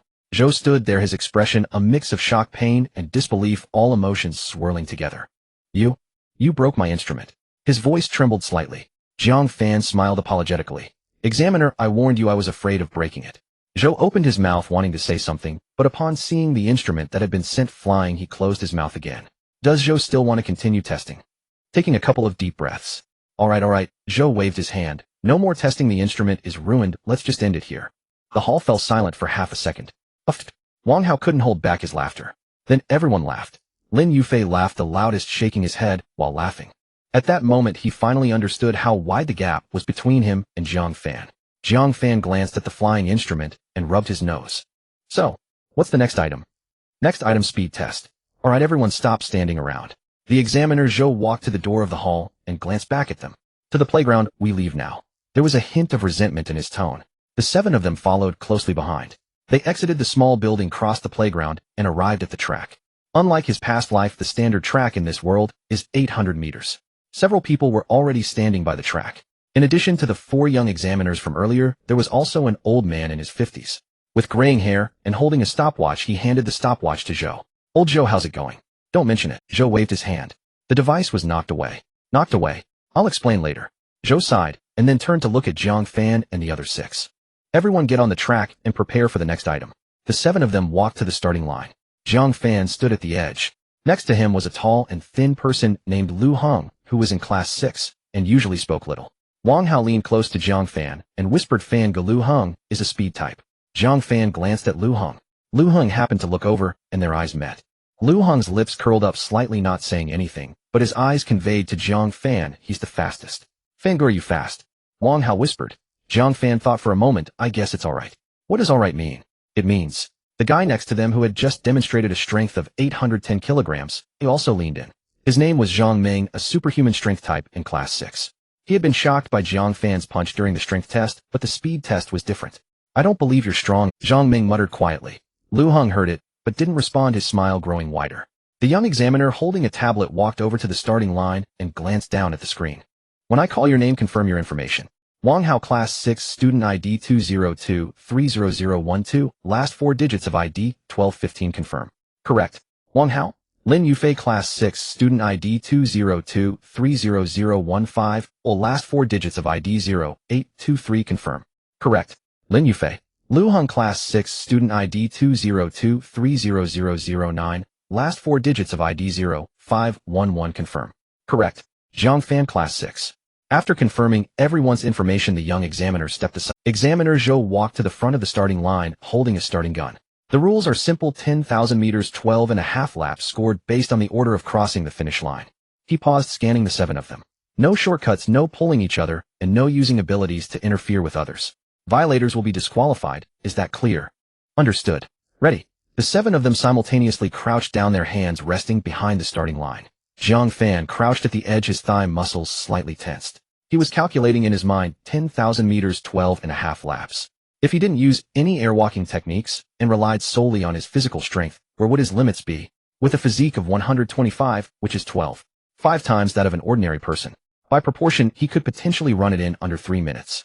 But his body was not a machine. He had never run at full strength over long distances and didn't know if he could hold up. Bang! The starting gun fired. The 7 of them surged forward simultaneously. At the moment Jiang Fan pushed off with his right foot, the rubber granules on the track flew backward from his step, and he shot forward like a cannonball, covering 10 meters in one stride. Indeed, 10 meters. But at the same moment he started whoosh. A figure darted past him. It was Lu Heng. The speed-type ability user's start was astonishingly quick, like an arrow released from a bow, instantly propelling him to the front. Jiang Fan looked up and saw that Lu Heng was already nearly 20 meters ahead of him. So fast. 2 words popped into Jiang Fan's mind. But he maintained his own rhythm, running steadily at 10 meters per step. Behind him, Wang Hao had just taken his second step and looked up to see Jiang Fan and Lu Heng already dozens of meters ahead, leaving him in shock. Is this what you call alright? Lin Yufei, whose ice-type ability didn't add to his speed, but remained steady, maintained his own rhythm and ran steadily forward. Zhang Ming's reaction was the most direct. He was a strength-type ability user with considerable explosive power, but after just 50 meters, he saw Jiang Fan, and Lu Heng already finished the straightaway and entering the curve. The distance had widened significantly. On the track, the gaps between the seven were rapidly increasing. Lu Heng was in first, Jiang Fan in second with a gap of 7 to 8 meters between them. In third place was Zhang Meng, but he was at least half a straightaway behind Jiang Fan. Fourth place was Lin Yufei, who was another 30 to 40 meters behind Zhang Meng. The remaining three were bunched together, not significantly faster than each other. On the playground, the examiners who had been chatting suddenly had all their attention drawn to the start. That kid is a speed type.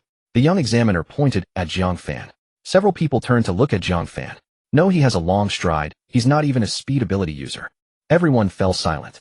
10 meters per step. Damn. How is a strength type running so fast? Is that reasonable? In the first lap, Lu Heng led Jiang Fan by 20 meters. His running style was completely different from Jiang Fan's. Jiang Fan had a long stride leaping forward. Lu Heng, on the other hand, was taking quick short steps, his legs moving like they were powered by motors. In the second lap, the gap remained 20 meters. Lu Heng glanced back and noticed Jiang Fan was still at the same distance, neither closer nor further, like a piece of chewing gum sticking to him. His brows furrowed slightly, and he accelerated. His step frequency increased. The gap widened to 25 meters. But it only lasted half a lap. Just at the beginning of the third lap, Lu Heng's speed dropped.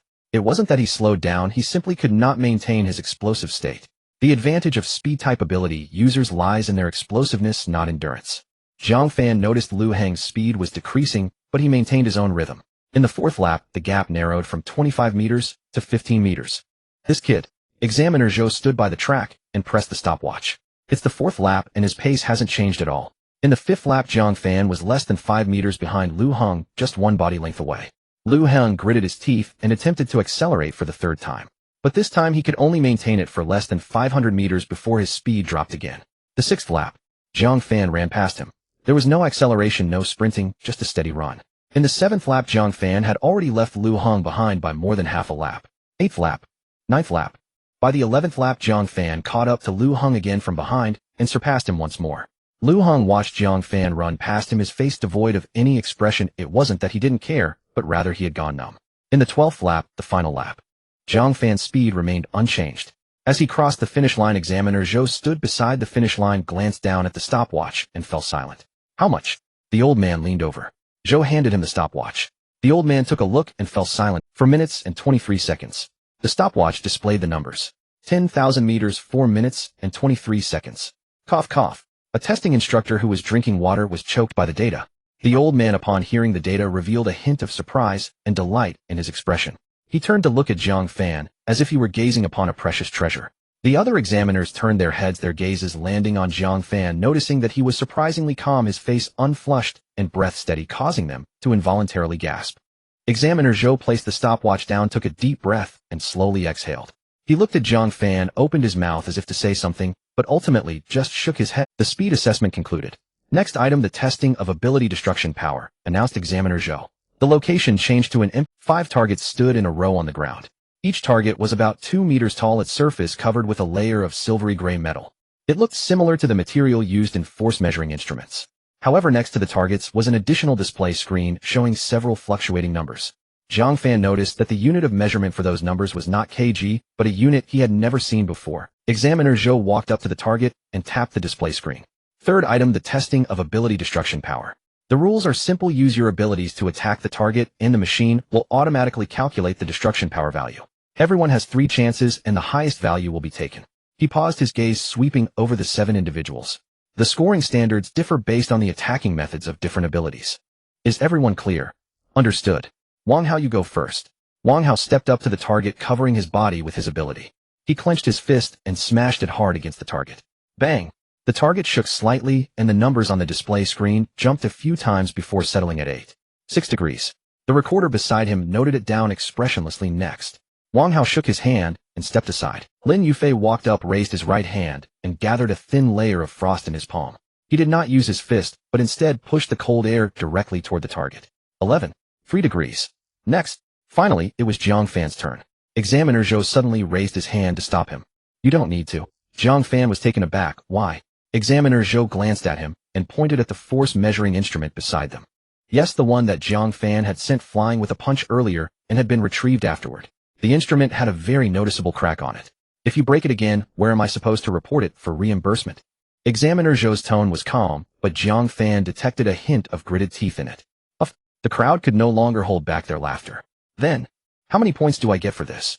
He scratched his nose asking shyly. Examiner Zhou looked at him, wrote a few numbers on the form, and then closed the notebook. Full marks. The final item, the practical assessment. Examiner Zhou led the 7 individuals to the empty space in front of the small building. For the last item, the practical assessment. You will each take turns to spar with this instructor. He pointed to a woman standing beside him. Jiang Fan followed his finger and froze. The woman wore ancient attire, her long skirt flowing wide sleeves, and her hair secured with a hairpin. She was the same woman he had bumped into in the corridor that morning. The woman stood there, arms crossed, expressionless as she regarded the 7 of them, like a cat observing a group of mice. This is the examiner sent from above, surnamed Su. You can call her Teacher Su. Examiner Zhou's tone was much more polite, even carrying a hint of respect. All candidates will be tested by Teacher Su to ensure a unified scoring standard. Is that clear? The woman in ancient attire, Teacher Su, took 2 steps forward, her gaze sweeping over the 7 individuals, finally resting on Jiang Fan. Jiang Fan thought, it can't be this coincidental. Wang Hao, you go first, called out Examiner Zhou. Wang Hao took a deep breath, walked to the center of the empty space, facing Teacher Su, and stood still. Start. Teacher Su looked at him, without moving. Wang Hao hesitated for half a second. A grayish-white sheen appeared on his skin, his arms hardened, and he charged at Teacher Su. Then Teacher Su raised her hand. Just once. Her finger gently flicked at Wang Hao's fist, as if brushing away a leaf. Wang Hao flew sideways. The entire area fell silent. Teacher Su retracted her hand, and calmly uttered 2 words, next. Lin Yufei was the second. He did not rush in. Instead, he created distance, conjuring an ice sword with his left hand, and an ice spike with his right. He hurled them towards Teacher Su from a distance, 1 to each side, attempting to flank her. Teacher Su did not dodge. She simply took a step forward. Just 1 step. Lin Yufei's ice sword and ice spike flew past her body, missing by mere inches, and then Teacher Su took another step. After 2 steps, she stood directly in front of Lin Yufei, less than a meter apart. Lin Yufei's pupils constricted, instinctively jumping back, while conjuring an ice shield in front of him. Teacher Su extended a finger and lightly tapped the ice shield. Crack! The ice shield shattered. Next, Lu Heng, he was speed type, and instantly unleashed his maximum speed. The next moment, Lu Heng felt a powerful force on his shoulder, pinning him to the ground. Next, Zhang Ming. Next, the next 2 classmates took their turns. One lasted 3 seconds, another 5 seconds. Not because he was powerful, but because Teacher Su seemed to be lost and thought her response was slightly delayed. Finally, it was Jiang Fan's turn. Everyone turned their gaze to Jiang Fan in unison, seeing if he could create another miracle. Examiner Zhou lowered his head and wrote a few words on the form. Jiang Fan practical assessment. Jiang Fan took a deep breath and walked to the center of the empty space. The 2 locked eyes for a second. The corners of Teacher Su's mouth slowly curled upwards. We meet again. Her voice was soft, but everyone present could hear. Wang Hao, standing beside, quietly asked Lin Yufei, do they know each other? Lin Yufei shook his head. If you ask me, who should I ask? In the center of the empty space, the ancient, attired beauty slightly lifted her chin. You can still apologize to me now, it's not too late. A threat. In just a second, Jiang Fan looked at the ancient, attired woman with a hint of disgust. Auntie, you bumped into me and expect me to apologize. Isn't that a bit unreasonable? In an instant, the air seemed to freeze. Examiner Zhou looked at Jiang Fan in disbelief. The other examiners mirrored his reaction. Several of them looked toward the ancient, attired woman, as if waiting for some kind of eruption. Wang Hao and Lin Yufei sensed something was off in the expressions of the several instructors. The expression of the ancient, attired woman changed. An invisible sense of oppression emanated from her body. In an instant, the spider sense began to alert Jiang Fan that the woman in front of him was dangerous. Jiang Fan felt a powerful sense of oppression, like an invisible hand pressing down on his shoulder. His body became increasingly heavy. The ancient, attired beauty took a step forward. Just 1 step. In an instant, Jiang Fan felt a heavy stone pressing against his chest, as if the air itself had thickened. Apologize. The 2 cold words were uttered from the ancient, attired woman's lips. Apologize. Her voice, clad in ancient robes, descended like a mountain upon Jiang Fan. Yet he did not move. His gaze locked onto the woman before him, igniting within him a fierce, unyielding, you struck me first, I will not apologize. Jiang Fan's voice was icy, his tone rigid and unbroken. The ancient robed beauty stared at him, a cold, disdainful smile curling at the corner of her lips. Very well. This is your doing. The final word left her lips. She raised her right hand, then brought it down, palm outward, toward Jiang Fan. Her motion was not swift. Indeed, it seemed almost languid. Slow enough for Jiang Fan to trace every subtle shift of her wrist, every flex of her fingers. Then, suddenly, The primal alarm of his spider sense shrieked. Without hesitation, the inner force of the dragon elephant Prajna art surged from his dantian, racing up his meridians and converging into his right palm. 18 subduing dragon palms, at full power. No energy erupted outward, instead every ounce of strength compressed into the surface of his palm, hand against hand. Roar!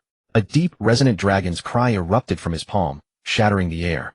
The surrounding air convulsed under that force, as if a bomb had detonated midair.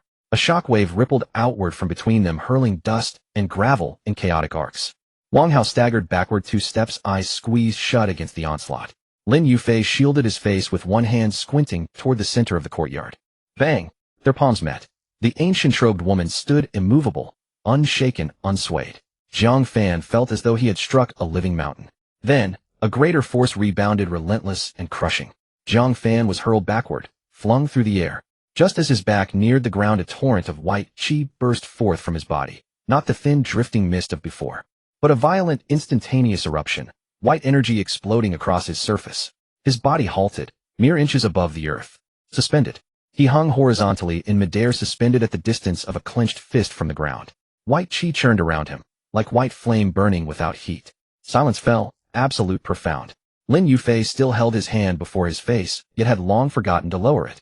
Wang Hao gaped. Sand dust caught in his throat, choking him into stunned silence. The examiner Zhou dropped his brush, his astonishment mirrored by the 2 elders standing nearby. The elderly man, over 50, gazed at Jiang Fan hovering midair, his eyes narrowing with quiet intensity. From the moment the ancient-robed woman struck to Jiang Fan's flight, to his stabilization midair via aerial technique, the entire sequence lasted barely 3 or 4 seconds. Yet those fleeting seconds would etch themselves indelibly into every witness's memory. Even the ancient-robed woman paused, just for an instant. She tilted her head upward, studying Jiang Fan suspended in the air, then spoke, voice cool and measured. Impressive. Yet this will not quell my wrath. Wrath. Jiang Fan's lips curved faintly. In that moment he felt no fear, no fury, only exhilaration. Ever since acquiring the system, he had fought only monstrous beasts, each battle tightening a taut string within his soul regardless of victory or defeat. But just now, he had tasted the joy of combat. He had relished it. And in that clarity he understood true battle could be savored, like poetry, like wine.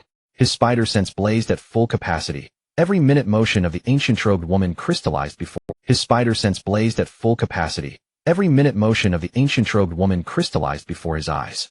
He did not unleash his inner force outward. Instead, he condensed every thread of internal energy onto the surface of his palms, forming an invisible armor over his hands, or perhaps a slender coiling dragon circling between them. First strike. Soaring dragon repents. First posture of the 18 subduing dragon palms. Power surged from his dantian, through chest, shoulder, arm, then erupted from his palm. Not chi projecting outward, but pure palm force compressing the air itself until it groaned low and hollow. The ancient-robed woman raised her hand to block. Bang! She retreated half a step, not thrust back, but deliberately stepping back. Then the second strike followed instantly. Flying dragon in heaven. This blow descended vertically. Jiang Fan flipped midair, harnessing gravity's momentum to drive his palm downward. She sidestepped. His palm strike grazed her shoulder and slammed into the ground, shattering pebbles into explosive fragments. Her expression shifted. No longer condescending scrutiny, now edged with genuine attention. Third strike. Dragon. This blow swept sideways, vast in scope, sealing off nearly all avenues of retreat. Instead, she stepped forward, one finger of her right hand tapping lightly upon Jiang Fan's palm. Bang! His palm force collapsed like a punctured balloon, dissipating instantly. He staggered backward several paces, but did not fly. She withdrew her hand, brow slightly furrowed as she studied him. Martial Dao cultivation art. Jiang Fan met her gaze, silent. Seeing his refusal to answer, her expression hardened. Again, this time she struck first. No more leisurely probing. This was true combat. Her speed was blinding, so swift that even his spider sense strained to track her. Yet Jiang Fan did not falter, only grew more fiercely alive. When his senses lagged, he relied on sight, an instinct, and sensation. Right hand blocked, left palm countered. Soaring dragon repents. Flying dragon in heaven. Dragon seen in the field. Wild goose descends to land. Hidden dragon, do not act. Strike after strike, posture after posture. The 18 subduing dragon palms unfolded in rapid succession, each infused with the dense, thunderous power of the dragon elephant Prajna art. She remained rooted, barely shifting her stance. No matter how Jiang Fan altered his angles or feinted his strikes, she intercepted each with flawless precision. Not brute force, but consummate technique. She never met his force heat, instead redirecting it a flick of her fingertip against his wrist, a glancing touch of her palm against his fist, dissolving most of his power before it landed. What little remained struck her like a child's tickle. Yet Jiang Fan pressed on, faster, fiercer, more relentless. Gale-force palm winds howled across the courtyard. Pebbles skittered wildly. Wang Hao and the others retreated another 10 meters. Her expression continued to evolve. First anger, then astonishment. She had not expected a high school student to endure so many of her strikes. Next, startlement. She realized his palm techniques were crude, yet each repetition refined them. Identical postures flowed smoother the second time, sharper the third. Finally, solemnity. At that moment she began to counter, not with overwhelming force, but as a master guiding a disciple, deliberate, instructive, one palm at a time. Each strike was unhurried, yet demanded Jiang Fan's absolute focus. His breath grew ragged, sweat beaded on his brow, yet his eyes burned brighter than ever. For he was learning. With every parry his understanding of the 18 subduing dragon palms deepened, not through system-assigned stat boosts, but through hard-won visceral experience. That sensation eclipsed even the thrill of artificial enhancement. Enough. She ceased abruptly. Jiang Fan's next strike met only empty air. He lurched forward, stumbling. He steadied himself and looked up. She stood unmoved, hair unruffled, breath calm. Yet her gaze had no longer cold, no longer appraising. Now focused, earnest, and faintly admiring. What is your name? Jiang Fan. Jiang Fan. She repeated it once, then gave a slow, deliberate nod. I remember you. She paused. Today's incident requires no apology from you. But my name is Su Muqing. Remember this name, for you will hear it often in the future. However, Su Muqing leaned in closer and whispered something, her voice low enough that only Jiang Fan could hear it. Jiang Fan's expression froze. He opened his mouth wanting to say something, but found that nothing seemed appropriate. Enough, you can go now. Wang Hao was the first to rush over. Fan Gu, you were amazing. His eyes were filled with admiration. You exchanged blows with that examiner for over 10 rounds. We all got knocked out in one hit. Lin Yufei also walked over, his expression equally filled with respect. Zhang Ming also joined in. Fan Gu, I'm sticking with you from now on. Several other classmates gathered around, all asking excitedly. Fan Gu, you really can fly. That's right, so cool. Just like a superhero. Fan Gu, did you hide your true strength? Are you actually? Jiang Fan felt overwhelmed by the questions, so he simply shut his mouth and ignored everyone. Examiner Zhou approached, Su Muqing holding a form, his tone much more polite. Teacher Su, regarding these students' scores. Follow the rules. Su Muqing glanced at Jiang Fan's back, revealing a hint of depth. A smile appeared on Zhou's face as he nodded quickly. Understood. He then scribbled a few notes on the form and couldn't help but glance in Jiang Fan's direction. Let's go back to the classroom. Jiang Fan called out, and the 7 of them walked to the storage area to retrieve their phones. Jiang Fan opened his phone and saw a message from Shen Ling. Are you done with the exam? Jiang Fan replied with 2 words, all done.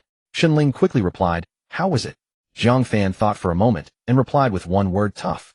He felt his response was too curt and added, I'll tell you tonight. The 7 of them crossed the playground and headed toward the teaching building. They pushed open the door to class 6.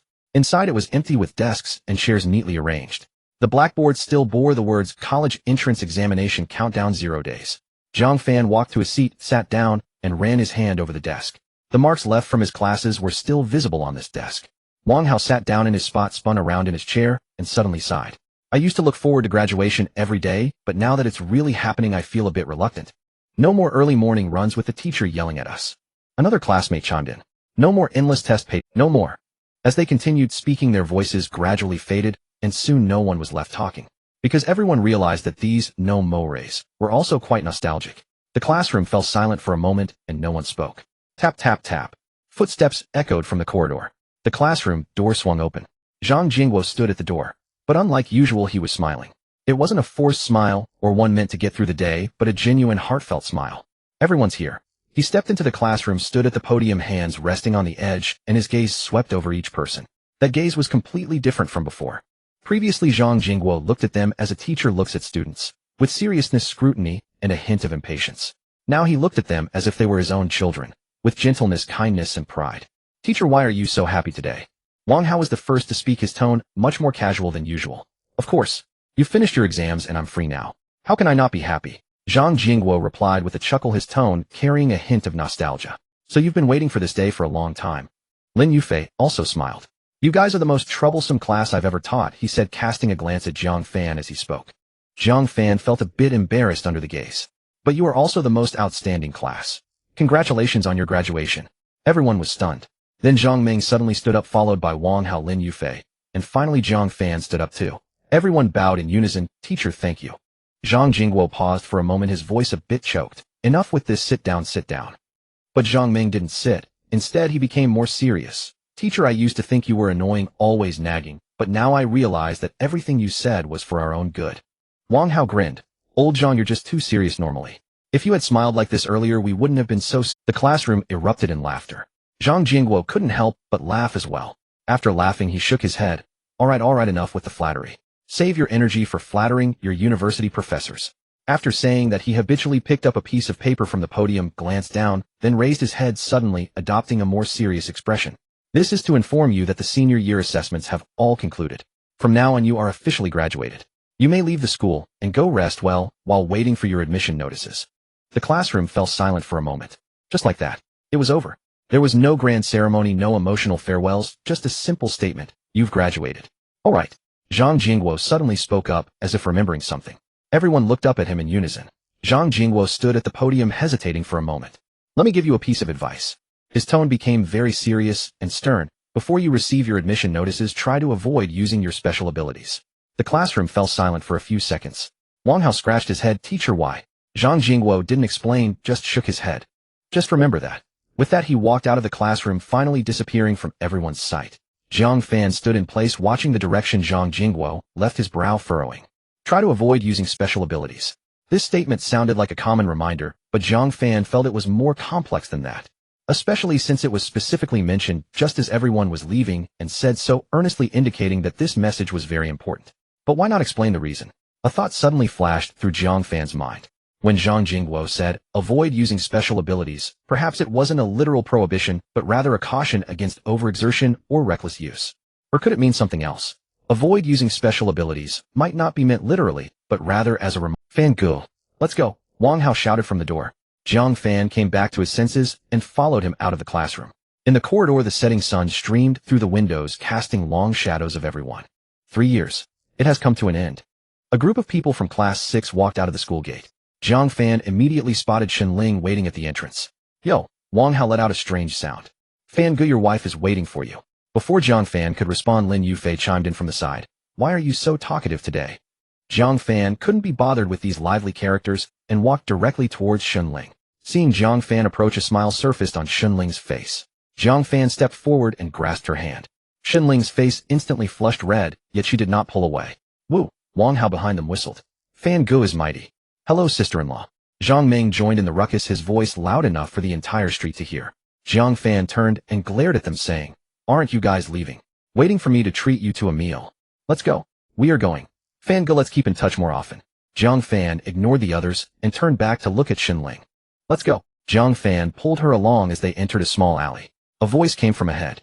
Yo, isn't this the student who attracted the beasts and disrupted the college entrance exams? Jiang Fan halted his steps. He looked up as 7 or 8 people emerged from the opposite side of the alley, blocking their path.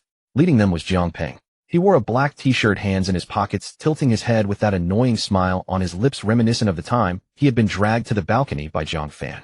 Yet Jiang Fan noticed that although he was smiling, there was something in his eyes. Unease, or perhaps, clearly he was not as calm as his face suggested. Suddenly, Jiang Fan frowned and shifted his gaze past Jiang Peng and the others, scanning the surrounding street. There were few pedestrians, several passers-by paused to look, but quickly moved on. In front of the milk tea shop across the street, a few people were standing in line. The adjacent alley was quiet, devoid of anything. But in an instant his spider sense warned him of a malicious intent enveloping him. Yet it wasn't from the people before him. The feeling was faint, like a thin thread, barely perceptible, making one feel very uncomfortable. Shenling stepped forward, positioning herself in front of Jiang Fan. Her movements were natural. Jiang Peng, what do you want? Her voice was not loud, but her tone was icy. Jiang Peng's mouth twitched slightly, but he remained silent, stepping aside to let someone walk out from behind him. The newcomer wore a white shirt with the first button undone, exposing his collar, but his eyes were unsettling, as if he were staring at prey. Shenling's complexion changed abruptly. Shenming. She leaned closer and whispered in Jiang Fan's ear. He's from Class 1, one of Jiang Peng's gang. After awakening, he often extorts classmates. Ever since you dealt with Jiang Peng, they've been quiet, but I didn't expect them to show up today. Jiang Fan looked at Shenming, rifling through his memories. He had heard this name before. Originally thinking he would encounter retaliation before graduation, he had not expected any disturbance. He thought the matter had passed, but unexpectedly these people came to give him a graduation ceremony on the day of graduation. Jiang Fan. Ming spoke. I've heard a lot about you. He smiled, and that smile was different from Jiang Peng's. It was sinister like a snake flicking its tongue. I wanted to chat with you before, but never had the chance. Jiang Fan looked indifferently at the person before him, remaining silent. Ming, noticing Jiang Fan's disregard, showed a glimmer of anger in his eyes. He turned to Ling, his gaze lingering on their clasped hands for a moment. His smile faded.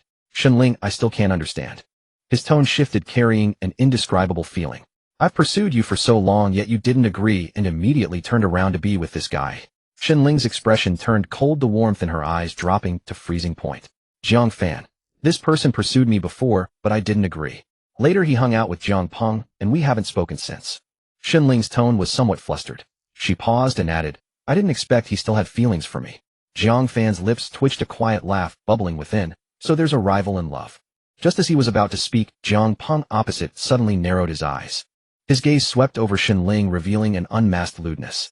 Ling, Jiang Peng took a step forward, tilting his head. How about this? You stay accompany me, and I'll let Jiang Fan go. What do you say? His tone was flippant, seemingly intended to provoke Jiang Fan. Ha ha ha. Yes, stay, and keep good company. After all, you both share the surname Shun, so the children you have in the future will also have the surname Shun. The few people behind him laughed along, their eyes unabashedly roaming over Ling. Her face instantly flushed red. This was not shyness but anger. Seeking death. A flash of thunderous rage passed through her eyes as her right hand lifted, blue lightning flickering in her palm. Jiang Fan strode forward, pulling Ling behind him. At this moment his expression changed, the previous indifference had vanished. Replaced was a bone-chilling cold. I originally didn't want to bother with you guys. Jiang Fan's voice was calm, eerily calm like the stillness before a storm, but you insist on seeking death. Ming felt the aura emanating from Jiang Fan. Instead of retreating, he let out a sinister laugh. Suddenly his body began to twist and morph like a melting candle. His entire form transformed into a liquid tar, his features blurring, two eyes glowing ominously. Come on, I want to see how you're going to be rude. Abilities. Jiang Fan furrowed his brows. With such a disgusting ability, he naturally would not let his guard down, sheltering Ling behind him. The dragon elephant Prajna technique within him operated, immense inner strength surging through his right palm. The 18 dragon's subduing palms unleashed outward, a visible dragon-shaped chi rushed out from Jiang Fan's palm, carrying destructive force that struck directly at Ming. Ming's liquid form was instantly shattered, the black liquid splattering everywhere. However, the people behind him were not so fortunate. The chi pierced through Ming. With a thunderous explosion boom, a deafening sound shook the entire street. The few people behind Ming, including Jiang Peng, were directly sent flying by the shockwave, crashing heavily against the wall, then falling to the ground, spitting blood, unable to get up. The alley fell silent for a moment. Dust gradually settled. The splattered black liquid slowly writhed and coalesced, reforming into Ming's shape. The few people behind Ming, including Jiang Peng, were directly sent flying by the shockwave, crashing heavily against the wall, then falling to the ground, spitting blood. Moreover, since his ability had awakened not long ago, he lacked the stamina for a second round. His legs went weak, barely managing to stand. The fear in his gaze towards Jiang Fan finally changed, becoming fearful, his eyes evasive. Jiang Fan did not stop. No, he did not cease. He stepped closer to Ming, each step echoing like a heartbeat against the other's heart. With each step, Ming's fear grew. Jiang Fan stepped in front of Ming, casting a sidelong glance at him and sneering coldly. Heh, my girlfriend is not someone you can toy with. With that, he raised his foot and kicked Ming to the ground. Before Ming could get up, his foot came crashing down on his head, pressing it firmly against the ground, repeatedly stomping as he vented his suppressed rage. Jiang Fan, you. Ming cried out in agony, trying to push Jiang Fan's hand away. But it was all in vain. Jiang Fan no longer looked at the Ming beneath his foot, his gaze sweeping over Jiang Peng and the others. His eyes were filled with murderous intent, causing Jiang Peng to tremble all over. Jiang Peng struggled to get up, disregarding his injuries, and directly knelt on the ground. I was wrong. Brother Fan, I was wrong. His voice trembled. I shouldn't have caused you trouble. I shouldn't have spoken carelessly. Brother Fan, spare me this time. I won't dare again. I won't dare again. Spare us. The others behind him also begged for mercy. Jiang Fan looked at them coldly, saying nothing. After a few seconds, he withdrew his foot from Ming's head and turned back to Ling. The lightning in Ling's hands had already dissipated, but her eyes still burned with fury as she looked at Jiang Peng and the others. Let's go. Jiang Fan's voice returned to calmness. He crouched down and picked up Ling. A white aura surrounded them, and they shot up into the sky. Ling wrapped her arms around Jiang Fan's neck, burying her head in his chest, feeling his heartbeat. Don't be angry, they're not worth it. Jiang Fan's gentle voice reached Ling's ears. Ling responded softly, a smile involuntarily forming on her lips. On the ground, Shinming cradled his head, sweating in pain, gritting his teeth as he stared at the sky with a Jiang Peng remained kneeling on the ground, trembling all over, fully aware of the disparity. Shinming, what should we do next? Shinming did not answer. Shinming, say something. What should we do next? Shut up. Shinming spat out 2 words through gritted teeth. Let's talk about it when we get back. He forced himself to stand. The others helped each other up, leaving the alley in a dejected manner. The street returned to tranquility as if nothing had happened, except for the large hole in the wall that was still smoking. The camera descended from the sky. An eagle circled, not large, with a wingspan of about 80 centimeters. Its gray-black feathers were almost indistinguishable against the sunset. No one paid it any attention. It flew quietly like an ordinary eagle hunting in the twilight. At the headquarters of the city defense team, in an office at the end of the corridor, a young man holding a folder walked quickly to a door and knocked 3 times. Come in. The door opened. 3 people sat in the office. The one in the middle was Xiaoshan, the captain of the city defense team, and the scar on his face was particularly prominent under the light. Captain, the inspection report has come out. The young man handed over the folder. Xiaoshan took it, opened it, and frowned when he saw the first line. He read a few more lines, and his expression grew increasingly grim. Damn it. He slammed the folder onto the table, the sound not loud, but the tone heavy. It was indeed man-made. The 2 people beside him leaned in to look at the report, their expressions changing as well. The report contained several lines of bold text with a red stamp beside it. A large amount of stimulant components detected in the giant eagle. Type unknown, source unknown. Preliminary judgment indicates that the exotic beast consumed a stimulant-type drug, significantly enhancing its aggressiveness, while diminishing pain perception and fear response. Xiaoshan leaned back in his chair, closing his eyes and taking a deep breath. After a few seconds, he opened his eyes and said, "Has that hot air balloon been traced?" The woman beside him shook her head. "We traced it, but it was fake. The license plate was a cover, the registration information was fake, and the fingerprints in the basket had been processed. We couldn't find anything." Xiaoshan was silent for a few seconds. "What about the broadcast?" The woman paused for a moment, looking down to flip through the materials in her hands. The voice was processed and the source could not be traced. But, she looked up at Xiaoshan. "The person mentioned in the content, Jiang Fan, we have investigated, and he is indeed related to the previous incident." Xiaoshan's brow furrowed, even tighter. "Are you saying this incident is connected to the last one?" The woman paused. "But the possibility is high. Captain, do we need to protect Jiang Fan?" Jiang Fan had landed beside Shinling in the alley next to the happiness community. Shinling got down from his arms, but noticed Jiang Fan's furrowed brow, causing her heart to skip a beat. "What's wrong?" Jiang Fan did not answer, his gaze sweeping around. Everything appeared normal, but his spider sense told him otherwise. The malice was still present. "Jiang Fan." Shinling's voice pulled Jiang Fan back.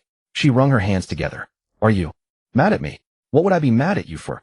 Jiang Fan was taken. "It's just..." Shinling lowered her head. Jiang Peng's words, and Shinming. "They caused you trouble because of me." Jiang Fan looked at her pitiful expression. He reached out to ruffle her hair, lifting her head. "What are you thinking? They caused trouble because they deserved it. It has nothing to do with you." Shinling raised her head, her eyes slightly red. "But Shinming has pursued me before. That just proves my girlfriend is exceptional." Jiang Fan interrupted her. "The more people who like you, the more exceptional you are. I should be happy. How could I?" Shinling listened to Jiang Fan's words, her face slowly turning red. Then she tiptoed and pecked Jiang Fan on the lips.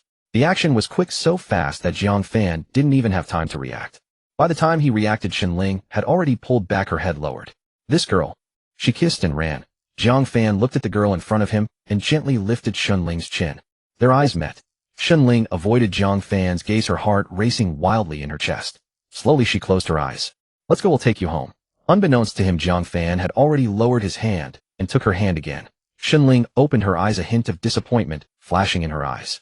Then in the alley, a faint meow echoed from the flower bed. The sound was very small, appearing exceptional. Following the sound, there was a cat. A tabby cat in the corner of the alley. At that moment, the tabby cat looked its hind leg was twisted at an impossible angle, clearly broken. There was a long gash on its belly with flesh torn open, revealing red and white inside. Its mouth opened and closed as it gasped for breath, its eyes half open, the pupils already dilated. What happened to it?" She released Jiang Fan's hand. Shinling crouched down, wanting to reach out to pick up the cat. "Don't move," Jiang Fan stopped her. "This cat is on its last breath. Any movement might cause it to die." Shinling's hand hovered in the air, hesitating for 2 seconds, but she still reached out to pick up the cat. Her movements were gentle, as if holding a newborn baby. "Let's find a place to bury it." Shinling nodded. She walked to the large locust tree in the garden, stopped, bent down to place the cat on the ground, and then began to dig with her hands. "They'll do it." Jiang Fan stopped her. He crouched down, extending his right hand with his index finger pointing downward. A white aura surged from his fingertips. It spun and coalesced around his finger, finally transforming into a white light orb the size of a marble. He pressed his finger downward. Puff! A muffled sound echoed. A pit measuring 40 centimeters on each side appeared on the ground, just the right depth. Xinling squatted beside, staring at the pit that had suddenly appeared, momentarily stunned. What are you doing? It's an air projectile, a new thing I've been researching. Xinling rolled her eyes at him, not pressing further. In the world of superpowers, abilities were bizarre and varied. She wielded lightning, Jiang Fan could fly, and having an excavation skill was nothing too surprising. Looking down at the tabby cat cradled in her hands. The cat was still panting, but its breath had grown weak. It's about to pass away. Xinling's voice carried a hint of sadness. Jiang Fan crouched down, observing the cat. To be honest, he felt no special affection for small animals like cats or dogs. He neither disliked them nor particularly liked them. Let's put it in. Xinling nodded. She bent down and gently placed the cat into the pit. Her movements were very light and slow, clearly not wanting the little cat to suffer any further harm. Xinling squatted at the edge of the pit, her hands resting on her knees, head lowered as she gazed at the cat in the pit. Jiang Fan squatted beside her, remaining silent. The two of them squatted there, waiting for the cat to breathe its last. But witnessing a living creature slowly fading away right in front of them felt somewhat unsettling. After about 2 or 3 minutes, the cat's chest stopped rising and falling. Its eyes were half open, pupils dilated as they gazed towards the sky. It's dead, said Xinling. Bury it, she added, reaching out to grab a handful of dirt and sprinkle it over the cat's body. The yellow soil fell upon its gray fur, resembling a thin blanket covering it. As Jiang Fan was about to help fill the hole, he suddenly noticed the cat's crooked hind leg. The leg was bent at an impossible angle, the bone clearly broken, with skin and flesh turned outward, tightening one's heart at the sight. Wait a moment, Jiang Fan stopped Xinling's hand. What's wrong? I want to straighten its leg before burying it. Xinling glanced at him with a strange expression, as if she didn't understand why he cared about this. But she said nothing more and merely nodded. Jiang Fan reached out, grasping the cat's broken hind leg and gently pulling it back. The bone was already fractured, offering no resistance, and it was easily straightened. At the moment his fingers touched the cat's leg. Ding! A semi-transparent panel popped up. Jiang Fan's entire body froze. Successfully absorbed tabby cat genes. Acquired talent, Eye of the Phantom Beginner. Effect 1, Night Vision significantly enhances vision in dark environments. Effect 2, Unknown Dimensional Vision allows observation of unknown dimensional visuals, energies, spiritual entities, and fluctuations of other spaces. Current level beginner perception range is limited. Accuracy increases with mental strength. Jiang Fan stared at the panel, his brain completely stalled for a full 2 seconds. A tabby cat. He looked down at the now straightened leg in his hand, then back at the cat's face, which bore no signs of life. This talent, Night Vision, wasn't much. His physique was 125, and darkness could no longer obstruct his sight, making Night Vision merely a bonus. But that unknown dimensional vision was completely different. Jiang Fan's mind raced. Cats had always carried an air of mystery throughout history. In the novels and folklore he had read in his past life, cats could see things invisible to humans, sense unclean entities, and even traverse between the realms of yin and yang. Moreover, many had conducted experiments with cats using video game characters to interact with them, and the cats appeared to be aware. He had previously thought of that as superstition. But now that he had crossed over and awakened, it seemed less absurd. Unknown dimension? Jiang Fan mumbled to, What? Xinling asked beside him. Nothing. Jiang Fan snapped back to reality, releasing the cat's leg. He glanced once more at the hint on the panel. Would you like to add Eye of the Phantom Beginner to slot 4? Note: once a talent is added, it cannot be replaced.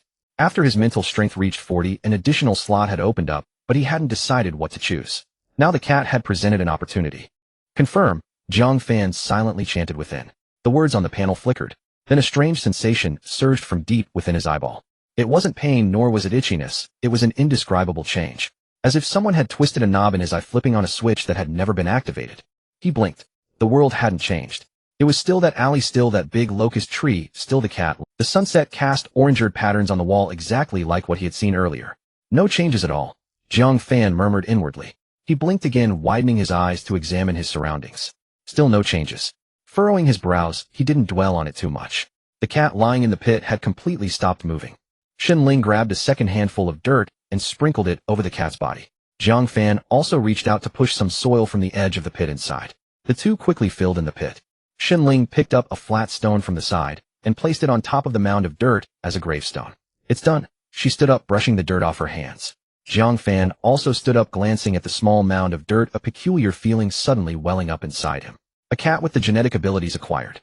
Although he still didn't know what this pair of eyes would reveal, his intuition told him that the words unknown dimensional vision held far more value than he had imagined. Let's go, I'll take you home, Jiang Fan said, pulling Shenling's hand. The two walked side by side back into the neighborhood. Jiang Fan. My.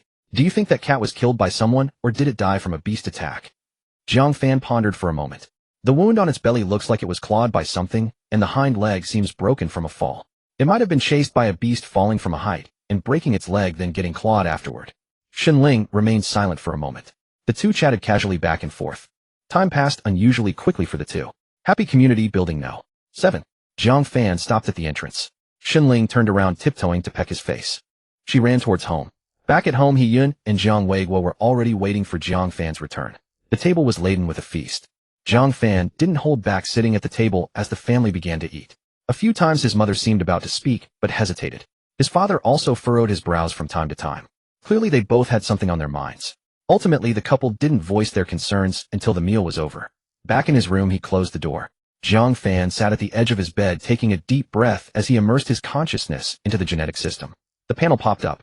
Genetic system host Jiang Fan physique 125 mental 40 absorbed genes common ant tarantula Mexican axolotl tabby cat acquired talents great strength beginner spider sense beginner regeneration beginner eye of the phantom beginner techniques dragon elephant Prajna skill 11-13 special skills sky dance technique accomplished martial skills 18 dragon subduing palms proficient genetic points 40 Jiang Fan stared at the lines stating eye of the phantom contemplating it.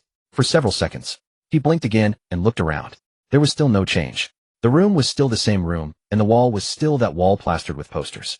What exactly can I see? He stood up and walked to the window, pulling back the curtain to look outside. The streetlights were on, and a few pedestrians hurried past. In the windows of the opposite building, some were watching TV, others were eating. Everything seemed normal. Do I need to wait until night to trigger it? After thinking for a moment, he decided to wait until it got dark to try again. Jiang Fan stopped fretting, lying back down on the bed. Beep, beep, his phone rang. He picked up the phone. It was a call from Shenling. The call connects. Jiang Fan. Shenling's voice came through the phone, hesitating. What's wrong? My parents called asking me to go to their place. Jiang Fan paused for a moment and replied with a smile. That's great. Uncle and aunt must miss you. No, it's not that. Shenling's tone was uncertain. In previous years, when I suggested going to their place during the holidays, they always refused, saying it was dangerous and that I should stay at home. But today they brought it up themselves and urged me to come as soon as the notice is out. Jiang Fan slowly put away. Is it unsafe on your dad's side? I asked him before. He said it was fine, but I can sense he's lying to me. Shenling's voice dropped. Jiang Fan, I'm a bit scared. Do you think something might happen? What exactly did your dad say? He just told me to go over and stay for a while. Shenling hesitated. But his tone was off. He usually speaks steadily, but today his voice was tense-like he was holding something back.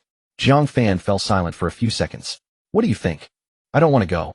Shenling's voice suddenly became firm. I want to be with you. Jiang Fan's heart trembled, as if something had pierced through him. You should listen to your dad. Jiang Fan. Let me finish. Jiang Fan took a deep breath. You know how powerful your dad is. If he thinks it's dangerous, it means it's really necessary. You should stay here in case something happens. On the other end of the call, there was silence for a long time. I understand then. What about you? I'm fine. You don't need to worry about me. How can I not worry about you? You drive me crazy. Listening to Shenling's rambling on the phone, Jiang Fan's sense of crisis dissipated significantly. The two continued chatting, neither willing to hang up first. Finally, Shenling spoke first. It's getting late. You still have to. Wait, it's the holidays now. Well, then I'm off. Will you miss me? I will. Then I'll call you every day. Okay. You have to reply to my messages. Okay. No talking to other girls. All right. Shenling laughed softly on the other end, as if laughing at her own childishness. Then I'll hang up. MHM. Really hanging up now. MHM. Jiang Fan. MHM. Call me later. The call ended. Jiang Fan placed the phone on the bedside table, staring at the ceiling motionless for a long time. He replayed Shenling's words in his mind. Xiaoshan took the initiative to ask Shenling to go. The national cultivation system. These seemingly unrelated events felt interconnected when put together. Jiang Fan sat up on the bed, crossed his legs, and began to think seriously. First, the national cultivation system was announced immediately after the experiment succeeded, which does not align with the traditional Chinese tendency to keep things under wraps. Second, the beasts. Xiaoshan mentioned that the previous beasts were just an appetizer, implying that something more powerful might be coming. Third, the urgency of the situation. Jiang Fan's pupils suddenly contracted. Connecting these three events led him to a conclusion. The government is preparing for war. Not an ordinary preparation, but one that requires nationwide participation. Thus the need for national cultivation to quickly enhance the combat power of ordinary people. So, wait a minute. Jiang Fan thought of another question. If his deduction is true, then why hasn't there been any public notice? Could it be fear of causing panic? I need to tell my parents. Better to prepare in advance. Jiang Fan rolled out of bed and pushed open the bedroom door. The lights in the living room were still on. He-Yun and Zhang Weiguo were sitting on the sofa. The TV was on. Dad, Mom, I have something to tell you. Just in time, we have something to tell you too. He-Yun patted the sofa. Come sit. Jiang Fan walked over and sat across from his parents. The news was playing on the TV. The national cultivation system is advancing in an orderly manner, and Yinzhou has been listed as one of the first pilot cities. At that time, citizens could apply for cultivation qualifications through official channels. The female anchor's voice came from the television. Jiang Fan was about to speak. The screen suddenly cut. Jiang Fan appeared on the screen. Not a photo, but a video. In the video, he was wearing a school uniform drenched in liquid, soaring skyward from the entrance of the teaching building like a white meteor flying straight into the dense crowd of beasts. The shooting angle was from the ground up. The picture was a bit shaky, but very clear. Immediately, the scene shifted to an interview site. A reporter stood at the school gate, microphone extended towards the camera. According to our latest news, the heroic boy who diverted the beast herd on the day of the college entrance examination is none other than Jiang Fan, who was previously maliciously slandered in the broadcast. The police have confirmed that the broadcast content was purely fabricated, and they are currently tracing the criminal suspects. Jiang Fan's brain crashed on the spot. What is this? He-Yun and Zhang Weiguo simultaneously turned to look at him. Their expressions were quite subtle. Son, He-Yun started, her voice wavering. Aren't you going to explain this? Mama? And those beasts, dozens of them, you charged in alone. Are you trying to get yourself killed? He-Yun's voice grew higher, both anxious and angry. Zhang Weiguo remained silent, his expression not looking too good. The news on the television continued to play. According to the city defense team's confirmation, Jiang Fan performed excellently during this incident, successfully diverting the beast herd away from the examination site, thus avoiding major casualties. The city defense team stated they would recommend him for commendation. Jiang Fan quickly grabbed his mother's hand. Mom, please don't get worked up. How can I not get worked up? How many things have you hidden from me and your dad? Mom, I'm fine, aren't I? Fine. What if something happens to you? What will your dad and I do? Whoa. Jiang Fan opened his mouth, not knowing how to comfort her. Just then, another news report cut in on the television. Today, the city defense team released the preliminary investigation results of the college entrance examination beast incident. Tests revealed that the beasts attacking the examination site contained large amounts of unknown stimulant components preliminarily judged to be human-controlled. The police have set up a special task force to fully investigate the mastermind behind it. Zhang Weiguo turned off the TV. The living room fell silent. The three sat facing each other, and no one spoke. After about a minute, Jiang Weiguo broke the silence. You just said you had something to tell us. Jiang Fan took a deep breath. Dad, Mom, what I'm about to say is just a guess, but please listen to me. He-Yun and Zhang Weiguo exchanged glances. I think something big might happen. Jiang Fan connected the national cultivation system, the increase in beast numbers, Shun Songshan, sending Shenling over, and narrated everything from beginning to end. He spoke slowly, observing his parents' expressions as he spoke. He-Yun's face changed several times. Zhang Weiguo's brow furrowed deeper. When he finished, the living room fell silent again. Zhang Weiguo remained silent for a dozen seconds before asking, Are you sure? I'm not sure. Jiang Fan shook his head. But if it's true, we need to prepare in advance. Prepare for what?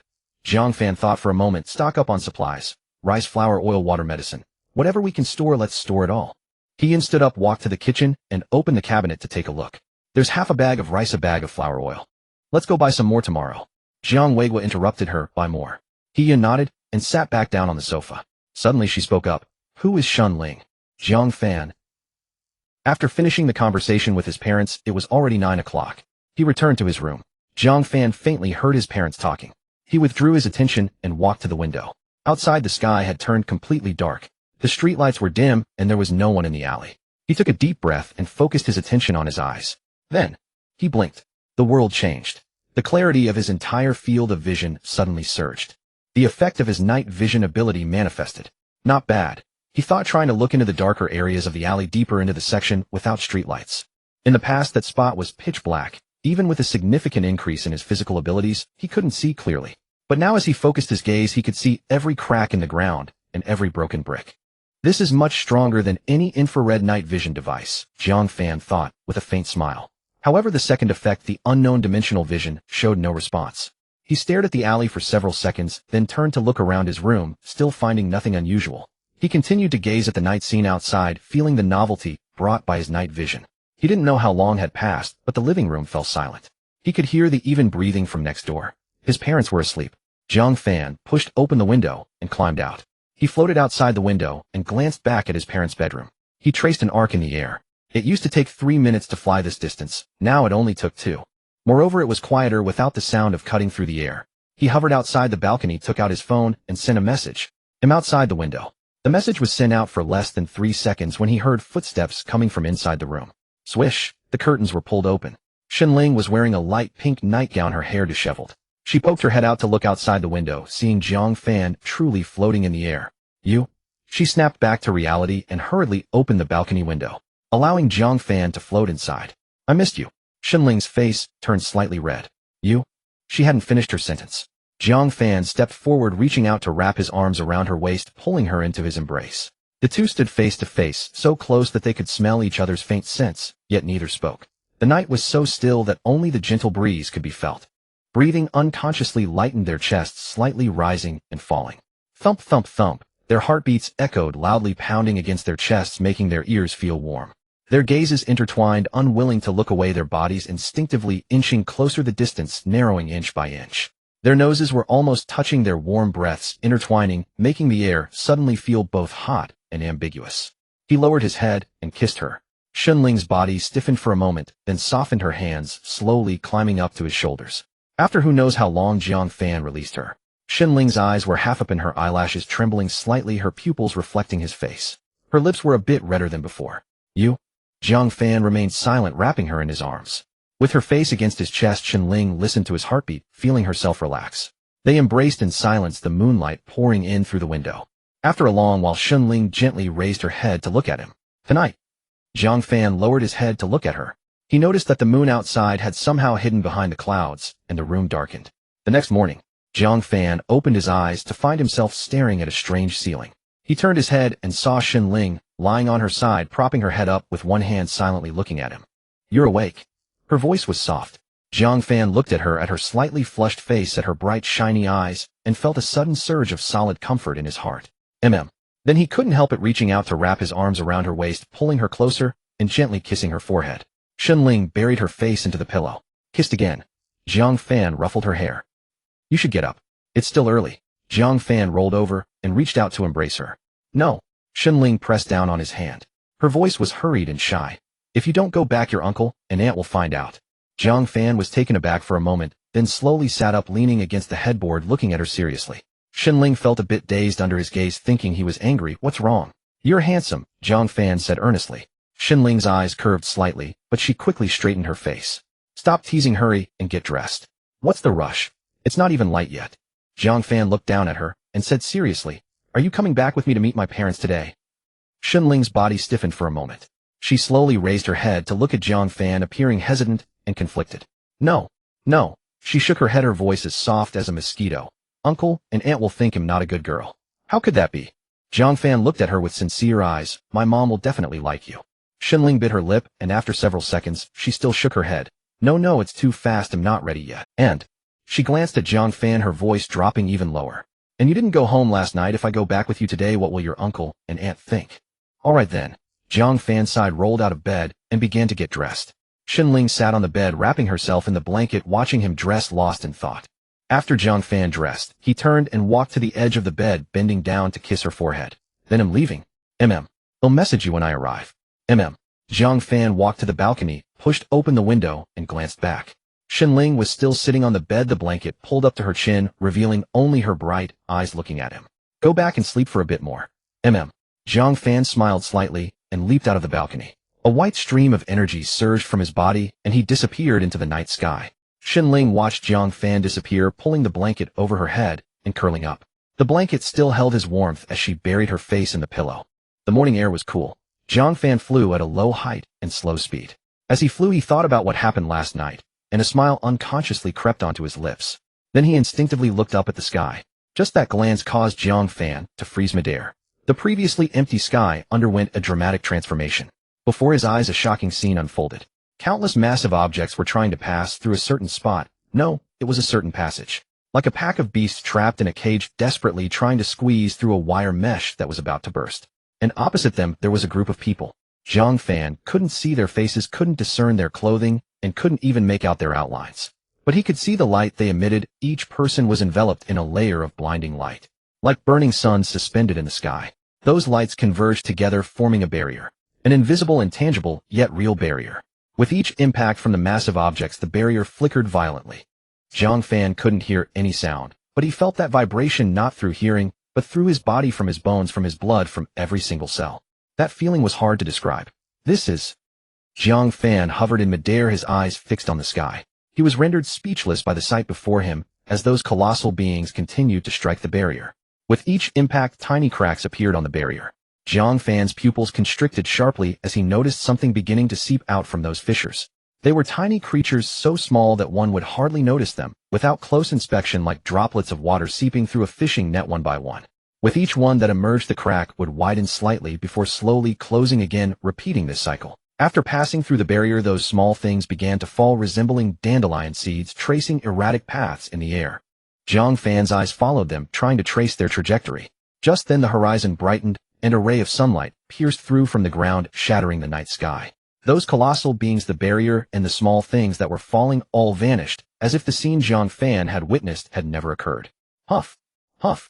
Jiang Fan gasped for breath, his clothes soaked through with cold sweat trickling down his back, hovering in midair like someone just pulled from the water. What was that? He knew what he had seen was not a hallucination. Although the scene was bizarre and absurd, his intuition told him it was real. Eye of spectral vision. He recalled the ability he had acquired from that tabby cat. Unknown dimension vision. Can observe unknown dimensional visuals, energy, spirit entities, and spatial fluctuations with the naked eye. He blinked, but there was no reaction. He opened his eyes wide, yet still no response. The world remained the same. He blinked, but there was no reaction. He opened his eyes wide, yet still no response. The world remained the same, the sky unchanged, nothing was there. Jiang Fan furrowed his brow. He took a deep breath, suppressing the lingering fear, and turned to fly back home. Jiang Fan climbed through the window into his bedroom. He took out his phone and sent a message to Shun Ling. I've arrived. After waiting a few seconds with no reply, he waited a bit longer, yet still received no response. He smiled slightly and placed his phone on the bedside table. You must be exhausted from last night. Remembering what happened last night, the corners of his mouth involuntarily turned upward. But soon the scene he had just witnessed weighed heavily on him again. He lay back on the bed, staring at the ceiling, replaying the earlier image in his mind. Those colossal beings, the barrier, those little things seeping from the cracks.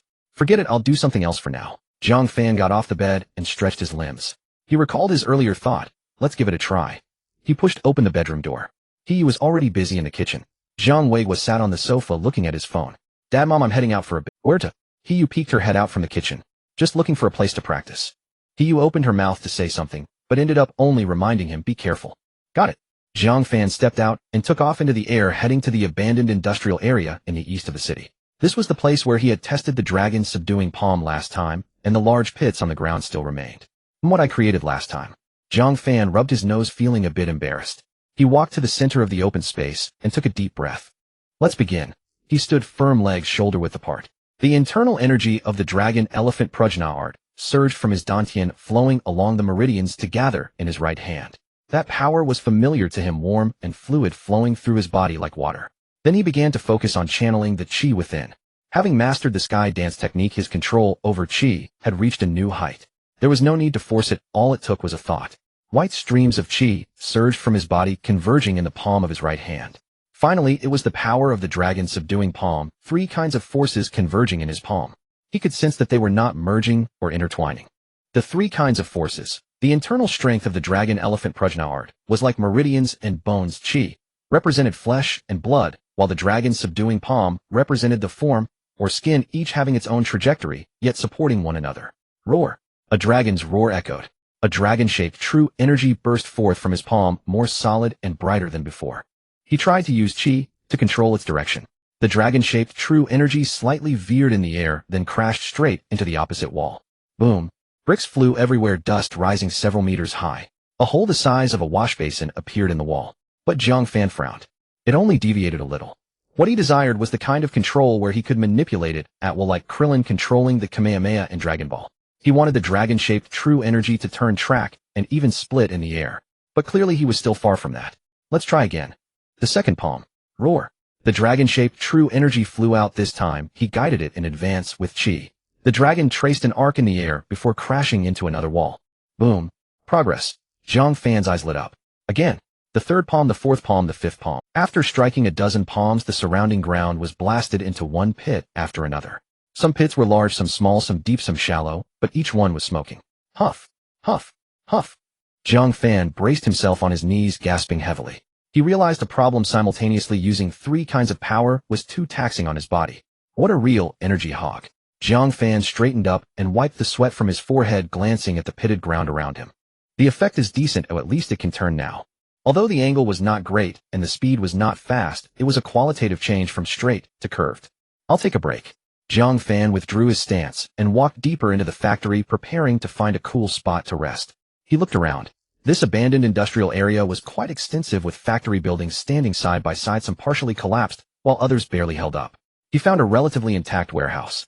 Jiang Fan pushed open the iron door. Creak. The iron door emitted a shrill sound as he walked in. The warehouse was much cooler than outside. Jiang Fan glanced around. This will do. He found a relatively clean concrete platform and sat down. Images of his earlier practice appeared in his mind. A few more times, and I should be proficient. Ding, ding. Suddenly his phone rang in his pocket. He took it out and saw the screen displaying 2 characters: Xinling. The corners of his mouth involuntarily turned upward. Hello, MM. A soft voice came from the other end of the line. Are you awake? MM. Jiang Fan could hear Xinling's groggy voice on the phone. Today, how about I take you home to meet my parents? He took it out and saw the screen displaying 2 characters: Xinling. The corners of his mouth involuntarily turned upward. Hello. Suddenly Jiang Fan's footsteps halted. He turned his head to look deeper into the warehouse. It was dark there with no sunlight reaching in. But at that moment his spider sense tingled. It wasn't danger, it wasn't malice. Rather, it was a strange sense of presence, as if something existed within that darkness. Strange. Jiang Fan stared into the darkness, furrowing his brow. The spider sense felt vague, but there was nothing. He hesitated for a second. Jiang Fan stepped deeper into the warehouse. Tap, tap, tap. The footsteps echoed in the empty warehouse. The further he walked in, the darker it became. Yet it did not affect Jiang Fan's vision. Instead, he felt that things were becoming clearer. Sunlight streamed through the broken roof, casting several beams of light in the air. Jiang Fan reached the innermost part of the warehouse. There was nothing. It was empty, with only some broken wooden planks and rusty iron barrels piled on the ground. He turned around, then turned again. The spider sense felt vague, as if separated by a layer of something. Could it be a misfire? Jiang Fan muttered. He didn't believe the spider sense was wrong, but today the situation was indeed a bit eerie. He squatted down and reached out to touch the ground. The concrete floor was cool and had a thin layer of dust. Pressing his finger against it left a clear fingerprint. He stood up and looked up at the ceiling. Several holes were broken, revealing the outside sky blue, with a few white clouds drifting by. Nothing here. Jiang Fan frowned, preparing to turn around. In that instant the world changed. The warehouse was still the same warehouse. The broken wall was still that broken wall. But just less than 5 meters in front of him, a group of other beasts appeared. Jiang Fan's pupils constricted sharply. They were not the wolf-shaped, eagle-shaped, or lizard-shaped creatures he had seen before. These things, green-faced with sharp teeth. Their skin was a dark blue, as if coated with paint. Their eyes were blood-red with vertical pupils and snake-like slits. They had 2 rows of uneven sharp teeth, some protruding from the corners of their mouths. They were standing. Not crouching, but standing. With 2 legs they stood like humans. Jiang Fan became alert in an instant, taking a half step back, raising his right palm, and the internal energy of the dragon elephant Prajna art surged into his palm. Roar, boom, the dragon's roar exploded in the warehouse. But in the next second his movement froze. The dragon elephant force he unleashed actually penetrated those images and exploded within the warehouse. These other beasts did not see him, or rather they were unable to see him. Jiang Fan narrowed his eyes and observed carefully. He could even see the patterns of scales on the largest other beast, and the saliva dripping from its mouth rising in white smoke as it hit the ground. But he could not smell anything. He could not hear any sounds. The roars of those other beasts were clearly right in front of him, yet it felt like there was a layer separating them. Jiang Fan reached out his hand. He leaned forward. His fingers passed through the body of that other beast. Yes, it passed through. There was no sensation, neither cold nor hot, neither soft nor hard, as if he had thrust his hand into the air. He passed through the body of the other beast, and then pulled back. The other beast had no reaction. It simply could not perceive him. Jiang Fan's mind raced. This is not an image. Images do not have this texture, nor do they trigger a spider sense reaction. This is... He suddenly recalled the scenes he had seen that morning with the eye of ghost vision. Those colossal creatures. That barrier. Those small things seeping from the cracks. It is the eye of ghost vision. He finally realized. What he saw that morning was a phenomenon from another dimension. What he saw now was the same. These other beasts were not in his world. They were in another dimension. Trapped in an invisible cage. The eye of ghost vision allowed him to see them, but he could not touch them. Like two parallel lines that would never intersect. But the question was, would these other beasts maintain this state indefinitely, or would they break through the space and descend into this time realm? Cold sweat began to bead on Jiang Fan's back again. He stared at those green-faced sharp-toothed beasts, a very bad thought bubbling up in his mind. Just as Jiang Fan felt that disaster was looming, the image disappeared. It was as if someone had turned off the projector. The warehouse returned to its original state, empty with only broken wooden planks and rusty iron barrels. Those other beasts were all gone. Jiang Fan stood in place, his hand still outstretched in the air. He slowly pulled his hand back. It disappeared again. He waited for a while. 1 minute. 2 minutes. Half an hour. The image did not reappear. The warehouse was silent, not even a breeze. Jiang Fan took a deep breath, putting his racing heart back into his chest. But the tension in his mind tightened further. These things really exist. Just not in my world. Jiang Fan stood in the warehouse for a while longer. After confirming that the image would not reappear, he turned and walked out. As he passed by the pitiful area he had blown up, he stopped to take a look. They'll practice again tomorrow. With that, he leaped into the air. Returning home, he heard He-Yun's voice in the living room. Fainer, you're back. MHM. Jiang Fan pushed open the living room door. Jiang Fan was stunned. The living room floor was piled high with items. Rice, flour, oil, salt, soy sauce, vinegar, instant noodles, mineral water, compressed biscuits, sausages, canned food. Piled like a small mountain. He-Yun was squatting on the ground sorting things and stuffing them into the cabinet. Jiang Wei was stood beside her holding a checklist and checking them off one by one. Purified water 10 boxes, that's enough. Rice 8 bags, enough to last 2 months. Flour 5 bags. Jiang Fan opened his mouth. Dad, Mom, what is this? He-Yun looked up at him. Didn't you say last night? Stock up on some supplies just in case. I meant to stock up on some. Jiang Fan stared at the small mountain on the ground. This is called a little A. Jiang Wei folded the checklist and stuffed it into his pocket. Better safe than sorry. Mom, Dad, I still need to go out for a bit to a friend's place. I might be back late. He-Yun's hand paused. Jiang Wei's ears perked up. Friend? Which friend? He-Yun asked, her tone casual, but her eyes were not quite right. It's that. Shunling. He-Yun and Jiang Wei exchanged glances. The look in their eyes was rich, filled with surprise and delight. And a sense of as expected. He-Yun cleared her throat, trying to appear less excited. Oh then. Will you come back for dinner in the afternoon? Let's see how it goes. Then. Should I prepare a few more dishes? He-Yun turned and walked toward the kitchen, paused after a few steps, and turned back to ask. What does she like to eat? Mom, she hasn't agreed to come yet. Stepping out of the house, Jiang Fan took a deep breath, white energy flowing out of his body, and he leaped into the air. A few minutes later, he arrived at the 15th floor of the Xingfu community. The doorbell rang. Upon opening the door and seeing Jiang Fan, Shenling's eyes brightened for a moment, but quickly dimmed, a hint of grievance appearing on her face. Linger. MHM. What's wrong? Jiang Fan walked into the room and took her hand. Shenling bit her lip, hesitated, and pointed at her leg. I can't walk today. Her voice was as soft as a mosquito's buzz, her face flushing from the neck up.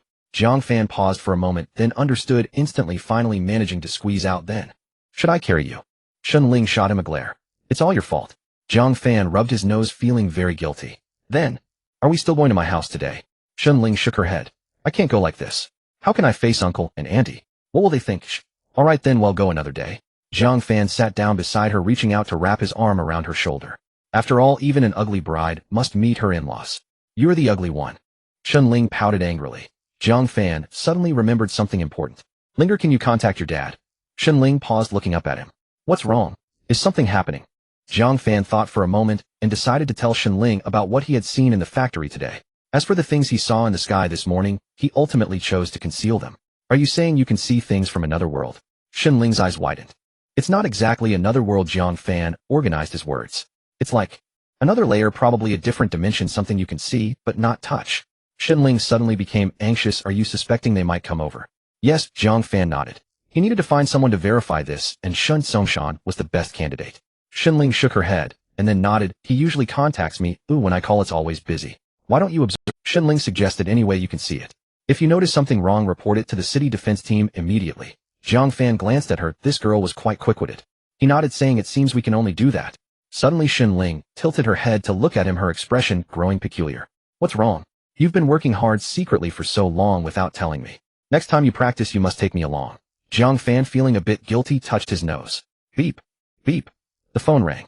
It wasn't his, it was Shenling's. Shenling picked it up, and her face immediately blossomed with a smile. She answered. Hello. Qian. A girl's voice came through the phone.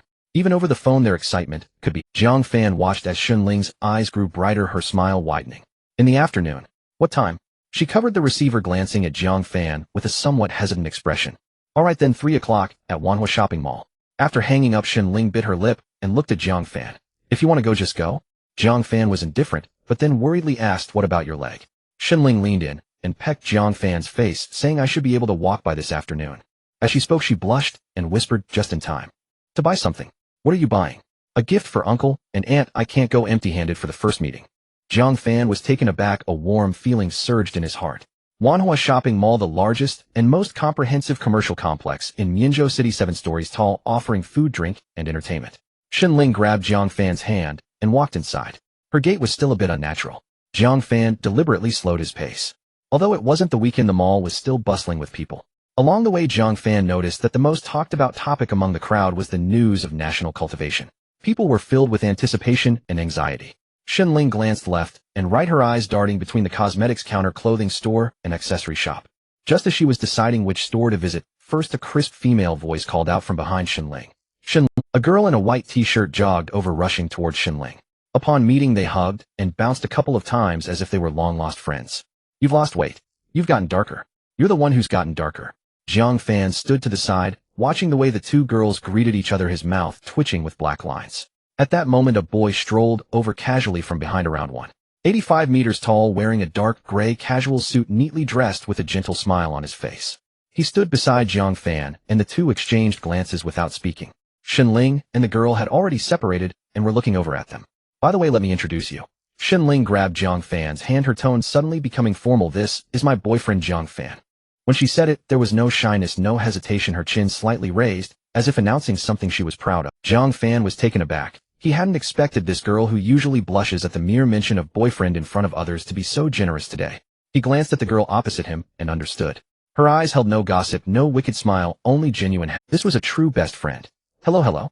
The girl extended her hand to shake Jiang Fan's, introducing herself, Ling's deskmate for 3 years. I know all her dark secrets. If you want to hear them, I can compile them into a document and send it to you. Ling lightly tapped her arm. Shut up. Don't mind her. Ling shot Jiang Fan a glare, and then pointed to the tall boy beside her. Who is this? Xiaoshan, my older brother. Qian pointed to the boy beside her. Ling's gaze swept over their faces several times. Your brother. Your last name is Wan, and your brother's last name is Shui. Qian rolled her eyes, her tone filled with helplessness. Same father and mother. One takes dad's surname, the other takes mom's surname. Ling. Jiang Fan.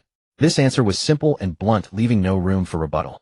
Xiaoshan was amused by their expressions, extending his right hand to Jiang Fan. Xiaoshan, am 3 minutes older than Qian. I graduated from high school in Fog City. Jiang Fan graduated from Huaxia High School. Jiang Fan also extended his right hand. The four of them entered the shopping mall. Qian linked her arm with Ling and walked ahead. Jiang Fan and Xiaoshan walked behind at a leisurely pace. That flying ability of yours, is it a superpower or martial arts? Xiaoshan suddenly asked casually. Jiang Fan tilted his head to glance at him. Sorry, my sister told me that the young hero who diverted the demon beast during the college entrance examination is her deskmate's boyfriend, so I guessed it was you. Jiang Fan. I'd say it's a superpower. Jiang Fan didn't want to be too definitive. A few of my classmates have also awakened flying superpowers. They transform and grow wings. Xiaoshan paused for a moment. There aren't many like you who can fly without wings. Jiang Fan smiled, not responding. Xiaoshan didn't press further, changing the topic. What do you think about the national cultivation thing? It's a good thing. Jiang Fan thought for a moment. At least it gives ordinary people a chance. But it's also a hassle. With 1 billion people simultaneously starting to cultivate, not to mention resources management, will be a big problem. Jiang Fan glanced at him. This guy was perceptive. While they spoke, the two girls had stopped in front of a skincare shop. Qian picked up a jar of cream, examined it under the light, and sniffed it, turning to Ling. What do you think of this? Jiang Fan turned to look at the two. Suddenly, Jiang Fan's pupils constricted sharply, as if someone had doused him with a bucket of ice water, sending chills from his head to his toes. Because the scene before him changed again. The mall was still the same mall, the lights were still those lights, bustling with people. But among the crowd of shoppers, a group of gray-black creatures was weaving through the throng. Lizard-shaped beasts. 1, 2, 3. Jiang Fan quickly counted. There were at least 20 or 30. They crouched on all fours, their backs adorned with a row of bone spines, their dark red eyes glinting eerily under the lights, and their gray-green scales were covered with a layer of slime, gliding past the shoppers' shins and the mall's tiles as if they didn't exist at all. Because they truly didn't exist. One lizard beast passed right through an elderly lady who felt nothing and was busy chatting with someone on her phone, her face beaming with smiles. Another brushed past a child who was licking an ice cream, and staring at the toys in the display case, not even. They were unseen, unheard, and unfelt. But Jiang Fan could see them. What's wrong? Jiang Fan glanced at the cluster of lizard-like beasts. A larger one crawled past less than a meter from them. Instinctively, he clenched his fist as the inner force of Longxiang Banruo Gong, Dragon Elephant Prajna technique, converged in his palm. He did not move. The creature had passed directly through Shunling, as if through air. Shunling felt nothing. They were still discussing purchases with Wanqian. The force in Jiang Fan's hands slowly dissipated. He stared after the retreating lizard beast, sweat beading in his palm. As for the blue-faced fanged beasts in the factory earlier, Jiang Fan could almost convince himself that perhaps his Yu Shi Yin ethereal sight had merely glimpsed creatures of another dimension, beings with no intersection with this world. But these lizard beasts now were far too familiar. The same kind had been cleared by Shun Songshan in the neighborhood. Identical in size, identical in scales. What are you staring at? Shunling bumped Jiang Fan with her elbow. He snapped back to the present. Shunling stood before him, brows slightly knit. I've called your name several times, and you didn't respond. What were you thinking about? Wanqian moved closer and circled Jiang Fan. Don't tell me you're thinking about that beauty again. It's nothing, Jiang Fan said, forcing a smile. He reached out to ruffle Shunling's hair. I spaced out just now thinking about something. Shunling rolled her eyes and shoved the items from her hand into his. Hold these, I'm going to try a color. Saying so, she left with Wanqian. Jiang Fan remained standing, inhaled sharply, and let the breath out slowly. He forced himself not to look at the beasts. You okay? Shueshen's voice came from beside him. Jiang Fan turned his head to glance at him. No. Jiang Fan shook his head. The direction you were looking earlier. Shueshen paused and lowered his voice. There was nothing there. Jiang Fan's pupils contracted slightly. You have a keen eye? My sister said that on the day of your Gaokao you single-handedly drew away dozens of beasts. Shueshen spoke in the same even tone. To come back alive shows you possess something exceptional. But the look you had a moment ago wasn't one of thoughtfulness. It was as if you'd seen something. Jiang Fan fell silent for 2 seconds. If one day you saw things others could not, what would you do? Shueshen asked, looking at him. First, make sure you're not mad. And if you're not, then find a way to make others see it too. Jiang Fan paused then. This man's way of thinking was intriguing. How long they shopped after that he could not remember. When his gaze swept across the mall atrium, the faint smile drained from his face. The lizard beasts were still there, groups of 3 or 5 threading through the crowd. Some lay beneath counters, some crouched by the elevators, others prowled the corridors. Jiang Fan drew his eyes away and forced those images down. Near 5 o'clock they parted with Wanqian and Shueshen. After they left, Shunling suddenly said, so you saw something. Her tone was certain, not questioning. Jiang Fan tilted his head. Shunling watched him, her eyes bright and earnest. When did you notice? In the mall. When you looked at those empty spaces. You looked repeatedly, and each time your color drained. Jiang Fan was silent for a few seconds. The beasts, there are 20 or 30 of them in the mall. Shunling's hand tightened. Jiang Fan continued, they are exactly the same as the ones from our neighborhood. Shunling's expression changed, not to fear, but to solemnity. She released Jiang Fan's hand, took out her phone, and dialed Shun Songshan. The line rang with no answer. She dialed again. Still nothing. Her lips pressed into a thin line. She opened her messaging app and sent Shun Songshan a message. Dad, it's urgent. Reply when you see this and come back quickly. Then she found her mother's number and called. There was still no answer. She sent the same message to her mother. Having done this, Shunling looked at Jiang Fan. Let's go to Chengwei DUI. Jiang Fan looked at her and suddenly smiled. This was the feeling of being believed. He also felt Shunling's growth. All right. Jiang Fan bent down, one arm looping around her waist, the other supporting her knees, lifting her whole body into his arms. A white current surged from his body, not the slow coalescence of before, but an instantaneous eruption across his skin, like a layer of white flame burning outward. Hold tight. Shunling curled her arms around his neck, her face resting against his shoulder. Jiang Fan pushed off with his right foot and shot skyward. This time he did not ascend slowly. The white trail carved a straight line through the sky, like an arrow released. Buildings below blurred, and fell away, cars shrinking to ants, pedestrians to specks. The Chengfang DUI headquarters lay slightly west of the city center, roughly 8 kilometers in a straight line from Wanhuashanchang. Jiang Fan flew less than 2 minutes. The white arc traced the Chengfang DUI gate before he landed smoothly on the ground.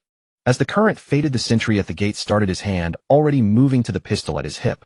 When he saw a young man holding a young woman, he relaxed his grip, but kept a cautious watch on them. Who are you looking for? My name is Jiang Fan. I'm here to report an incident. Reports aren't filed here, at the detachment. This is headquarters, the soldier warned. Jiang Fan hesitated, then spoke again. My name is Jiang Fan. I'm looking for Xiaoshan, the company commander. The soldier frowned, produced his radio, and spoke a few words. After about half a minute the radio crackled. Let them in. The soldier stepped aside and pointed inward, 3rd floor down the corridor to the end. Jiang Fan led Shunling inside. They crossed the hall to the end of the 3rd floor corridor, where a door stood open. Xiaoshan sat behind his desk, the scar on his face stark in the light. Seeing Jiang Fan enter, a faint smile touched Xiaoshan's mouth. "Have a seat." Jiang Fan and Xunling sat opposite. Xiaoshan's gaze swept over them and settled on Jiang Fan, waiting for him to speak. Jiang Fan drew a deep breath. "Captain Zhao, I have something to report." Xiaoshan leaned back, his expression grown. "Speak." Jiang Fan inhaled deeply. He recounted everything, practicing in the abandoned industrial area this morning, seeing the blue-faced fanged beasts in the warehouse, and then this afternoon at the mall when he encountered the lizard beasts again.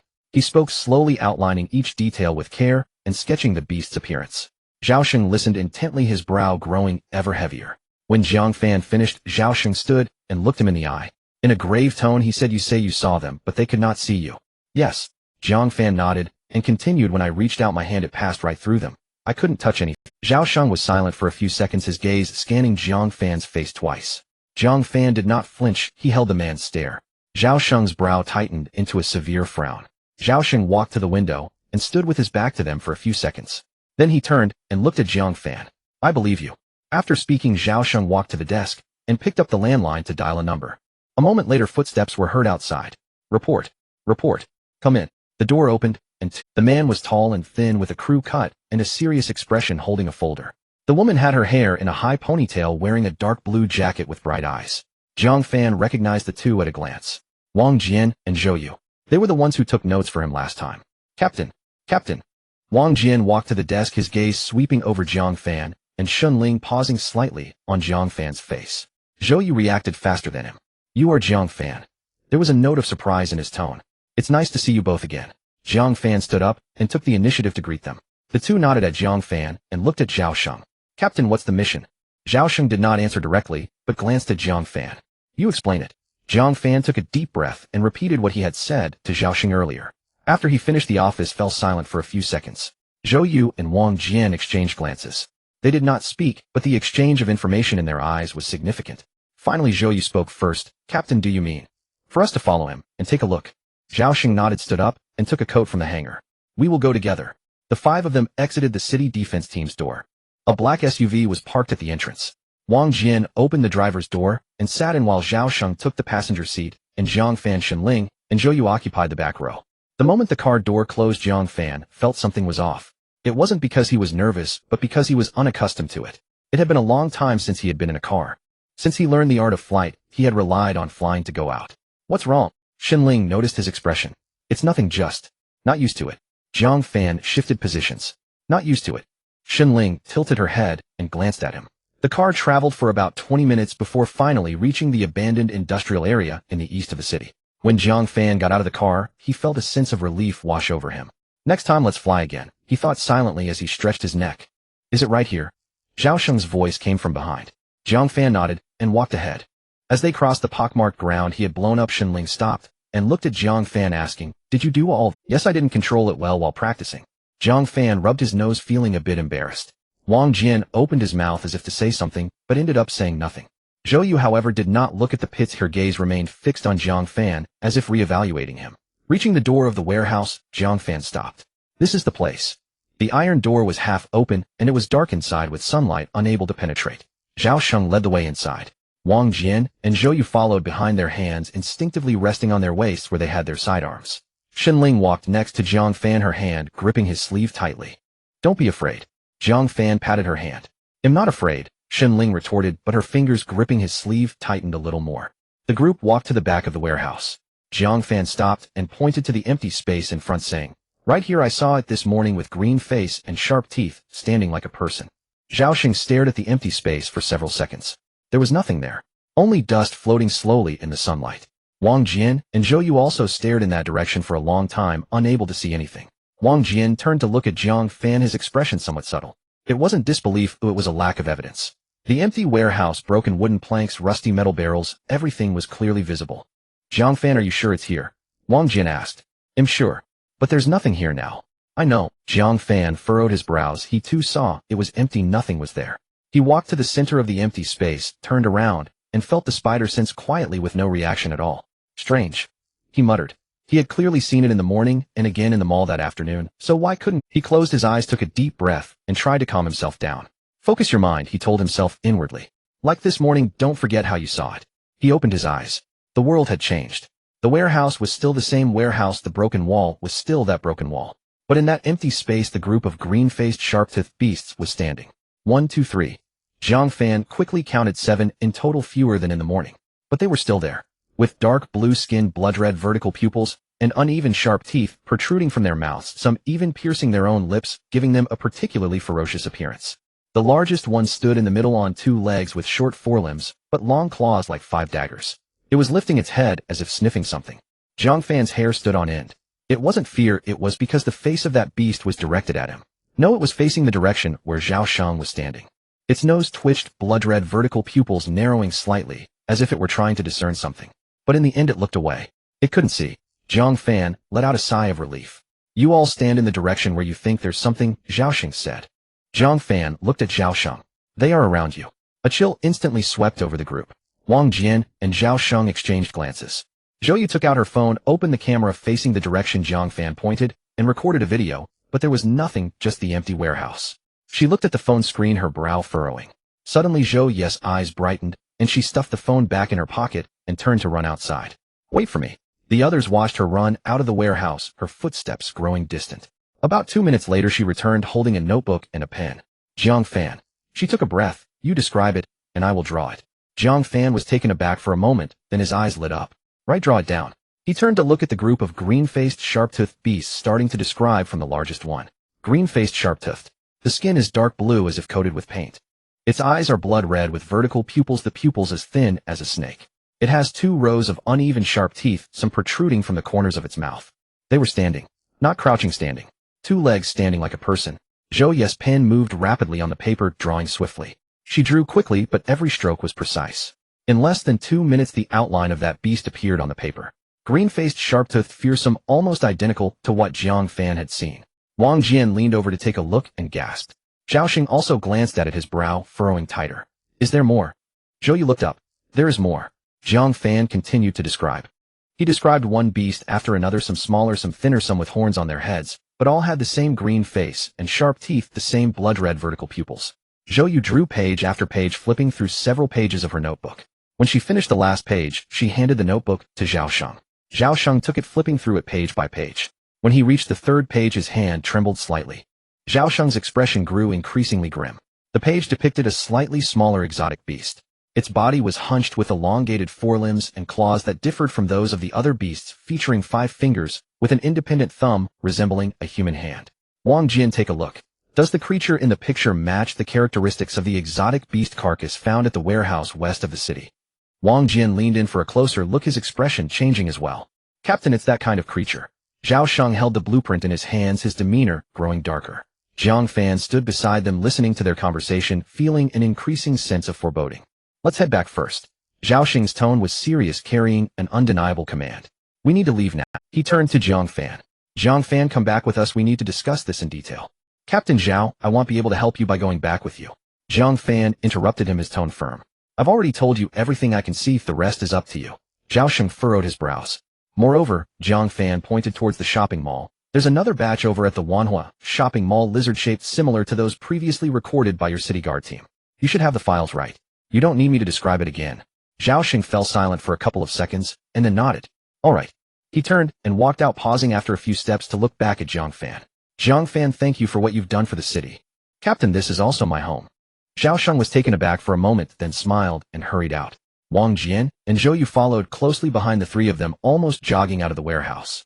As Jiang Fan and Shunling stepped outside, the black SUV was already revving its engine, tires kicking up a cloud of dust as the vehicle sped off. Jiang Fan. Shunling's voice came from behind. Jiang Fan turned around. Shunling stood at the warehouse door, her hands hanging at her sides, fingers entwined, looking down. What's wrong? Jiang Fan walked over and stood before her. I. Shunling looked up at him briefly before lowering her gaze again. Do I seem useless? Jiang Fan looked at her in confusion. You all can fight, help out, draw blueprints, analyze. Shunling's voice grew quieter. I can't do anything, I'm just a burden to you. Silly girl, what are you thinking? Jiang Fan reached out to ruffle her hair, tucking a few stray strands behind her ear. How long have you been awakened? A few months. According to national regulations, one must attend university to learn cultivation methods after awakening. It's the same for you as it is for others. Shunling lifted her head, her eyes slightly red, her lips downturned, as if carrying a great grievance. But you can be so powerful while I cannot. Her tone was tinged with unwillingness and frustration. Jiang Fan chuckled awkwardly. I'm just lucky I happened to find some methods. Jiang Fan gazed at her, suddenly struck by an idea. Linger. Moi. Can you guess why I'm so powerful? Shenling blinked, thinking seriously. You've been Yes. You researched it yourself? Yes. And then, Then I became powerful. Jiang Fan shrugged, his tone teasing. Shenling shot him a glare, her eyes lighting up for a moment before dimming again. But I don't even know how to research. Then how about I help you think it through? Shenling looked up at him. Jiang Fan stood up, stepping back a couple of paces to create some distance. Linger, what is the current extent of your lightning ability? Shenling thought for a moment before responding. I can maintain the exotic form for a short time, but the duration is brief, and it consumes a lot of energy. So what can you do now? Shenling raised her right hand, fingers spread wide. A ball of purple lightning ignited in her palm, not large, about the size of a fist, its color bright, like a purple light bulb. The lightning flickered in her palm for a moment before extending outward, transforming into a lightning bolt the thickness of a finger, shooting from her palm and striking the crumbling wall opposite. Bang! Sparks flew from the wall, leaving a fist-sized black mark. The lightning lasted about 2 seconds before it ceased. That's it. Her tone carried a sense of resignation. Jiang Fan stared at the black mark on the wall, silent for a few seconds. Then a sudden image flashed in his mind. In a certain magical index, Misaka Makoto's signature skill, railgun. Accelerating a coin with electricity to several times the speed of sound, firing it off with the power comparable to a cannonball. The principle is electromagnetic focusing combined with trajectory correction and continuous firing. Jiang Fan muttered to himself, his mind racing. What? Shenling didn't hear clearly. Linger, listen to me. Have you ever tried concentrating the lightning at a single point instead of spreading it out? Shenling was taken aback for a moment. What do you mean? What you just did with that lightning was spread it out, covering a large area, but the power was dispersed. Jiang Fan gestured with his hands. Try compressing all the lightning energy to the smallest point, like compressing it into a needle or a marble, and then fire it off. Shenling furrowed her brow. Compress? Yes, Jiang Fan nodded. It's like compressing a ball of cotton into a pebble. The weight remains the same, but the penetrating power increases several times. Shenling looked down at her right hand, flipping it over and over for several seconds. Then she stood up, stepping back a few paces, distancing herself from Jiang Fan. They'll give it a try. She raised her right hand, fingers spread wide. The purple lightning shone again from her palm.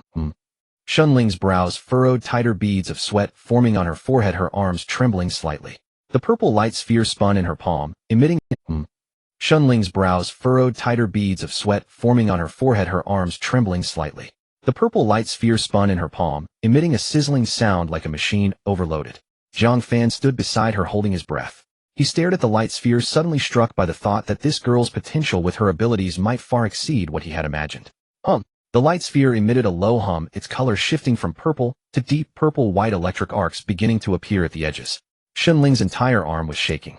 She gritted her teeth, her lips pressed into a line, her expression pained, as if wrestling with something. Linger, that's enough. Jiang Fan shouted. But Shenling did not stop. She concentrated all her attention on that light sphere. Up. Shenling let out a low roar, and then pushed the light sphere forward. Boom. A blinding purple beam shot from her palm. It was not a dispersive electric arc, but a straight solid beam akin to a laser. It shot out from the warehouse door across the open ground, striking the wall of an abandoned factory across the way. Bang! The wall was charred black. Shenling stumbled back 2 steps, looking at Jiang Fan. Is this right? Yeah, that's impressive. So what do we do next? Shenling looked at Jiang Fan with confusion. While the newly compressed attack method was good, it still fell far short of her expectations. Now we need a medium. If we just use the power of the ability, the consumption is too great. We can use a medium to reduce the consumption. Jiang Fan recounted the images from his memory. Best to use something like a marble or a coin. Shenling nodded excitedly. Oh, but just then Jiang Fan's brow furrowed.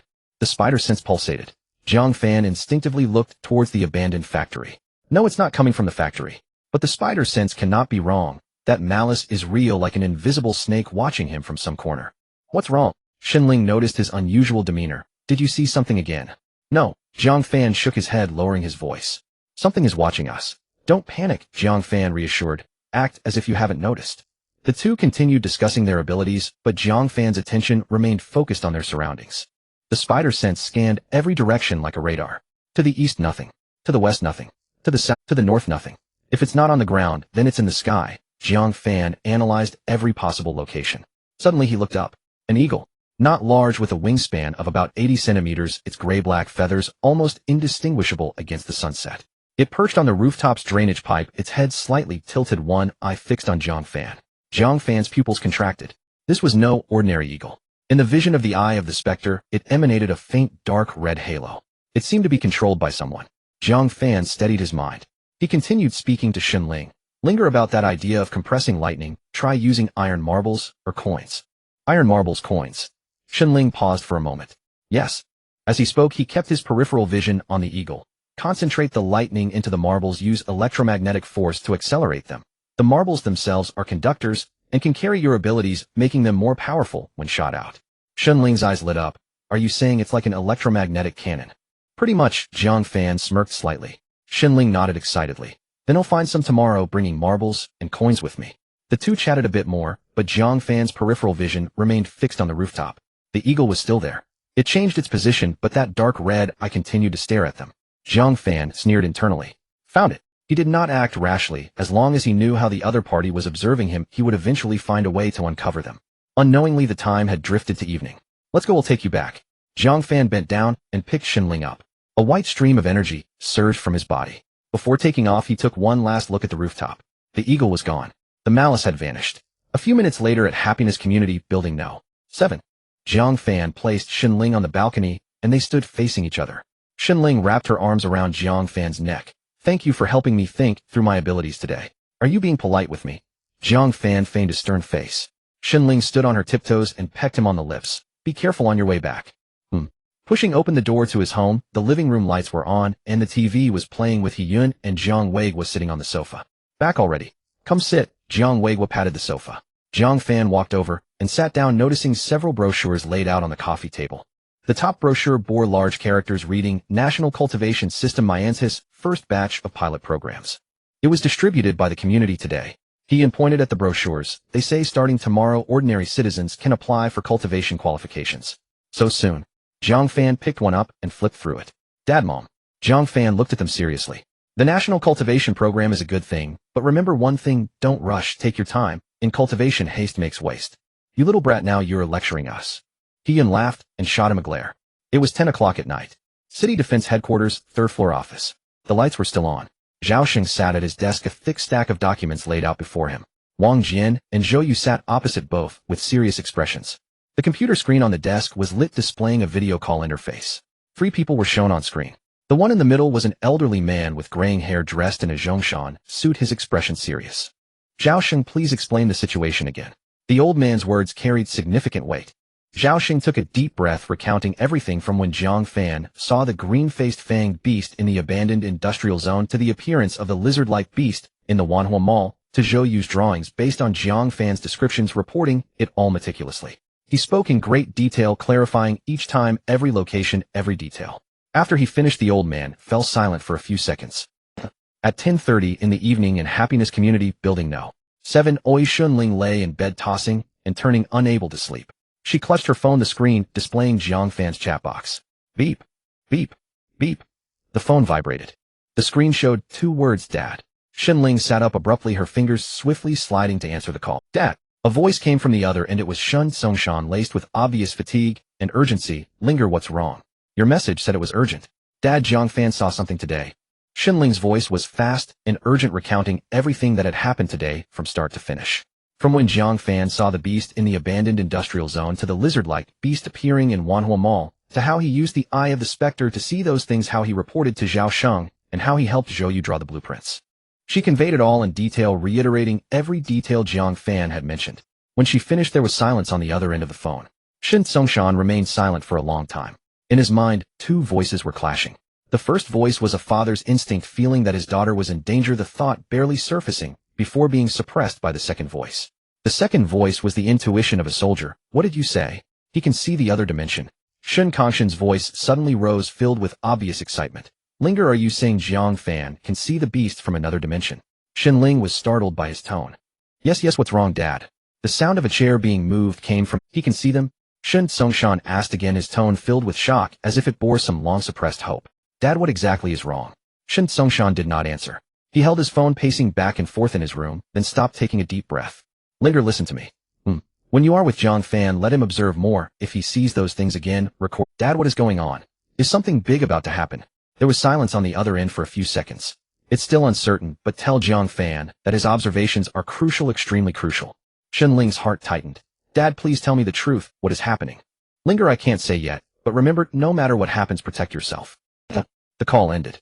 Ling took a deep breath, pulling the blanket up to her shoulders, and closed her eyes. Her phone vibrated again. She opened her eyes, picked it up, and smiled. The next day at noon, the abandoned industrial area in the east of the city had been transformed by Jiang Fan and Ling. New pits stacked on old ones. If anyone were to see it, they would undoubtedly think it was a military exercise. Jiang Fan stood at the edge of the clearing, admiring his masterpiece. He thought to himself, next time I need to find a more remote place. Ling stood beside Jiang Fan, clutching a handful of coins. She had been pondering the matter of the electromagnetic cannon since last night. Early this morning, she dragged Jiang Fan out to practice. Throughout the morning, dozens of coins were thrown, and although they had not yet succeeded, they had found their direction. Not bad, keep practicing and you'll become a human artillery platform in the future, Jiang Fan's tone was teasing. Human artillery platform. Ling tilted her head, looking at Jiang Fan. It means. Quite impressive. Jiang Fan didn't elaborate further and bent down to lift her up. A white stream of energy surged from his body, and they soared into the air. Let's go home for lunch. Whose home? My home. Ling's body stiffened for a moment. Then she began to struggle. No, how can I face your uncle and aunt like this? Jiang Fan, let me check if my hair is messy. Do I have dirt on my face? My clothes. You look great. Jiang Fan interrupted her. My mom asked me to bring you home yesterday, and she already bought the ingredients. Ling stopped struggling. She buried her face in Jiang Fan's chest. By the time they reached home, it was almost noon. Jiang Fan entered through the front door. Relax. Ling said nervously. I can't relax. Jiang Fan opened the door. Then he froze.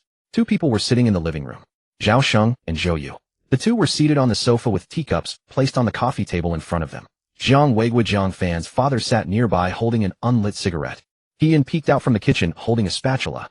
Ling beside Jiang Fan suddenly brightened her eyes. She dashed out of the kitchen, apron still on, and grabbed Ling's hand, examining her from head to toe. This girl is really pretty.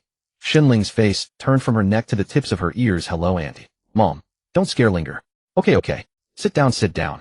He pressed Ling onto the single sofa and shot Jiang Fan a glare. Jiang stood up and put the unlit cigarette back into its box. A stiff smile appeared on his face as he nodded at Ling. Miss, please sit, don't be polite. I'm sorry for coming at such an inconvenient time.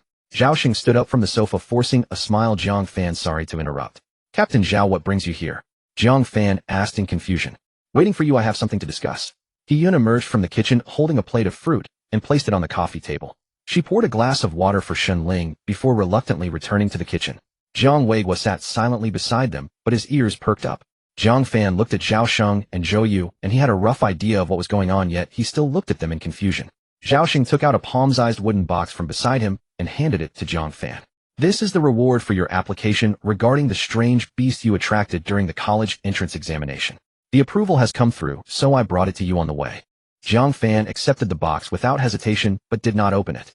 Ahem. Xiaosheng glanced at Jiang Fan, clearing his throat, as if organizing his thoughts. Jiang Fan frowned, sensing there was more to come. Xiaosheng's tone grew serious. I have a request on behalf of the city defense team. Just then Jiang Fan's mother emerged from the kitchen with a dish. Hearing this, she paused for a moment, but said nothing, placing the dish on the table before going back. Captain Zhao, go ahead. Xiaosheng took a deep breath. We would like to ask for your assistance in thoroughly investigating all possible locations for strange beasts in the city. The living room fell silent. Jiang Weiguo's eyebrows twitched, but he remained silent. Jiang Fan felt a wave of pressure wash over him. Although Mianzhou City is not the largest city, if we check it thoroughly, the workload, it's not something that can be finished in just a month or two. Captain Zhao. Jiang Fan looked him in the eye. Do you know how big Mianzhou City is? I know. Then do you know how long this task will take? I know. Then why do you still? Jiang Fan, we have, Xiaosheng said helplessly, his tone carrying an indescribable sense of powerlessness. Jiang Fan, you are currently the only person who can see them. Jiang Fan opened his mouth, but found himself speechless. Yes, the only one. Those two words weighed heavily on Jiang Fan's shoulders. Ling sat beside him, her fingers intertwined, glancing at Jiang Fan, then at Xiaosheng. Her lips moved several times, but she said nothing. Jiang Weiguo still remained silent, but he picked up the cigarette and then set it down again. The air in the living room became heavy. Jiang Fan leaned back on the sofa, closing his eyes for a moment. His mind raced. Mianzhou City spans 30 kilometers east to west and 25 kilometers north to south. Including urban and suburban areas, it covers about 700 to 800 square kilometers. If he were to investigate inch by inch, even if Jiang Fan didn't eat, drink, or sleep, it would take him at least several months. Several months. He was already in college, and he didn't have that kind of time. Jiang Fan opened his eyes. Captain Zhao, I'm listening. Actually, we shouldn't check where there are strange beasts. Then what should we check? Xiaoshan was taken aback. We should check where there aren't any. Jiang Fan offered his opinion. The living room fell silent. Xiaoshan's eyes gradually lit up. Shenling sat beside Jiang Fan, looking at him in confusion. Xiaoshan suddenly stood up, pacing back and forth in the living room, his scarred face turning red with excitement. Yes. First we should find key areas. Underground facilities, places with high foot traffic. Let's check these places first. Zhou Yu also stood up, pulled out a notebook, and started taking notes. Jiang Weiguo sat beside them, finally lighting the cigarette. He took a puff, and through the smoke looked at Jiang Fan, his lips twitching slightly. Jiang Fan Xiaoshan walked back to the front of the sofa and extended his hand. I entrust this matter to you. Jiang Fan looked at his hand, but did not take it. Captain Zhao, I can help, but there are conditions. Go ahead. First, I will only be responsible for the investigation and cannot guarantee complete accuracy. After all, my ability to see is sometimes unreliable. No problem. Second, I need a complete city map marking all locations with air defenses and underground shelters. I'll send that to you this afternoon. Third, Jiang Fan looked at Zhao Sheng. I need a complete public training system, 2 sets advanced versions. I don't want the watered-down version of my parents need it. Zhao Sheng hesitated. Jiang Fan, I'm sorry, but I can't make that decision. Captain Zhao, you just need to report it. Even if it doesn't work out, I won't push it. Jiang Fan's tone shifted as he promised, all right, Jiang Fan, with your word I can relax. I'll report it right away. Zhao Sheng extended his hand. Jiang Fan shook his hand. Deal. Deal. Jiang Weiguo, who had been silent, couldn't control the tears flowing from his eyes. Let's eat together, Captain Zhao. No, I need to report back right away and strive to give you a response today. After saying that, he left the Jiang household with Zhou Yu. Jiang Fan's mother peeked out from the kitchen. Are you done talking? Come and eat. He Yun's cooking had always been good, and today was no exception. Shenling sat beside Jiang Fan, holding her chopsticks, and hesitated for a long time. It was just like the first time she went to Shenling's house. Jiang Fan's mother kept adding dishes to her bowl. Eat, don't be polite, treat it as your own home. Thank you, Annie. What are you thanking me for? Come often in the future. Captain, the public training system, we have quotas in our department. Half a month slipped by like flowing water. During these days, Jiang Fan roamed every nook and cranny of Mianzhou City, functioning like a human scanner. He explored underground parking lots, subway stations, basement floors of shopping malls, air raid shelters in old residential districts, and even some civil defense projects not marked on any map. Leaving home at 7 each morning, he would return late at night. Occasionally, he wouldn't come home at all those nights spent with Shenling. Over the fortnight, 23 red dots had been marked on his map. Yet his efforts were not without reward. He opened his panel gene system, host Jiang Fan. Physique 125. Spirit 42. Absorb genes, common ant, bird-eating spider, Mexican axolotl, tabby cat. Acquired talents, super strength, basic spider sense, basic regeneration, basic night vision, basic technique, dragon elephant, Prajna art, 11-13. Special skill, skywalking mastery. Martial skill, 18, dragon, subduing palms, proficient. Gene points 40. His spirit, originally 40, had increased by 2 points to 42 through the repeated use of night vision to search for alien spaces and beasts. In the afternoon, Jiang Fan arrived at the city guard headquarters, handing the annotated map to Zhao Sheng. Zhao Sheng was stunned into silence like a chicken caught in a storm by the more than 20 marked locations. The map recorded clear descriptions of the alien beasts, though only their forms were noted, not pictorial representations. These places are all potential sites for beast tides. The areas circled in green have been double-checked and are free of alien beasts. In an emergency, people can take shelter here, Jiang Fan instructed. Zhao Sheng nodded, took the map Jiang Fan provided, and hurried back, without a moment's delay. That evening, just as Jiang Fan finished his shower, his phone rang. The screen displayed Zhang Jingguo. Hello, teacher. Jiang Fan. Zhang Jingguo's voice came through the line, brimming with barely contained joy. The college entrance exam results are out. I've already checked for you. Jiang Fan was taken aback, only then remembering the exam. He had been so busy these past 2 weeks that he had forgotten all about it. Sensing his teacher's elation, Jiang Fan felt a surge of eagerness. Teacher, what's my score? Total. Zhang Jingguo paused as if reading a document. 680. Jiang Fan calculated silently. In this world, the full score was 1,300 for liberal arts, 300 for sciences, and 400 for the superpower assessment. A score of 680 was relatively low among superpower candidates. Not high, Zhang Jingguo admitted honestly. But you've already been specially recruited by the National Defense University, so the score doesn't really matter. Then teacher, I'm not happy about your score. Zhang Jingguo's tone suddenly turned mysterious. I'm happy about your superpower assessment results. Jiang Fan's ears perked up. Strength test, full marks. Speed test, full marks. Superpower destructive power test, full marks. The practical combat assessment. Zhang Jingguo deliberately paused, full marks. Jiang Fan was speechless. Although he had guessed it, hearing it from Zhang Jingguo's own mouth felt different. Teacher, do these 4 full marks carry much weight? Weight, It's more than just weight. Zhang Jingwo's voice rose a few decibels. Do you know what a full score in the superpower assessment means? It means your performance was the absolute best among all the candidates. The admissions office from the National Defense University has already called me saying if you're willing they can improve your treatment. Improve treatment? What kind of treatment? Jiang Fan asked curiously. Cultivation resources accommodation conditions mentor assignments, all upgraded by 1 tier. Zhang Jingwo's tone carried a hint of envy. Normally specially recruited students get the basic tier. But with your 4 full marks the admissions officer said you can be upgraded to the elite tier. A smile curled at the corner of Jiang Fan's mouth. Teacher, do I still need to fill out the preference form tomorrow? You don't have to, but you must come. Tomorrow at 9 in the morning, don't be late. Got it, teacher? After hanging up, Jiang Fan leaned against the headboard staring at the ceiling with a smile. For full marks. In this world the value of a perfect superpower assessment far exceeded scoring full marks in mathematics in his past life. As he was lost in thought his phone rang again. This time it was Shunling. Hello? Jiang Fan. What's wrong? Jiang Fan frowned. My dad wants me to leave after I submit my preferences. Shunling's voice carried an unmistakable grievance. He says the sooner the better. Jiang Fan was silent for 2 seconds. When are you leaving? The day after tomorrow, first thing in the morning. Shunling sniffled. Holding the phone, Jiang Fan said nothing to persuade her to stay. Because over the past 2 weeks he had seen too much. He could sense those alien beasts drawing closer and closer, so much so that now when Jiang Fan approached the alien spaces containing beasts he could feel a wave of malevolence. Your dad is right. Leave early, stay safe. Jiang Fan's voice carried reluctance, yet it was remarkably rational. I know. Shunling's voice grew softer. But he'll miss you. He'll miss you too. Then you have to think of me. Every day. Call me every day. Okay. Reply to my messages. Okay. Don't talk to other girls. Okay. There was a few seconds of silence on the other end followed by Shunling's voice now bright with laughter through tears. How can you agree to everything? Because I can do it all. You? I see you tomorrow. See you tomorrow. The next morning. When Jiang Fan pushed open his bedroom door, Hiyun and Zhang Weiguo were already sitting at the dining table. Their postures were a bit peculiar. Hiyun sat cross-legged on the sofa, hands on her knees, eyes closed, breathing slow and even.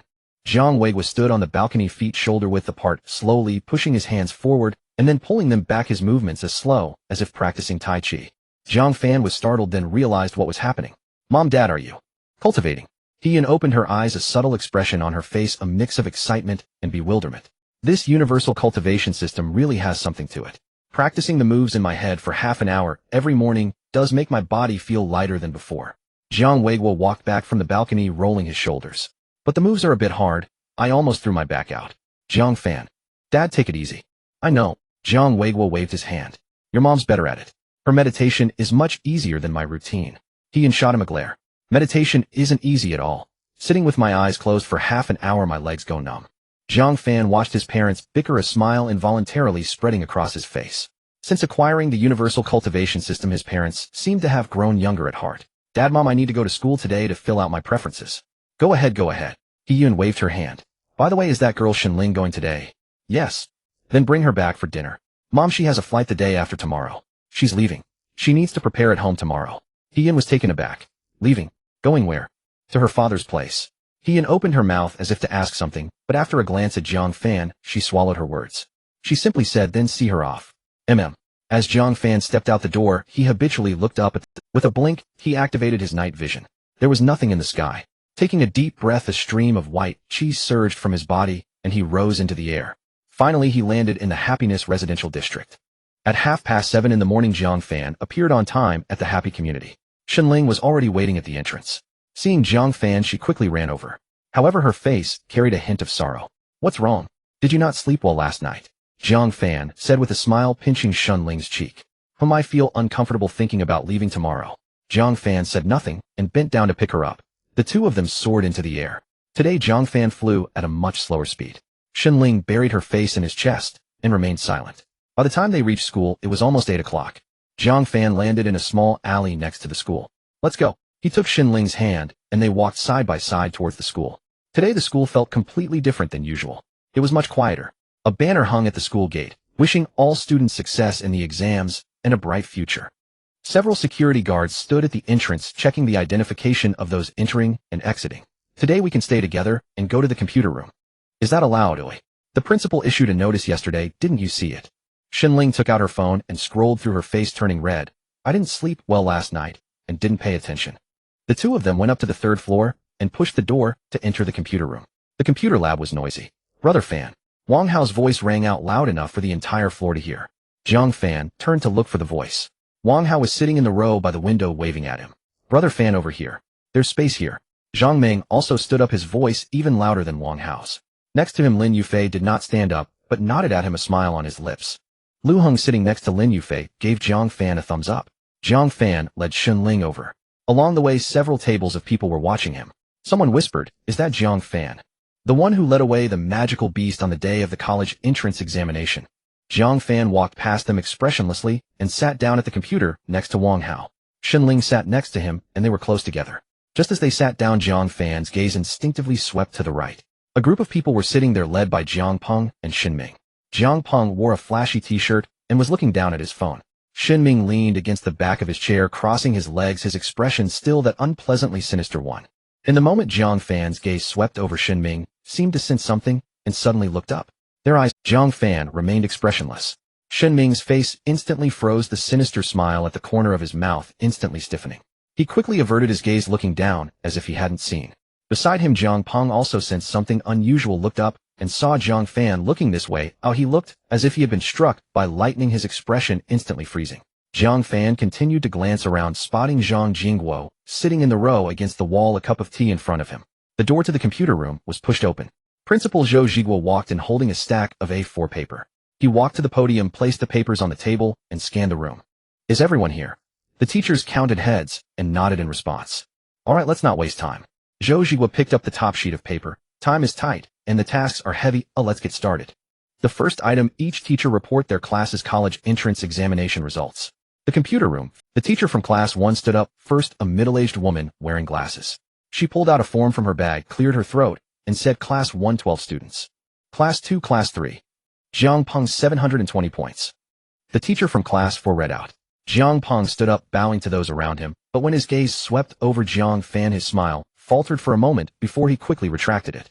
After Class 5 finished, it was Class 6's turn. Zhang Jingguo took a sip of tea and leisurely pulled out a piece of paper from his pocket, unfolded it, and read, "Wang Hao, 650 points. Wang Hao stood up, waving to everyone with a smile, not nervous at all. Lin Yufei, 730 points. Lin Yufei stood up, nodded, his expression calm. Zhang Jingguo read each name one by one, pausing for a moment when he reached the last one. Jiang Fan, 680 points. The computer room fell silent for a moment. Then a low murmur began. 680. Wasn't he supposed to be quite strong? How did he score so low? Xin Ming also raised his head, the sinister light in his eyes brightening. But the next moment, Zhou Zhiguo spoke up. Jiang Fan's situation is rather special. Although he scored 680 points, he has already been admitted to the National Defense University in advance. The computer room fell completely silent. This silence was not just a pause, it was as if everyone's brains had short-circuited. Wang Hao's mouth dropped open, nearly hitting the ground. Lin Yufei's pen fell from his hand. Jiang Peng's mouth was still agape, but the smile on his face had completely frozen. Xin Ming clenched his fists under the table, his expression dark and full of resentment. In the computer room, over 80 pairs of eyes all turned to Jiang Fan. Jiang Fan sat there expressionlessly, his fingers lightly tapping on the keyboard, as if typing something. However, the computer screen displayed Spider Solitaire. Xin Ling secretly tugged at his sleeve, whispering, "Did you know already? Then why didn't you tell me?" At that moment, Zhou Zhiguo cleared his throat at the podium, pulling everyone's attention back. Alright, the second item, new regulations for ability users, no retakes. This is the rule, you should all know that. So when filling in your preferences, you must be cautious. Aim high for the first choice, steady for the second, and secure. Don't rush to fill in the best options. If you don't get in, you won't even have the chance to retake, and you'll have to settle for those lesser universities. This speech felt like a bucket of cold water poured over those who had just been bubbling with excitement. Jiang Fan turned to look at Xun Ling's screen. Her first choice was the National Defense University. The second choice was the University of Natural Abilities. Have you made up your mind? Jiang Fan asked. Xin Ling bit her lip, her finger hovering over the mouse, hesitating for several seconds.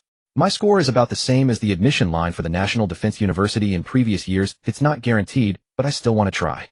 Xin Ling glanced at him, nodded, and clicked confirm with the mouse. Jiang Fan also submitted his preference. Only one choice, the National Defense University. No second choice, no third choice. You're only filling one. What if? Xin Ling opened her mouth, wanting to say something, but swallowed her words. She suddenly remembered that the person in front of her had already been admitted. At that moment, the door to the computer room was pushed open. Two people walked in. One was dressed in a gray Zhongshan suit, around 50 years old, with graying hair and gold-rimmed glasses, looking very elegant. The other wore a black jacket in his 40s with a square face and thick eyebrows looking quite robust. When the two entered, Zhou Ziguo's eyes lit up. He quickly walked down from the podium to greet them. Old Chin Teacher Wang, what brings you here? Old Zhou, we came to find someone. There's a student named Jiang Fan at your school, right? The computer room fell silent again. All eyes turned to Jiang Fan once more. Jiang Fan, I am Chun Mingyuan from the Martial Arts University. Chun Mingyuan adjusted his glasses, his gaze sweeping over Jiang Fan as he continued. We have reviewed your ability assessment scores for perfect marks, an exceedingly rare achievement among candidates in recent years. Humph. Old Chin dropped the flowery talk. I'm Zhao Jun from the Superhuman University. He'll be blunt. Come to our school and offer you the best resources, the finest mentors, and top-tier dormitories. Zhao Jun, as if the Martial Arts University can't match that. Chun Mingyuan's tone remained gentle, but the sharpness beneath his words had surfaced. Jiang Fan, our Martial Arts University champions martial arts as the path to enlightenment, combining literary and martial pursuits. We have assessed your physical capabilities and you are exceptionally suited for our training system. The two clashed fiercely, neither willing to yield. In the computer lab, over 80 people watched the scene unfold. Damn, is this even human? Two top university teachers fighting over a student in public. Jiang Fan is about to soar. No kidding, the guy got 4 perfect scores. If you're so good, you try it. Wang Hao sat nearby. Fanji, you're way too incredible, man. Lin Yufei said nothing, but envy was written all over his face. Just as the argument reached its peak, the door to the computer lab swung open again. A young man stepped in, around 27 or 28, dressed in a dark gray casual suit. The moment he entered, several girls in the lab lit up. Who's that? So handsome. Could he be a celebrity? The young man's gaze swept across the room. Excuse me, is Jiang Fan here? Everyone turned in unison toward Jiang Fan. Him, sir. The young man walked over, pulled a business card from his pocket, and handed it to Jiang Fan. Jiang Fan took it and glanced at it. National Defense University Admissions, Office Lin Qing. The card was simple, white background, black text bearing only the name, title, and phone number. He tucked it into his pocket. Hello, Teacher Lin. Lin Qing smiled, then turned to Chun Mingyuan and Zhao Jun, his expression as natural as meeting old friends. Teacher Chin, teacher, Zhao, long time no see. Chun Mingyuan's face stiffened. Zhao Jun's expression also soured. The two exchanged a glance. Teacher Lin, hasn't the National Defense University already specially recruited Jiang Fan? What, still not reassured, so you came in person? Special recruitment is one thing, treatment is another. Lin Qing's tone was unhurried. I came today to personally confirm with Jiang Fan whether he is willing to accept our school's elite training program. The lab fell silent again. Elite training program. Those 4 words exploded like a bomb in everyone's. Wang Hao was the first to react. The elite training program. Isn't that the legendary best training plan? I heard fewer than 10 people get into it at National Defense University each year. Damn. Zhang Ming lifted his head from the desk, his gaze toward Jiang Fan, shifting from admiration to worship. Fan Ji, you're my life idol from now on. Zhao Jun grew anxious and stepped forward. Jiang Fan, don't let him fool you. The elite training program might be good, but the competition pressure is terrifying. Come to our superhuman university and we'll give you the best resources directly. No need to fight for them. The same goes for our martial arts university. Chun Mingyuan rarely stood on the same side as Zhao Jun. Jiang Fan, our school can provide you with unknown guidance from the finest mentors, a privilege unmatched by other institutions. The three spoke over each other. Jiang Fan sat there expressionless. Lin Qing, however, smiled, a charming smile. Jiang Fan, what's your take? Jiang Fan stood up. Teachers, thank you for your high regard. He paused and glanced at Lin Qing. I will report to National Defense University. As for what treatment I receive, I'll earn it through my own strength. Lin Qing's eyes lit up. Zhao Jun sighed. All right, kid, you've got ambition. Chun Mingyuan adjusted his glasses and nodded. Good ambition is commendable in the young. Jiang Fan, if you ever change your mind, the Martial Arts University welcomes you anytime. Crack. Suddenly from outside the window, a crisp sound rang out like the shattering of glass. His spider sense immediately began to warn him. Jiang Fan sensed a wave of malice descending. He turned to look out the window. On the playground there was nothing, but in his ghostly vision, the sky was split. Not a metaphor, a literal rift. The crack in the sky was widening, and from within it something was forcing its way out. Roar. A beast cry. Not a tiger, not a lion, but a low, heavy growl. The sound pierced through the glass, through the walls, echoing throughout the entire teaching building. Panic erupted in the computer lab. What was that sound? Beast. It's a beast. Where did it come from? Run. Some rushed for the door, others dove under desks. Shenling's hand suddenly gripped Jiang Fan's sleeve. Jiang Fan. Jiang Fan grasped Shenling's hand, giving him a reassuring look. He turned his gaze back to the window. The crack on the playground was growing larger. A creature squeezed out from the rift.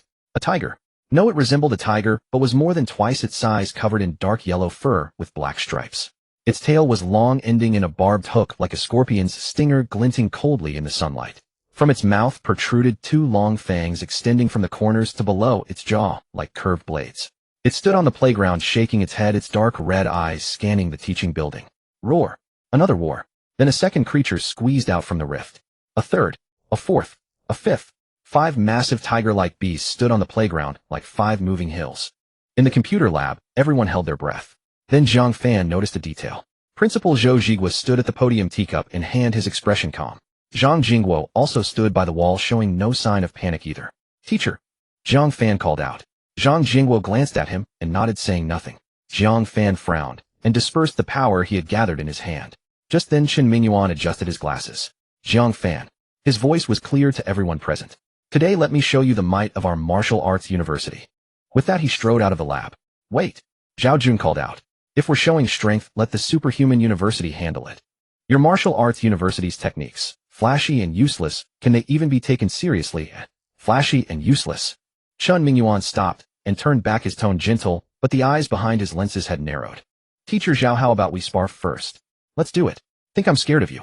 Their bickering instantly eased the tension in the lab, making everyone feel a bit more at ease.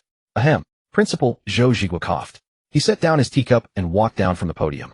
Teachers, today let our students witness the true power of university ability users. Chen Mingyuan and Zhao Jun exchanged a glance, dropped their stances, and walked out.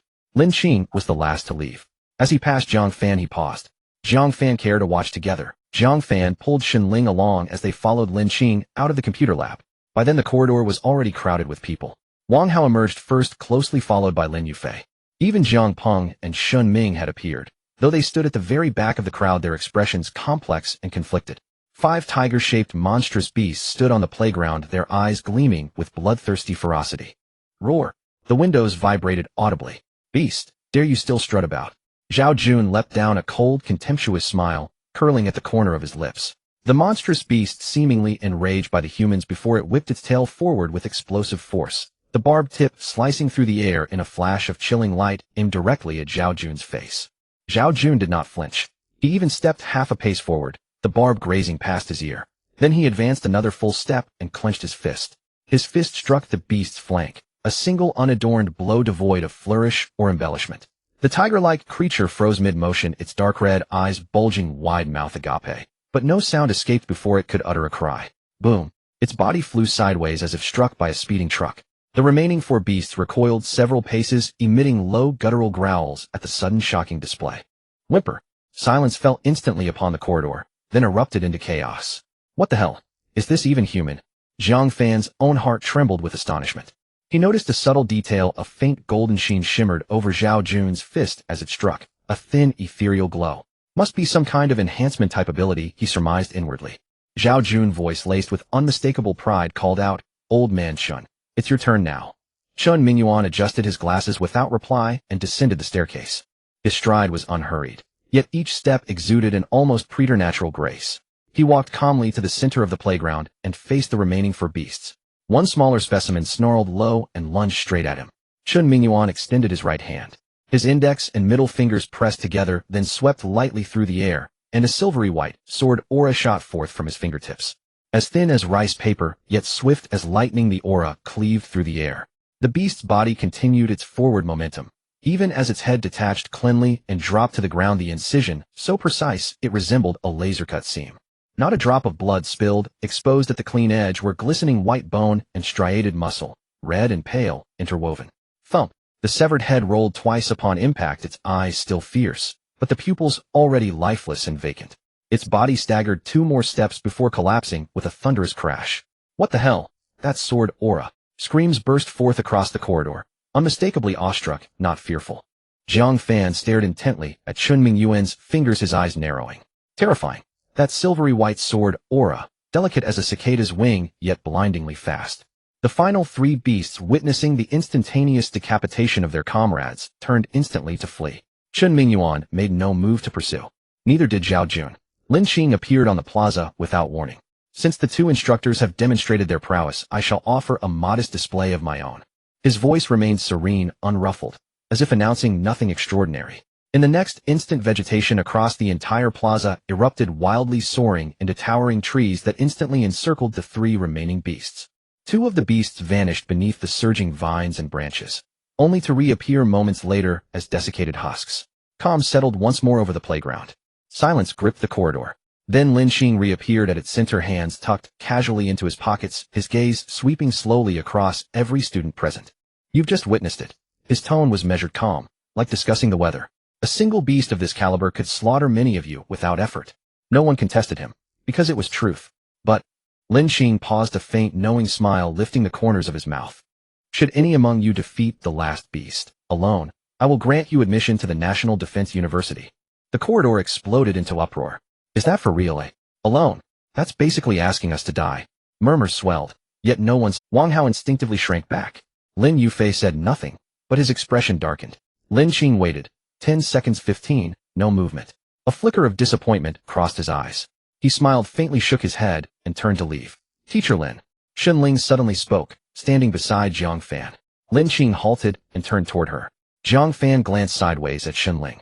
Lingering. She met his gaze briefly, then turned resolutely to face Lin Xing. Teacher Lin, I wish to try. A hush fell instantly over the corridor. Every eye turned as one toward Xunling. Lin Xing studied her carefully. Then a quiet, approving smile touched his lips. Are you certain? Certain. Her voice held far greater resolve than before. Lin Xing nodded, and he gestured politely, palm outward, inviting her forward.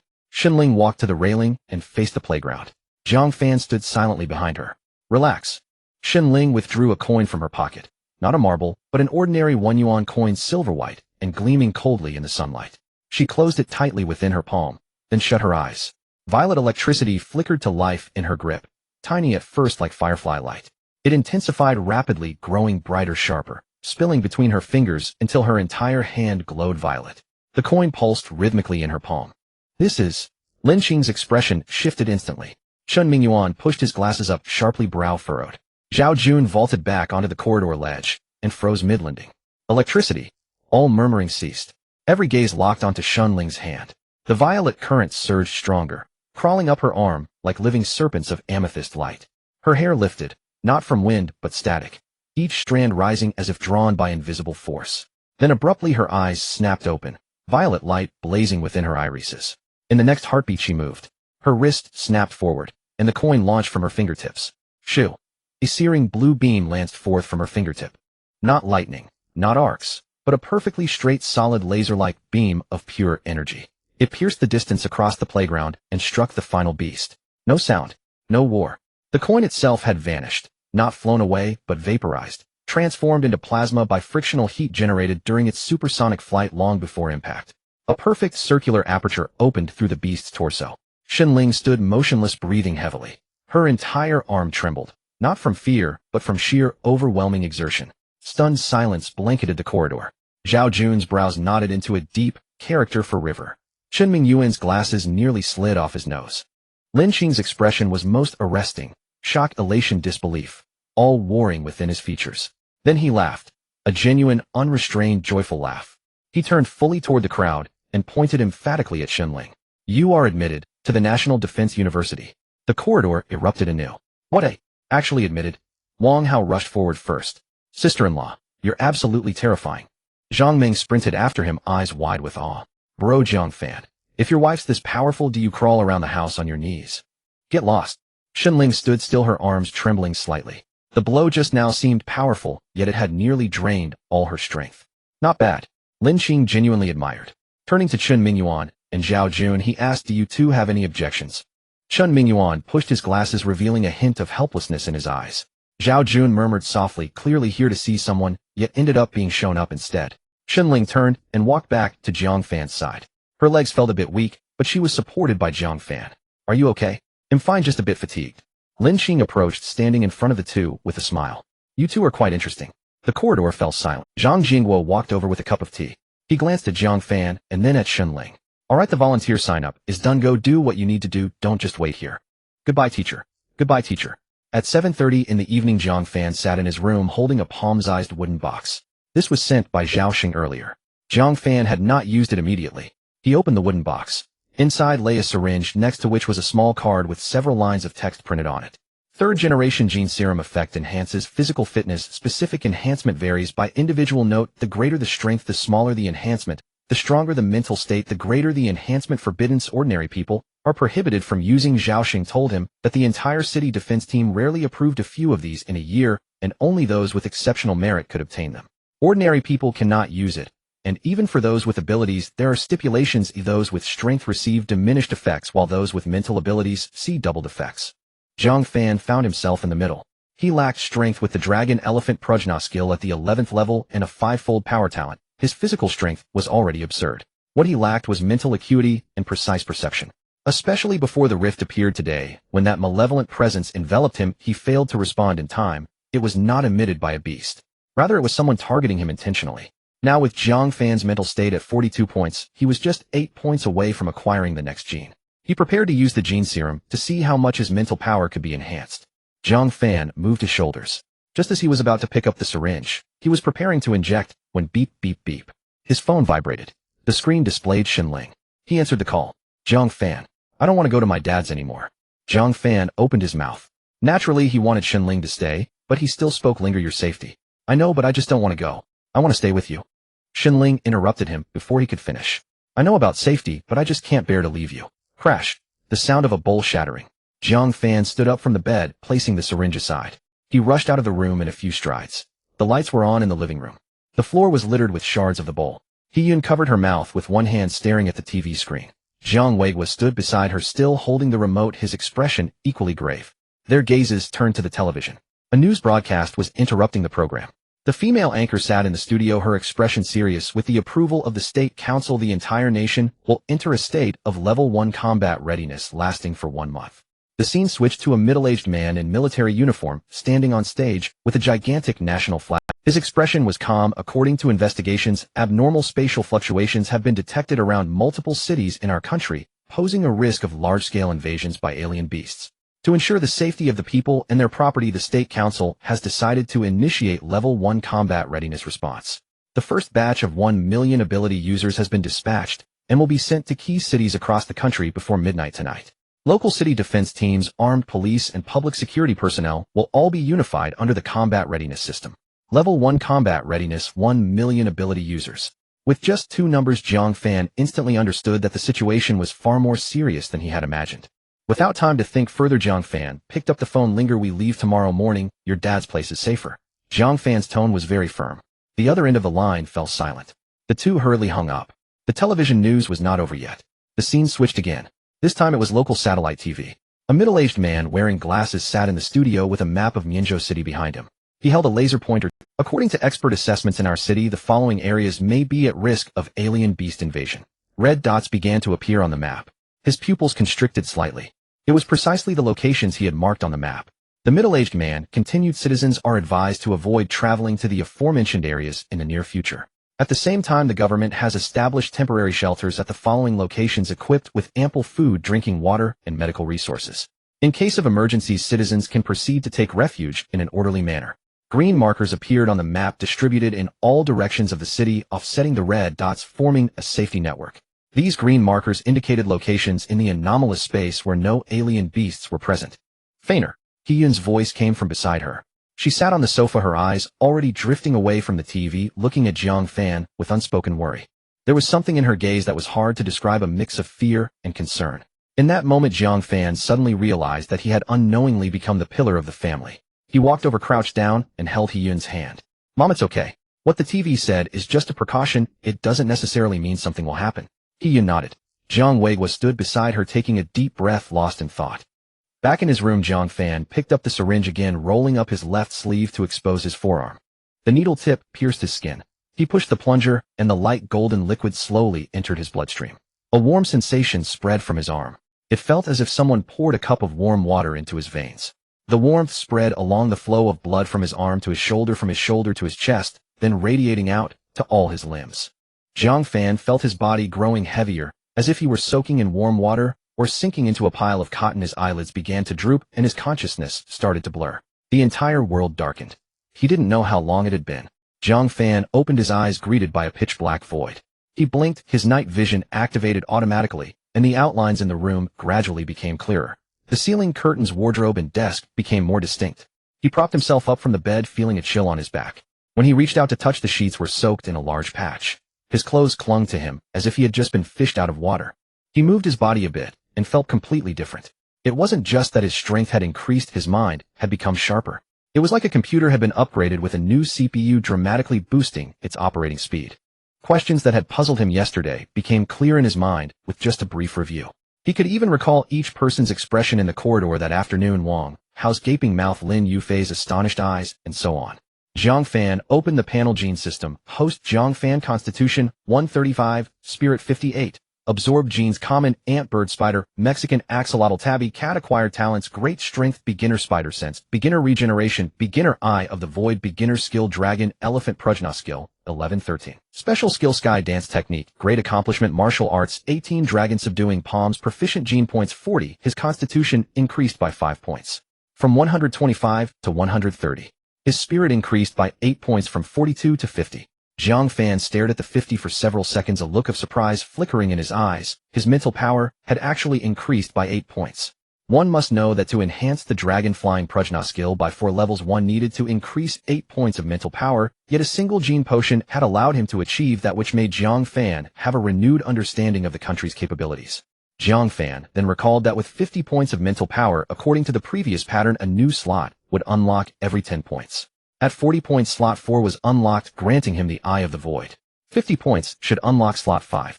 Indeed, he carefully observed the changes on the panel. A new prompt popped up on the panel. Mental power has reached 50 points, unlocking new gene, slot 1, current gene, slots 5 currently occupied, 4 vacant slots 1, please select the 5th gene talent. Jiang Fan leaned against the head of the bed, his mind racing. 5 slots. Great strength, spider sense, regeneration, Eye of the Void, and now there was one more. What else was missing? Attack. He had 18 dragon subduing palms and dragon elephant Prajna skill. His melee output should be sufficient. For ranged attacks, he had the dragon subduing palms power release, and with sky dance technique for control over chi, he was not lacking in that area. Defense, evasion, taking hits, speed. A thought suddenly flashed through his mind. Time moved to the next day morning. Jiang Fan arrived at the Happiness Community. Building 7, 15th floor. He pressed the doorbell. Ding dong, the door opened. Xinling stood at the door, pouting, her face filled with displeasure. What's wrong? Jiang Fan asked as he entered. I don't want to go, Xinling protested again. You promised yesterday, didn't you? That was yesterday, today is today. Xinling turned her head away, somewhat angry. Jiang Fan reached out to ruffle her hair and turned her head back, saying, Linger, Uncle Shun's place is safe. Once this period of danger is over, you can come back. Airport. Security checkpoint. Xinling bit her lip and ran in with her suitcase. Jiang Fan did not notice that as Xinling entered, a sly glint flashed in her eyes. Jiang Fan stood in place, watching her disappear into the security passage, feeling a sigh of relief. He turned and walked to the chairs in the waiting hall, sat down, leaning against the back of the chair, his gaze aimlessly sweeping across the waiting hall. People came and went, some dragging suitcases, some holding children, some on their phones, a myriad of human experiences. Just then a group of people caught his attention. About 100 people walking from the exit. All had crew cuts, dressed in plain casual wear, sports shoes, and carrying uniform black backpacks. Each person walked with their heads held high, their steps in perfect unison, as if pulled by an invisible thread. Although they were in casual wear, that spirit and vitality were unmistakable. Ability user squad, Jiang Fan thought to himself. These individuals were not scattered like the city defense team, but rather a complete, well-trained combat unit. Over 100 of them walked together like a sword being unsheathed. The leader was a man in his 30s, square-faced with thick eyebrows, exuding a commanding presence as he walked. Yet Jiang Fan noticed that his gaze was constantly scanning the surroundings like a radar, missing no detail. This is a master, Jiang Fan concluded in his heart. As the squad passed in front of him, the leading man glanced at him. The man's footsteps paused for a moment, his gaze lingered on Jiang Fan for 2 seconds before he withdrew it, continuing onward.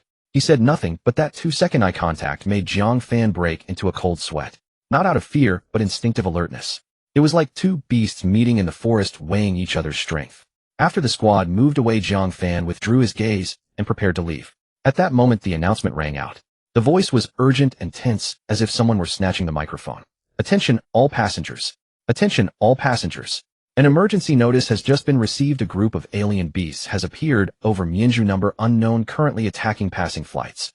The airport is now on emergency lockdown. All flights are suspended. Among them, Flight 7419 has lost contact with the control tower. The families of passengers on this flight are requested to immediately report to the service desk. The waiting hall fell silent for a moment. Then it erupted in chaos. What a group of alien beasts. 7419. My son is on 7419. Crying, cursing, and screaming mixed together like a boiling pot of porridge. Jiang Fan suddenly stood up from his seat. His heart felt as if it had been gripped by someone. 7419. Shenling was on flight 7419. Jiang Fan's mind buzzed, as if someone had thrown a bomb into his brain. He clenched his fists. No, it's impossible. Jiang Fan trembled as he took out his phone and dialed Shenling's number. The number you dialed is powered off. He dialed again. The number you dialed is powered off. Still powered off. The phone must be off on the plane. Jiang Fan gritted his teeth, raised his head, and looked out the floor-to-ceiling windows. In the distance, he could vaguely see several dark spots tumbling in the sky. At that moment, not far away, the 100-plus ability user squad moved, as if they had received some orders. The leading man stood at the front of the squad, holding a walkie-talkie, issuing commands. Team 1, go to the control tower, take over air traffic control. Team 2, go to the tarmac, evacuate passengers. Flight ability users, follow me to the incident site. As soon as the words left his mouth, the squad instantly dispersed. Some ran toward the stairs, some toward the floor-to-ceiling windows, some charged straight out of the main entrance. What shocked Jiang Fan the most was that 3 people directly took off from the ground. Without wings, without airflow, they flew straight up like 3 meteors, defying gravity, breaking through the glass dome of the waiting hall, and soaring toward the horizon. Everyone looked up, watching those 3 figures disappear into the sky. Wow, they can fly. A young man next to him gaped. Ability users. There's hope, there's hope. A middle-aged woman covered her mouth, tears streaming down her face. Just then the announcement rang out again. This time the voice was steadier than before, carrying a deliberately suppressed calmness. Attention, all passengers, the military ability user squad has arrived at the incident site and is currently conducting rescue and extermination of the alien beasts over Mianzhu. Please remain calm, follow the instructions of the staff, and wait in an orderly manner for further notice. I repeat, military ability users are already on the way to rescue, please rest assured. A chorus of relieved breaths echoed in the waiting hall, with some praying with their hands clasped. But Jiang Fan remained motionless. He heard every word of the announcement. Military ability users were already on the way to rescue. Please rest assured. He could not rest assured. Those ability users had flown up, but Shenling was still on that lost flight. He did not know how Shenling was doing, whether she had been hurt, or if she was still crying. All he knew was that he could not stand here and wait any longer. A power he had never felt before erupted from deep within Jiang Fan's dantian, like a volcano that had been silent for 1,000 years suddenly erupting. The airflow surged outward from him in all directions, sending nearby passengers tumbling, and suitcases were blown away. Up! Someone screamed as they fell.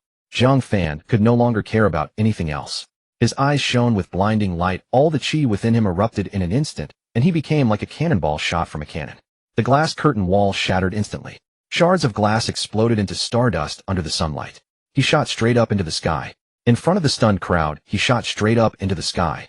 Linger, wait for me. Jiang Fan gazed ahead at the 3 figures moving swiftly forward. He gritted his teeth, pushing the sky dance technique to its limits. The turbulent air swirled wildly around him. Faster. A bit faster. Even faster. Jiang Fan screamed desperately within an endless wave of self-blame washing over him. It's all my fault. The Linger clearly didn't want to leave, yet I forced her to go. It's all my fault for repeatedly refusing her to stay. In just 2 short minutes, Jiang Fan managed to catch up to the tail of the 3 people. In the depths of the clouds, a passenger airplane appeared in view. The plane flew unsteadily, its left wing slightly descending. Jiang Fan focused his gaze. It's 7419. Jiang Fan was first overjoyed, then alarmed. The joy was that the plane was still safe, but the alarm came from its extremely unstable condition. Just as Jiang Fan was at a loss, a voice entered his mind. The voice carried no delay, as if it were transmitted without the hindrance of air. Attention, crew and passengers. We are the military rescue team. Please remain calm and do not panic. It's a thought transmission. There was no response. In the next moment, the leading ability user suddenly accelerated, darting beneath the passenger plane. He spread his arms wide, his hands bracing against the massive aircraft weighing several tons. Such divine strength was terrifying. The aircraft gradually became stable in the air. Jiang Fan's heart trembled slightly. In the next second, his instincts flared up and a deadly sense of crisis enveloped him. Roar! Roar! Roar! 3 roars echoed almost simultaneously. 3 enormous dark shadows pounced from the other side of the plane. They were pterosaurs, or rather something resembling pterosaurs, but far more terrifying than those depicted in ancient texts and fossils. Their wings spread fully, reaching a span of 15 meters. Their bodies were covered in dense, hard gray-black scales gleaming like metal under the high-altitude sunlight. Dark red vertical pupils locked onto the passenger plane, exuding a fierce glint. Get away! Jiang Fan shouted sharply. A mass of dark red flames erupted from the mouth of the pterosaur. The intense heat twisted the surrounding air, scorching a hole in the cloud layers. However, the pterosaur's target was not the plane, but the ability user supporting it below.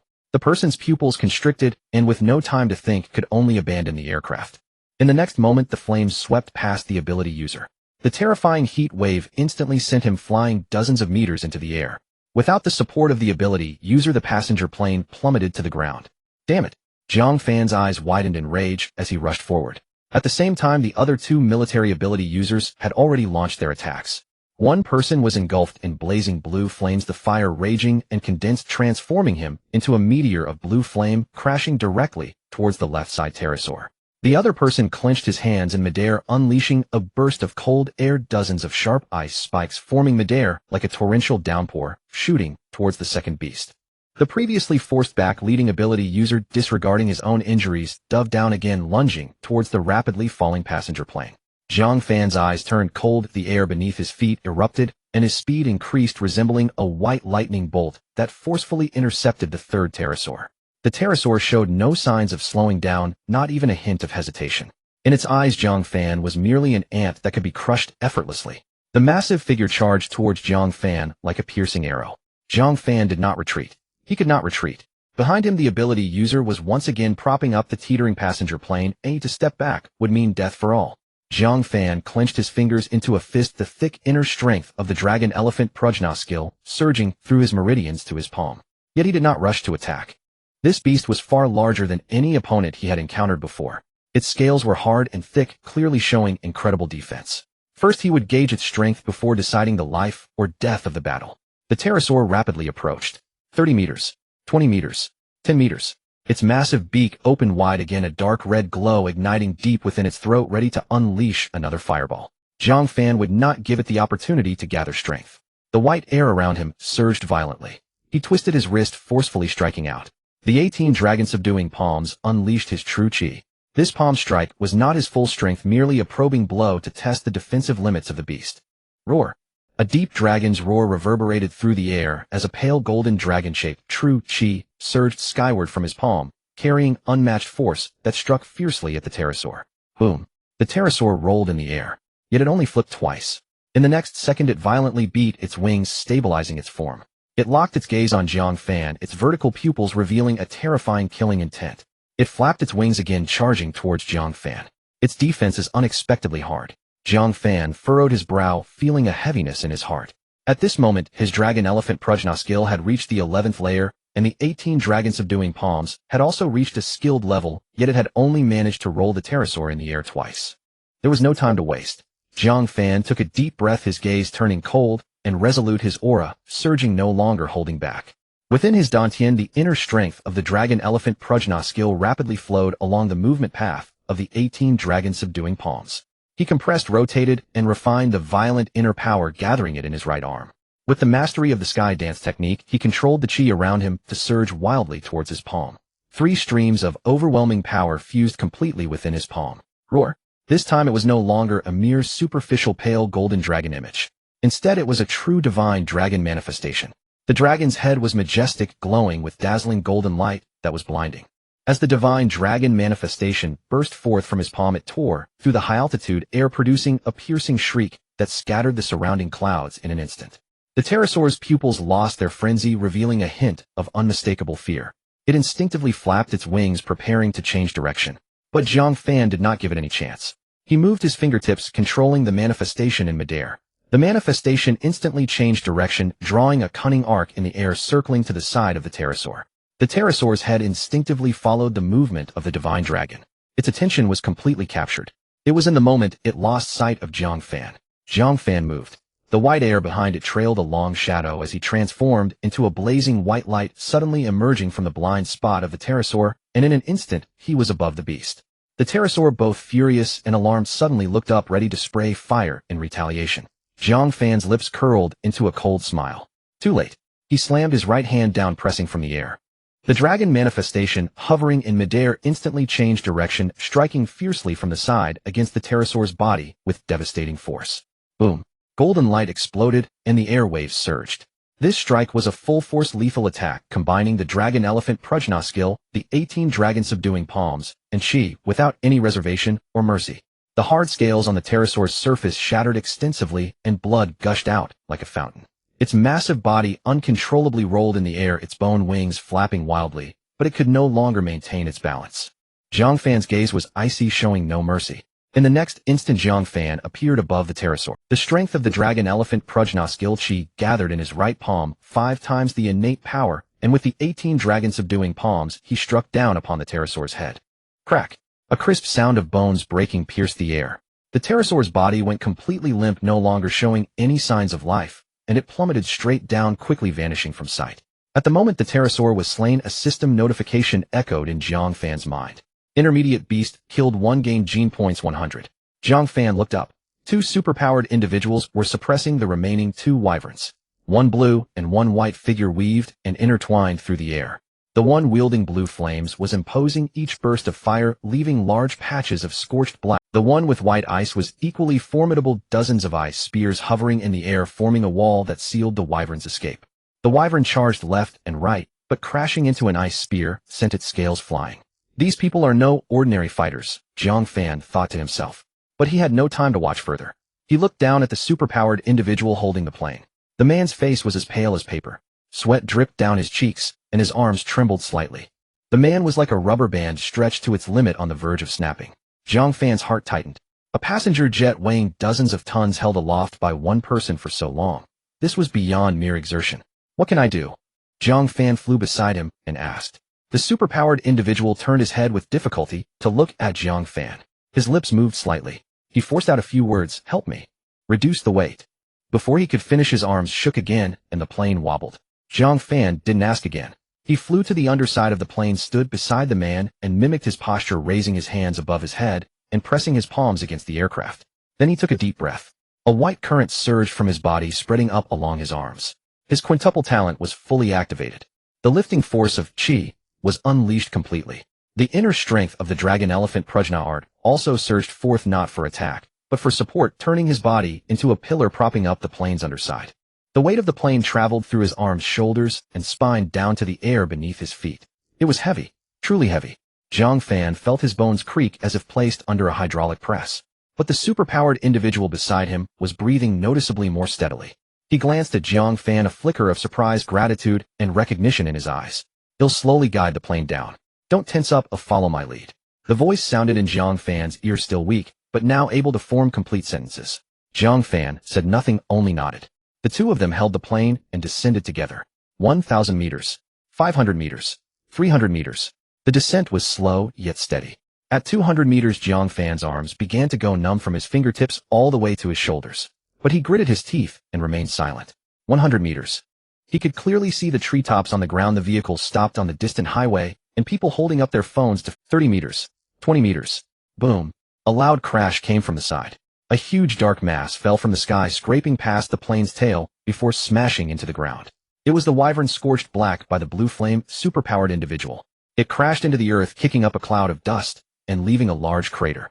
Jiang Fan shuddered, nearly losing his grip. Damn, he cursed inwardly, refocusing his mind. The superpowered individual beside him also faltered, but they both gritted their teeth and managed to stabilize the plane. 10 meters. Another thunderous crash. The second wyvern came down. This time it didn't graze the plane, but struck directly on top of the fuselage. Kaboom! The entire plane lurched downward. Jiang Fan felt his arms yanked down as if by an invisible force. Hold on. The superpowered individual beside him roared. Jiang Fan clenched his jaw, veins bulging on his forehead. The white current churned wildly over his body like a blazing white flame. 5 meters. 3 meters. 1 meter. The landing gear finally touched the ground. Thud. The tires bounced once before settling firmly. Jiang Fan's legs gave way, and he collapsed to the ground. The superpowered individual beside him also slumped down, gasping for air, his face ashen, yet a relieved smile spread across his lips. Kid. Not bad, the superpowered individual panted. Jiang Fan was too exhausted to reply. He sat on the ground and looked up at the sky. The two superpowered individuals were descending, their blue flames and white ice starkly brilliant in the sunlight. Gazing at the two wyvern carcasses on the ground, a thought crossed Jiang Fan's mind. He stood up and trudged over to the nearest wyvern corpse. He crouched down, reached out. His fingers touched the wyvern's icy scales. Ding! Supernatural creature gene detected fire-breathing wyvern absorption condition, mental strength, 100 current mental strength 50 condition, not met unable to absorb. Jiang Fan stared at the prompt, a wry smile twitching at the corner of his mouth. 100 points of mental strength. He only had 50 now. So close, yet so far, he cursed inwardly, pulling his hand back. Click. The sound of the plane's hydraulic cabin door opening. Inflatable slides extended from the doorway to the ground. Passengers began to slide down. There were the elderly children, a young mother holding a baby, and an old couple supporting each other. Everyone was pale, some were crying, some trembling, and some crouched on the ground retching. Jiang Fan stood by the slide, his eyes fixed on the cabin door. 1, 2, 3. He counted them one by one, watching each face. No Shenling. No Shenling. Still no Shenling. As the number of passengers dwindled, Jiang Fan's anxiety soared. The last person slid down. The cabin doorway was empty. Jiang Fan's mind went blank. He scrambled up the slide in 3 quick steps, stumbling and crawling into the cabin. Shenling. Shenling. Shenling. He ran and shouted from economy to business class, from business to first class. Empty. All empty. No one was there. Jiang Fan stood in the deserted cabin, panting heavily. His hands were trembling, his legs shaking. Impossible. She was definitely on this flight. He pulled out his phone and dialed Shenling's number. It was off. Still off. Jiang Fan sat in a daze on the plane, unsure how long passed. He picked up his phone again and dialed once more. Just then. Ring. Ring. Ring. It connected. Jiang Fan froze, then heard a familiar voice. Hello? Jiang Fan. It was Shenling's voice, tinged with a guilty hesitation. Linger, where are you? Jiang Fan's voice was a little hoarse. I am at the airport. Which airport? Mianzhou Airport. Which terminal? T2. VIP lounge. Jiang Fan hung up, burst out of the cabin, and with an eruption of white current shot into the sky. Seeing Jiang Fan's departure, the military superpowered individual tried to call him back, but only caught a glimpse of his vanishing silhouette. T2 terminal. The VIP lounge. When Jiang Fan pushed open the door, he was met with a sight that made his blood pressure spike. Shenling was sitting on a sofa, legs crossed, earbuds and a bag of chips in hand, stuffing them into her mouth. On the coffee table before her sat a cup of milk tea, a glass of orange juice, a plate of fruit, and an unopened box of cookies. The moment she saw Jiang Fan, her eyes lit up, then she quickly lowered her head. I didn't get on the plane. Her voice was as faint as a mosquito's buzz. Jiang Fan walked over, stood before her, and looked down at her. Shenling buried her head, even lower, hiding behind the chip bag, leaving only her eyes visible. Jiang Fan said nothing. He pulled her into an embrace. He said softly, "Don't leave anymore." Shenling's face was buried in Jiang Fan's chest. She still had some chips in her mouth that she hadn't swallowed. "Aren't you angry?" Shenling asked cautiously. Jiang Fan remained silent. Shenling nuzzled against him like a little cat seeking forgiveness for having done something wrong. Just then the phone buzzed. Shenling picked up her phone and looked down. The screen displayed 2 words, Dad. Her expression froze, her eyes darting around. Her finger hovered over the screen, unsure whether to answer or not. She looked up at Jiang Fan. "Answer it, sooner or later you have to face it." Shenling took a deep breath and pressed the answer button. "Hello, Dad." Her voice was timid. "Linger, are you hurt?" Shenling was taken aback. She had braced herself for a scolding, but there was none. Shen Kongshan's voice was instead filled with concern and urgency. "No. I'm fine, Dad, I'm okay." "That's good." Shen Songshan let out a long sigh, his anxious heart finally relaxing. Shenling was even more confused. She opened her mouth wanting to ask something, but didn't know where to start. "Dad, I'm fine. Is Jiang Fan next to you?" Shen Kongshan's tone turned serious. Shenling glanced at Jiang Fan, feeling a bit awkward as she replied, "Yes." "Let him answer the phone." Shenling handed the phone to Jiang Fan, worry flashing in her eyes. Jiang Fan took the call. "Uncle Shen." There was silence on the other end for 2 seconds. "Jiang Fan, thank you." It was sincere, serious, heartfelt gratitude, not mere politeness. Jiang Fan was momentarily stunned. He guessed that Shen Songshan already knew about what had happened on the plane. "Uncle, it's good that Linger is fine." "I know." Shen Kongshan's voice regained its steadiness. Jiang Fan listened carefully to what I'm about to say. Shen Kongshan's tone grew exceptionally grave. "The next month will be extremely dangerous. A large number of exotic beasts are on the rampage, not just in Mianzhou, but nationwide. The higher-ups have already activated first-level combat readiness. You must have seen the news. Take Linger with you, stay together. You two can look out for each other, and I'll be more at ease." As he said this, there was a subtle pause in Shen Songshan's tone. Jiang Fan picked up on it. This wasn't just a father assigning a task, it was a father entrusting his daughter to another person. "Uncle, don't worry, I'll take good care of Linger." When Jiang Fan said this, Shenling, who was listening beside him, felt her ears slowly flush red. Shen Songshan fell silent for a few seconds again. "All right, that's it. You both stay safe." He hung up. Jiang Fan stood there holding the phone in a daze. He could sense the implication behind Shen Kongshan's words. Allowing Xinling to stay with him meant that Shun Songshan recognized him. What could happen when two young people, a man and a woman, stayed together in such a critical time? Shin Songshan couldn't possibly be unaware. But he still said it. This indicated two things. First, Shin Songshan indeed had no time to protect his daughter. He must have more important matters to attend to, leaving his home unattended. Second, the upcoming tide of exotic beasts had reached a level of danger that left no room for trivial matters. Compared to surviving, nothing else mattered. Jiang Fan took a deep breath and returned the phone to Xinling. What else did my dad say? He told me to take good care of you. Xinling's face flushed slightly, and she lowered her head, mumbling softly. He knows how to be perceptive. Jiang Fan chuckled helplessly. Let's go, I'll take you home. Happiness Community, 15th floor. Xinling leaned against Jiang Fan. The two looked at each other, getting closer, and Xinling slowly closed her eyes. As they gazed into each other's eyes, the air around them seemed to grow warm. The two gradually moved closer. Beep. Beep. The phone rang. Jiang Fan reluctantly picked it up. The screen displayed Xiaoshan. He frowned, answering the call. Jiang Fan, are you available? There's an urgent situation that needs your help. Xiaoshan's voice carried a clear sense of urgency. He glanced helplessly at Xinling. Captain Zhao, what is it? They'll send you a location, you need to come over. Yes, it's urgent. All right. After hanging up, Jiang Fan's phone vibrated, popping up a location. He opened it and frowned. Eastern City, abandoned industrial area. That was his usual training ground. Where is it again?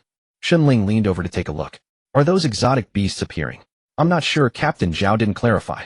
Jiang Fan tucked the phone back into his pocket, kissed her forehead, and said, I'll go take a look and be back soon. I'll go with you. Stay at home.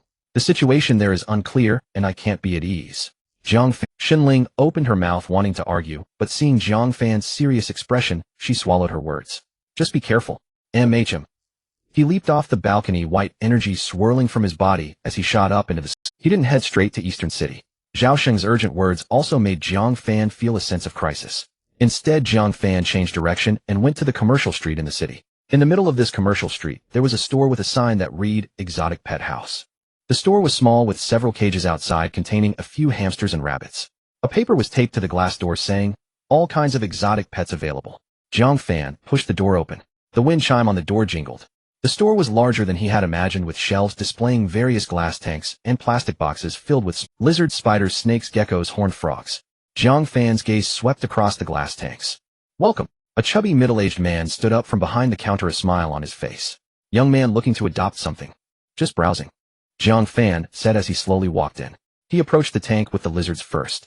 A few small lizards lay motionless on the branches like sculptures. He then moved to the box with spiders. A few tarantulas curled up inside, furry and eerie at first glance. Then he spotted a snake. A small viper coiled in the box, its triangular head slightly raised, its slender tongue flicking out occasionally. Its scales gleamed with a dark brown luster under the light, and its eyes were slit, coldly staring at Jiang Fan. Jiang Fan stared at the viper for a few seconds. The thought flashed through his mind, but he quickly suppressed it. He turned and walked to another shelf. On it were several small boxes containing beetles. One type of beetle was completely black, its shell reflecting like the label read, Iron Beetle.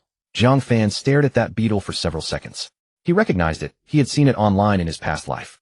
The Iron Beetle, nicknamed the Walking Tank. Its shell was hard enough to withstand pressure 13,000 times its own weight, and even if a car ran over it, it would come out unscathed. Boss, how much is this? Jiang Fan pointed at the box. The boss leaned out from behind the counter to take a look. This? 120. Jiang Fan took out his phone, scanned the code, and completed the payment in one go. Young man, have you ever raised beetles? The boss asked while packing the box into a paper bag. No. Then you need to be careful. This thing likes to eat jelly, specifically beetle jelly. You can find it online. The boss was very enthusiastic. All right. After receiving the paper bag, just as Jiang Fan was about to push the door out, he suddenly stopped. Boss, do you have? Leaving the exotic pet house, Jiang Fan walked into an empty alley, opened the box, and took a look at the Iron Beetle. The little guy lay there motionless like a black pebble. Sorry about this. Jiang Fan reached out and pinched. Puff. A translucent panel popped up. Gene absorption of Iron Ingot Beetle successful. Acquired talent. Iron Armor Beginner effect generates an invisible energy armor on the skin's surface, significantly enhancing defense. Currently able to resist attacks up to 10 times one's own physique. The stronger the physique, the higher the resistance. Current mental power 50, can hold up to 5 talents. Current talent slots: slot 1 Giant Strength, beginner; slot 2 Spider Sense, beginner; slot 3 Regeneration, beginner; slot 4 Eye of Ethereal Vision, beginner; slot 5 Free. Would you like to add Iron Armor Beginner to slot 5? Note: once a talent is added, it cannot be replaced.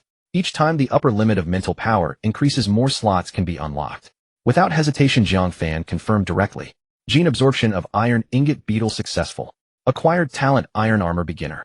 Effect generates an invisible energy armor on the skin's surface, significantly enhancing defense. Currently able to resist attacks up to 10 times one's own physique. The stronger the physique, the higher the resistance. Jiang Fan stared at the panel, a smile creeping onto his lips. Energy armor. Not a literal shell growing over him, but a layer of invisible energy covering his skin. It's like wearing an invisible bulletproof vest. He tried to activate it. A warm sensation surged from beneath his skin. But to the naked eye nothing appeared. He clenched his fist and moved his arm with no sense of obstruction. Good stuff. Jiang Fan mentally rated this talent. When Jiang Fan arrived at the abandoned industrial area, several people stood beside a vehicle pointing toward. Jiang Fan landed the airflow, stirring up a cloud of dust. Xiaoshan was the first to turn around, the scar on his face standing out under the headlights. You're here, Captain Zhao. Jiang Fan's gaze scanned the others. Zhou Yu stood beside Xiaoshan holding a folder and nodding at him. The other three wore matching dark gray combat uniforms with an eagle in flight embroidered on their arm patches. Unlike the black uniforms of the city defense team, Jiang Fan had seen this outfit today, the Special Abilities Unit. The leader in his 30s with a square face and thick eyebrows glanced at Jiang Fan before extending his hand. Jiang Fan. Hello.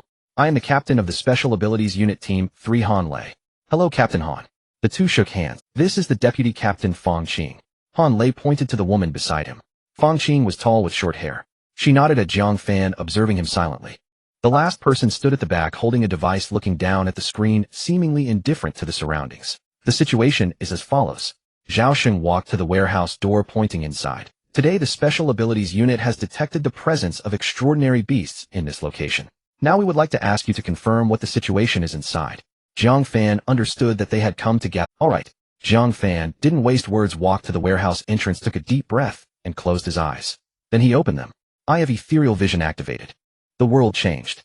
The warehouse was still the same warehouse, the broken wall was still that broken wall. But a new scene appeared in Jiang Fan's eyes. In that open space, an extraordinary beast with a green face and sharp fangs appeared. The number remained unchanged. Dark green skin, blood-red vertical pupils, and uneven sharp teeth protruding from its mouth. The largest one stood in the middle with short forelimbs, but long claws, tilting its head as if sniffing something. Seeing this scene, Jiang Fan couldn't help but become more serious. The largest extraordinary beast keeps tilting its head as if sniffing something. Jiang Fan observed while describing to the others. Han Lei stood beside him, frowning. Are you saying it's sniffing the air? Yes, Jiang Fan replied affirmatively. That movement has repeated at least 3 times from earlier till now. Han Lei turned and shouted, Lao Lu, bring the thermal imager over. Jiang Fan was momentarily stunned with a hint of confusion in his eyes. Beside him, Fang Qing explained, by observing the temperature differences through thermal imaging, we can determine if there is an abnormal connection between the extraordinary space and the real world. The thermal imager can detect that. A hint of surprise flashed in Jiang Fan's eyes. Theoretically, yes. Han Lei continued, his tone steady. If there is a connection between the two spaces, there will always be some abnormal changes around. Jiang Fan nodded, somewhat understanding. Just then Lao Lu had already walked to the center of the warehouse with the thermal imager. The device was small, resembling a handheld camera, but the screen was significantly larger. Lao Lu held it up, scanning back and forth in the direction Jiang Fan had pointed, then looked down at the screen. Captain Han, there's something abnormal. Han Lei quickly walked over, leaning down to look at the screen. Fang Qing also leaned in. Jiang Fan stood back. Though he couldn't see the screen, he could sense the atmosphere among the few people had changed. It wasn't tension, it was a subtle gravity. The temperature is indeed off. Han Lei's voice was low. It's at least 5 degrees lower than the surroundings. A cold spot? Xiaoshan asked. Yes, a cold spot. Han Lei nodded. It's not a heat source, but a cold source, as if something is absorbing heat. We need to call in people to monitor this in real time. Okay, I'll arrange that immediately. Xiaoshan nodded in response. Xiaoshan turned to Jiang Fan, his expression somewhat complex. After a moment's hesitation, he finally spoke. Jiang Fan, there's something I want to discuss with you. Captain Zhao, go ahead. Can you assist us during this time? Xiaoshan's tone was very sincere, even a bit. After all, Jiang Fan was just a recent high school graduate and was not under his jurisdiction. But only Jiang Fan could see through the extraordinary space, and having his help would provide better countermeasures. Jiang Fan did not answer immediately.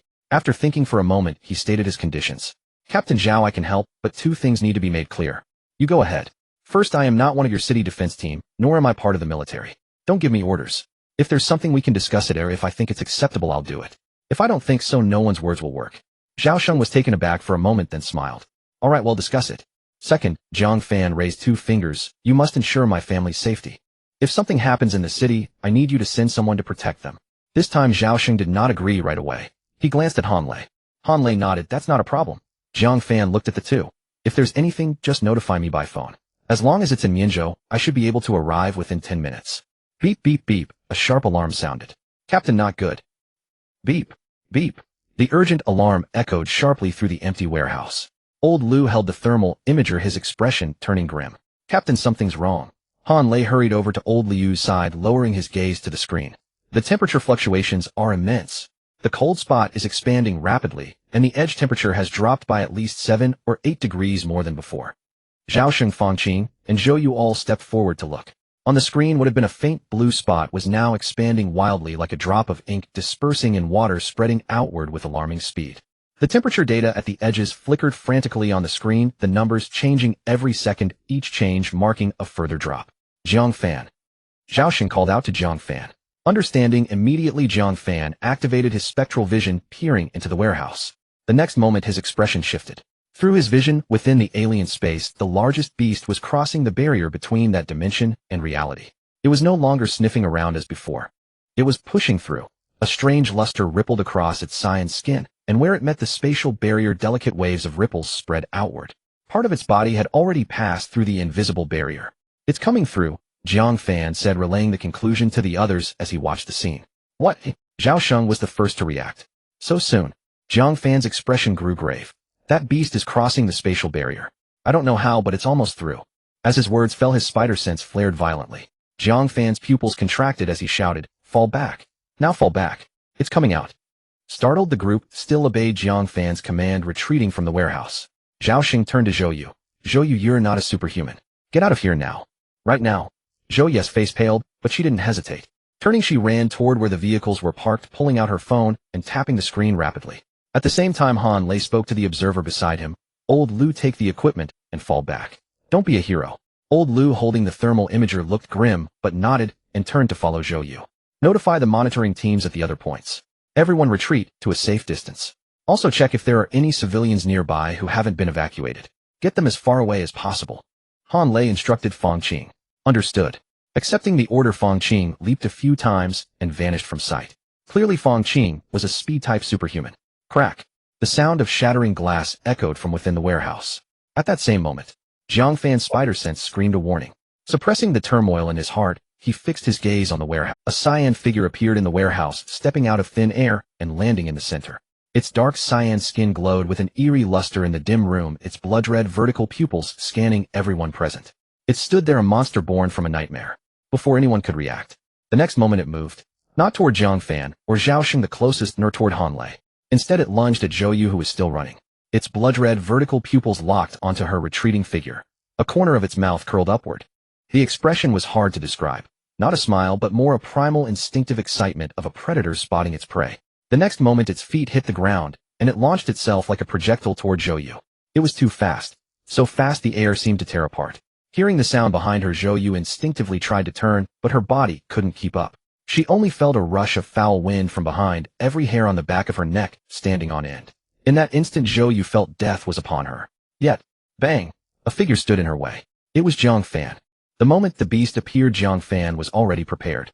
The inner force of the dragon elephant Vajra art surged from his dantian, flowing through his meridians to gather in his right palm. With his quintuple talent fully activated, the power of the 18 dragon subduing palms was compressed to its limit in his palm. As the beast leaped toward Zhou Yu, Jiang Fan struck.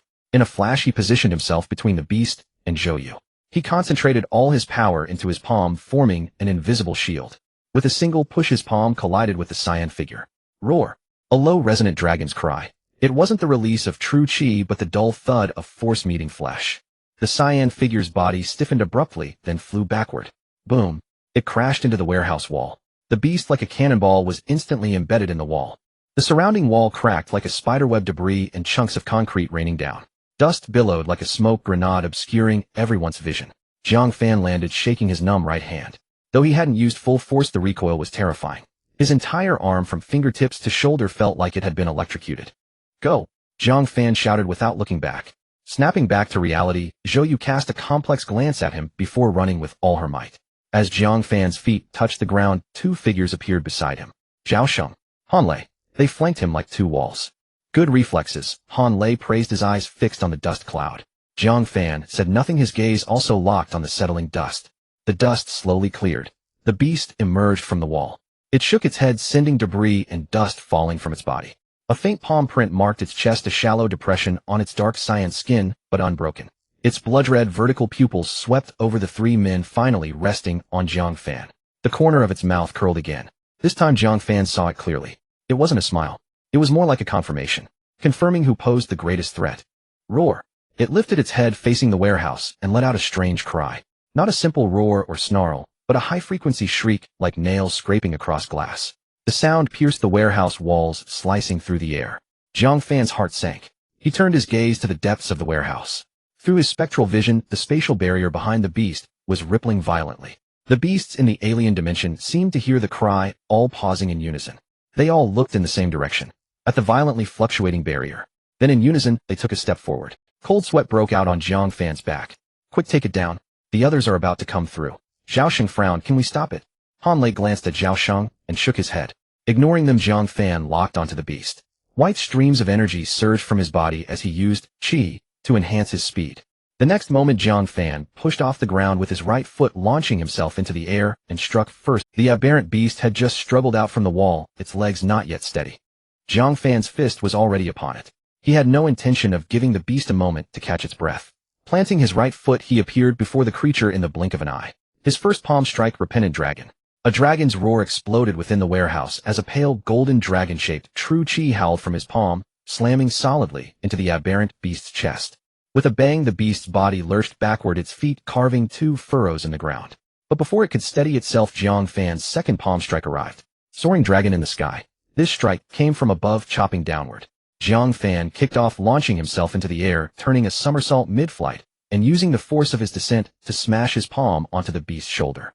With a thunderous crash, the aberrant beast dropped to one knee, shattering the ground and sending broken bricks flying. Yet to his shock, only two shallow palm prints marked its dark cyan skin. The flesh remained unbroken. Jiang Fan's heart was stunned, but his techniques did not cease. He struck with even greater force. His third palm dragon, appearing in the field, swept in from the side. Its wide area of palm force directly sent the beast flying sideways. The beast crashed into a warehouse pillar, denting the concrete column and kicking up dust like a smoke bomb. Xiaoshan stood nearby, a long blade having materialized in his hand at some unknown moment. Watching Jiang Fan stance, the corner of Xiaoshan's mouth twitched. He turned to look at Han Lei. This kid is even more eager than we are. Han Lei remained silent, but something new flickered in his eyes. It was not surprise, but recognition. Don't just stand there, move. Han Lei roared. His body began to swell. His clothes split, and a layer of gray-white rock texture emerged on his skin. In just 2 seconds, he transformed from a normal build into a stone giant over 2 meters tall. Not a bad look, Xiaoshan commented. Han Lei shot him a glare, then strode toward the aberrant beast. He didn't run fast, but each step made the ground tremble slightly. The aberrant beast had just risen beside the pillar, its head still spinning, when it saw a mountain of stone bearing down on it. Instinctively, it tried to dodge, but Jiang Fan gave it no chance. His fourth palm wild geese landing on the shore struck the beast's kidney area, swatting it toward Han Lei. Catch it! Jiang Fan yelled. Han Lei spread his arms wide like a wall, charging forward. With a dull thud, the aberrant beast crashed into Han Lei's embrace, the sound like two boulders colliding. Han Lei clamped his arms shut, locking the beast in a death grip. Got it! Cut it! He shouted through gritted teeth. Xiaoshan moved. His speed was like a flash of lightning, his blade carving a cold streak of light through the dim warehouse. Clang! The long sword struck the aberrant beast's neck, showering sparks. A white mark appeared on the beast's skin. Xiaoshan's expression froze for a moment, but he didn't stop. A second strike. Clang. Still just a white mark. A third strike. Clang. Han Lei held the beast, feeling the creature struggling in his arms with terrifying strength. Cracks were already appearing on his stone arms and gravel was falling off in a steady stream. Can you cut it or not? Han Lei urged. Cut or not, I have to. Xiaoshan gritted his teeth and delivered 3 more consecutive blows. Clang, clang, clang. Sparks flew like a blacksmith's forge. White marks piled upon white marks on the beast's neck, but the skin remained unbroken. Jiang Fan stood aside, watching the scene, a feeling of stifled frustration rising within him again. He glanced at his own palm. He could strike, but he couldn't pierce. Let me, Jiang Fan shouted. Han Lei understood, and with a sudden burst of strength from both arms, he hurled the beast away. The beast tumbled twice in the air. Before it could land, Jiang Fan was upon it. His fifth palm, hidden dragon, do not use. This strike he infused with qi. Although Jiang Fan's chi had not yet recovered, the situation now left him no choice. A white stream of energy surged from his palm, intertwining with the inner force of the dragon elephant Prajna art, condensing into a pale golden film of light in his hand. The dragon's roar was louder than before, shaking dust from the warehouse roof. The palm force landed squarely on the beast's abdomen. With a heavy thud, the aberrant beast was sent flying sideways as if hit by a truck, smashing through the warehouse wall and crashing onto the cratered open ground outside. Dust rose several meters high. The three of them chased after it. The beast lay in a pit, a clear palm print on its dark cyan skin sunken at least 2 centimeters deep. But it still got up. It shook its head, its blood-red vertical pupils fixed on Jiang Fan. Jiang Fan panted heavily. The pale golden film of light on his palm had already dissipated. His chi was nearly depleted. That morning he had fought a pterosaur, then held up an airplane, and just sent Shenling home, without time to recover before being called here. He turned to look at Han Lei. Cracks ran through Han Lei's rock armor. Xiaoshan had no injuries, but the blade of his long sword was already chipped. 3 of them, one out of mana, one about to fall apart, one who couldn't cut through. The aberrant beast stood at the edge of the pit, raised its head, and let out another sharp shriek. Jiang Fan's heart sank. He looked again toward the depths of the warehouse. In the vision of his spectral eye, the spatial barrier was violently fluctuating.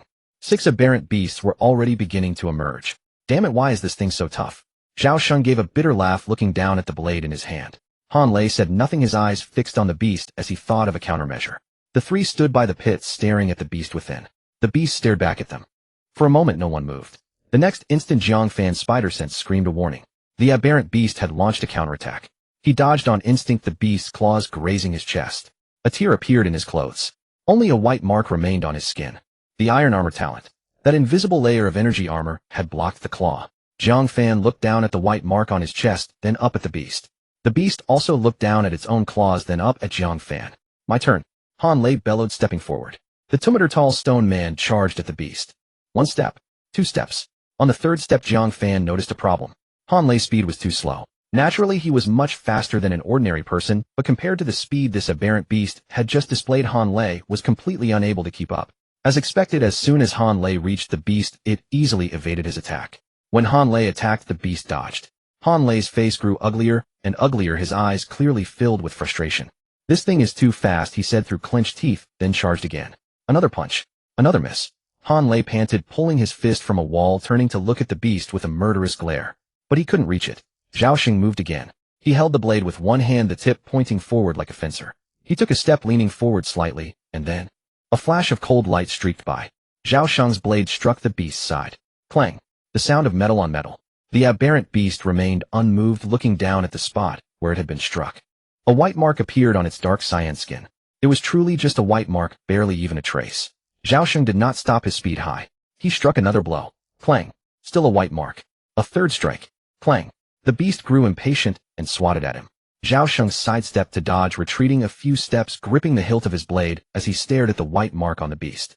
The corner of his mouth twitched. Jiang Fan watched it all from the side. The situation was awkward. Han Lei had immense strength, but couldn't land a hit. Xiaosheng was fast, but couldn't inflict damage. Jiang Fan could strike, but was running low on energy. Jiang Fan looked at Xiaosheng and Han Lei. Captains, what level of aberrant beast is this so troublesome to deal with? Han Lei and Xiaosheng exchanged a glance, then revealed a bitter smile. This is a high-level aberrant beast. Jiang Fan's heart skipped a beat. He had slain low-level and mid-level aberrant beasts before, but this was his first encounter with a high-level one. And Xiaosheng picked up the thread, his tone grave. This beast is likely not far from its next transformation. Transformation. Jiang Fan tilted his head to glance at him. Aberrant beasts above high level are called demonic beasts. A beast of that level not only possesses human intelligence, but can easily crush a first-tier superhuman. If it transforms again, we won't be able to handle it. Jiang Fan was taken aback, his mind brimming with questions. But this was clearly not the time to ask, for the aberrant beast made a new move. Whoa! The roar was different from before, sharper now, yet it sounded like a sob. Jiang Fan's heart sank. Through his dark vision, the spatial barrier behind the beast rippled more violently. Jiang Fan couldn't help cursing. It's about to come out. Xiaosheng's face turned pale instantly. If one high-level aberrant beast was this hard to deal with, how could they fight 6 more? Han Lei's brows knitted into a deep frown. He glanced at Jiang Fan, then at Xiaosheng, clearly none of them spoke. Jiang Fan gritted his teeth, his mind racing, then said, attack once more. If that failed, he turned to Xiaosheng. Captain Zhao, lend me your blade. Use your speed to distract it, don't engage Hedon. Just make it lose focus. Xiaosheng didn't hesitate, handing over the longsword. The moment the hilt touched Jiang Fan's hand, his entire arm sagged. The blade was heavier than had imagined, at least 100 Jin. Jiang Fan then looked at Han Lei. Captain Han, you'll restrict its movement. Use any method, even if it's just... Han Lei met his gaze and nodded without a word.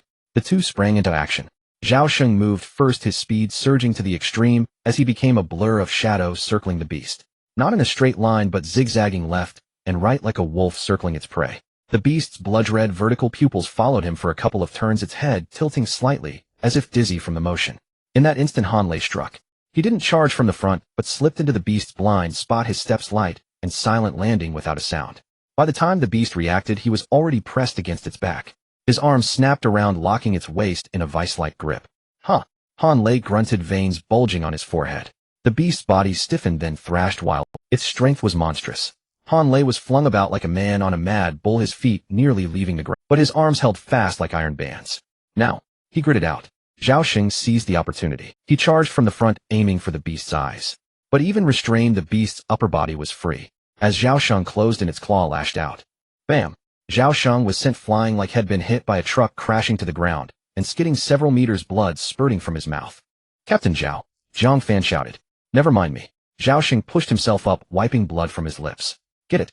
After sending Xiaoshan flying, the beast struggled even more frantically. Han Lei's face was as pale as paper, his arms trembling violently on the verge of being thrown off.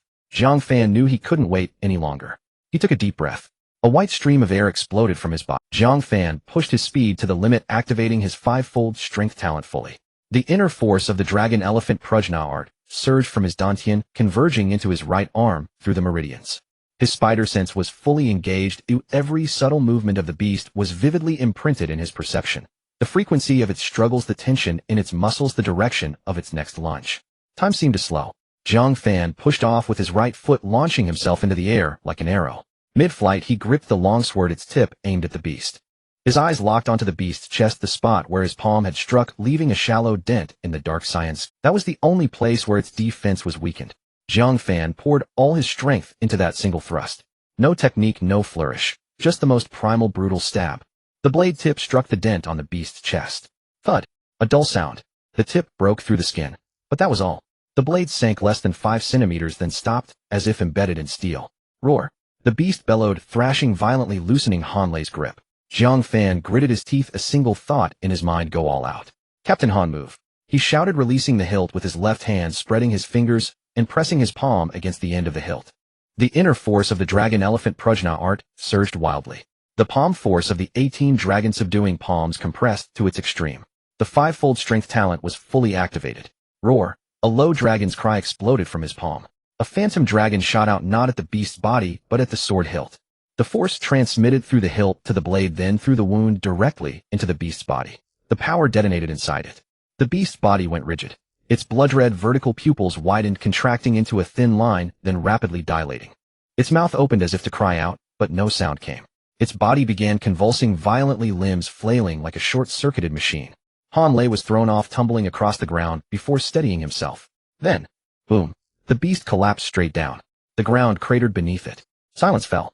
Jiang Fan stood still, panting heavily, his right hand still in the pushing position, fingers trembling slightly. A ding sounded in his mind. High-level aberrant beast slain, 1 gene points, gained 200. Jiang Fan froze for a moment, then relaxed. 200. One high-level beast was worth 10 low-level ones. But before he could rejoice, his face darkened. Because deep in the warehouse, one of the 6 aberrant beasts had already stepped afore them through the spatial barrier, about to emerge before them. Captain Jiang Fan's voice was hoarse. We need to think of something fast. Those 6 are about to come out. Han Lei climbed to his feet, dusted himself off, and walked over to Xiaoshan, pulling him up. The two exchanged a glance, then unexpectedly both burst into laughter. Jiang Fan looked at Han Lei and Xiaoshan. You guys? Xiaoshan wiped the blood from the corner of his mouth and gestured upwards. Jiang Fan looked up. 3 figures were rapidly approaching in the night sky. Reinforcements. Jiang Fan was taken aback. The troops aren't just as few people. Han Lei smirked. Jiang Fan twitched the corner of his mouth, realizing that he had forgotten that summoning allies was not exclusive to beasts, but rather a specialty of humans. As the 3 figures drew nearer, upon recognizing them, Jiang Fan revealed a look of surprise. They had square faces, thick brows, and were dressed in dark gray combat uniforms. 2 people were following behind, one still surrounded by a faint blue flame, while the other had frost swirling around his fingertips. They were the same few from the airport in the morning. Is it them? Jiang Fan blurted out. Do you know them? Han Lei tilted his head to look at him. I saw them at the airport this morning. Han Lei glanced at him, but didn't press further. Suddenly a figure flashed and appeared in front of Jiang Fan and his companions. It was Fang Qing. Her breathing was steady, her face expressionless as she walked up to Han Lei and stood at attention. Captain, all nearby civilians have been evacuated, and there are no civilians within a 2-kilometer radius. Han Lei nodded. Thank you for your hard work. Fang Qing stepped aside, her gaze sweeping over Jiang Fan, lingering on him for a second before moving away. Jiang Fan noticed that Fang Qing had fluffy cat ears. Transformation type, he thought to himself. Moments later, 3 figures descended from the sky. The leading figure landed almost soundlessly. The 2 behind him were not as graceful. One landed with a crash that sent shattered bricks flying, while the other brought a chill with him, lowering the temperature around them. Han Lei. The leading figure approached and shook Han Lei's hand, asking, "What's the situation?" "One high-level beast has been killed." Han Lei nodded towards the corpse on the ground, "But the trouble lies ahead." As he spoke, his gaze turned towards the warehouse.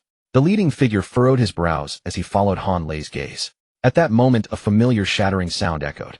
Jiang Fan turned his head, activating his ghostly vision instantly. In the depths of the warehouse, a spatial barrier was violently fluctuating. 6 beasts with green faces and sharp fangs emerged from the void. One after another, they stepped forward, their dark blue skin glistening eerily in the dim light, their blood-red vertical pupils scanning everyone present. A cold sweat broke out on Jiang Fan's back. 6 of them, all high-level.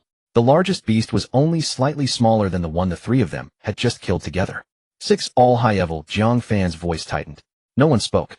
Han Lei's brows furrowed deep. Xiaoshan's face paled momentarily, but quickly returned to normal. Fang Qing stood nearby, her body slightly leaning forward, resembling a leopard ready to pounce. The 3 newly arrived ability users exchanged glances. The leader's lips moved slightly, as if counting. 6 against 7, he spoke slowly. Not too bad, not a huge loss. Jiang Fan looked at him, feeling that this person was being somewhat boastful. How do we fight? The ability user with blue flame stepped forward, his palm already glowing with fire. The leader did not answer, but turned to Jiang Fan. Little brother, we meet again. Do you still have the strength? Jiang Fan paused for a moment, then thought. Holding one off shouldn't be a problem. The leader glanced at him without probing further, and simply nodded. All right, then we can consider you capable of self-defense. Jiang Fan said. Your way of speaking is rather unique.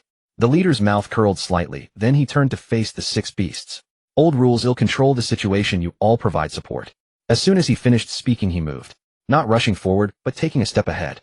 Just one step. Then he extended his right hand, fingers spread, and gently pushed towards the 6 beasts. But the 6 beasts simultaneously retreated. Not retreated, but flew back.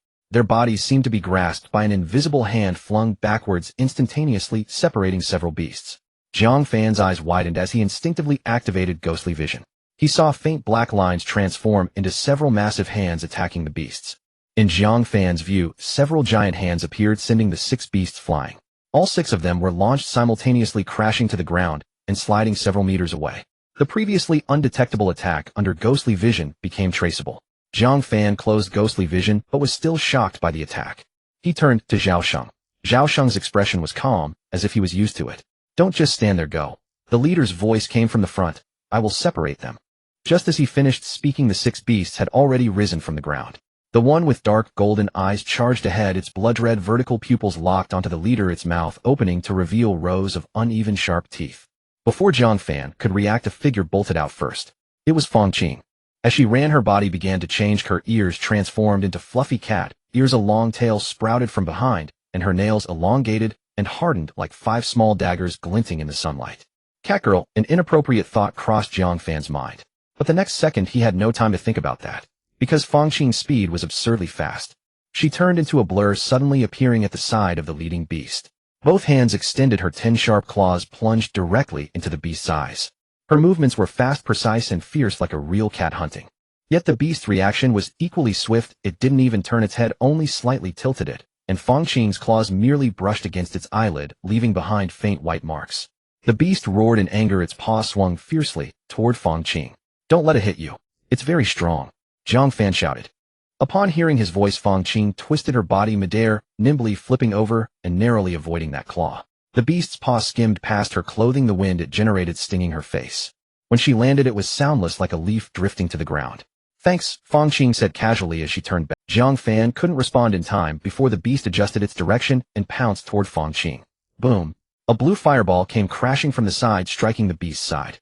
The flames exploded, causing the beast's body to sway, its footing disrupted. But it only swayed slightly, but skin only bore a charred mark, yet it remained unbroken. Such tough skin, cursed the ability user with the blue flames. At the same time, another ability user made his move. He pushed both hands forward, and dozens of ice spikes formed in the air, shooting down like a torrential rain towards the group of beasts. Clang, clang, clang. The ice spikes struck the beasts, making metallic collision sounds. Jiang Fan took a deep breath and stopped just watching. He chose the nearest beast to him and cut in from the side. The internal energy of the Longxiangboro Agong surged from his dantian, gathering along the meridians to his right palm, compressing the power of the dragon, subduing 18 palms in his palm, activating 5 times his power talent. He closed the distance. A palm struck out. It was not a release of energy, but a solid hit against the beast. Roar! The dragon's roar exploded from his palm, sending the beast back a step. Tough, really tough, he cursed inwardly. Although this palm did not have the enhancement of chi, but with the combined strength of 13 people plus the 5 times talent and the power of the dragon subduing 18 palms, even an iron plate would be pierced. Yet striking the beast, it only made it retreat a few steps. The beast lunged at him once again. Jiang Fan did not retreat. He initiated with the dragon subduing 18 palms.